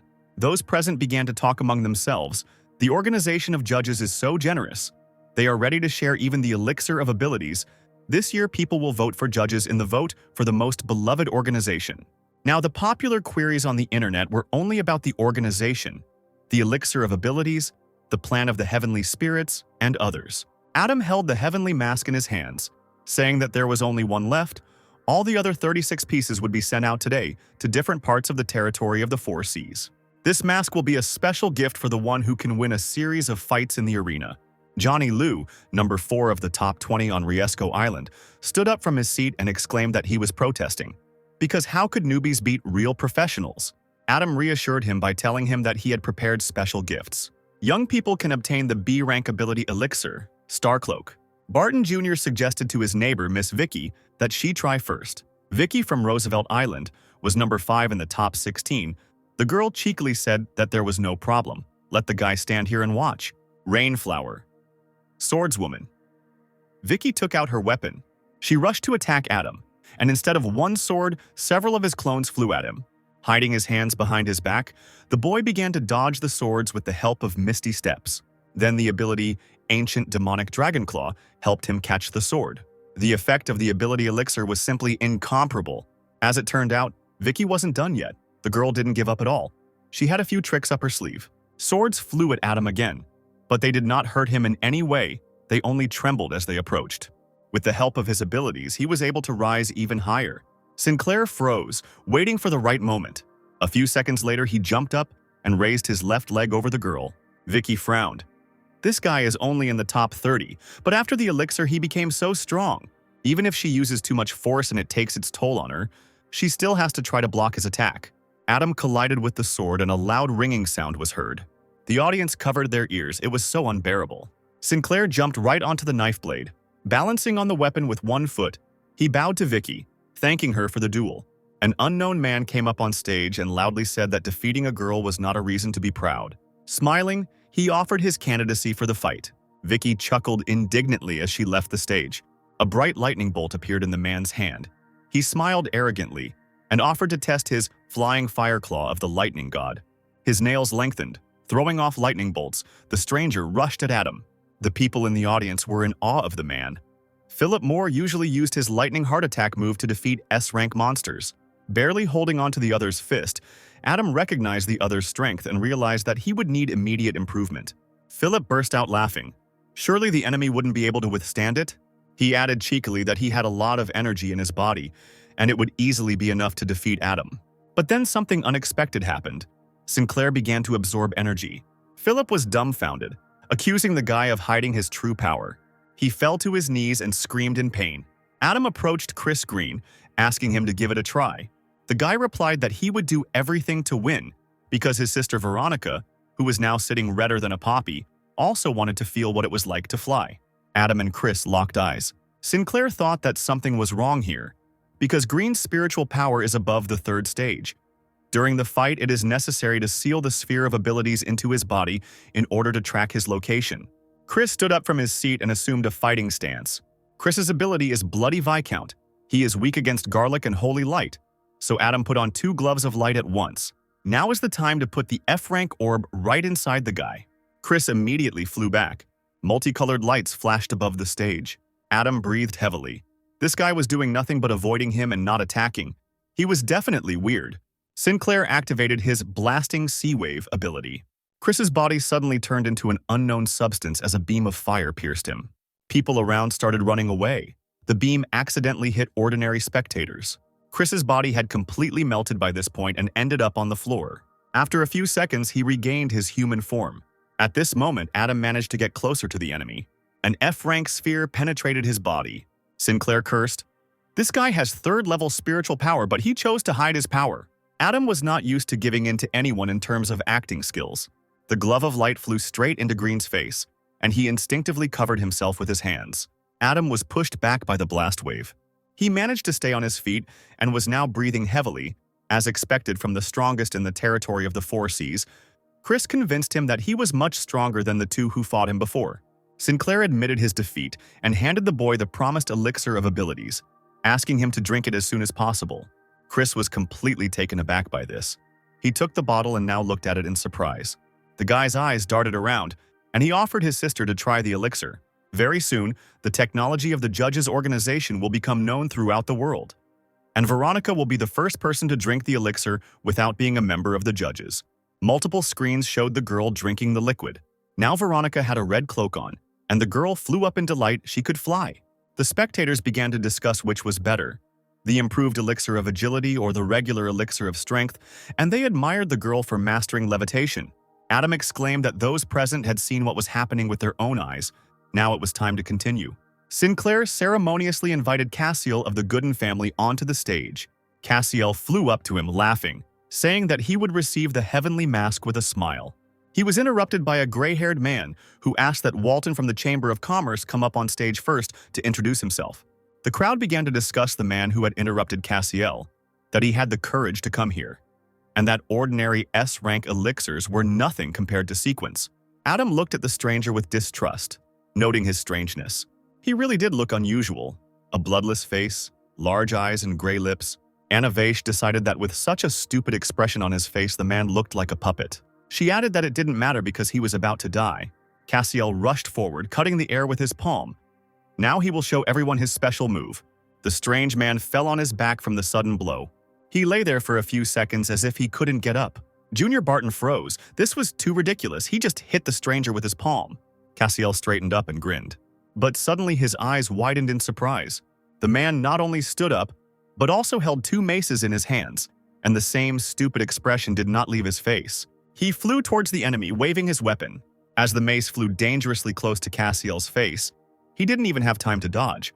The man, struck by the steel, sank to one knee, covering his chin with his hand. He immediately, without getting up, took off. Then he pounced on the stranger with blows. 1, 2, 3! He was thrown back, and Cassiel began to taunt his opponent. Suddenly, the stranger let out a truly primal scream. He spread his arms out to the side, and the screens cracked on their own. The man's head began to turn into blue liquid. Cassiel waited, not moving. Now that the stranger had transformed into an unknown consistency, his fist landed right in Cassiel's chest. Blood spurted from the man's mouth, and he managed to notice that his opponent was covered in something blue. People ran away in fear, some clung to their neighbors, unable to stay on their feet. The substance slowly crawled towards the calmly standing phoenix. The girl didn't react at all, as if nothing had happened. As soon as the stranger raised his hand, it was intercepted by the monkey, who appeared in front of the girl with lightning speed. With one hand, the judge member threw the man back.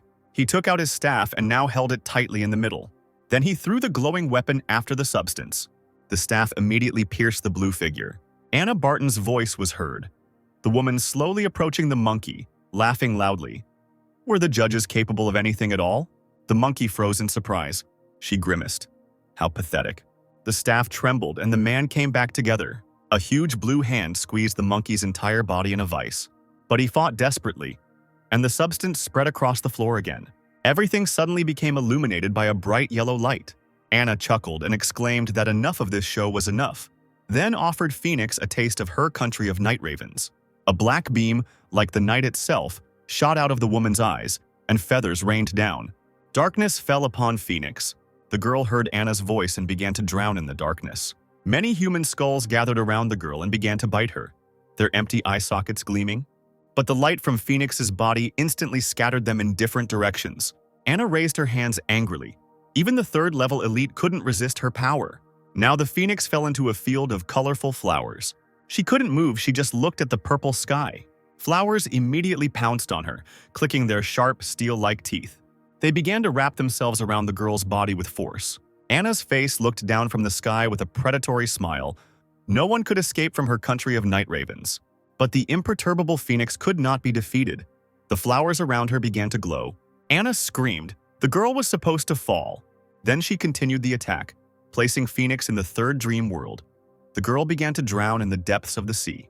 In the fourth dream world, she was burning alive. In the fifth, it was sealed in ice. It seemed to Anna that now she had won and everything had worked out. But this did not last long. The judge's participant managed to free herself again. The face in the sky was filled with rage. Anna screamed that she was almost on the third step. The girl stood and looked up. Then she raised her hand and a snow-white beam burst out of her palm. He immediately turned black. Anna's face disappeared. The woman could not understand what kind of monster was in front of her. The whole world gradually disappeared, turning into blue crystals. Phoenix stood over Anna, who was sitting on her knee, and asked her real name. The girl proclaimed the trial of Leonora Ram, who committed a crime against honor. Reaching out her hand, Phoenix used fire torture. Leonora screamed, writhing in the fire, the pain excruciating. A blue arrow shot up, screaming that it was time to run while the leader was here. If the mission failed, she would not suffer a severe punishment. Adam watched her go, realizing that it would not be so easy to escape, since he had previously fenced off the space around her with spiritual power. Chris Green threw his hand forward, shouting that the enemy must not be allowed to escape. The red cloak covered the blue arrow, and a long cry was heard. The cloak tied itself, and whatever was inside began to writhe terribly in panic. Then it gradually began to disappear. As it turned out, Adam was now holding a red lump in his palm. Chris admired his strength. Leonora's body, reduced to one bloody lump, was dying. Sinclair didn't understand why the guy didn't use the vampire energy to kill, and that raised even more questions. Adam wondered what would happen if he tried to take the ability from the dark blue race. It was worth the risk, and he took advantage of the ability theft. A green pearl appeared on Adam's palm, an S-rank ability that originated from the dark blue mother plant, and had the following attacks: Blade Mastery, Black Shield, Soul Possession, Initial Flash, Light Release, and the last one was Night Crow Country. Sinclair grinned. Not bad. This time he got a good catch. Phoenix said in an even tone that the problem was solved, said goodbye, and gradually disappeared into thin air. A monkey jumped out of a hole in the stage. He shook the blue substance off his hands with disgust. Putting his arm around Adam's shoulder, he said he would leave the rest to him. Cassiel frowned, clutching his wounded hand. Suddenly, a mask appeared in front of him. Adam solemnly handed it to the man, with the hope that it would be used for good purposes. Cassiel accepted the gift with surprise. A little later in the palace, Adam asked Phoenix how many people had already received masks. The girl replied that in a free union there were 6 people. In the heroic lands there were only 3. In the Sea of Iron Blood and the mixed territories there were 2 people each. The girl added that among the heroes of the 4 seas, there was one of their acquaintances, the Dragon Lord. Sinclair was surprised. When did this guy manage to move to the territory of the 4 seas? Phoenix assumed that the owner wanted to get rid of him, but Adam shook his head. Let him work for the judges and bring at least some benefit to the organization. He still had free places. They have collected enough S-rank orbs and can now upgrade the Parallel World Cube to SS rank. This ability can store things and move them around the parallel world. The first skill, the Gate of Luck. The second, space scanning. Adam wondered, If living beings cannot penetrate into the parallel world, then only non-living ones can. Or will those life forms that get there die?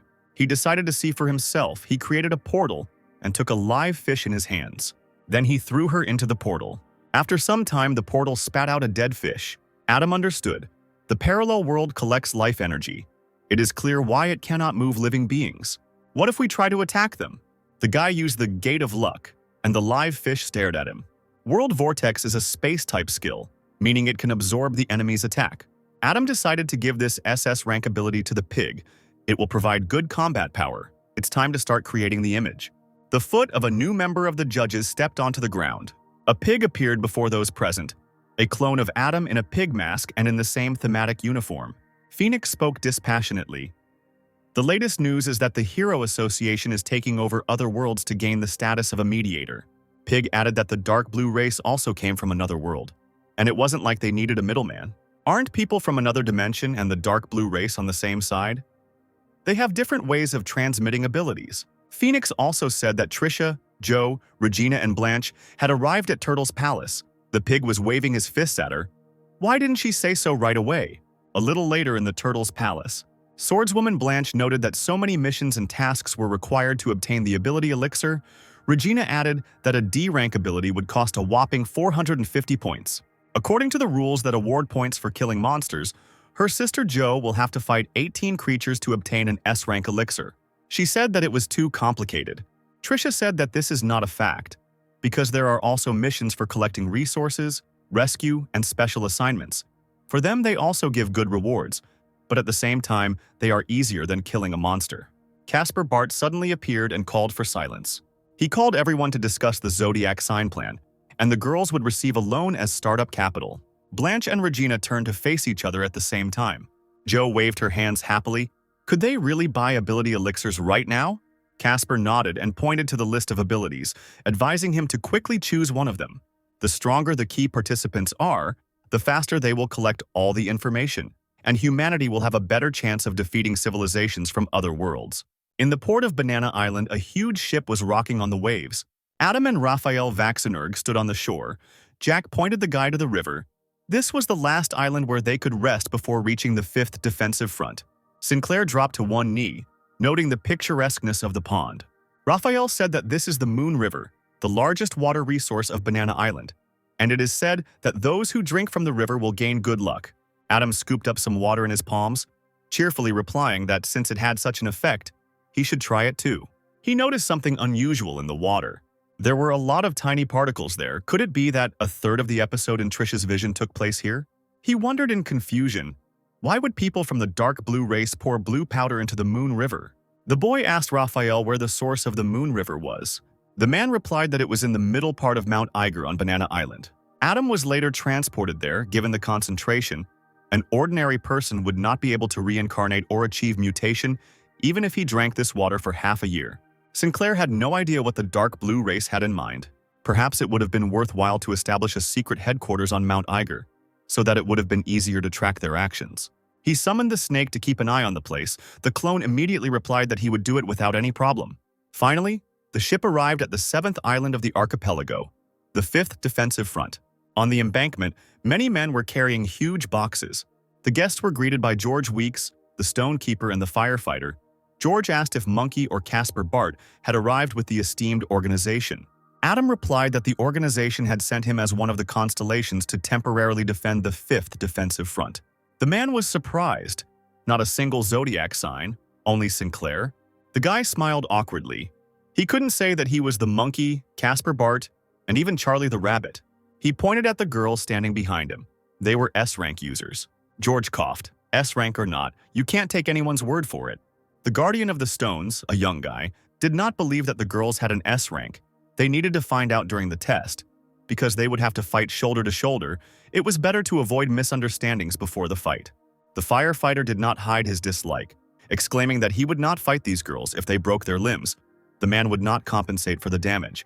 Adam asked to choose one of them to fight. If the man wins, he will give him the glove of light.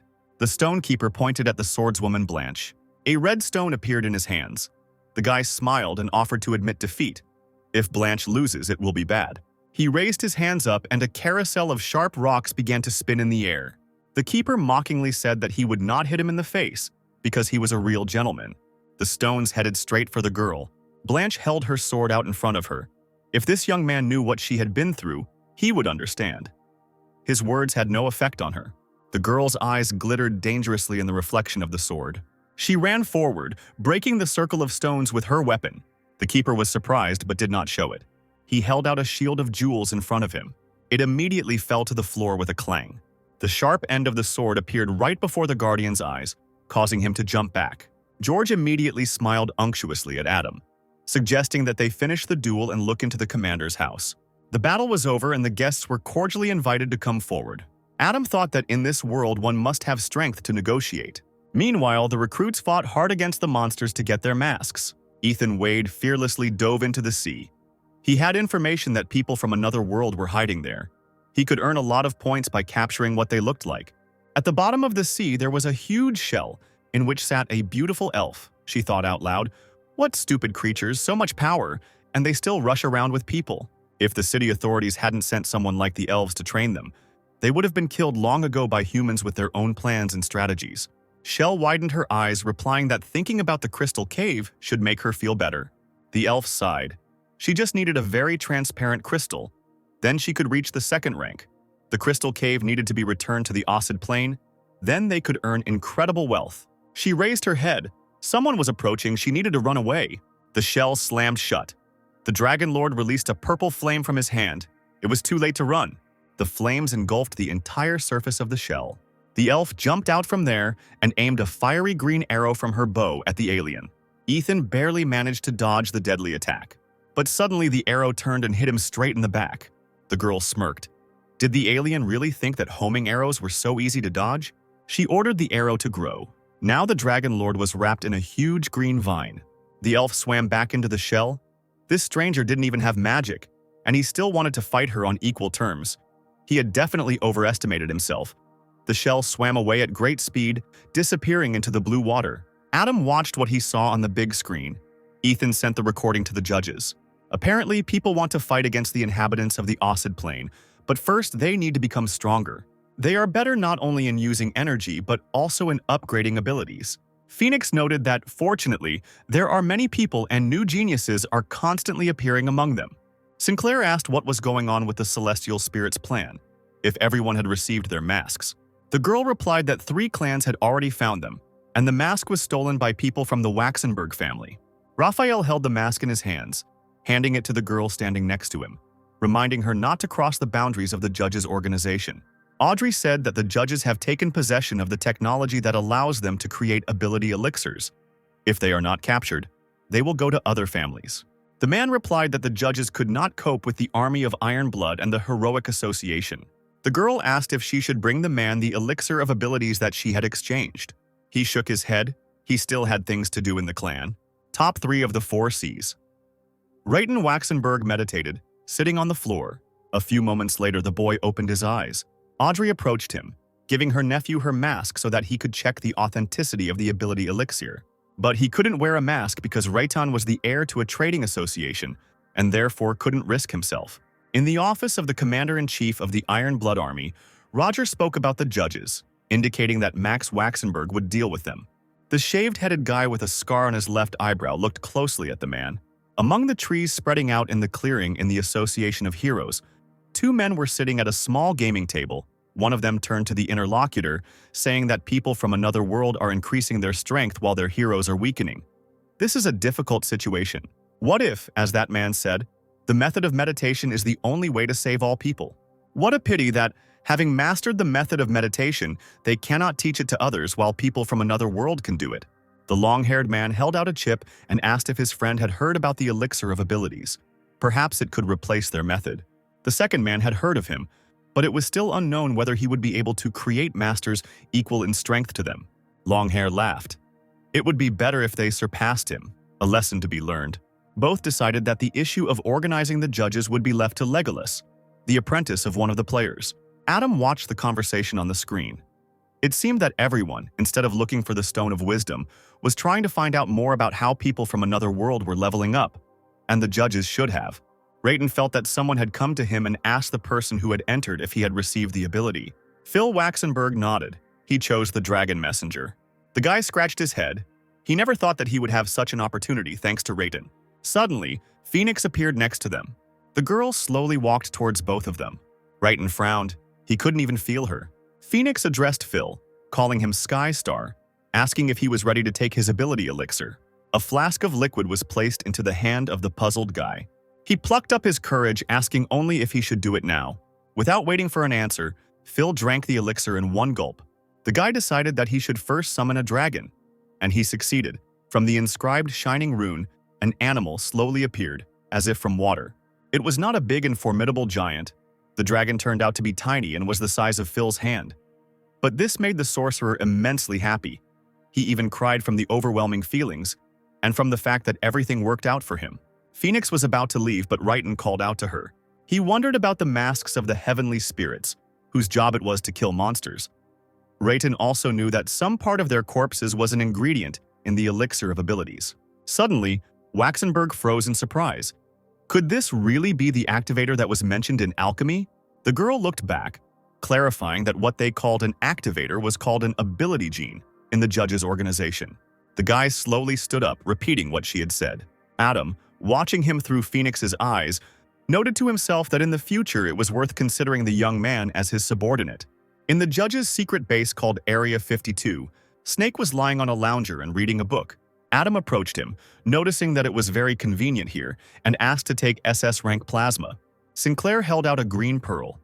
The ability Plasma controls plasma to fight enemies. Skills: Plasma Storm, creation of a plasma worm, Plasma Apocalypse. Suddenly, Adam became alert.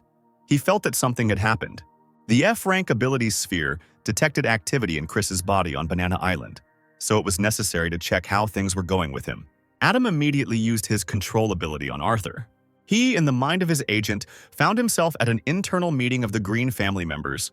Right in front of him, Chris was waving his arms angrily as he emotionally talked about how the last time after the Craig family was defeated in battle, the organization had a second chance to get a third-tier elite. The boy raised his head and, looking into the distance, solemnly proclaimed his hope that his entire family would one day become masters of the dark blue race. After all, only by sacrificing the body can humanity be saved. Adam wondered why Chris wanted to make the betrayal of people look noble. A 10-year-old boy jumped up from his seat, clenched his fists, and declared that he did not want to become a monster, demanding to be allowed to go home. Chris glared at him, asking who he was calling a monster. The boy, who was the blonde's brother, replied that he was not afraid of him. The guy grabbed the child by the hand and dragged him somewhere, saying that not all family members supported his decision. The boy began to babble in fear, asking where they were taking him, whether they wanted to beat him up in front of so many people. Chris touched his brother's chin. Any sacrifice was worth it to keep the human flame from going out. His hand suddenly fell on his interlocutor's neck and squeezed it with such force that blood began to flow from his mouth. When the boy fell to the floor, the blonde looked at his relatives with a triumphant look. What would they say about this? Arthur, sweating profusely, said slowly that he would follow him to save civilization, and the rest of the family repeated what he had said in hushed tones. Chris chuckled, incredibly happy about what was happening, then invited everyone to Banana Island to pick seasonal fruits. Adam, in Arthur's mind, found himself in a VIP room on Banana Island. He had 3 hours to spare, but it was still unknown what the dark blue race had planned. Number 68. Derek was tied up on his knees, desperately trying to find out what his captors wanted from him. Chris lounged in the chair in front of the man, picking dirt from under his fingernails with the sharp blade of his knife, and said with a smile that he had not invited the prisoner here out of bad intentions. Chris stood up and walked over to the window, saying that one of the reasons for number 68's presence was to see the big show. The man cried out in surprise when he heard the words of this madman. Meanwhile, on the street, a truck crashed into a passenger car. Fortunately, the driver of the car was not hurt. He opened the door and cursed the traffic violator with choice expletives. The driver fell out of the truck in a very strange state. His head and arms were down, he was laughing, and his legs were twisted in different directions. The victim's arrogance subsided and he stepped back, shouting that the second man's legs were broken. As he slowly approached on broken limbs, the driver of the car continued to retreat, threatening to call the police. At that moment, his silent interlocutor transformed into a real monster. The green head, showing a row of sharp, knife-like teeth, roared deafeningly. Derek, watching this scene from the window, realized with horror that the Green family was spreading the virus throughout Banana Island. Chris smiled. They don't use such methods, but use 3 driving forces for the dark blue mutation. He said that residents of Banana Island have been drinking water with tiny particles for several months now. Despite the small concentration, there are thousands of inhabitants on the island, and these 3 provoking factors will grow to the 3rd rank. The monster below raised its hands up, collecting blue particles from the driver it had killed. Adam saw everything and decided he had to figure out how to stop them. Number 68 was shocked. The Greens are using living people to create 3rd-tier elites. In a rage, he tore the ropes off himself, shouting that he would make any sacrifice, just so that the worst would not happen. Without hesitation, Chris jumped up, missing the attack. He waved his hand, releasing a blue bolt of light at his opponent. The man immediately tried to block it with his forearm. His hand was seized with a burning pain. Derek grabbed the damaged area with his palm. Meanwhile, several more clots flew towards him. They dug into the clothes, passing through them, taking the pain into the body. Chris, breathing heavily, promised that he would cut off the man's limbs and break the neural connection in his brain so that he would become food for the dark blue race. Turning around, he left the prisoner with his Uncle Rix to check on the others. Number 68 couldn't believe this was happening to him and continued to curse through tightly clenched teeth. Adam, still in Arthur's mind, walked up to the man, studying him.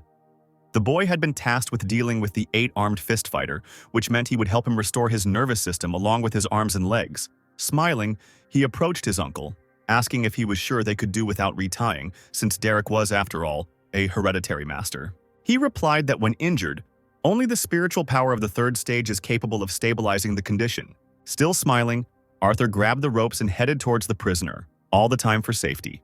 The immobilized one called out to them at the top of his lungs for humanity, accusing them of indifferently watching the monsters that were destroying their own civilization. Leaning over the man, Arthur asked in an indifferent voice why the food was still chattering. He raised someone else's hand. It gradually turned blue, a blue disease spreading through the veins. A smile appeared on the blonde's face. The blue entity began to split. Number 68 suddenly realized that they were not going to kill him at all, and his eyes widened as he peered at his guard. A few minutes later, he was already lying tied up. Arthur dusted his suit, telling his uncle that he was finished. He leaned towards the fighter, praising the work done. The last thing he heard was a death wish. Chris, leaving the building, cursed and froze. He immediately felt that his uncle was dead. Using his dark ability, he found himself on the other side of the glass like a flock of bats. The ominous silhouette transformed into a man once it was in place. Looking at his uncle's body, he realized that the wound had been inflicted by the 8-armed fighter. Chris had to sever the neural connection and cut off the limbs. There was a rustling sound, and the blonde's eyes were glued to that place. He immediately hunched over, trying to be unnoticeable. In the darkness, the guy did not immediately notice that he was not alone in the room. An 8-armed fist fighter jumped out at the guy, but his blow landed in the void, where a multitude of bats appeared. Chris told Arthur, who came out to him, that he was wrong about him. In response to the silent question, the guy began to change. He was already feeling the spiritual village of the Phoenix for the 3rd time. His brows furrowed as Chris angrily asked if the island was under the control of the judges when he arrived on the island. Laughing as the blue clot lit up in his hands, the blonde said that the leader wanted to deal with the judges' organization, and the death of one of them would be an important step in that direction. He ran forward with an improvised blue blade in his hands towards the calmly standing Arthur. Adam in his body remembered that the snake was sent to eliminate the 3 causes of mutation. He needs to detain the madman now. He immediately jumped to the side, leaving the puzzled enemy with nothing, stating that if he attacked, Chris's younger brother would die. Chris's face began to be covered in black stripes. He smiled, answering that he would not regret it at all because one must die with honor. Black smoke poured out of his eyes, the ability of the country of night ravens. Phoenix appeared in front of Arthur, raising her hand. She made the blackness dissolve into the air. The 8-armed fist fighter, noticing her, shouted that he was counting on the girl, and in the meantime he would deal with the monsters outside. Chris cheekily asked if she was going to run away. He changed tactics abruptly and jumped out for number 68, not wanting to let it go so quickly. The man understood that he might not have time to escape. Adam, in someone else's body, thought that of those who were capable of dealing with the mutants, only he and Derek remained on Banana Island. A blade appeared in his hands and he knocked the blue essence away from his ally's back. But he himself did not get off so easily. Suddenly, the guy felt a burning pain in his chest and saw blood in front of him. Chris, who had stuck his dagger into him, smiled. Arthur was his main target. On the street, the monster, feeding on someone else's power, grew several times in size, and now slowly walked along the streets, continuing to kill ordinary pedestrians. One boy even decided to broadcast live from his phone. He hid around the corner and pulled out his phone with a shaking hand. Filming the monster, he introduced himself to his subscribers, briefly retelling his version of what was happening. His broadcast was steadily gaining more and more views, and now the monster was faced with an opponent, a man in a cowboy hat. The guy, without stopping filming, announced that his brother, Sheriff Ferrero, was currently fighting the monster and began to beg the eight-fisted fighter to join in quickly. The sheriff, shooting back at the enemy, kept in mind the thought that he only needed to hold off the alien until a fighter appeared who would kill him. The monster dropped to the ground and, on all fours, avoiding the bullets, ran towards the man. He was dumbfounded when he saw that he had not caused any harm to his opponent. Moreover, the monster, sticking out its tongue, ran straight at his brother, somehow miraculously noticing the hiding guy. He screamed, unable to move from horror. The last thing viewers saw was a terrifying green blur. A terrible scream filled the street and the broadcast ended. The boy fell on his back, begging for help. At that moment, 3 arrows whistled through the air. All 3 hit the monster with precision, piercing its head and arms. The guy, not believing in his luck, looked at himself nervously. Towering above him was none other than the snake. He raised his hand and a purple flame blazed in his hand. It fell upon the monster, burning it. The snake went down on one knee to steal the ability. S-rank extracted ability. Dark blue bloodline, with mutation. Mutant of the dark blue race, skills, berserker, movement, and collection of tiny particles, and their extraction. Adam wondered if this ability could rid Trisha's body of the traces of the dark blue race. But in her spiritual self, the sprouts had already taken root, so the situation was not that simple. The fighter from the Craig family has a similar situation. It was worth trying on him. Suddenly, the same guy who was filming what was happening grabbed the snake's legs. He thanked the stranger for saving him and asked him to take him with him. The snake began to shake its leg, trying to get rid of the annoying admirer. Adam, in Arthur's body, was still fighting Chris. He was also incredibly angry because things were not going according to his plan. Phoenix's voice was heard, proclaiming herself the boy's judge. Chris didn't recognize her and began to look around fearfully, searching for the source of the sound. The girl hovered above the ceiling, asking him if he would admit his guilt, because Chris had committed the sin of greed. Chris grabbed his head. A strange feeling came over him. Sweat began to pour into his eyes. Phoenix extended her hand, causing a lightning bolt of torture. The guy's body was pierced by multiple lightning bolts. He screamed and writhed in terrible pain. Even through this torture, he understood that if this continued, he would have to say goodbye to this body. Phoenix flew out through the broken window, wishing Chris a final remorse for his agony. After some time, the guy, exhausted from the lightning, crawled to his unconscious brother. Chris picked him up, rocking him slowly. He didn't understand why he was so angry, but nothing could be fixed. Arthur remained lying on the cold floor, while Chris turned into a flying mouse and flew away. Another monster was ready to attack a group of people. The boy hugged his mother tightly, not taking his eyes off the monster. The spawn, sticking out its blue tongue, growled, ready to attack. An 8-armed fist fighter appeared behind him with lightning speed. The blow of his fist fell straight on the monster's head. Unexpectedly, the huge carcass fell face down onto the asphalt, crushing it. The head sank into the ground, but the monster's body writhed, trying to get out. Derek couldn't hold it for long, which he warned the crowd about. Finally, the alien was able to break free. He suddenly raised his head, the man could not hold on, and flew back. The monster turned around, hoping to grab its prey. But Derek tried to avoid this at all costs. The fighter flew into a neighboring building, breaking through the thickness of the glass. The alien did not hesitate, but walked into the room with wide strides and now growled loudly in search of an enemy. Crouching down on one knee, the man decided that he would have to use that very skill to kill the monster in one go. Activating his power, the fighter literally glowed as he broke through the ceiling of the hospital they found themselves in. Number 68 screamed loudly and harshly, pouring out all his pain, rage, and hatred. The monster that had climbed onto the roof watched as the prey came into his hands. The man, unable to see anything from all-consuming anger, flew up, piercing the alien's carcass right through. The crowd, seeing the battle, rejoiced. This was the best attack of the 8-armed fist fighter. Confrontation! They were saved! The man, trying to catch his breath, still smiled at such a desired victory. But fate decreed otherwise. Turning around, a blue light hit the fighter in the forehead. Chris suddenly moved forward and thrust his alien blade straight into his opponent's forehead. The fighter fell from a height and flew like a stone down from the roof, straight to the feet of the people standing below. People stepped back in fear. Chris, who also returned to the street, where he dragged the 8-armed fist fighter by the hand, calling him a fighter because after such a long time he had not even reached the 3rd stage. The monster's open mouth absorbed a multitude of blue lights. The blonde smiled. Soon he would be able to absorb this useless trash. There was no point in wasting energy on healing it. The monster rose up and now, its eyes flashing and teeth clicking, it growled loudly. Claws sank into his head, sucking out all his energy. Chris felt this unusual and pleasant surge of power. He smiled. Madness played in his eyes. The guy thought how much superior he now was to his master. Suddenly, someone's voice was heard complaining about being late. Chris glanced in that direction with displeasure. He saw the snake and asked if he was one of the signs of the zodiac of the organization of judges, because then he would have the opportunity to test his strength. The guy was theatrically upset, sadly asking why the snake doesn't start attacking. Because he's getting stronger with every second. Why give it? The judge replied that he was waiting until he was completely filled with strength, because when the opponent was too weak, it became boring. Chris smiled. It sounded interesting. With the energy, he could cut the enemy's body into 3 whole pieces. A long blue sword appeared in his hand, meaning that his strength had reached the 3rd level. The beam immediately pierced the snake through and through, but he did not die, but became a shadow, from which several arrows shot out in different directions. After spinning several times in the air, they, engulfed in flames, flew towards the blonde. He blocked them with his dark shield.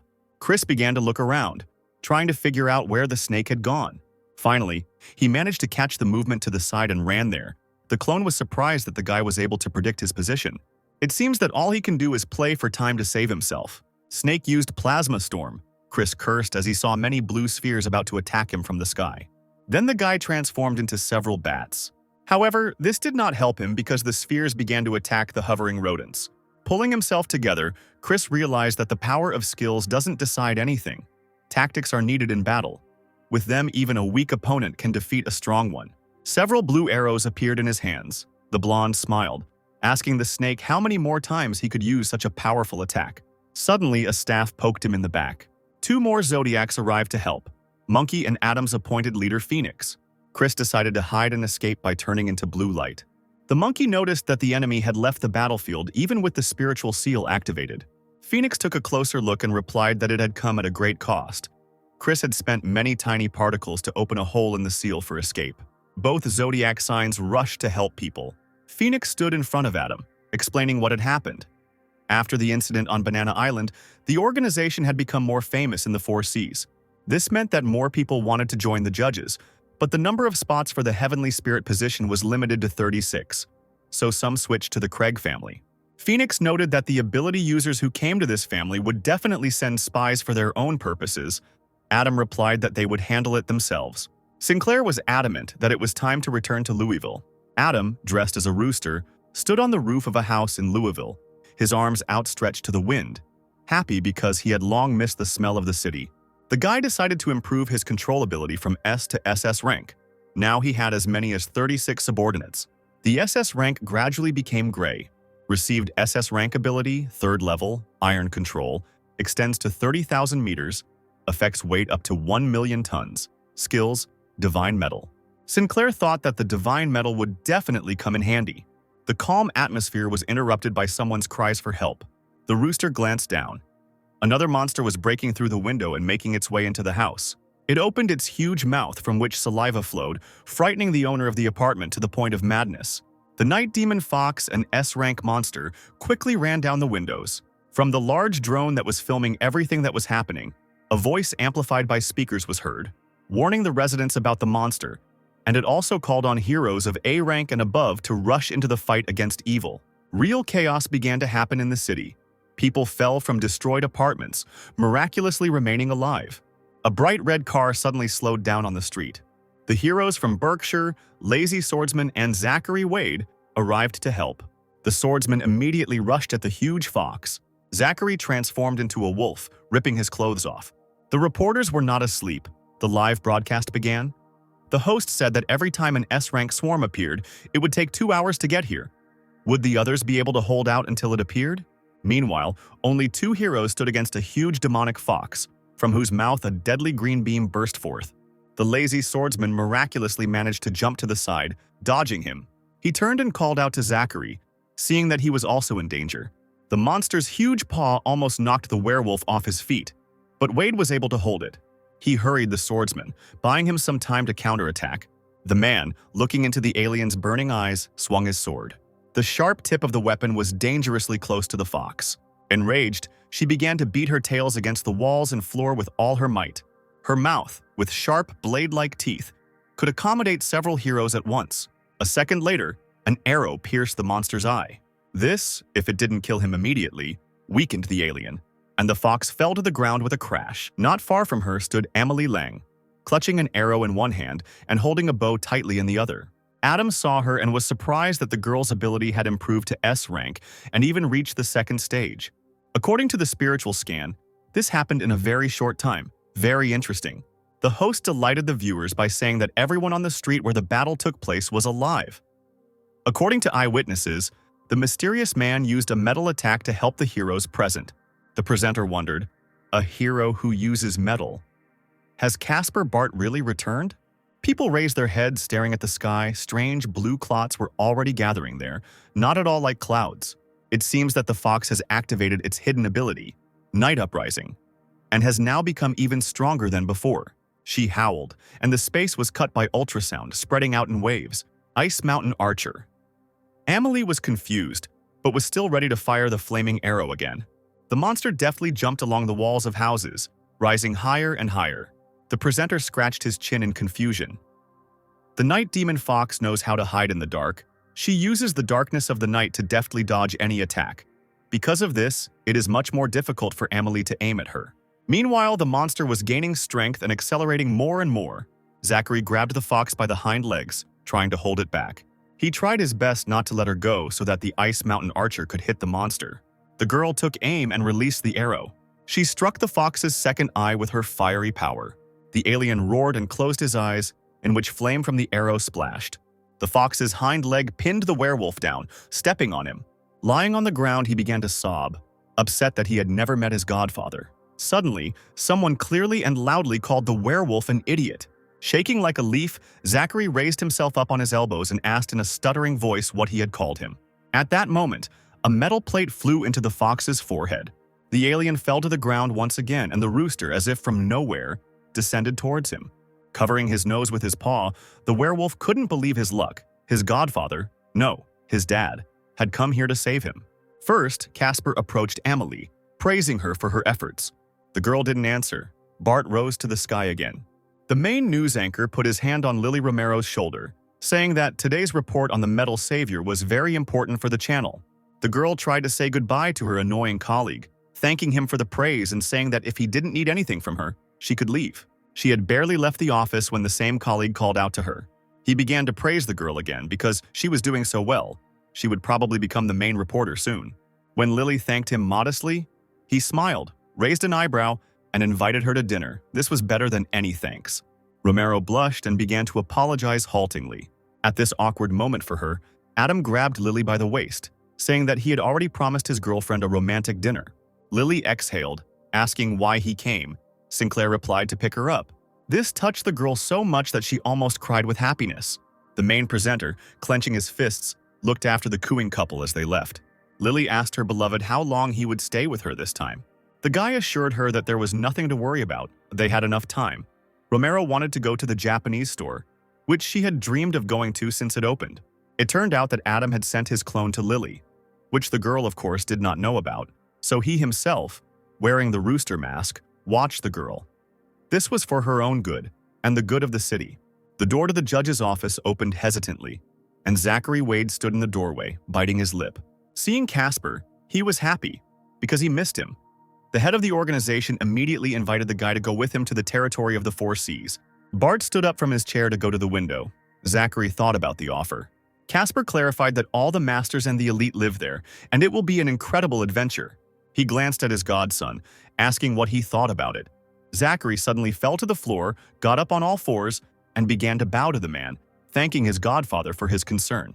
Casper picked him up and patted him on the shoulder, assuring him that there was no need to thank him for that. But his current rank could hinder his abilities in becoming Bart then offered to lend his godson some of his points, thereby allowing him to exchange them for an S-rank ability elixir. They were transported to the Turtle's castle, where Rooster asked Zachary what S-rank ability he wanted. Having learned from experience, the previously unintelligent boy chose the bloodline of an S-rank werewolf. He decided that quality was more important than quantity, so it was better to develop his existing ability to the very limit. Casper praised his godson. He really acted wisely, then asked if he remembered, in addition to the elixir, the promise he made to his adopted son. Zachary beamed, but his ears did not express their expectations.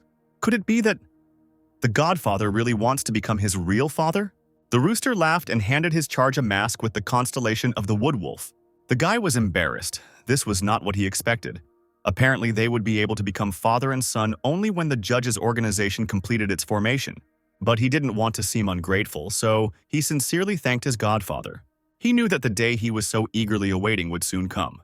Casper, of course, caught the sudden change in the guy's mood, and he became interested in what exactly he was thinking about. He took a few steps back and explained that the Timberwolf belonged to the White Tiger Castle, so Zachary and one other man would be heading west to the Free Alliance. Bart added that Zachary needed to sort out his own affairs and then follow him to the Four Seas territory. His protege was unable to keep up with so many tasks, and had even managed to lose sight of his mentor. Not waiting for an answer, he shrugged his shoulders and put on his mask. It seemed that a new adventure awaited him. He punched the air with his fists, loudly exclaiming that his father should not worry, because soon the judge's organization would be theirs alone. Flying on a metal plate, Adam sneezed loudly, and who missed him? On the roof of the city building, Joe Bloor trained hard, and as he had promised, he developed both his spiritual and physical strength every day. He felt a strange presence and thought that the aura was very familiar to him. Finally, Adam came out of the shadows, having watched his student for several minutes before. Joe dropped to one knee and greeted the teacher with a respectful gesture. Sinclair nodded approvingly, saying that he had heard about the first place in the competition.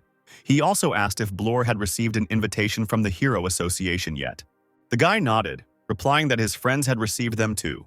Adam asked if Joe knew one of them, Ice Mountain Archer Amelie, and the boy replied that they had only had lunch together. The rooster asked if the girl had any special habits. Joe thought for a moment and remembered that Amelie liked to meditate. Adam was surprised. Could the archer have mastered the method of meditation on her own, and if so, he absolutely had to meet her in person.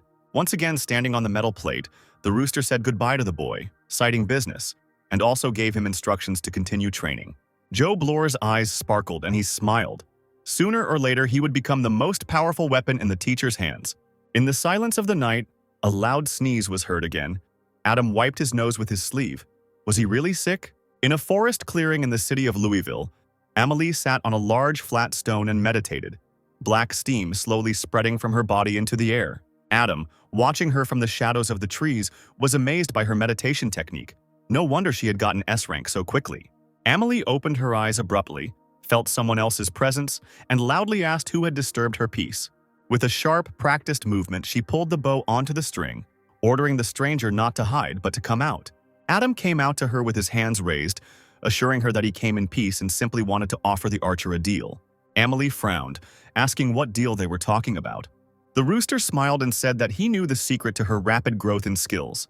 The archer didn't answer, but in a moment of confusion she realized that she had been exposed. Adam offered her a deal to make the girl an SS rank hero. She would be protected by the judge organization for the rest of her life, or receive endless luck that would never run out. Amelie asked if the SS level would come after S. Adam nodded, adding that this level was also known as the third stage.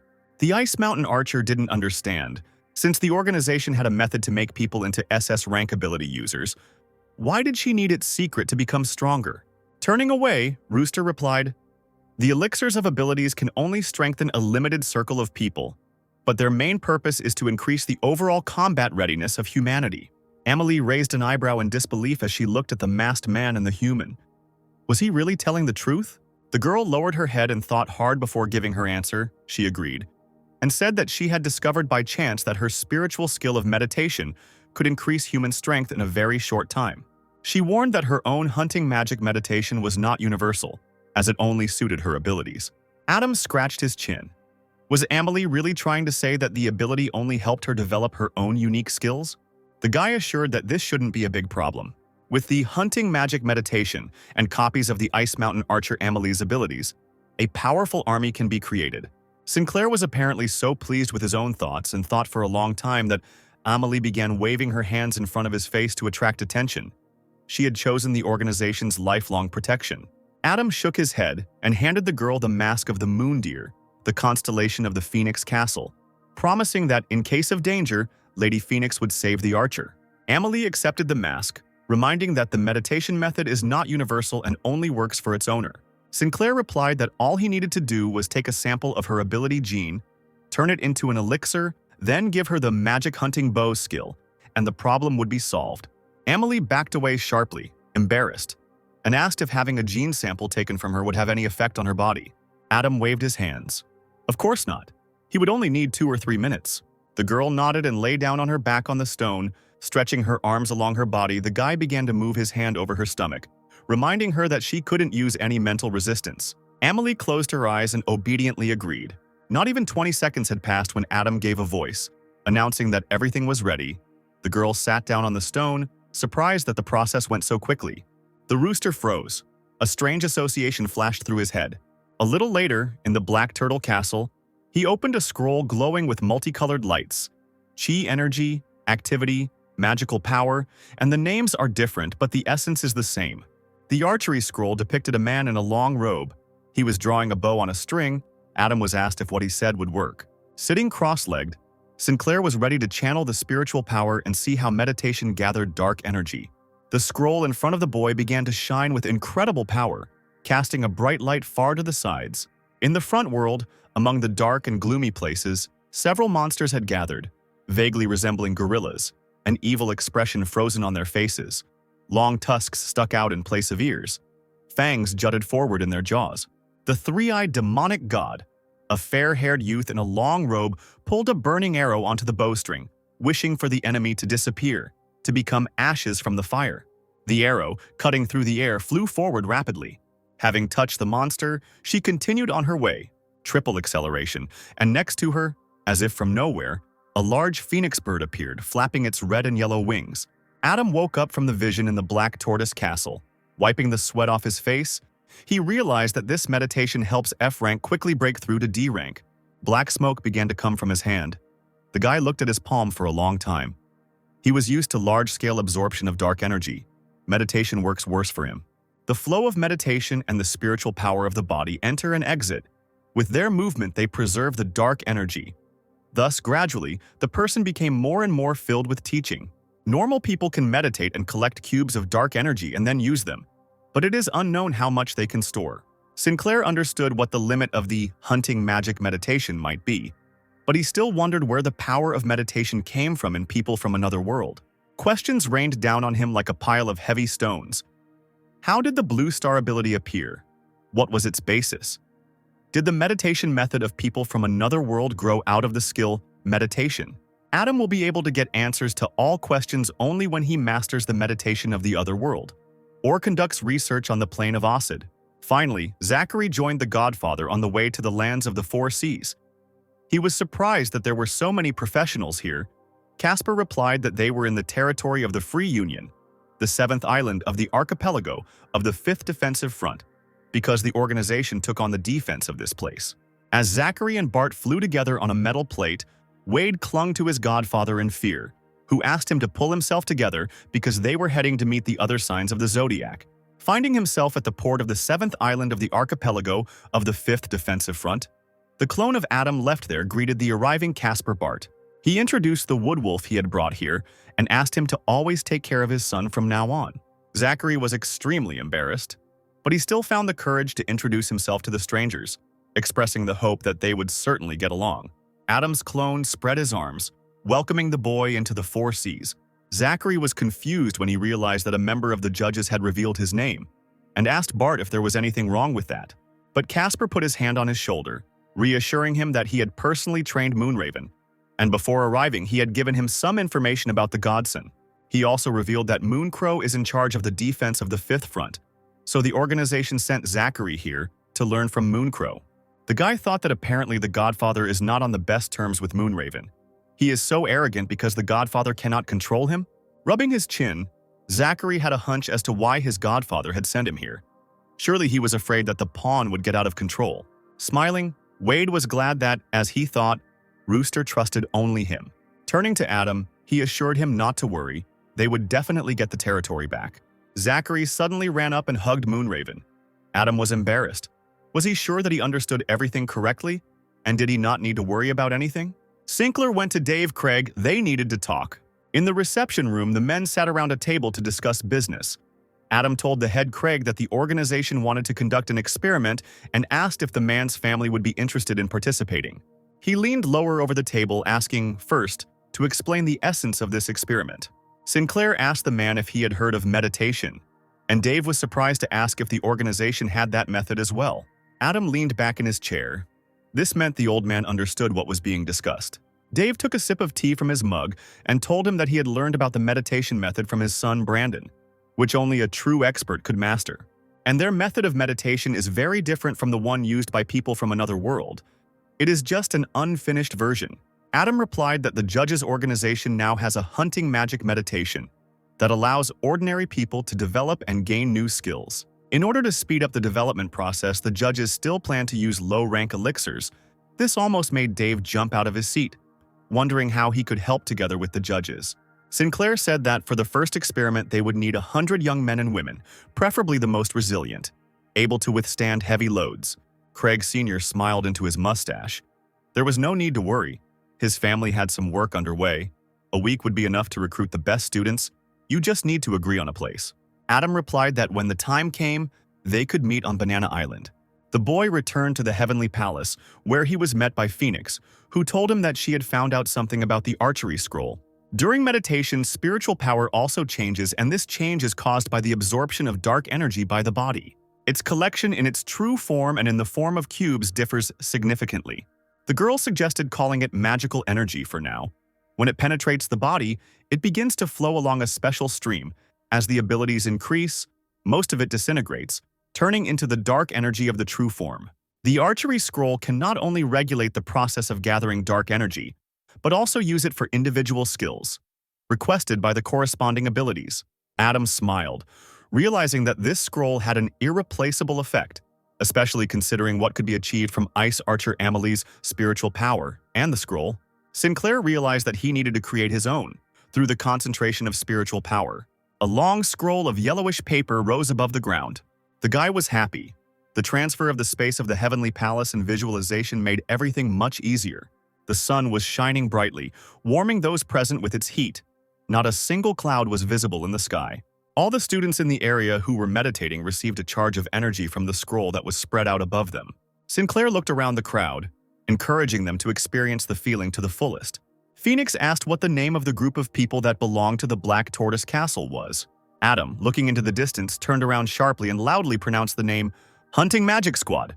Ethan Wade, wearing a new mask, walked through the crowd, asking if everyone had come here to donate their ability genes. He emitted such a powerful, murderous energy, as if he had just returned from battle. Heavy, sharp steps were heard on the soft grass. Two guys came out into the clearing. One of them was wearing a mask. The second asked if the judge's organization was in this area. The crowd began to whisper, not understanding who had come to them, especially since everyone was surprised that the assistant of the man who spoke was wearing a mask. The voice of Casper Bart was heard, who had arrived unnoticed on a metal plate. He saw that everyone was assembled. Ethan asked if the judges had sent him to take samples of the ability genes.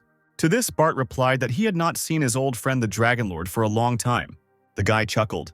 Now he is in no way inferior to the rooster. Perhaps one day he will even defeat him. Under his mask, Adam smiled, a good mood for a puppet. But out loud he only said that he would wait with impatience. He patted Ethan on the shoulder, informing him that he would begin collecting ability genes from him. Feeling the young man tense up, he advised him to relax his muscles and not try to resist his spiritual power. Rayton looked at them silently from the side. He had to figure out how the ability gene was extracted. After a few seconds, Casper let go of his interlocutor's hand, and he exclaimed in surprise that everything was simply too fast. Bart chuckled, asking if Ethan had thought he'd have to skin him to get it out. Rayton didn't understand what was happening.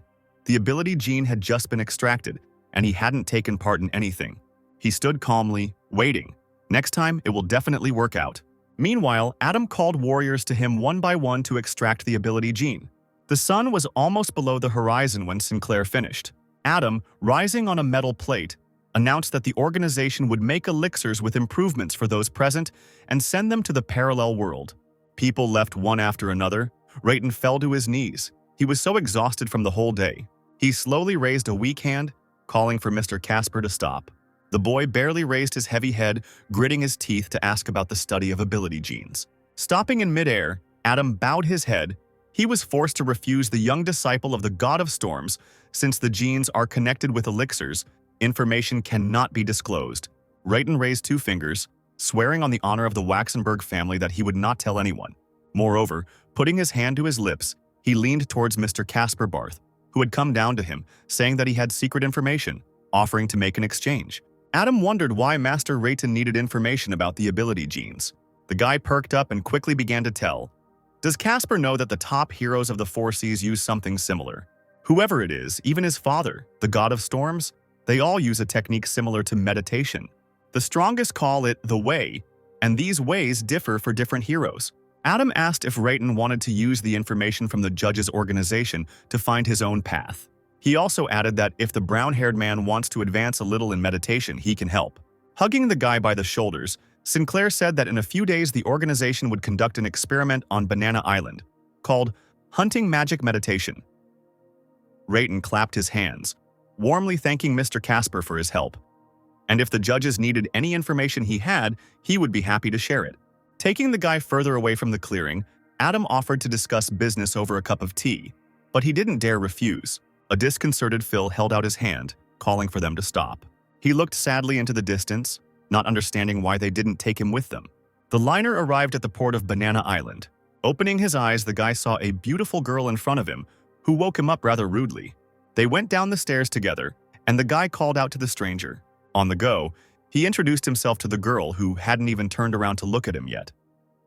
Brandon was offended that they had been on the same ship for so long, and he didn't even know her name. The girl stopped, muttering irritably that they had been swimming together for so long, and she only remembered about their acquaintance when it was time to get off. She folded her arms across her chest and stated her name, not forgetting to add that she was quite likely related to the well-known Adam Sinclair. The boy laughed mischievously, whispering to her whether Michelle was Casper Bart's aunt. Michelle laughed, shaming Brandon. If he calls Adam his brother, and she is his aunt, then what should she call Brandon himself? Let him call her grandma. The boy smiled and said that his grandmother often gave him pocket money when they met, so, hearing a cough, the couple turned around and froze in fear. Staring straight at them from a few meters away was none other than Casper Bart. But after a few seconds, he turned around, continuing to chat with someone from the crowd. Michelle breathed a sigh of relief. He scared her. She had already thought that Casper had heard everything, but Brandon assured her that there was no need to be afraid. They were just joking about Sinclair's brother. It had nothing to do with him. Adam didn't react in any way, but he clearly remembered this couple, his aunt, and the arrogant guy. Finally, he gathered a crowd of future warriors in front of him, loudly asking if they wanted to become stronger. The boys and girls shouted in unison, asking to choose him and her. They will do everything to become stronger. Adam was pleased that his decisions were being responded to. He straightened up and used the spiritual power wave skill. Some people started to fall over, others started to get headaches, but no one understood what was happening. Brandon reached out his arms to Michelle, who crawled towards him on shaking legs. Soon he himself could not withstand such pressure and fell face down. Rayton, descending the stairs, was still standing on his feet. He never thought that the judges would conduct the selection using such cruel methods. Casper, with one of the last to fall, Brandon, lying right in front of him, announced that the 18 people who had lasted the longest would be tested. A day later, in the Heavenly Palace at the Summit of Knowledge, Casper Bart congratulated everyone who had reached the summit of knowledge of the judges' organization. Moreover, the future of humanity literally depends on the experiment in which the best of the best are taking part. The young people knew that the ability was awakened by chance. But now the organization has a meditation. It helps to receive and develop abilities. The method that the lucky ones will try to develop is called Hunting Magic Meditation.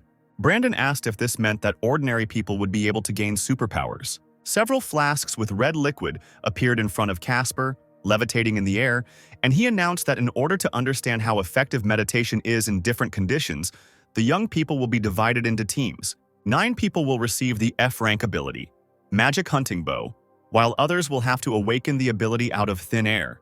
Bart asked those who could cultivate the unknown ability and wanted to practice the hunting magic meditation to step forward.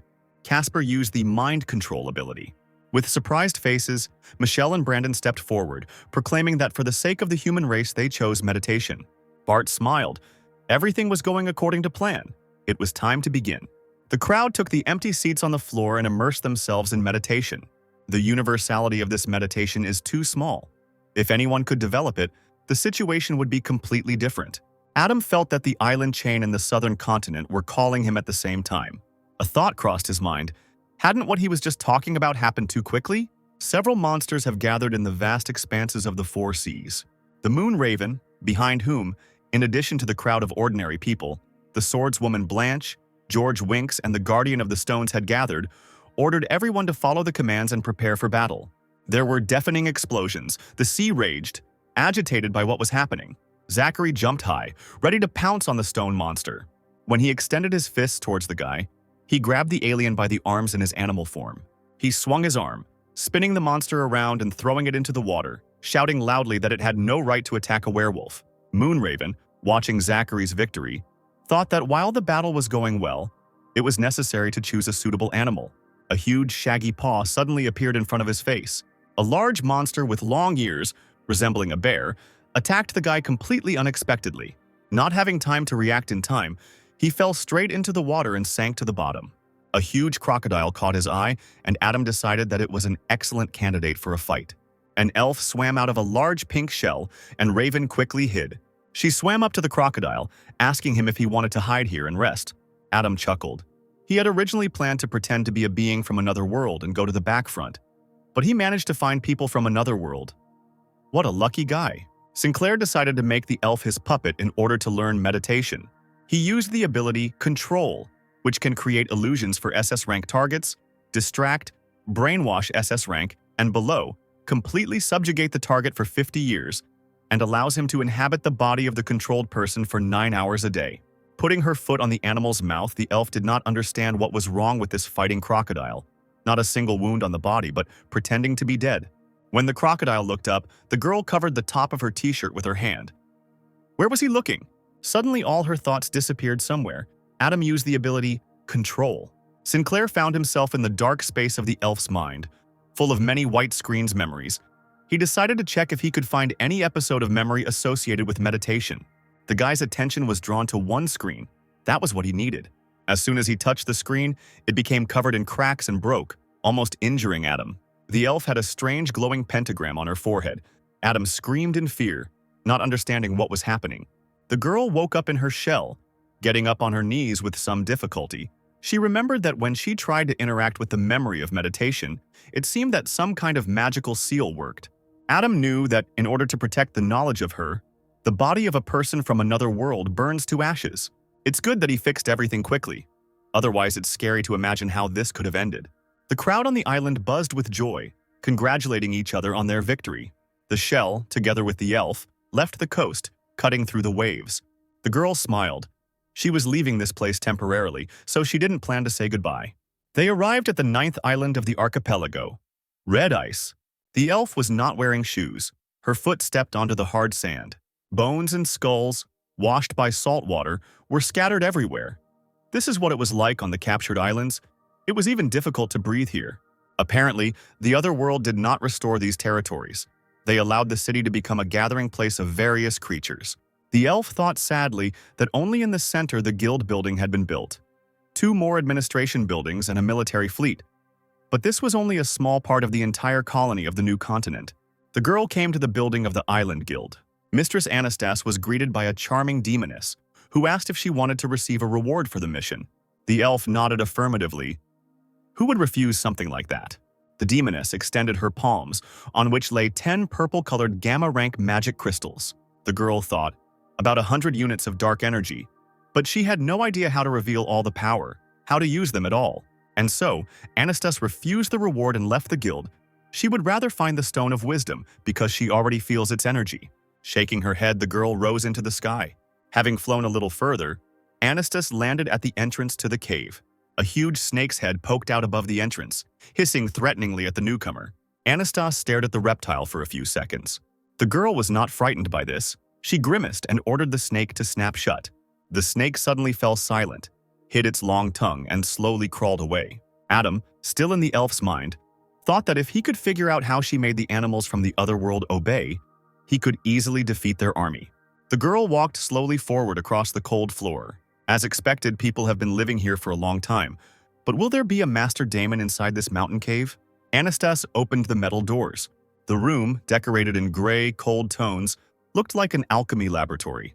A projection of a tangled labyrinth appeared right from the elf's forehead, frightening and discouraging Anastas. The same drawing of a labyrinth appeared on the wall opposite. The projection and the drawing completely coincided. It seemed like it was a map on which what Anastas was looking for was marked. Having gone a little further, the elf saw either a depression or a separate room without doors, in the middle of which stood a brown box. She approached the box, looking at it with curiosity. Suddenly, out of nowhere, a genie appeared in front of the girl. A fair-haired, bearded man in a vest. He praised the elf since she had already found his gift. The genie asked if Priyat was from the elf family. Surprised that the colonists from the Osid Plain were able to get through the island's defensive front thanks to an alchemical handbook, the man sighed dramatically. What a pity! He had so hoped that the blue star would work a miracle. Adam immediately transformed. Revealing himself to the genie, he found the reference book that Master Daemon had compiled, and the guy also said that he was from the Blue Star race. Jin burst out laughing, curious about what had happened, and asked the stranger's name. Adam smiled slyly and introduced himself as his godson, Zachary Wade. His godson sneezed loudly. Who remembers him? Daemon demanded to talk to him before his new acquaintance could receive the Stone of Wisdom. Adam thought it was just a projection, but she needed to chat too. Adam decided to agree with the rules of the game and asked what the projection wanted to talk about. Daemon asked to tell how things were going with the Blue Star race. An hour later, Adam was already sitting on the floor, tired of the conversation, and still reminded the master of the purpose of his visit. The Stone of Wisdom. The man asked him not to rush, because in order to get the magic crystal, you need to go through several tests. Daemon raised a finger, assuring that Zachary could handle them. He pointed to the brown box, calling the boy to get ready to see the great wonder of the plane. The box opened slightly and a bright light poured out, illuminating everything around. Daemon began his speech slowly. He is filled with magic, life, constantly changing, not obeying any rules. In the box, on a white pillow, lay an oblong pink-colored stone of wisdom. Adam knelt down in front of the box and slowly reached his right hand towards the stone. And suddenly, he failed to touch the enticing surface. His fingers passed right through the stone. Daemon swam closer and impatiently urged the boy to hurry up and not wait. Sinclair hesitated. It was so strange that he couldn't get the object into his hands. He made another attempt, but unfortunately nothing changed. His fingers still passed through the stone, as if it was woven from the very dreams. The man chuckled. It was a situation in which the stone can be seen but not touched. Just don't say that the Stone of Wisdom itself hates someone.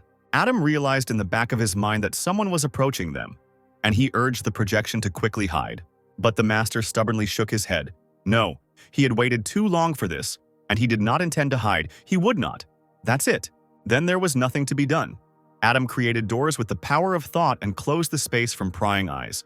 Daemon's angry and offended face appeared in the doorway. He was shouting that Zachary simply couldn't do this to him. Adam quickly transformed back into an elf.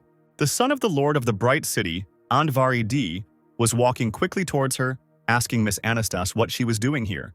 Sinclair realized that the handsome young man with bright blue hair and an intense gaze was one of the elf suitors, who wanted to marry her because of her noble pedigree. The girl sharply said that it was none of his business. The guy, being much taller than her, came closer. He was hurt by Anastas's words.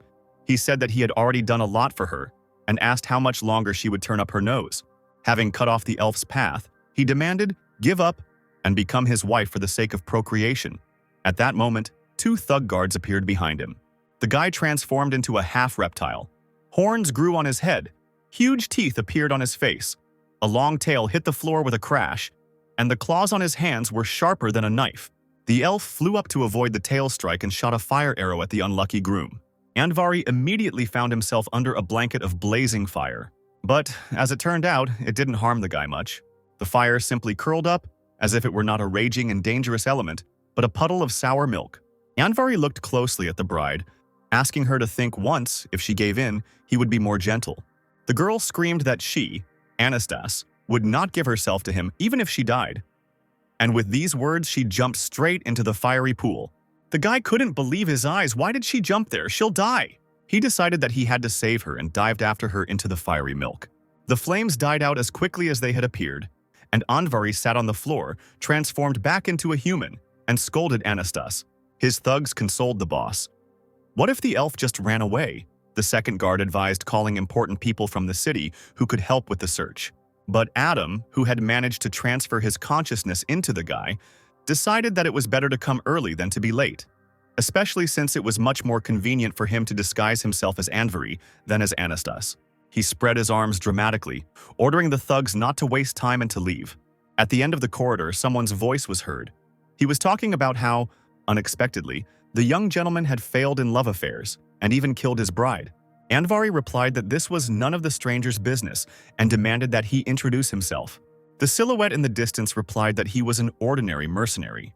Looking closely at the stranger, Adam realized that, judging by Anvari's memories, this man was a wanted criminal in the Bright City, whose hand his father had cut off.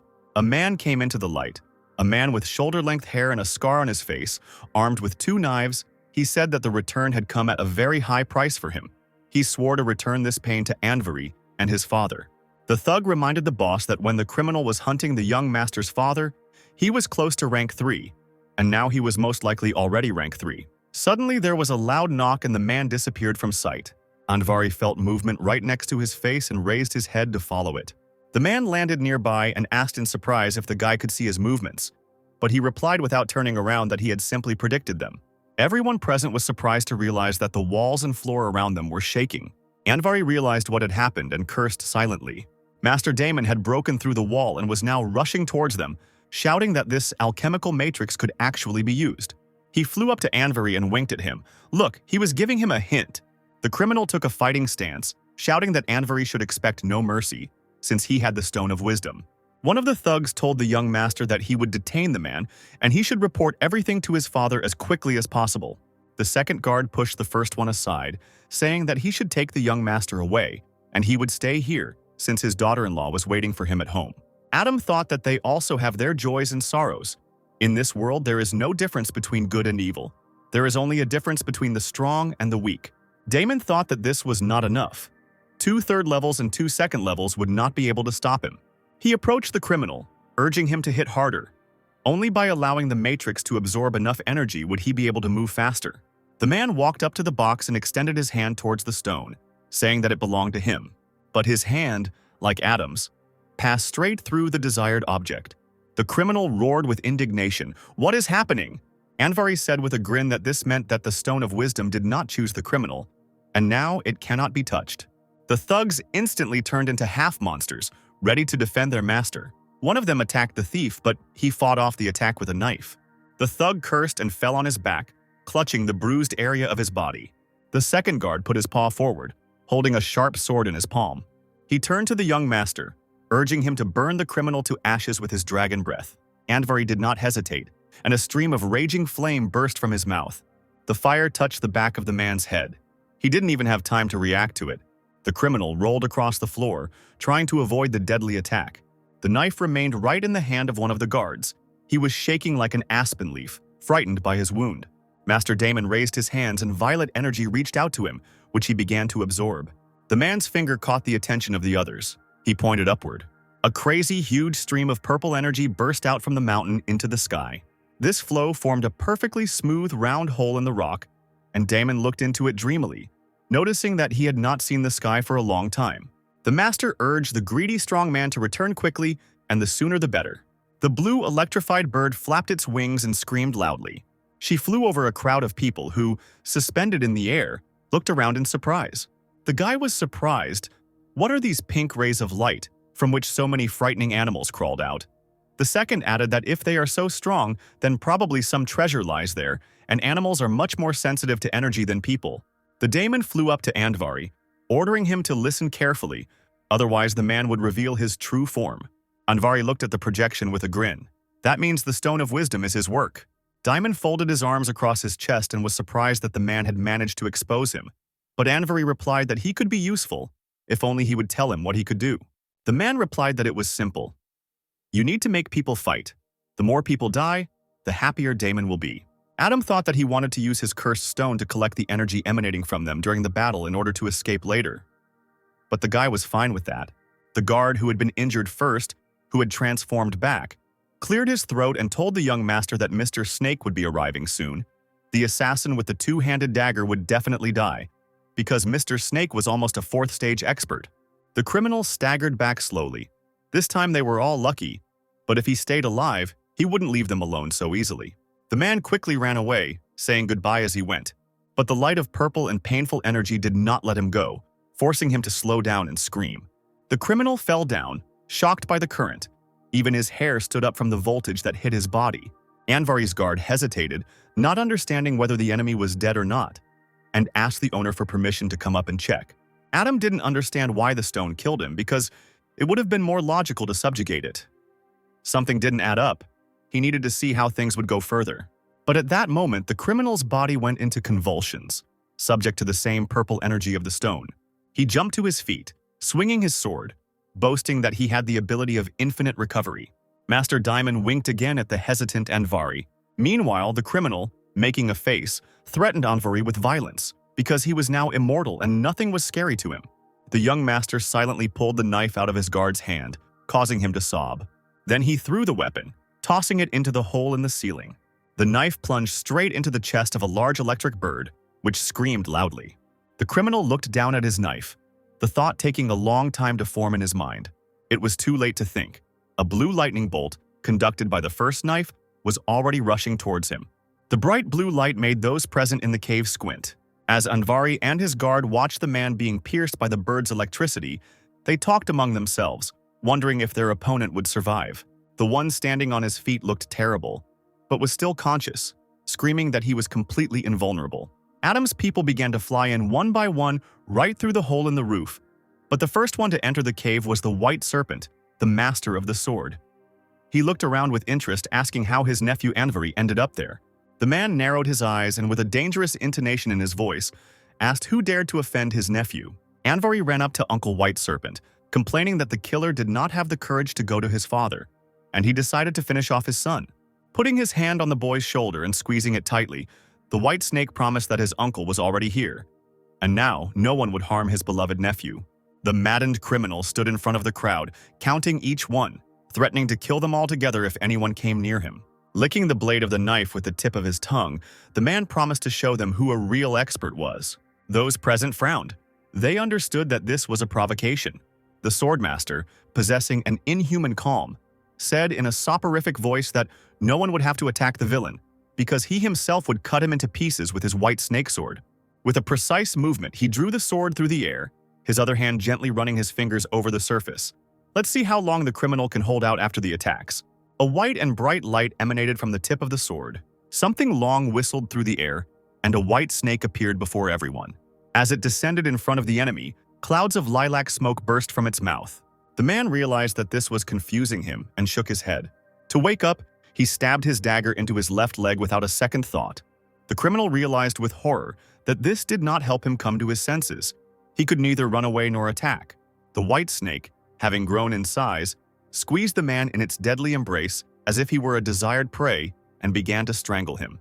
Twirling a lock of hair near his face, the swordmaster asked his nephew if that purple crystal was really the legendary Stone of Wisdom. Anvari shook his head.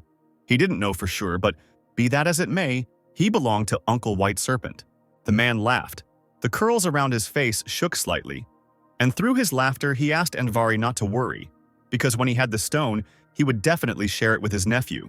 Master Damon, watching the battle from around the corner, sighed quietly. This killer with daggers is still useless even after receiving infinite regeneration. Is he really tired of enduring pain? He gave the criminal a chance, but it was all in vain. Now he will have to act on his own. A ray of energy from Master Damon himself entered the man's eyes. The enraged captive, having escaped from the deadly clutches, turned to the snake, furiously ordering it to die.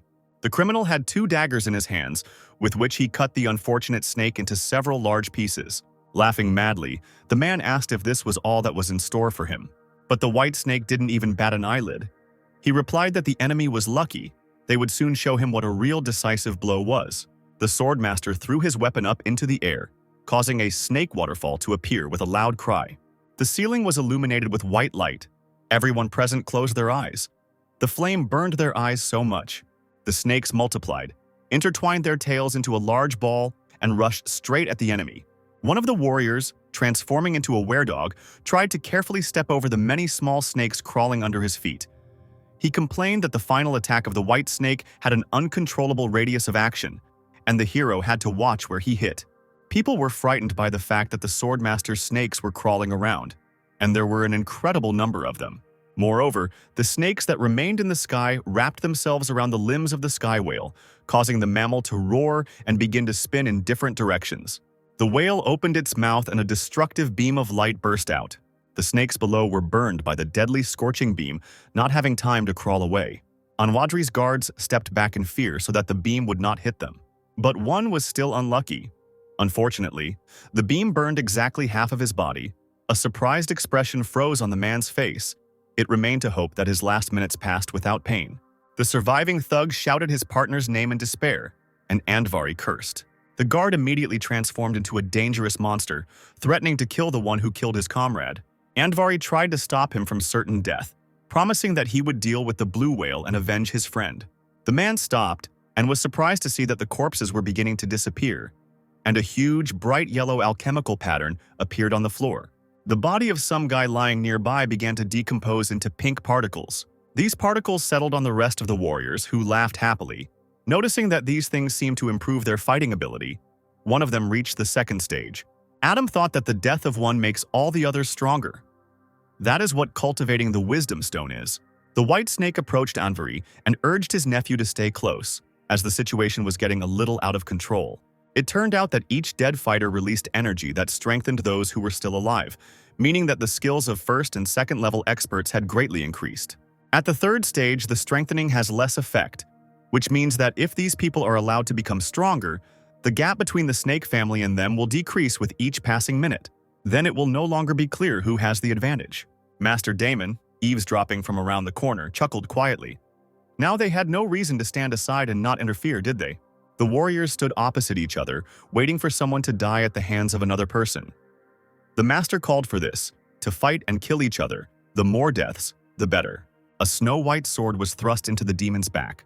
Before he could even shout a word, he fell to the ground, with the swordmaster standing over him. They, together with their nephew, managed to wound many, so those who remained decided to save their lives and began to run away screaming in different directions. The white snake told Andvari to follow his uncle because that was the only guarantee of safety. The guy replied that the snake probably had his own reasons for doing so, but he wanted to remind him that he never killed his opponent. The nephew simply hoped that the master would be able to deal with the bastard. The swordmaster chuckled. He didn't expect such loyalty from his nephew. It seems his family has an heir. The criminal, who was still alive, sat over the corpse of another warrior. He shouted to the snake and Andvari to immediately kill all the people of the second stage. This will reduce the gap.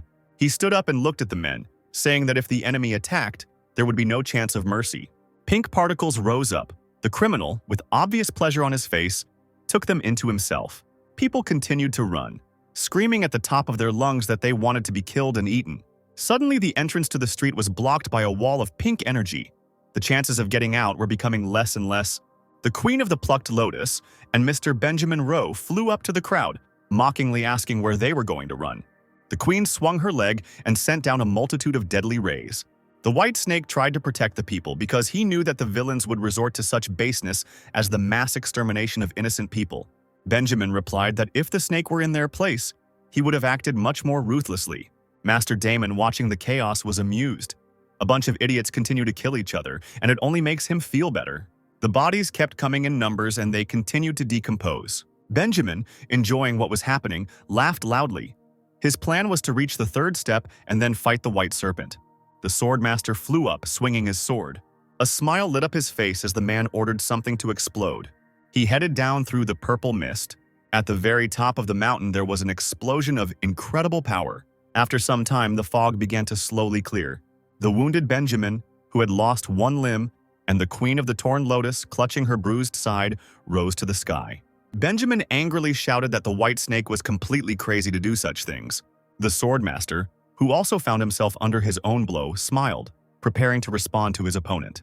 He didn't have time to finish his sentence when a vile criminal jumped out from behind him with a blade in his hands, intending to hit him right in the temple. But the man didn't succeed. The white snake turned out to be quicker, and his sword passed right through the alien body the next second. He laughed, referring to his endless regeneration. The swordmaster smiled back, raising an eyebrow in disbelief. The criminal lowered his head.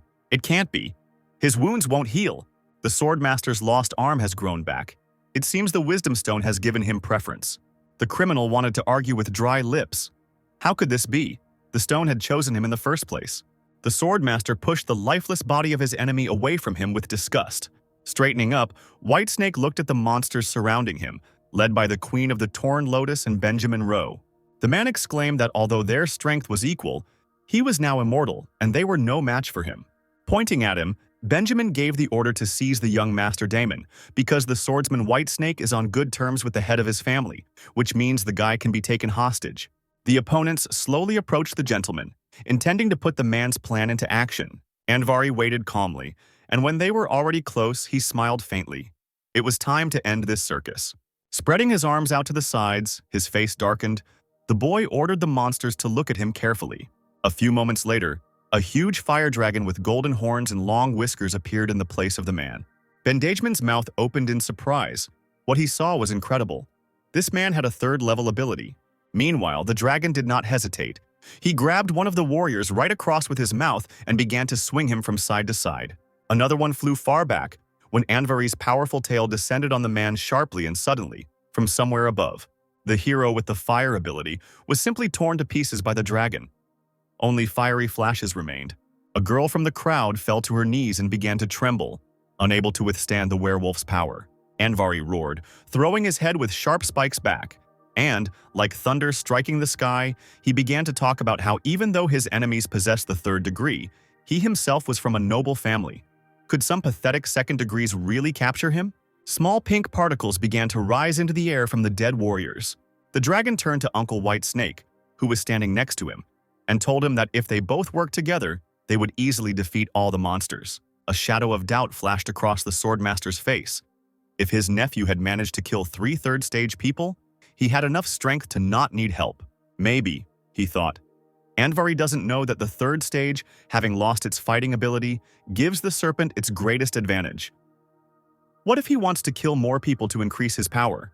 After weighing the pros and cons, the swordmaster laughed briefly and agreed with Andvari, deciding to unite to win. Damon, who had been watching them unnoticed, decided that Adam was useful, one attack, and there were no 3 third-stage users. Bendageman, without further ado, suddenly and vilely attacked his now former partner, the Queen of the Torn Lotus. The girl was tightly wrapped in purple ropes extending from the man's body, and she screamed in fear, asking what he wanted. The ropes were tightened on the Queen's limbs and body, with the intention of strangling her to death. A few seconds later, Benjamin clenched his fist. The girl and several other warriors who were squeezed by the vice with incredible force exploded under incredible pressure. Looking at this with disgust, the serpent shouted at his opponent that his ruthlessness knew no bounds. The man suggested to his nephew that he first take control of this madman with ropes, and Andvari agreed.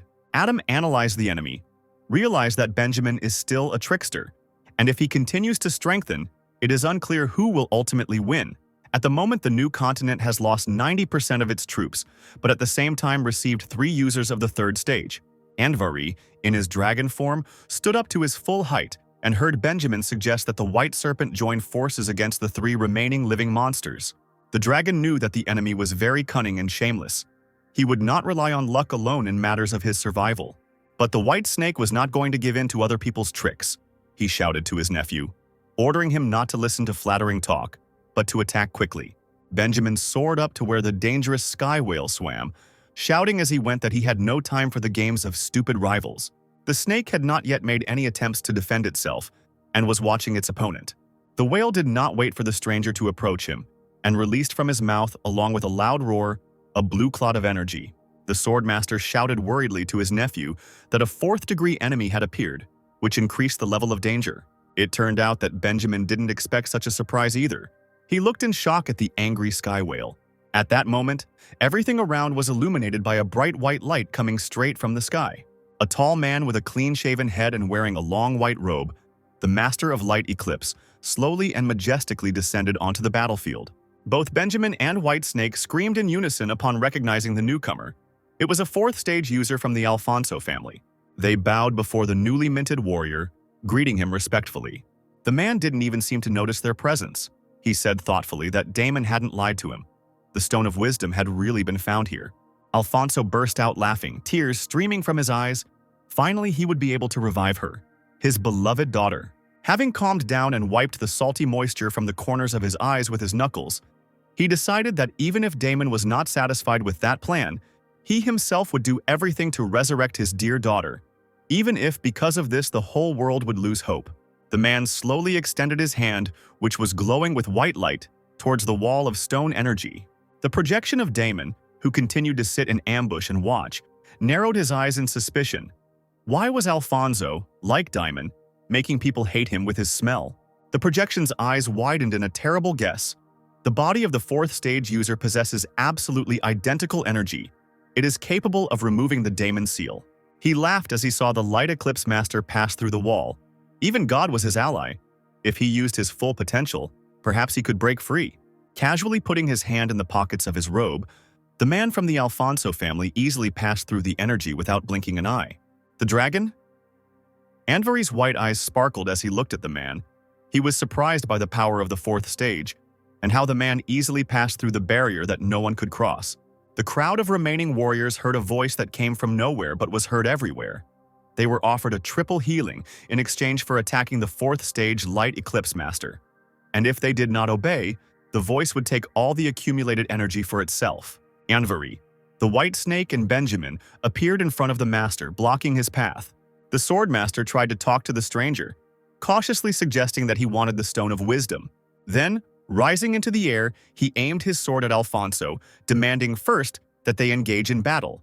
In response, the Master of Light Eclipse also flew up to the clouds, finding himself on par with the warrior, spreading his arms, suddenly surprised that someone dared to stop him. He turned to the others, raising a thin eyebrow, skeptically asking if they were all on this swordsman's side. Anvari remained silent, remembering that he still had a secret technique, but Adam in his body wanted to feel the full power of the fourth stage. He immediately flew up to his uncle, slightly covering the man with his dragon back, assuring him that he would fight on his side. Unexpectedly, Benjamin, who was standing not far from them, was throwing a clot of energy in his hand, with which he intended to attack the alien. He was smiling slyly, because he also wanted to experience the power of the fourth stage. Alfonso smiled and promised his opponents that he would first do a little warm-up before playing with them. Whitesnake's hand gripped the hilt of his blade tightly. With this movement, he summoned a huge snow-white snake, which stood like a mountain behind its master, sticking out its long, thin tongue and hissing threateningly. The Light Eclipse Master seemed unimpressed by these moves, narrowing his eyes as he asked if the opposing team was fully aware of their level and still wanted to go against him. Apparently, they don't know the difference between the third and fourth steps, because he only needs one finger to repel all their resistance. Finally, the man fell silent and snapped his fingers lightly. A small white sphere separated from his hand and floated away. The snake, opening its mouth wide, hissed even louder, and the sphere flew into its throat. The mouth snapped shut with a loud click, and the reptile shook its head in bewilderment. In a quiet, ingratiating voice, Alfonso ordered the sphere to destroy the enemy. The snake, not having time to make an extra movement, began to disintegrate into particles, driven by the force of the fourth stage. At the same time, the acquired limb of the white snake also fell apart. He did not expect this at all, and was horrified when he felt that he had lost his hand. Fortunately, thanks to the energy of the Wisdom Stone, the hand was immediately restored. Snake cursed tiredly, wiping sweat from his forehead. Extending his hand, the Light Eclipse Master created a new spell designed to destroy his opponents. Benjamin screamed desperately as his body was cut in half by the snow-white deadly stream. He cursed, sweating profusely, belatedly realizing that he shouldn't have fought against a fourth-tier master in a team with these fools. Anvari tried to regroup, change position, surprised that the master's ball of light was so scary. As if to confirm his suspicions, the sphere flew closer to his tail and simply destroyed it. Half of his tail was gone in a second. With his arms folded across his chest, Damon's projection calmly watched the battle. Even the trace of the newly arrived master's complete purge could wipe out his opponents.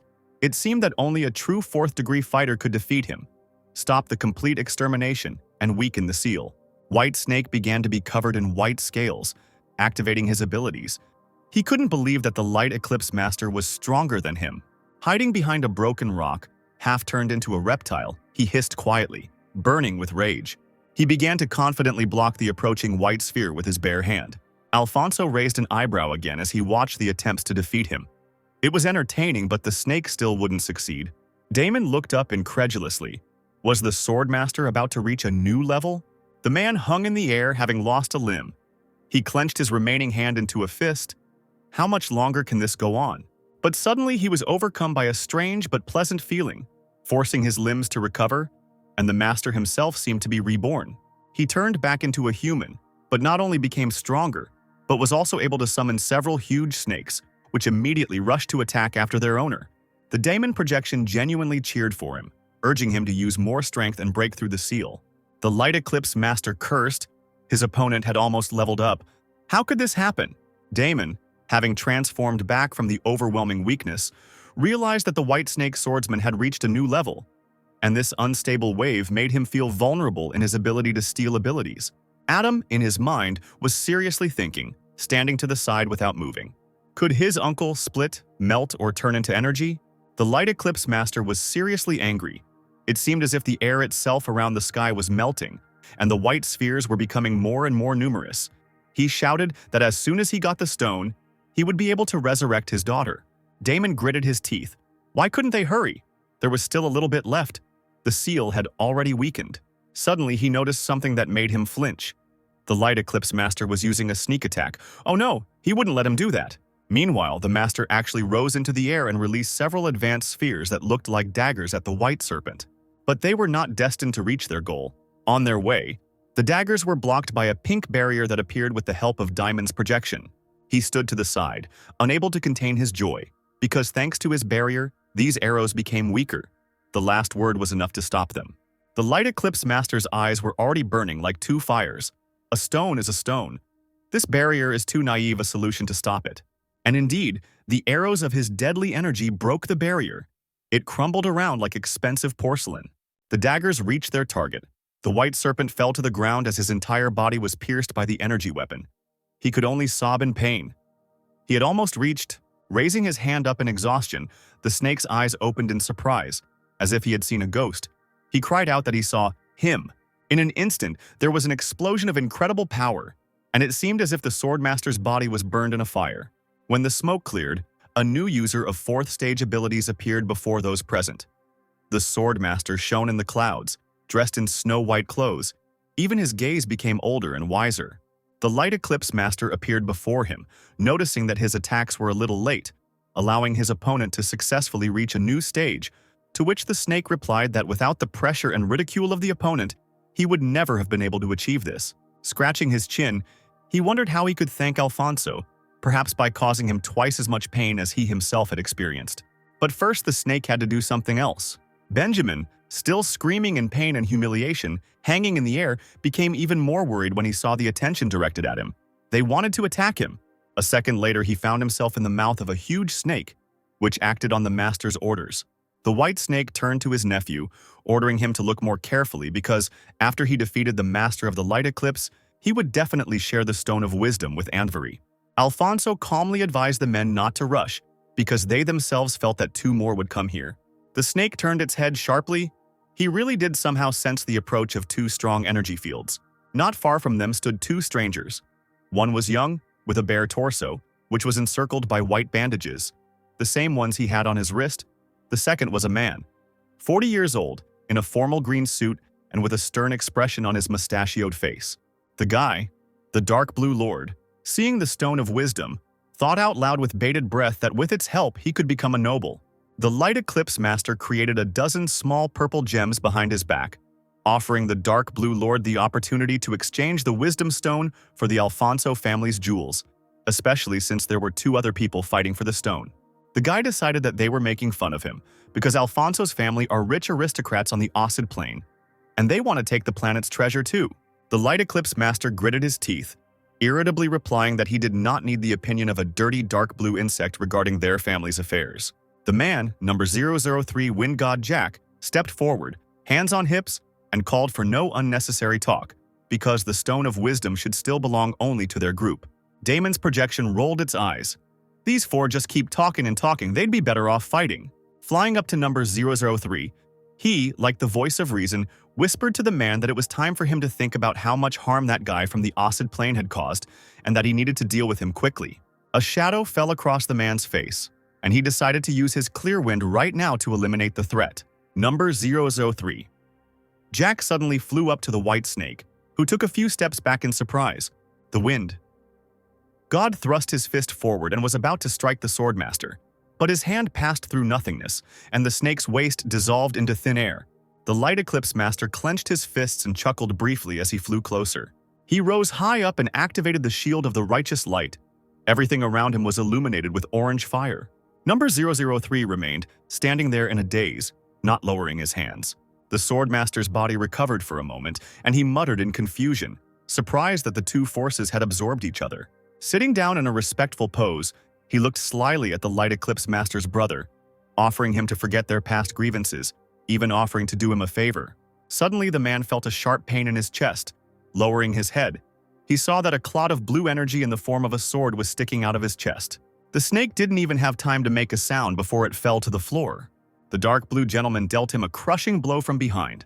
Anvari heard a heavy sigh, turned around, and saw with horror how his dear uncle lay prostrate on the ground.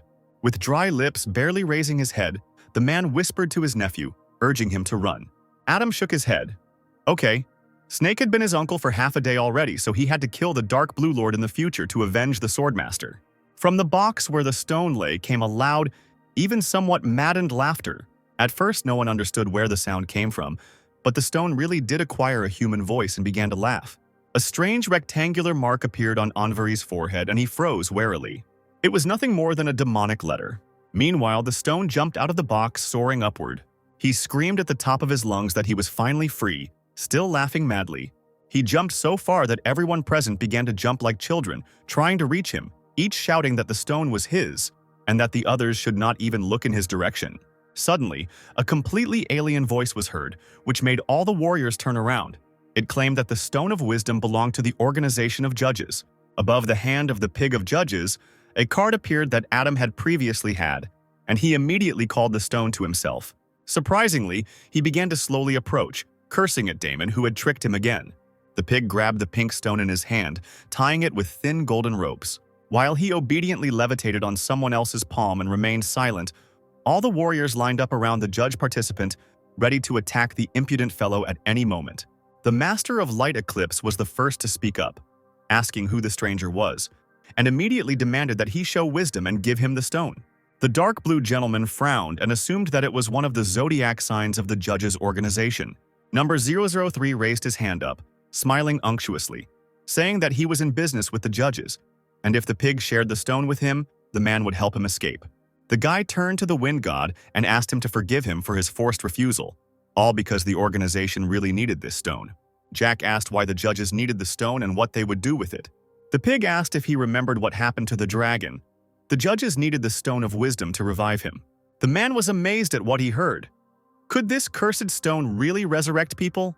The dark blue gentleman replied that it could be used in many places, and originally this magical artifact of the plane could bring a person back to life. The Master of Light Eclipse impatiently hissed and demanded that they not chatter, but rather give him the stone, otherwise he would destroy the entire organization of judges. The dark blue gentleman with a bloodthirsty smile on his face said that his dark blue race would help the Alfonso family, since the judges were their sworn enemies. Then he himself would not mind killing one of the zodiac signs. Jack looked at the guy, frowning, and said that the artifact belongs to all of humanity. How can the dark blue race behave like this and want to steal it? The man placed his hand on Pig's shoulder, and Pig gently but firmly threw it off, turning to the wind god. 2 measly 4 feet won't do anything to him. The god repeated the judge's words hesitantly, without taking his astonished gaze off him. In the end, he gave up. Since the pig was so true to himself, together with the Master of Light Eclipse, they could do whatever they wanted. Alfonso and the dark blue gentleman looked at each other. They understood each other without words. The pig looked around and sighed. If no one was going to attack, perhaps he could go. The Light Eclipse Master released a white energy beam from his hand towards the boy. He hit Pig right in the left rib, but he didn't even stagger. Behind him was a huge black cube of abilities. Without letting go of the stone, he praised the man with poorly concealed irony in his voice for his demonstration of strength. But, unfortunately, it was harmless to him. A second later, he used his teleportation ability, shouting at the end that everyone present was awaiting a visit from the judge's organization. The pig disappeared into a dark portal, which closed behind him with a bang. The bewildered opponents were left with nothing and simply stood there with their mouths open. Jack said doubtfully that this guy should have been dead for a long time. The dark blue gentleman chuckled. Are these people really that strong and the guy is just a pig zodiac sign? Standing to the side, Anvari shook at their assumptions and prayed to keep from laughing out loud. On command mission number 5, Pig was spat out by a black teleportation cube, falling face down on the floor. He realized that the wisdom stone remained in the virtual cube.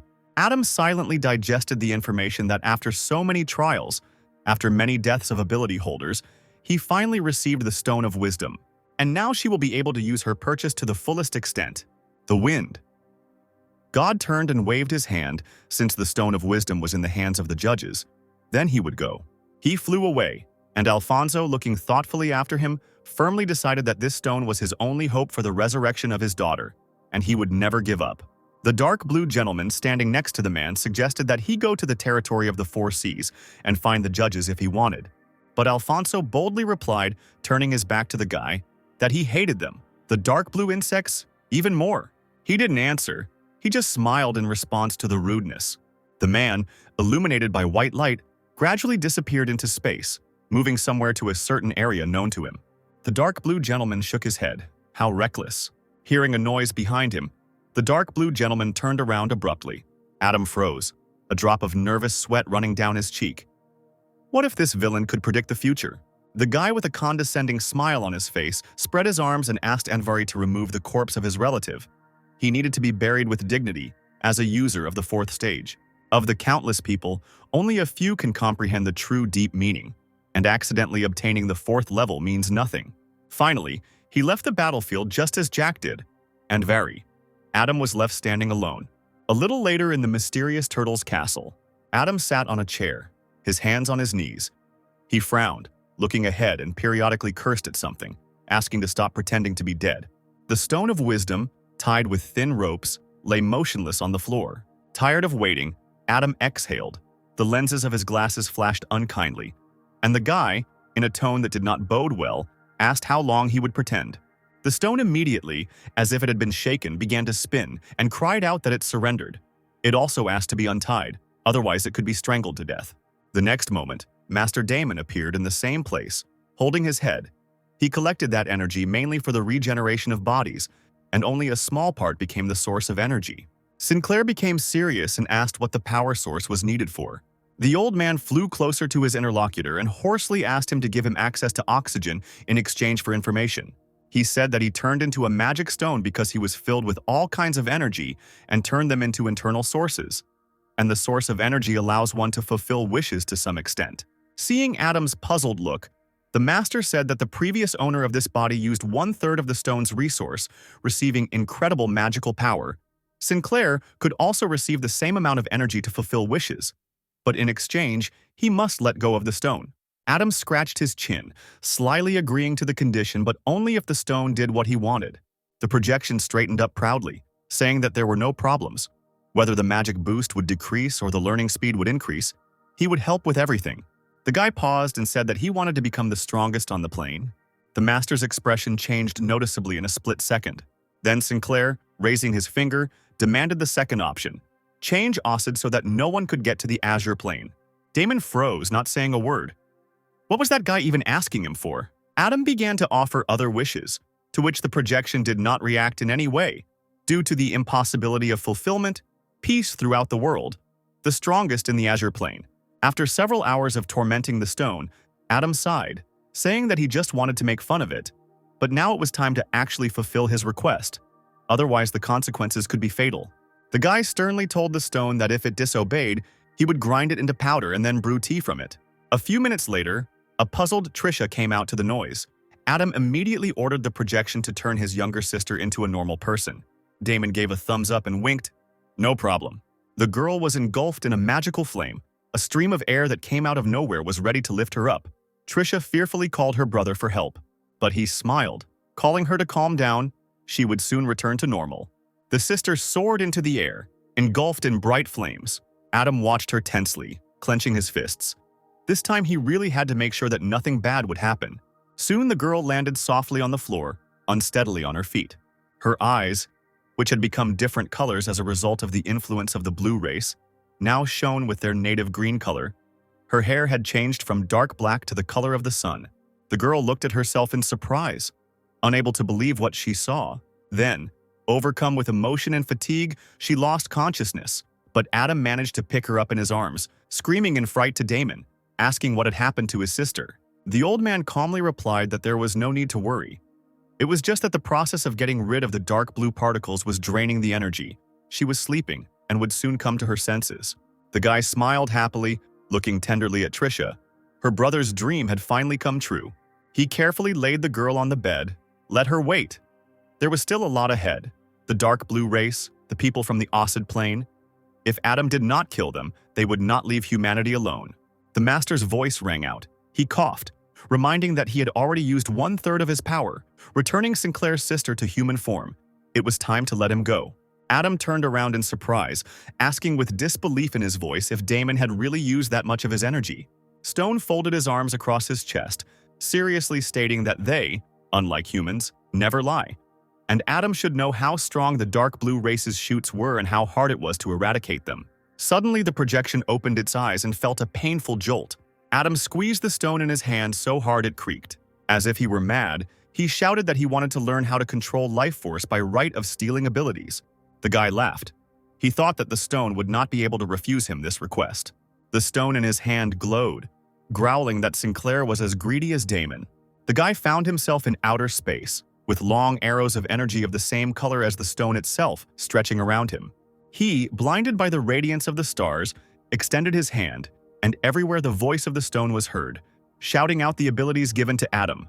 The right of preservation, the right of rupture, the right of energy. Sinclair felt how these 3 paths were filled with different types of energy from 0% to 5, which meant that he would open another path and would be an expert of the 4th stage. With dry lips, he whispered that he wanted. Suddenly, his body was filled with burning energy. Adam screamed desperately at the top of his lungs, unable to bear this pain. The stone, which was still clutched in his hand, gradually became transparent. A pink wall appeared in front of the guy. He cautiously extended his hand, realizing that the way of stealing abilities is the law of grip. Adam lost consciousness, lost in his own thoughts, his face illuminated by a bright white color. He was lying in his bed, carefully covered with a blanket. Trisha was kneeling at the head of the bed, worried sick about her brother. Sinclair's eyes slowly opened. Painfully reacting to the bright light, the girl carefully called his name. The guy sat up abruptly in bed, touching the back of his head. He asked inappropriately what his sister was doing in his room, and his mother made breakfast for him. Trisha looked at her older brother affectionately, carefully suggesting that he finally return home. Adam said with sadness in his eyes that he was no longer the same as he had been before, that he could no longer just eat, sleep, and sit at home all day long. After all, he was now the leader of the judge's organization, a 4th-level expert. Trisha's eyes filled with tears and the boy gently ruffled his sister's hair, telling her not to cry. As he had only fallen asleep for a short time, Adam also asked how she felt after returning to her human form. The girl, smiling through her tears, joked that she felt as if her appearance had suffered greatly since her return. The elder brother flicked her forehead. What a heartless girl. Does she know that she was turned into a human by the treasure that all the 4th stage experts are hunting for? Trisha asked seriously if this meant that her brother had also reached the 4th stage. He thought, rubbing his chin. It wasn't quite like that. The ability-stealing skill didn't take away the string sphere that would have helped him develop to the 4th stage. Then the sister asked how the 3rd step differed from the 4th. Sinclair explained that abilities are equal in power, with ranks 1 through 3 only able to use them, and rank 4 beginning to comprehend the process of creating them. This artificially developed move is similar to the right of self-study. In other words, rank 3 cannot defeat rank 4, who has it. Trisha smiled gratefully. Now she understood everything. She drew his attention to an object lying on the floor near the bed. His stone. It became completely transparent. A quiet voice came from there, cursing at Adam, saying that their conversation was not over. Sinclair stood up from the bed and folded his arms over his chest, hovering over the stone. Now that they were alone, they could finally sort everything out. The physical body suddenly emerged from the stone, shaking its arms. Little brat Adam had sucked out all the power from his relatives. He must prepare for death. Adam fearlessly poked his finger into the old man's forehead, advising him to transfer his consciousness if he did not want to disappear. Because if the guy was alive, the stone would live too. The part of the forehead where Adam's finger was began to shine, and the man instantly fell silent. Changes were taking place in the semi-ghostly body of the projection. Consciousness was gradually being freed. The stone itself cracked the next moment, breaking into several pieces. The moment has come. The legendary Stone of Wisdom has been destroyed. The men found themselves in a square in the space of the organization of judges. Adam said that he transferred the consciousness of the stone to this world. Now he can live a free life. The old man looked around nervously, not understanding how this could have happened. Sinclair pointed to the tall towers with the signs of the zodiac, suggesting that he choose any association. The guy would find a way to give the stone a normal body. The master, his voice trembling with excitement, asked if everything was really happening in reality. Adam replied seriously that he was talking to him now as the head of the organization, and he had absolutely no reason to joke. Stone stared blankly at the boy who was old enough to be his grandson, asking again what kind of leader of the organization he had been. At that moment, Adam seemed to become taller, showing his majesty to the stone, thereby confirming his words. The old man thought, with this guy's cunning, deceit, and many tricks, he will definitely have great success. Perhaps it is worth following him. He folded his hands behind his back and turned around as if he was still pondering Adam's words, saying that from that moment on, there would no longer be a stone of wisdom in the world. Pointing his finger at one of the towers, the former stone shouted out that he chose the black turtle. Sinclair hid his smile behind his hand. It was finally time for the turtle to return to his place. The old man, having acquired a new body, suit, and mask, rose into the air laughing. Adam watched him fly away and thought he could finally get down to business. The white serpent's body continued to lie on the plain. The boy remembered this. He returned there, bent over the man, respectfully asking him if he would mind if his body was used for scientific research. After all, it is for the good of humanity. Perhaps the swordmaster can help many. Sinclair is sure that his selfless spirit will agree. Of course, the deceased could not answer anything, so if there were no objections, Adam would assume that he agreed. He used the ability to cleanse by running his hand over the body. An unusual transparent gray pearl appeared on the palm of his hand, and it didn't look like a fourth-level power vessel. Adam was shocked to realize that the vessel of imprisonment contained the power of the white serpent, and it was capable of weakening other skills. It was somewhat reminiscent of a genetic chain. I had to try to absorb it. Sinclair gritted his teeth as he did what he planned. All the knowledge stored in the chain would pass to him. To absorb it would be to force himself to accept an experience beyond human knowledge. Clutching his heart, Adam admitted that it wasn't that easy to absorb the power of the fourth level. Maybe we should try splitting it and see what happens. Sinclair extended his hand, clenched his fist, and disintegration occurred. The chain, resistant to dark energy, split apart, although it should have been divided into parts. Adam immediately began to absorb the fragments. His eyes widened at the sudden, previously unfamiliar sensations. He felt like he was getting closer to understanding the world, and it felt just incredible. After training in the Void Cube, Adam grabbed the gray pearl, which now cast lightning. The last time he used copying was in front of the Light Eaters. He had to first bring the copy to level 4. And now that the guy realized what the power of emptiness represented, could he really try to transform the very realm of emptiness? Adam looked at the black pearl, from which a white glow emanated. He needed to test what this world was capable of. He was hovering over a dark gray space. Everything was completely different here, and the guy felt an unknown power. Is she trying to tear him apart, greedily absorbing the life energy because of this? All living things cannot exist here? Luckily, the law of the void realm protects him. Otherwise, the guy would have been dead long ago. Sinclair thought it was too empty here, as if something was missing. He, as if wound up, enthusiastically began to build and construct something. Finally, after many hours, Adam shook the dust off his hands, looking around with satisfaction. In the deafening darkness, a palace of incredible beauty towered on a mountain cliff. Adam lay on the ground, his hands behind his head, and admired his creation. It was the safest place in the world. What a pity that only he could enjoy the rights of the Void Realm. Ordinary people can't even breathe in this space. So lonely. Sinclair jumped up, struck by a realization. If a strong ability user were placed here, the highest level of mastery could be achieved. We need to find someone to check this urgently. Meanwhile, on the random island of the Mixed Seas, in the salt water, The A-rank North Sea toad creature croaked loudly and shot a purple stream of dangerous liquid upward from its mouth. The attack was aimed at the red-haired girl in the black and white mask, the warrior Mateo. The girl protected herself from the attack with a combat shield, and the purple liquid spread over the entire surface of the shield. Falling to one knee, Mateo was breathing heavily, covered in slime. This creature was so stubborn, if this continued, the warrior's energy would be completely depleted. She decided it was time to finish off the monster and made a big jump towards the enemy. Her fist flew straight into the toad's stomach, and it croaked loudly and sharply. But the long tongue that stuck out, with a suction cup on the end, turned out to be more agile. The toad tied this weapon around Mateo's waist, trapping her in a strong trap. The girl cursed in surprise.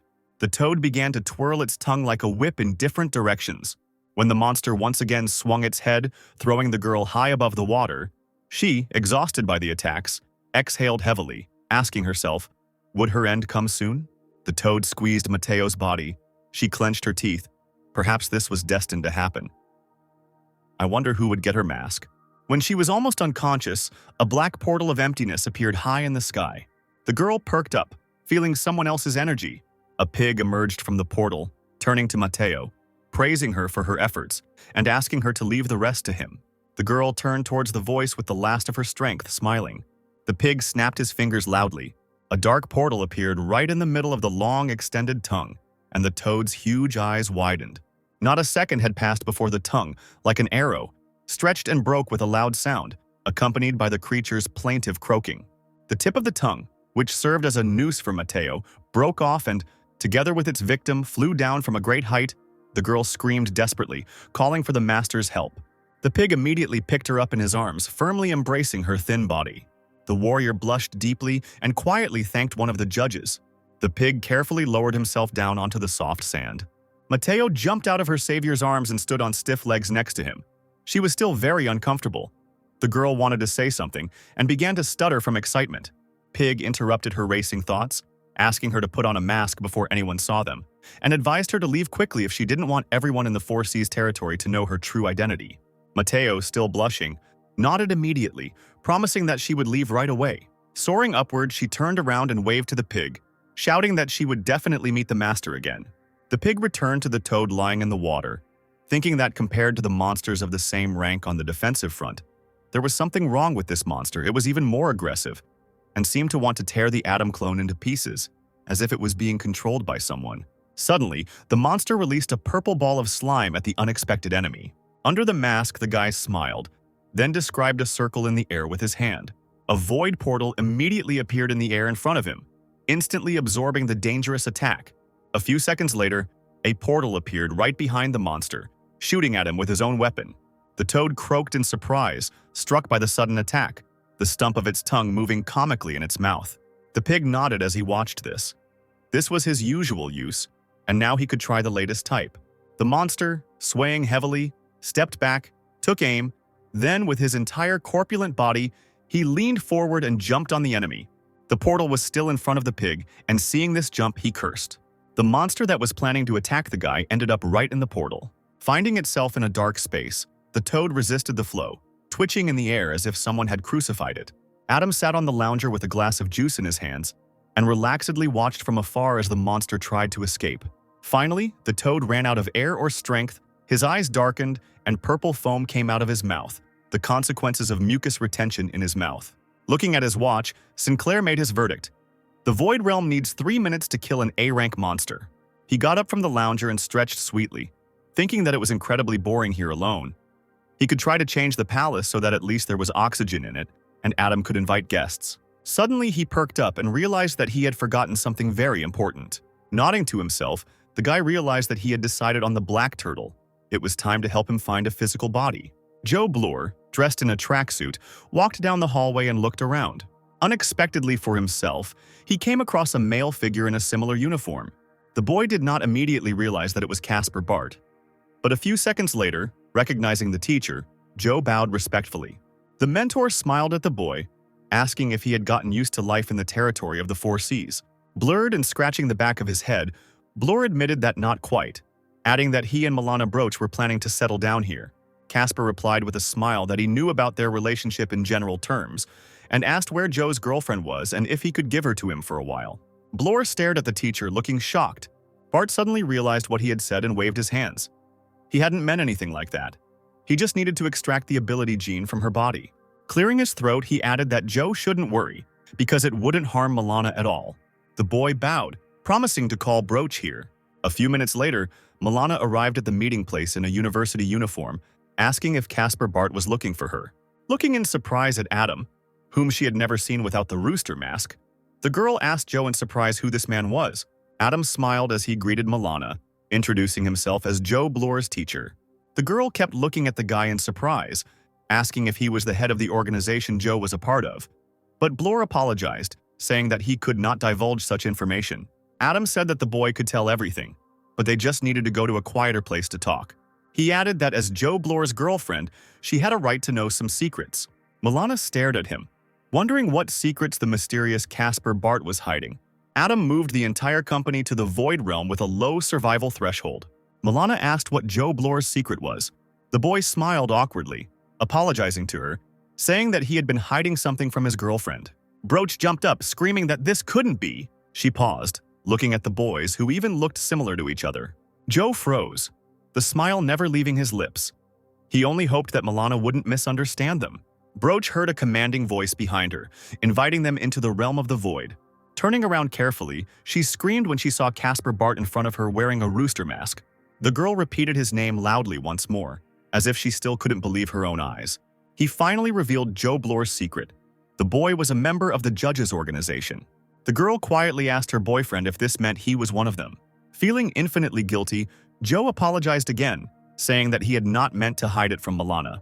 But the girl's reaction was hard to predict. She beamed, saying that it was great, and that he should have told her about everything earlier, because Broach is a devoted fan of the judges' organization.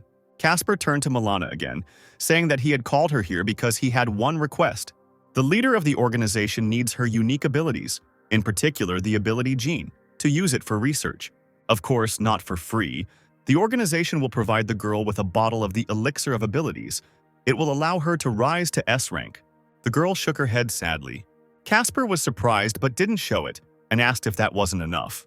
Adam thought that since Joe's girlfriend was so greedy, he might have problems. He wondered what conditions she would set.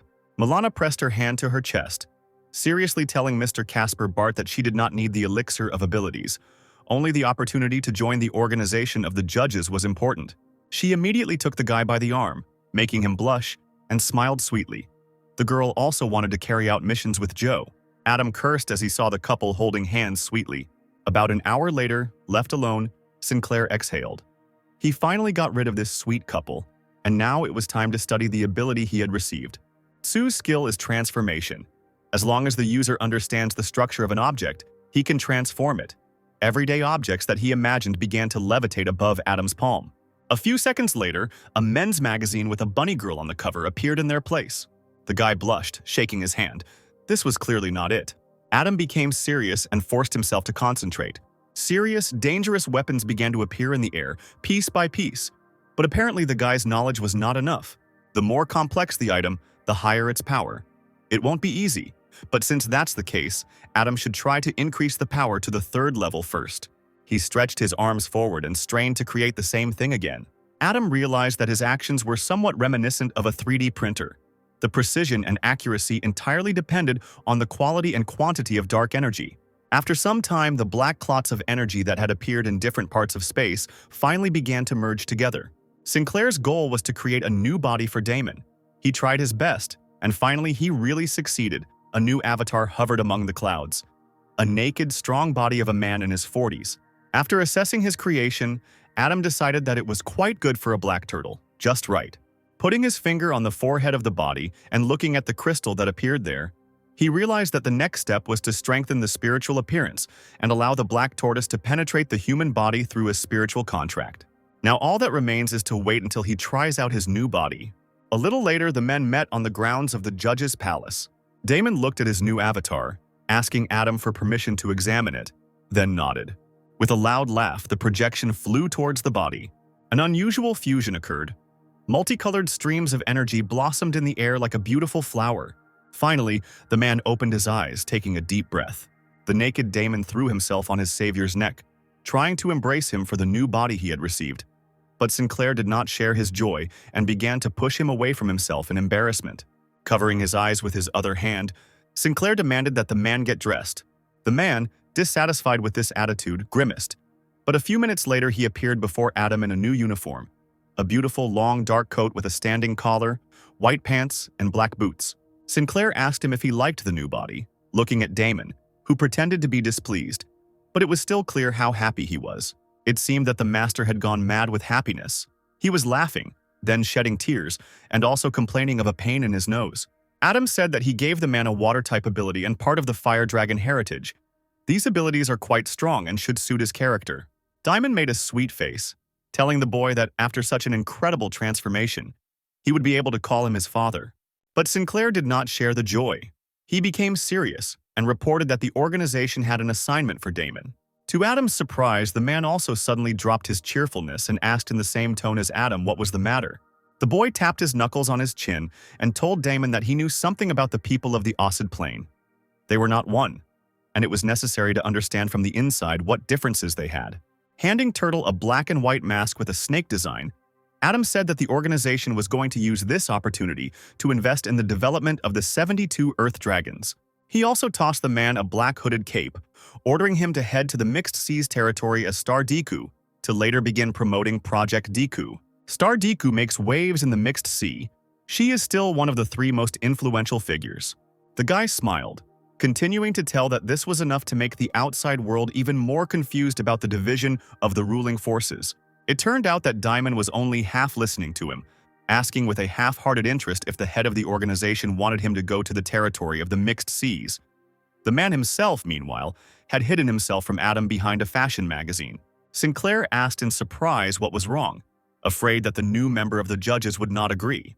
But Damon swore that he would carry out his assignment, hearts dancing in his eyes, because he learned from the magazine that the local girls were very beautiful. The dark-haired man's neck was wrapped in strange hands that would cause his death in a few seconds. The Master of Light Eclipse dealt with those he didn't like in the Free Union territory by simply killing them. Another lifeless body fell into a pile of similar ones. The dead people were immediately attacked by various monsters that Alfonso had summoned. In the military headquarters meeting room, Jack Waxenberg watched the action on the big screen. He couldn't believe his eyes. He never thought that a master would do this. Jack was approached by Audrey, who informed him that the 22nd front line had fallen when a huge horde of monsters invaded the settlements. Many were wounded or dead. The man clenched his fists. The master was a 4th-level user. An ordinary hero would not be able to deal with him. Fortunately, it became known in general terms where he was heading. The girl asked if the 22nd front line was his target, but Jack replied that Alfonso was aiming for the 5th Defensive Front and the judges' organization. Meanwhile, other events were taking place in the Heavenly Palace. Adam lay on the lounger and listened to Phoenix's answer. According to the rules of reincarnation, if a participant is on the verge of death, he can request power that will cost 100,000 points. The guy asked if there were cheaper options. The girl replied that the participant could send his spiritual body directly to the Heavenly Palace, and it would cost 90,000 points. A small screen appeared in the air, clearly showing what had happened to the black tortoise. Phoenix pointed at it and began to explain what happened when one wanted to be reborn. One's spiritual power had to reach at least the 2nd stage. Sinclair leaned back on his lounger and said in a relaxed tone that it was no big deal. The lower-level members wouldn't need it anyway. Let them behave nicely and obey their elders by doing chores around the house. In confirmation of his words, small clots of energy began to wipe the stairs in the palace with redoubled force and carry buckets of water. Adam chuckled, saying that he could let them gradually accumulate points. Maybe he could find a way to strengthen their spiritual body in the future. Phoenix asked if there would be any further amendments to the reincarnation provision. Adam became serious and quietly said the most important thing. The agenda was the resurrection of the dragon. The rooster, cutting through the air on his metal plate, thought about resurrecting the dragon. New information needed to be spread. Such things were best left to the Craig family. They could handle it best. With these thoughts, the guy flew on, leaving behind the plains and mountains surrounded by green trees. On the Banana Island, there is a training center for the team of mage hunters. Michelle and Brandon were meditating there with the others. Casper watched them closely and unnoticed. These two had succeeded in such a short time. They even managed to surpass those who used ability spheres. The guy decided that, after all, Talent plays the main role in the advancement of abilities. He noticed Dave Craig and greeted him. The old man was casually watering the flowers in the front garden of his house. Seeing Casper, he almost jumped up in surprise and immediately, greeting him in return, invited him into the house.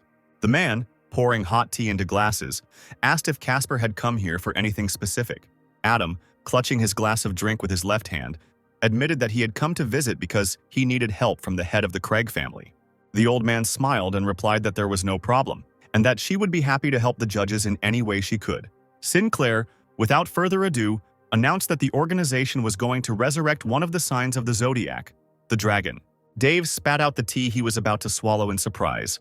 He stood up from his seat, suddenly approaching Mr. Casper Bart, suspecting that he was joking, because how could one resurrect someone who had died long ago?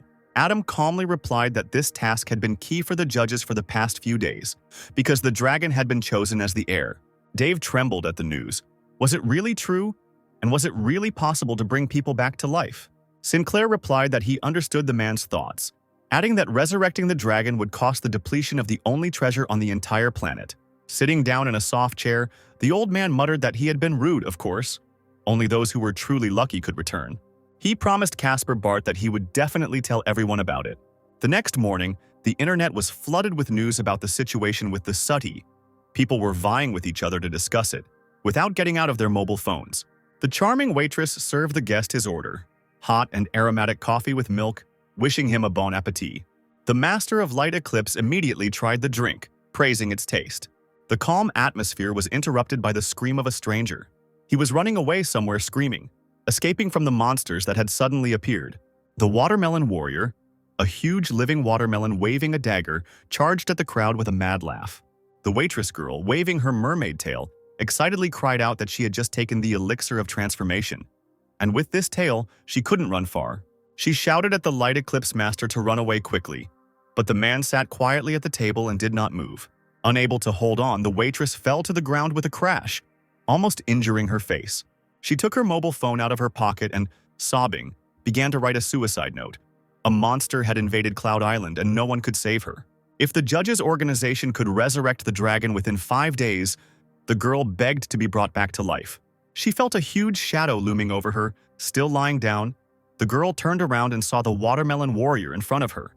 The next moment, the master of light eclipse appeared before the monster, asking the mermaid if she had spoken of the judges. Watermelon, angered by this reception, attacked the people with knives, wishing them a quick death. The girl, sobbing, shouted to Alfonso that he himself could read about everything on the social network. The master, noticing Arbo's flickering behind his back, chuckled with displeasure. How annoying. He turned around and made one movement with his left hand towards the monster. The girl, seeing this, screamed in amazement, not expecting who the man would turn out to be. The watermelon immediately turned white and turned into a pile of sand, which gradually melted. The master of light eclipse put his hands in his pocket and turned to the waitress, suggesting that they go back to where they left off. The day before the press conference, Adam was relaxing, lying in the sun. Suddenly, something made him sit up on his lounger. He felt 2 four-step steps approaching. One of them was Jack Waxenberg, and the other was unknown, but with even stronger energy. He immediately called the rooster, the snake, and the pig, and disappeared from sight. Casper met the guests and greeted them. Jack folded his hands in a respectful gesture, saying that they had the courage to come and watch the ceremony, hoping that the hosts would not be offended. His companion, a long-haired young man named Peter, said nothing and looked somewhere to the side. Bart replied that he was glad to welcome guests, especially those who were the most elite heroes of the rating. Joe Bloor looked up at the sky and whistled as he saw the top brass of the judges, Peter, and the Windlord together, and wondered what the men could be talking about. The boy and Milana were talking, assuming that they were discussing the latest events. Ethan Wade was also watching from the sidelines, and he was angry at Casper, wondering what he could have been talking about with Peter and the Windlord. Explosive Fist approached him, saying that the judges may be fearsome, but in Louisville they still acted like weaklings. The girl sighed, remembering the dragon, because he sacrificed himself to save the city. She leaned on the high fence, remembering that tomorrow the judges would resurrect the dragon. It sounded incredible, but Fist hoped that they would succeed. Casper asked Jack why they came now, since there was still 1 day left before the dragon's resurrection. The man replied that he wanted to tell him something. The pig was probably familiar with the 4th level light eclipse master. Bart asked where he was from, And Waxenberg replied that he had already invaded the territory of the Four Seas more than once to obtain the Stone of Wisdom. And now, finally, there was a chance to kill him. Suddenly Peter spoke up, offering to help, but only on one condition: he wanted to resurrect someone, so he would need the stone for an indefinite period of time. The judges were dejected. Did the warrior really come here to create problems? Did he even have any brains? Didn't they discuss this beforehand?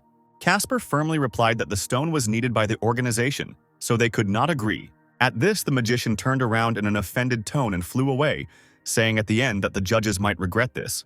Meanwhile, on Moonlight Island, in the Dark Blue camp, the Dark Blue Lord spoke to the group of selected warriors. He said that the plan developed by the camp leadership was to make the Dark Blue race stronger. The spiritual power of the warriors was stimulated to increase their power. Today they must pass a test. They will have to fight with others for their body. If they fall, their soul will be absorbed and made into an additive. But if the warriors manage to win, they will become completely new representatives of the Dark Blue race with enormous potential. Blue clots of energy flew out of the flasks on the table. The gentleman offered Chris, Ross, and Michael to choose any of them. Small energy balls scattered around the room, illuminating it with bright light. The boy's eyes turned blue. The clots rushed and hit the human body. The warriors screamed, and dark blue light shot out from their ears, eyes, and mouths.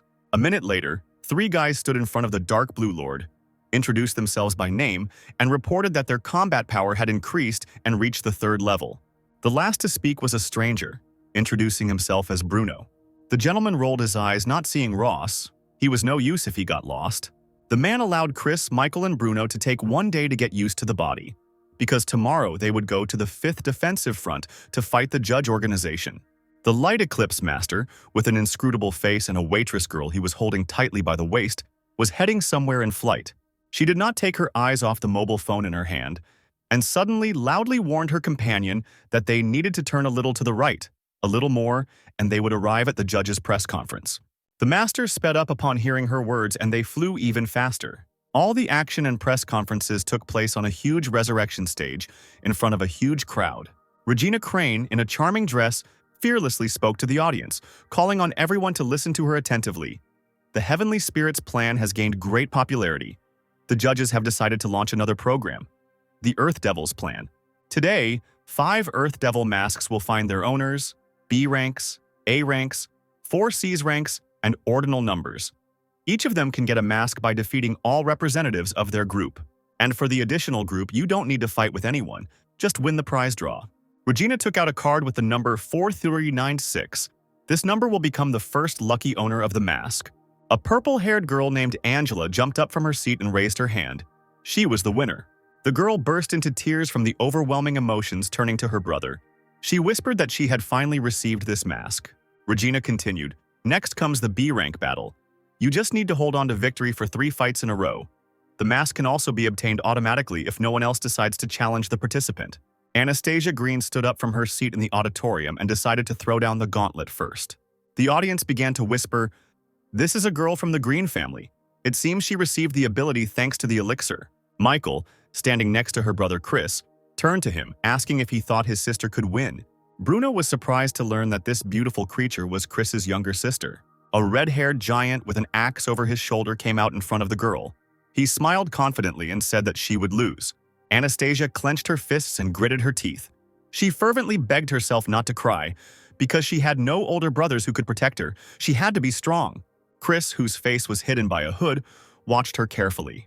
Even Lazel participated in the A-rank battle for the mask.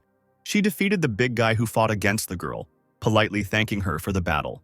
Adam's clone handed her the mask and praised her for completing the task perfectly. The girl's cheeks turned red and she sincerely thanked the guy. He shook her hand, cordially inviting her to the organization of judges. Lazel replied that she would try. Her father, watching his daughter, thought out loud. Maybe he should have supported her, but in such a way that she would not find out. Jack supported him, because the future belongs to the young. Jack felt Peter's energy and turned around sharply. He couldn't believe that this bastard actually dared to come. The magician sat on a cloud and looked closely at those present. He said that if the judges agreed to give him the Stone of Wisdom, then he would help them. In response to this, the rooster informed the others that it was better to conserve their strength. The Light Eclipse Master was only at a pathetic 4th level, and could be dealt with without difficulty. Finally, The one everyone was talking about appeared in the clouds along with the red-haired waitress. He dropped to the ground right in front of the pig, challenging him to a fight. The rest of the judges, along with Jack, immediately lined up behind the guy, but the pig flatly refused to accept help. They called only him. He had to go. Jack cracked his knuckles, got into a fighting stance, and challenged him to a race. The men simultaneously approached their enemy, who was calmly waiting for them. Alfonso stood motionless and did nothing. The pig said that they had already dealt with this on the island during the battle for the Stone of Wisdom. Why did Alfonso come to the Four Seas? Wasn't he afraid of dying? The man continued to stubbornly repeat that he would do everything to resurrect his daughter. Jack, who was immediately engulfed in the flames of his ability, shouted that if Alfonso was eager to fight, let him come forward. Today would be his end. The young warriors looked up at the energy streams and began to chatter excitedly. Experts would be fighting today. How lucky they were. But the power of their energy was such that their heads were aching from just one wave. Peter gave a skeptical laugh. The Sword of Immortality, enlarged several times, appeared above him. The magician said that it can change infinitely, but it is very convenient for killing. But now he uses it to save people. Peter made a special movement with his hands. The shadows from the sword scattered in all directions like burning flames. The light eclipse master kept his gaze on the guy, deciding that he was probably an expert too. A red shield, the result of the shadows from the sword, stretched out above the people standing below. Alfonso hissed. A level 4 expert decided to protect a bunch of bugs. How funny. Jack, looking at this, sighed heavily. If only the warriors would join the battle, it would be much easier, but the pig advised to look at it from the other side. Now they can fight without worrying about anything. The light eclipse master was tired of playing games, straightening up. He was illuminated by a bright light, ready to attack. He pointed his hand to the side, creating energetic bright waves that were just waiting for their master's command to rush into attack. However, they did not cause any damage to the pig. On the contrary, the judge created a portal that successfully absorbed the energy. The pig drew his finger through the air, creating a black line, and urged the master to watch closely. This is called using the opponent's technique to defeat him. Many portals began to appear around the man, completely surrounding him, trapping him. And suddenly his own energy arrows appeared from there. Alfonso cursed when he saw this. Jack watched the attacks with admiration, and even muttered that he never thought it would end so quickly. As if from nowhere, the dark blue lord appeared, wounding those present by attacking them with his deadly blue energy. He rushed to help the light eclipse master, the boy's eyes glowing red. Alfonso's voice ordered him to kill the pig first, and then deal with Casper Bart. The warrior smiled slyly, froze, and asked the pig to show him his lifeline. A long blue line appeared in front of the judge, imitating the lines on the hands. Laughing madly, the dark blue lord ordered the line to cut through human flesh. He flew up himself and cut his own creation with one of the knives. Jack only had time to shout out a warning to Pig. He couldn't react to the attacks any faster. Indeed, the pig was cut into 2 parts exactly along the waistline. The audience stared in shock at the unfolding tragedy. They did not understand what had happened to the zodiac sign, since no one had cut it in reality. The 2 parts of Adam's clone began to fall into a black spinning portal. A few moments later, a guy's hand appeared from there. The dark blue gentleman, watching this, laughed loudly. The judges are really worthless. Jack narrowed his eyes as he peered into the portal. He couldn't quite believe that the pig was actually dead. The dark blue warrior approached him, confirming that the judge was dead, and said that the man should now consider his own death. The Master of Light. Eclipse, without descending to the ground, asked the boy if he had studied the lifeline technique. Adam remembered hearing about such a technique. Because of it, he had a deep wound in his body. Apparently, the secret technique can determine the end of the victim's life. Then if you stop his attack or change direction, can you simply defeat the enemy? A dark blue gentleman stood before Casper, and he imperiously asked the 4th-degree judge expert to give him the Wisdom Stone, otherwise he would kill all the members of his organization. The rooster slowly raised his head and asked if the warrior was really threatening him. Peter, standing behind Casper, said that he was no match for the magician, and that it was time to give up. Or better yet, let him use the Stone of Wisdom to resurrect the man, then the magician would help the judges. In response to this, Casper flew away on a metal plate, saying that he was able to deal with several pathetic ability users without anyone's help. Stopping in the sky in front of the Light Eclipse Master and the Dark Blue Lord, he ordered them to beg for mercy before the attacks began. Otherwise, it would be too late. Alfonso laughed, replying that Casper had become completely dull from despair after the death of the pig. The gentleman, flexing his muscles, said that he considered Caspar Bart not such a stupid idiot who was unable to come to terms with reality. It would probably be too boring to kill him now. The Master of Light. Eclipse mockingly told Adam that they held no grudges. It would be better if he simply gave the stone, and then the time for mercy would come. Caspar stood on the plate, listening to his opponents, and did not move. He took a glowing pink stone out of his pocket. Adam said loudly that if the men were not afraid, they should come and take what they needed themselves. The stone levitated in the air, casting soft pink reflections in all directions. Peter looked with all his eyes at the desired object. Could this stone really resurrect people? And could it even resurrect Rachel? Caspar smiled behind his mask. Great. Everyone mistook the fake stone for the real thing. The veins on the Light Eclipse Master's face bulged with anger, and he flew forward, shouting that the stone belonged to him. Caspar extended his hand, using the ability Create Metal. A sharp metal tip appeared in front of him. The Master shouted as he walked that Bart would not succeed if he wanted to stop him with a third-level skill, since everyone below the fourth level was worthless. The dark blue gentleman burst out laughing. He thought that Caspar was being arrogant and pretending to be cool, but in fact he was using a third-stage skill. Adam smiled. Let the enemies feel the power of the secret technique of creating metal with 1% control. He raised 2 fingers up, unnoticed by the others.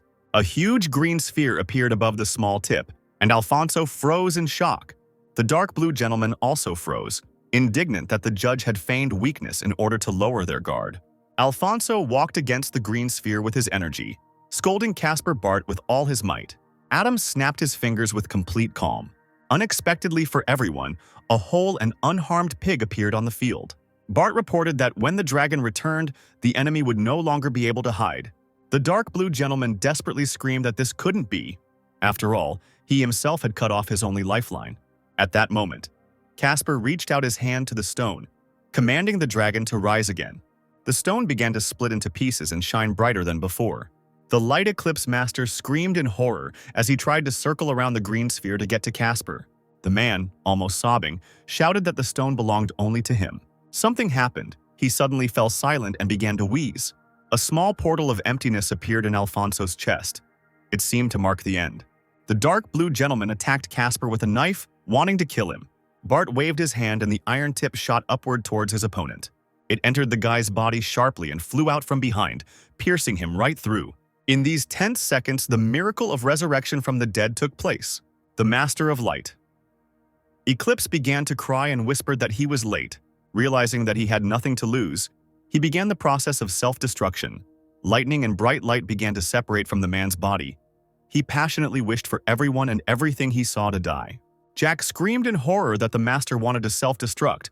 If they continued to do nothing, the 5th defensive front would disappear entirely. Only the 4th stage experts would survive. The man rushed up, trying to help the judges in some way. Behind him, a huge, long-haired, airy figure made of Jack's energy appeared, ready to protect people. The 2 destructive forces of the wind, God and the Light Eclipse Master, clashed with each other. Trying to suppress each other, the energies each wrapped themselves in a ring around their opponent. It seemed that the wind god's energy was prevailing. The yellow power began to gradually split. Jack fell to his knees, blood flowing from the corner of his mouth, and the wind god whispered that he had accomplished his purpose. Holding his side, he slowly walked towards Alfonso, wheezing that he would never be able to break the barrier again, no matter how hard he tried. Meanwhile, the revived, completely naked, masked dragon was slowly descending towards the judges, still unconscious. His heart beat loudly and animatedly in his chest. Caspar ordered the dragon to rise again and threw him a cloak to put on. The Atom clone's eyes opened sharply, and the boy took a deep breath of fresh air. Having dressed, the dragon looked around, not understanding where he was, even assuming that he'd ended up in hell. Seeing the pig and the rooster, the boy was surprised by their presence in the supposed hell, and asked if the judge's organization had been wiped off the face of the earth. The pig frowned and asked the dragon not to act recklessly next time, because his resurrection cost the judges a lot, while Caspar assured the guy that he really died. But this is the territory of the 4 seas, not hell. Jack told the silent Alfonso, who was kneeling in front of him, that he must surrender. Then he would be sent to the Supreme Court to serve the punishment he deserved. The man didn't answer, but looked at the revived dragon with pain, whispering that the judge had indeed used the stone, killed his last hope.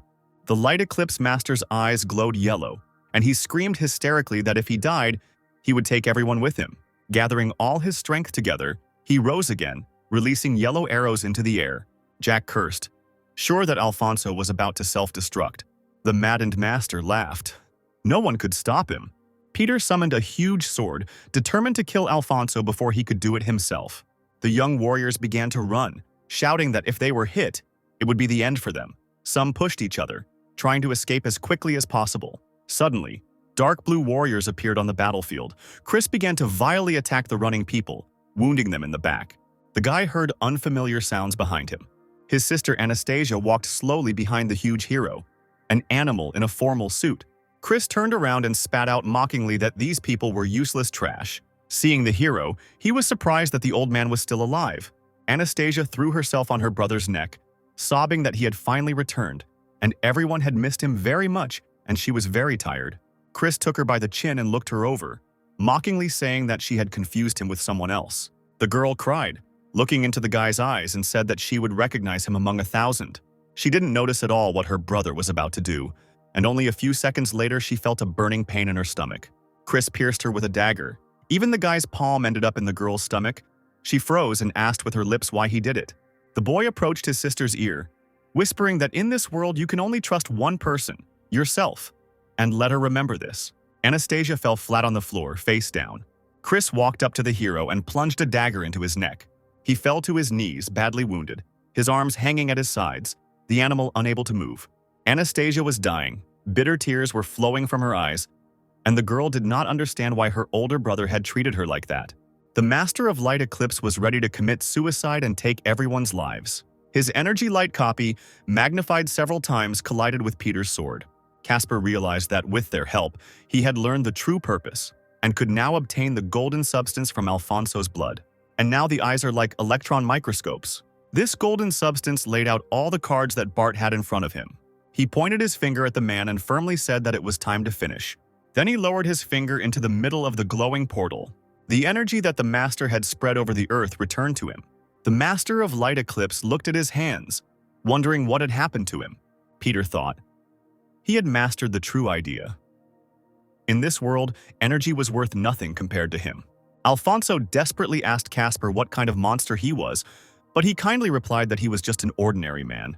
The man sighed heavily, saying that he took his words back. If Casper managed to free himself from the shackles of the blue planet, then rumors about him would spread throughout the plains.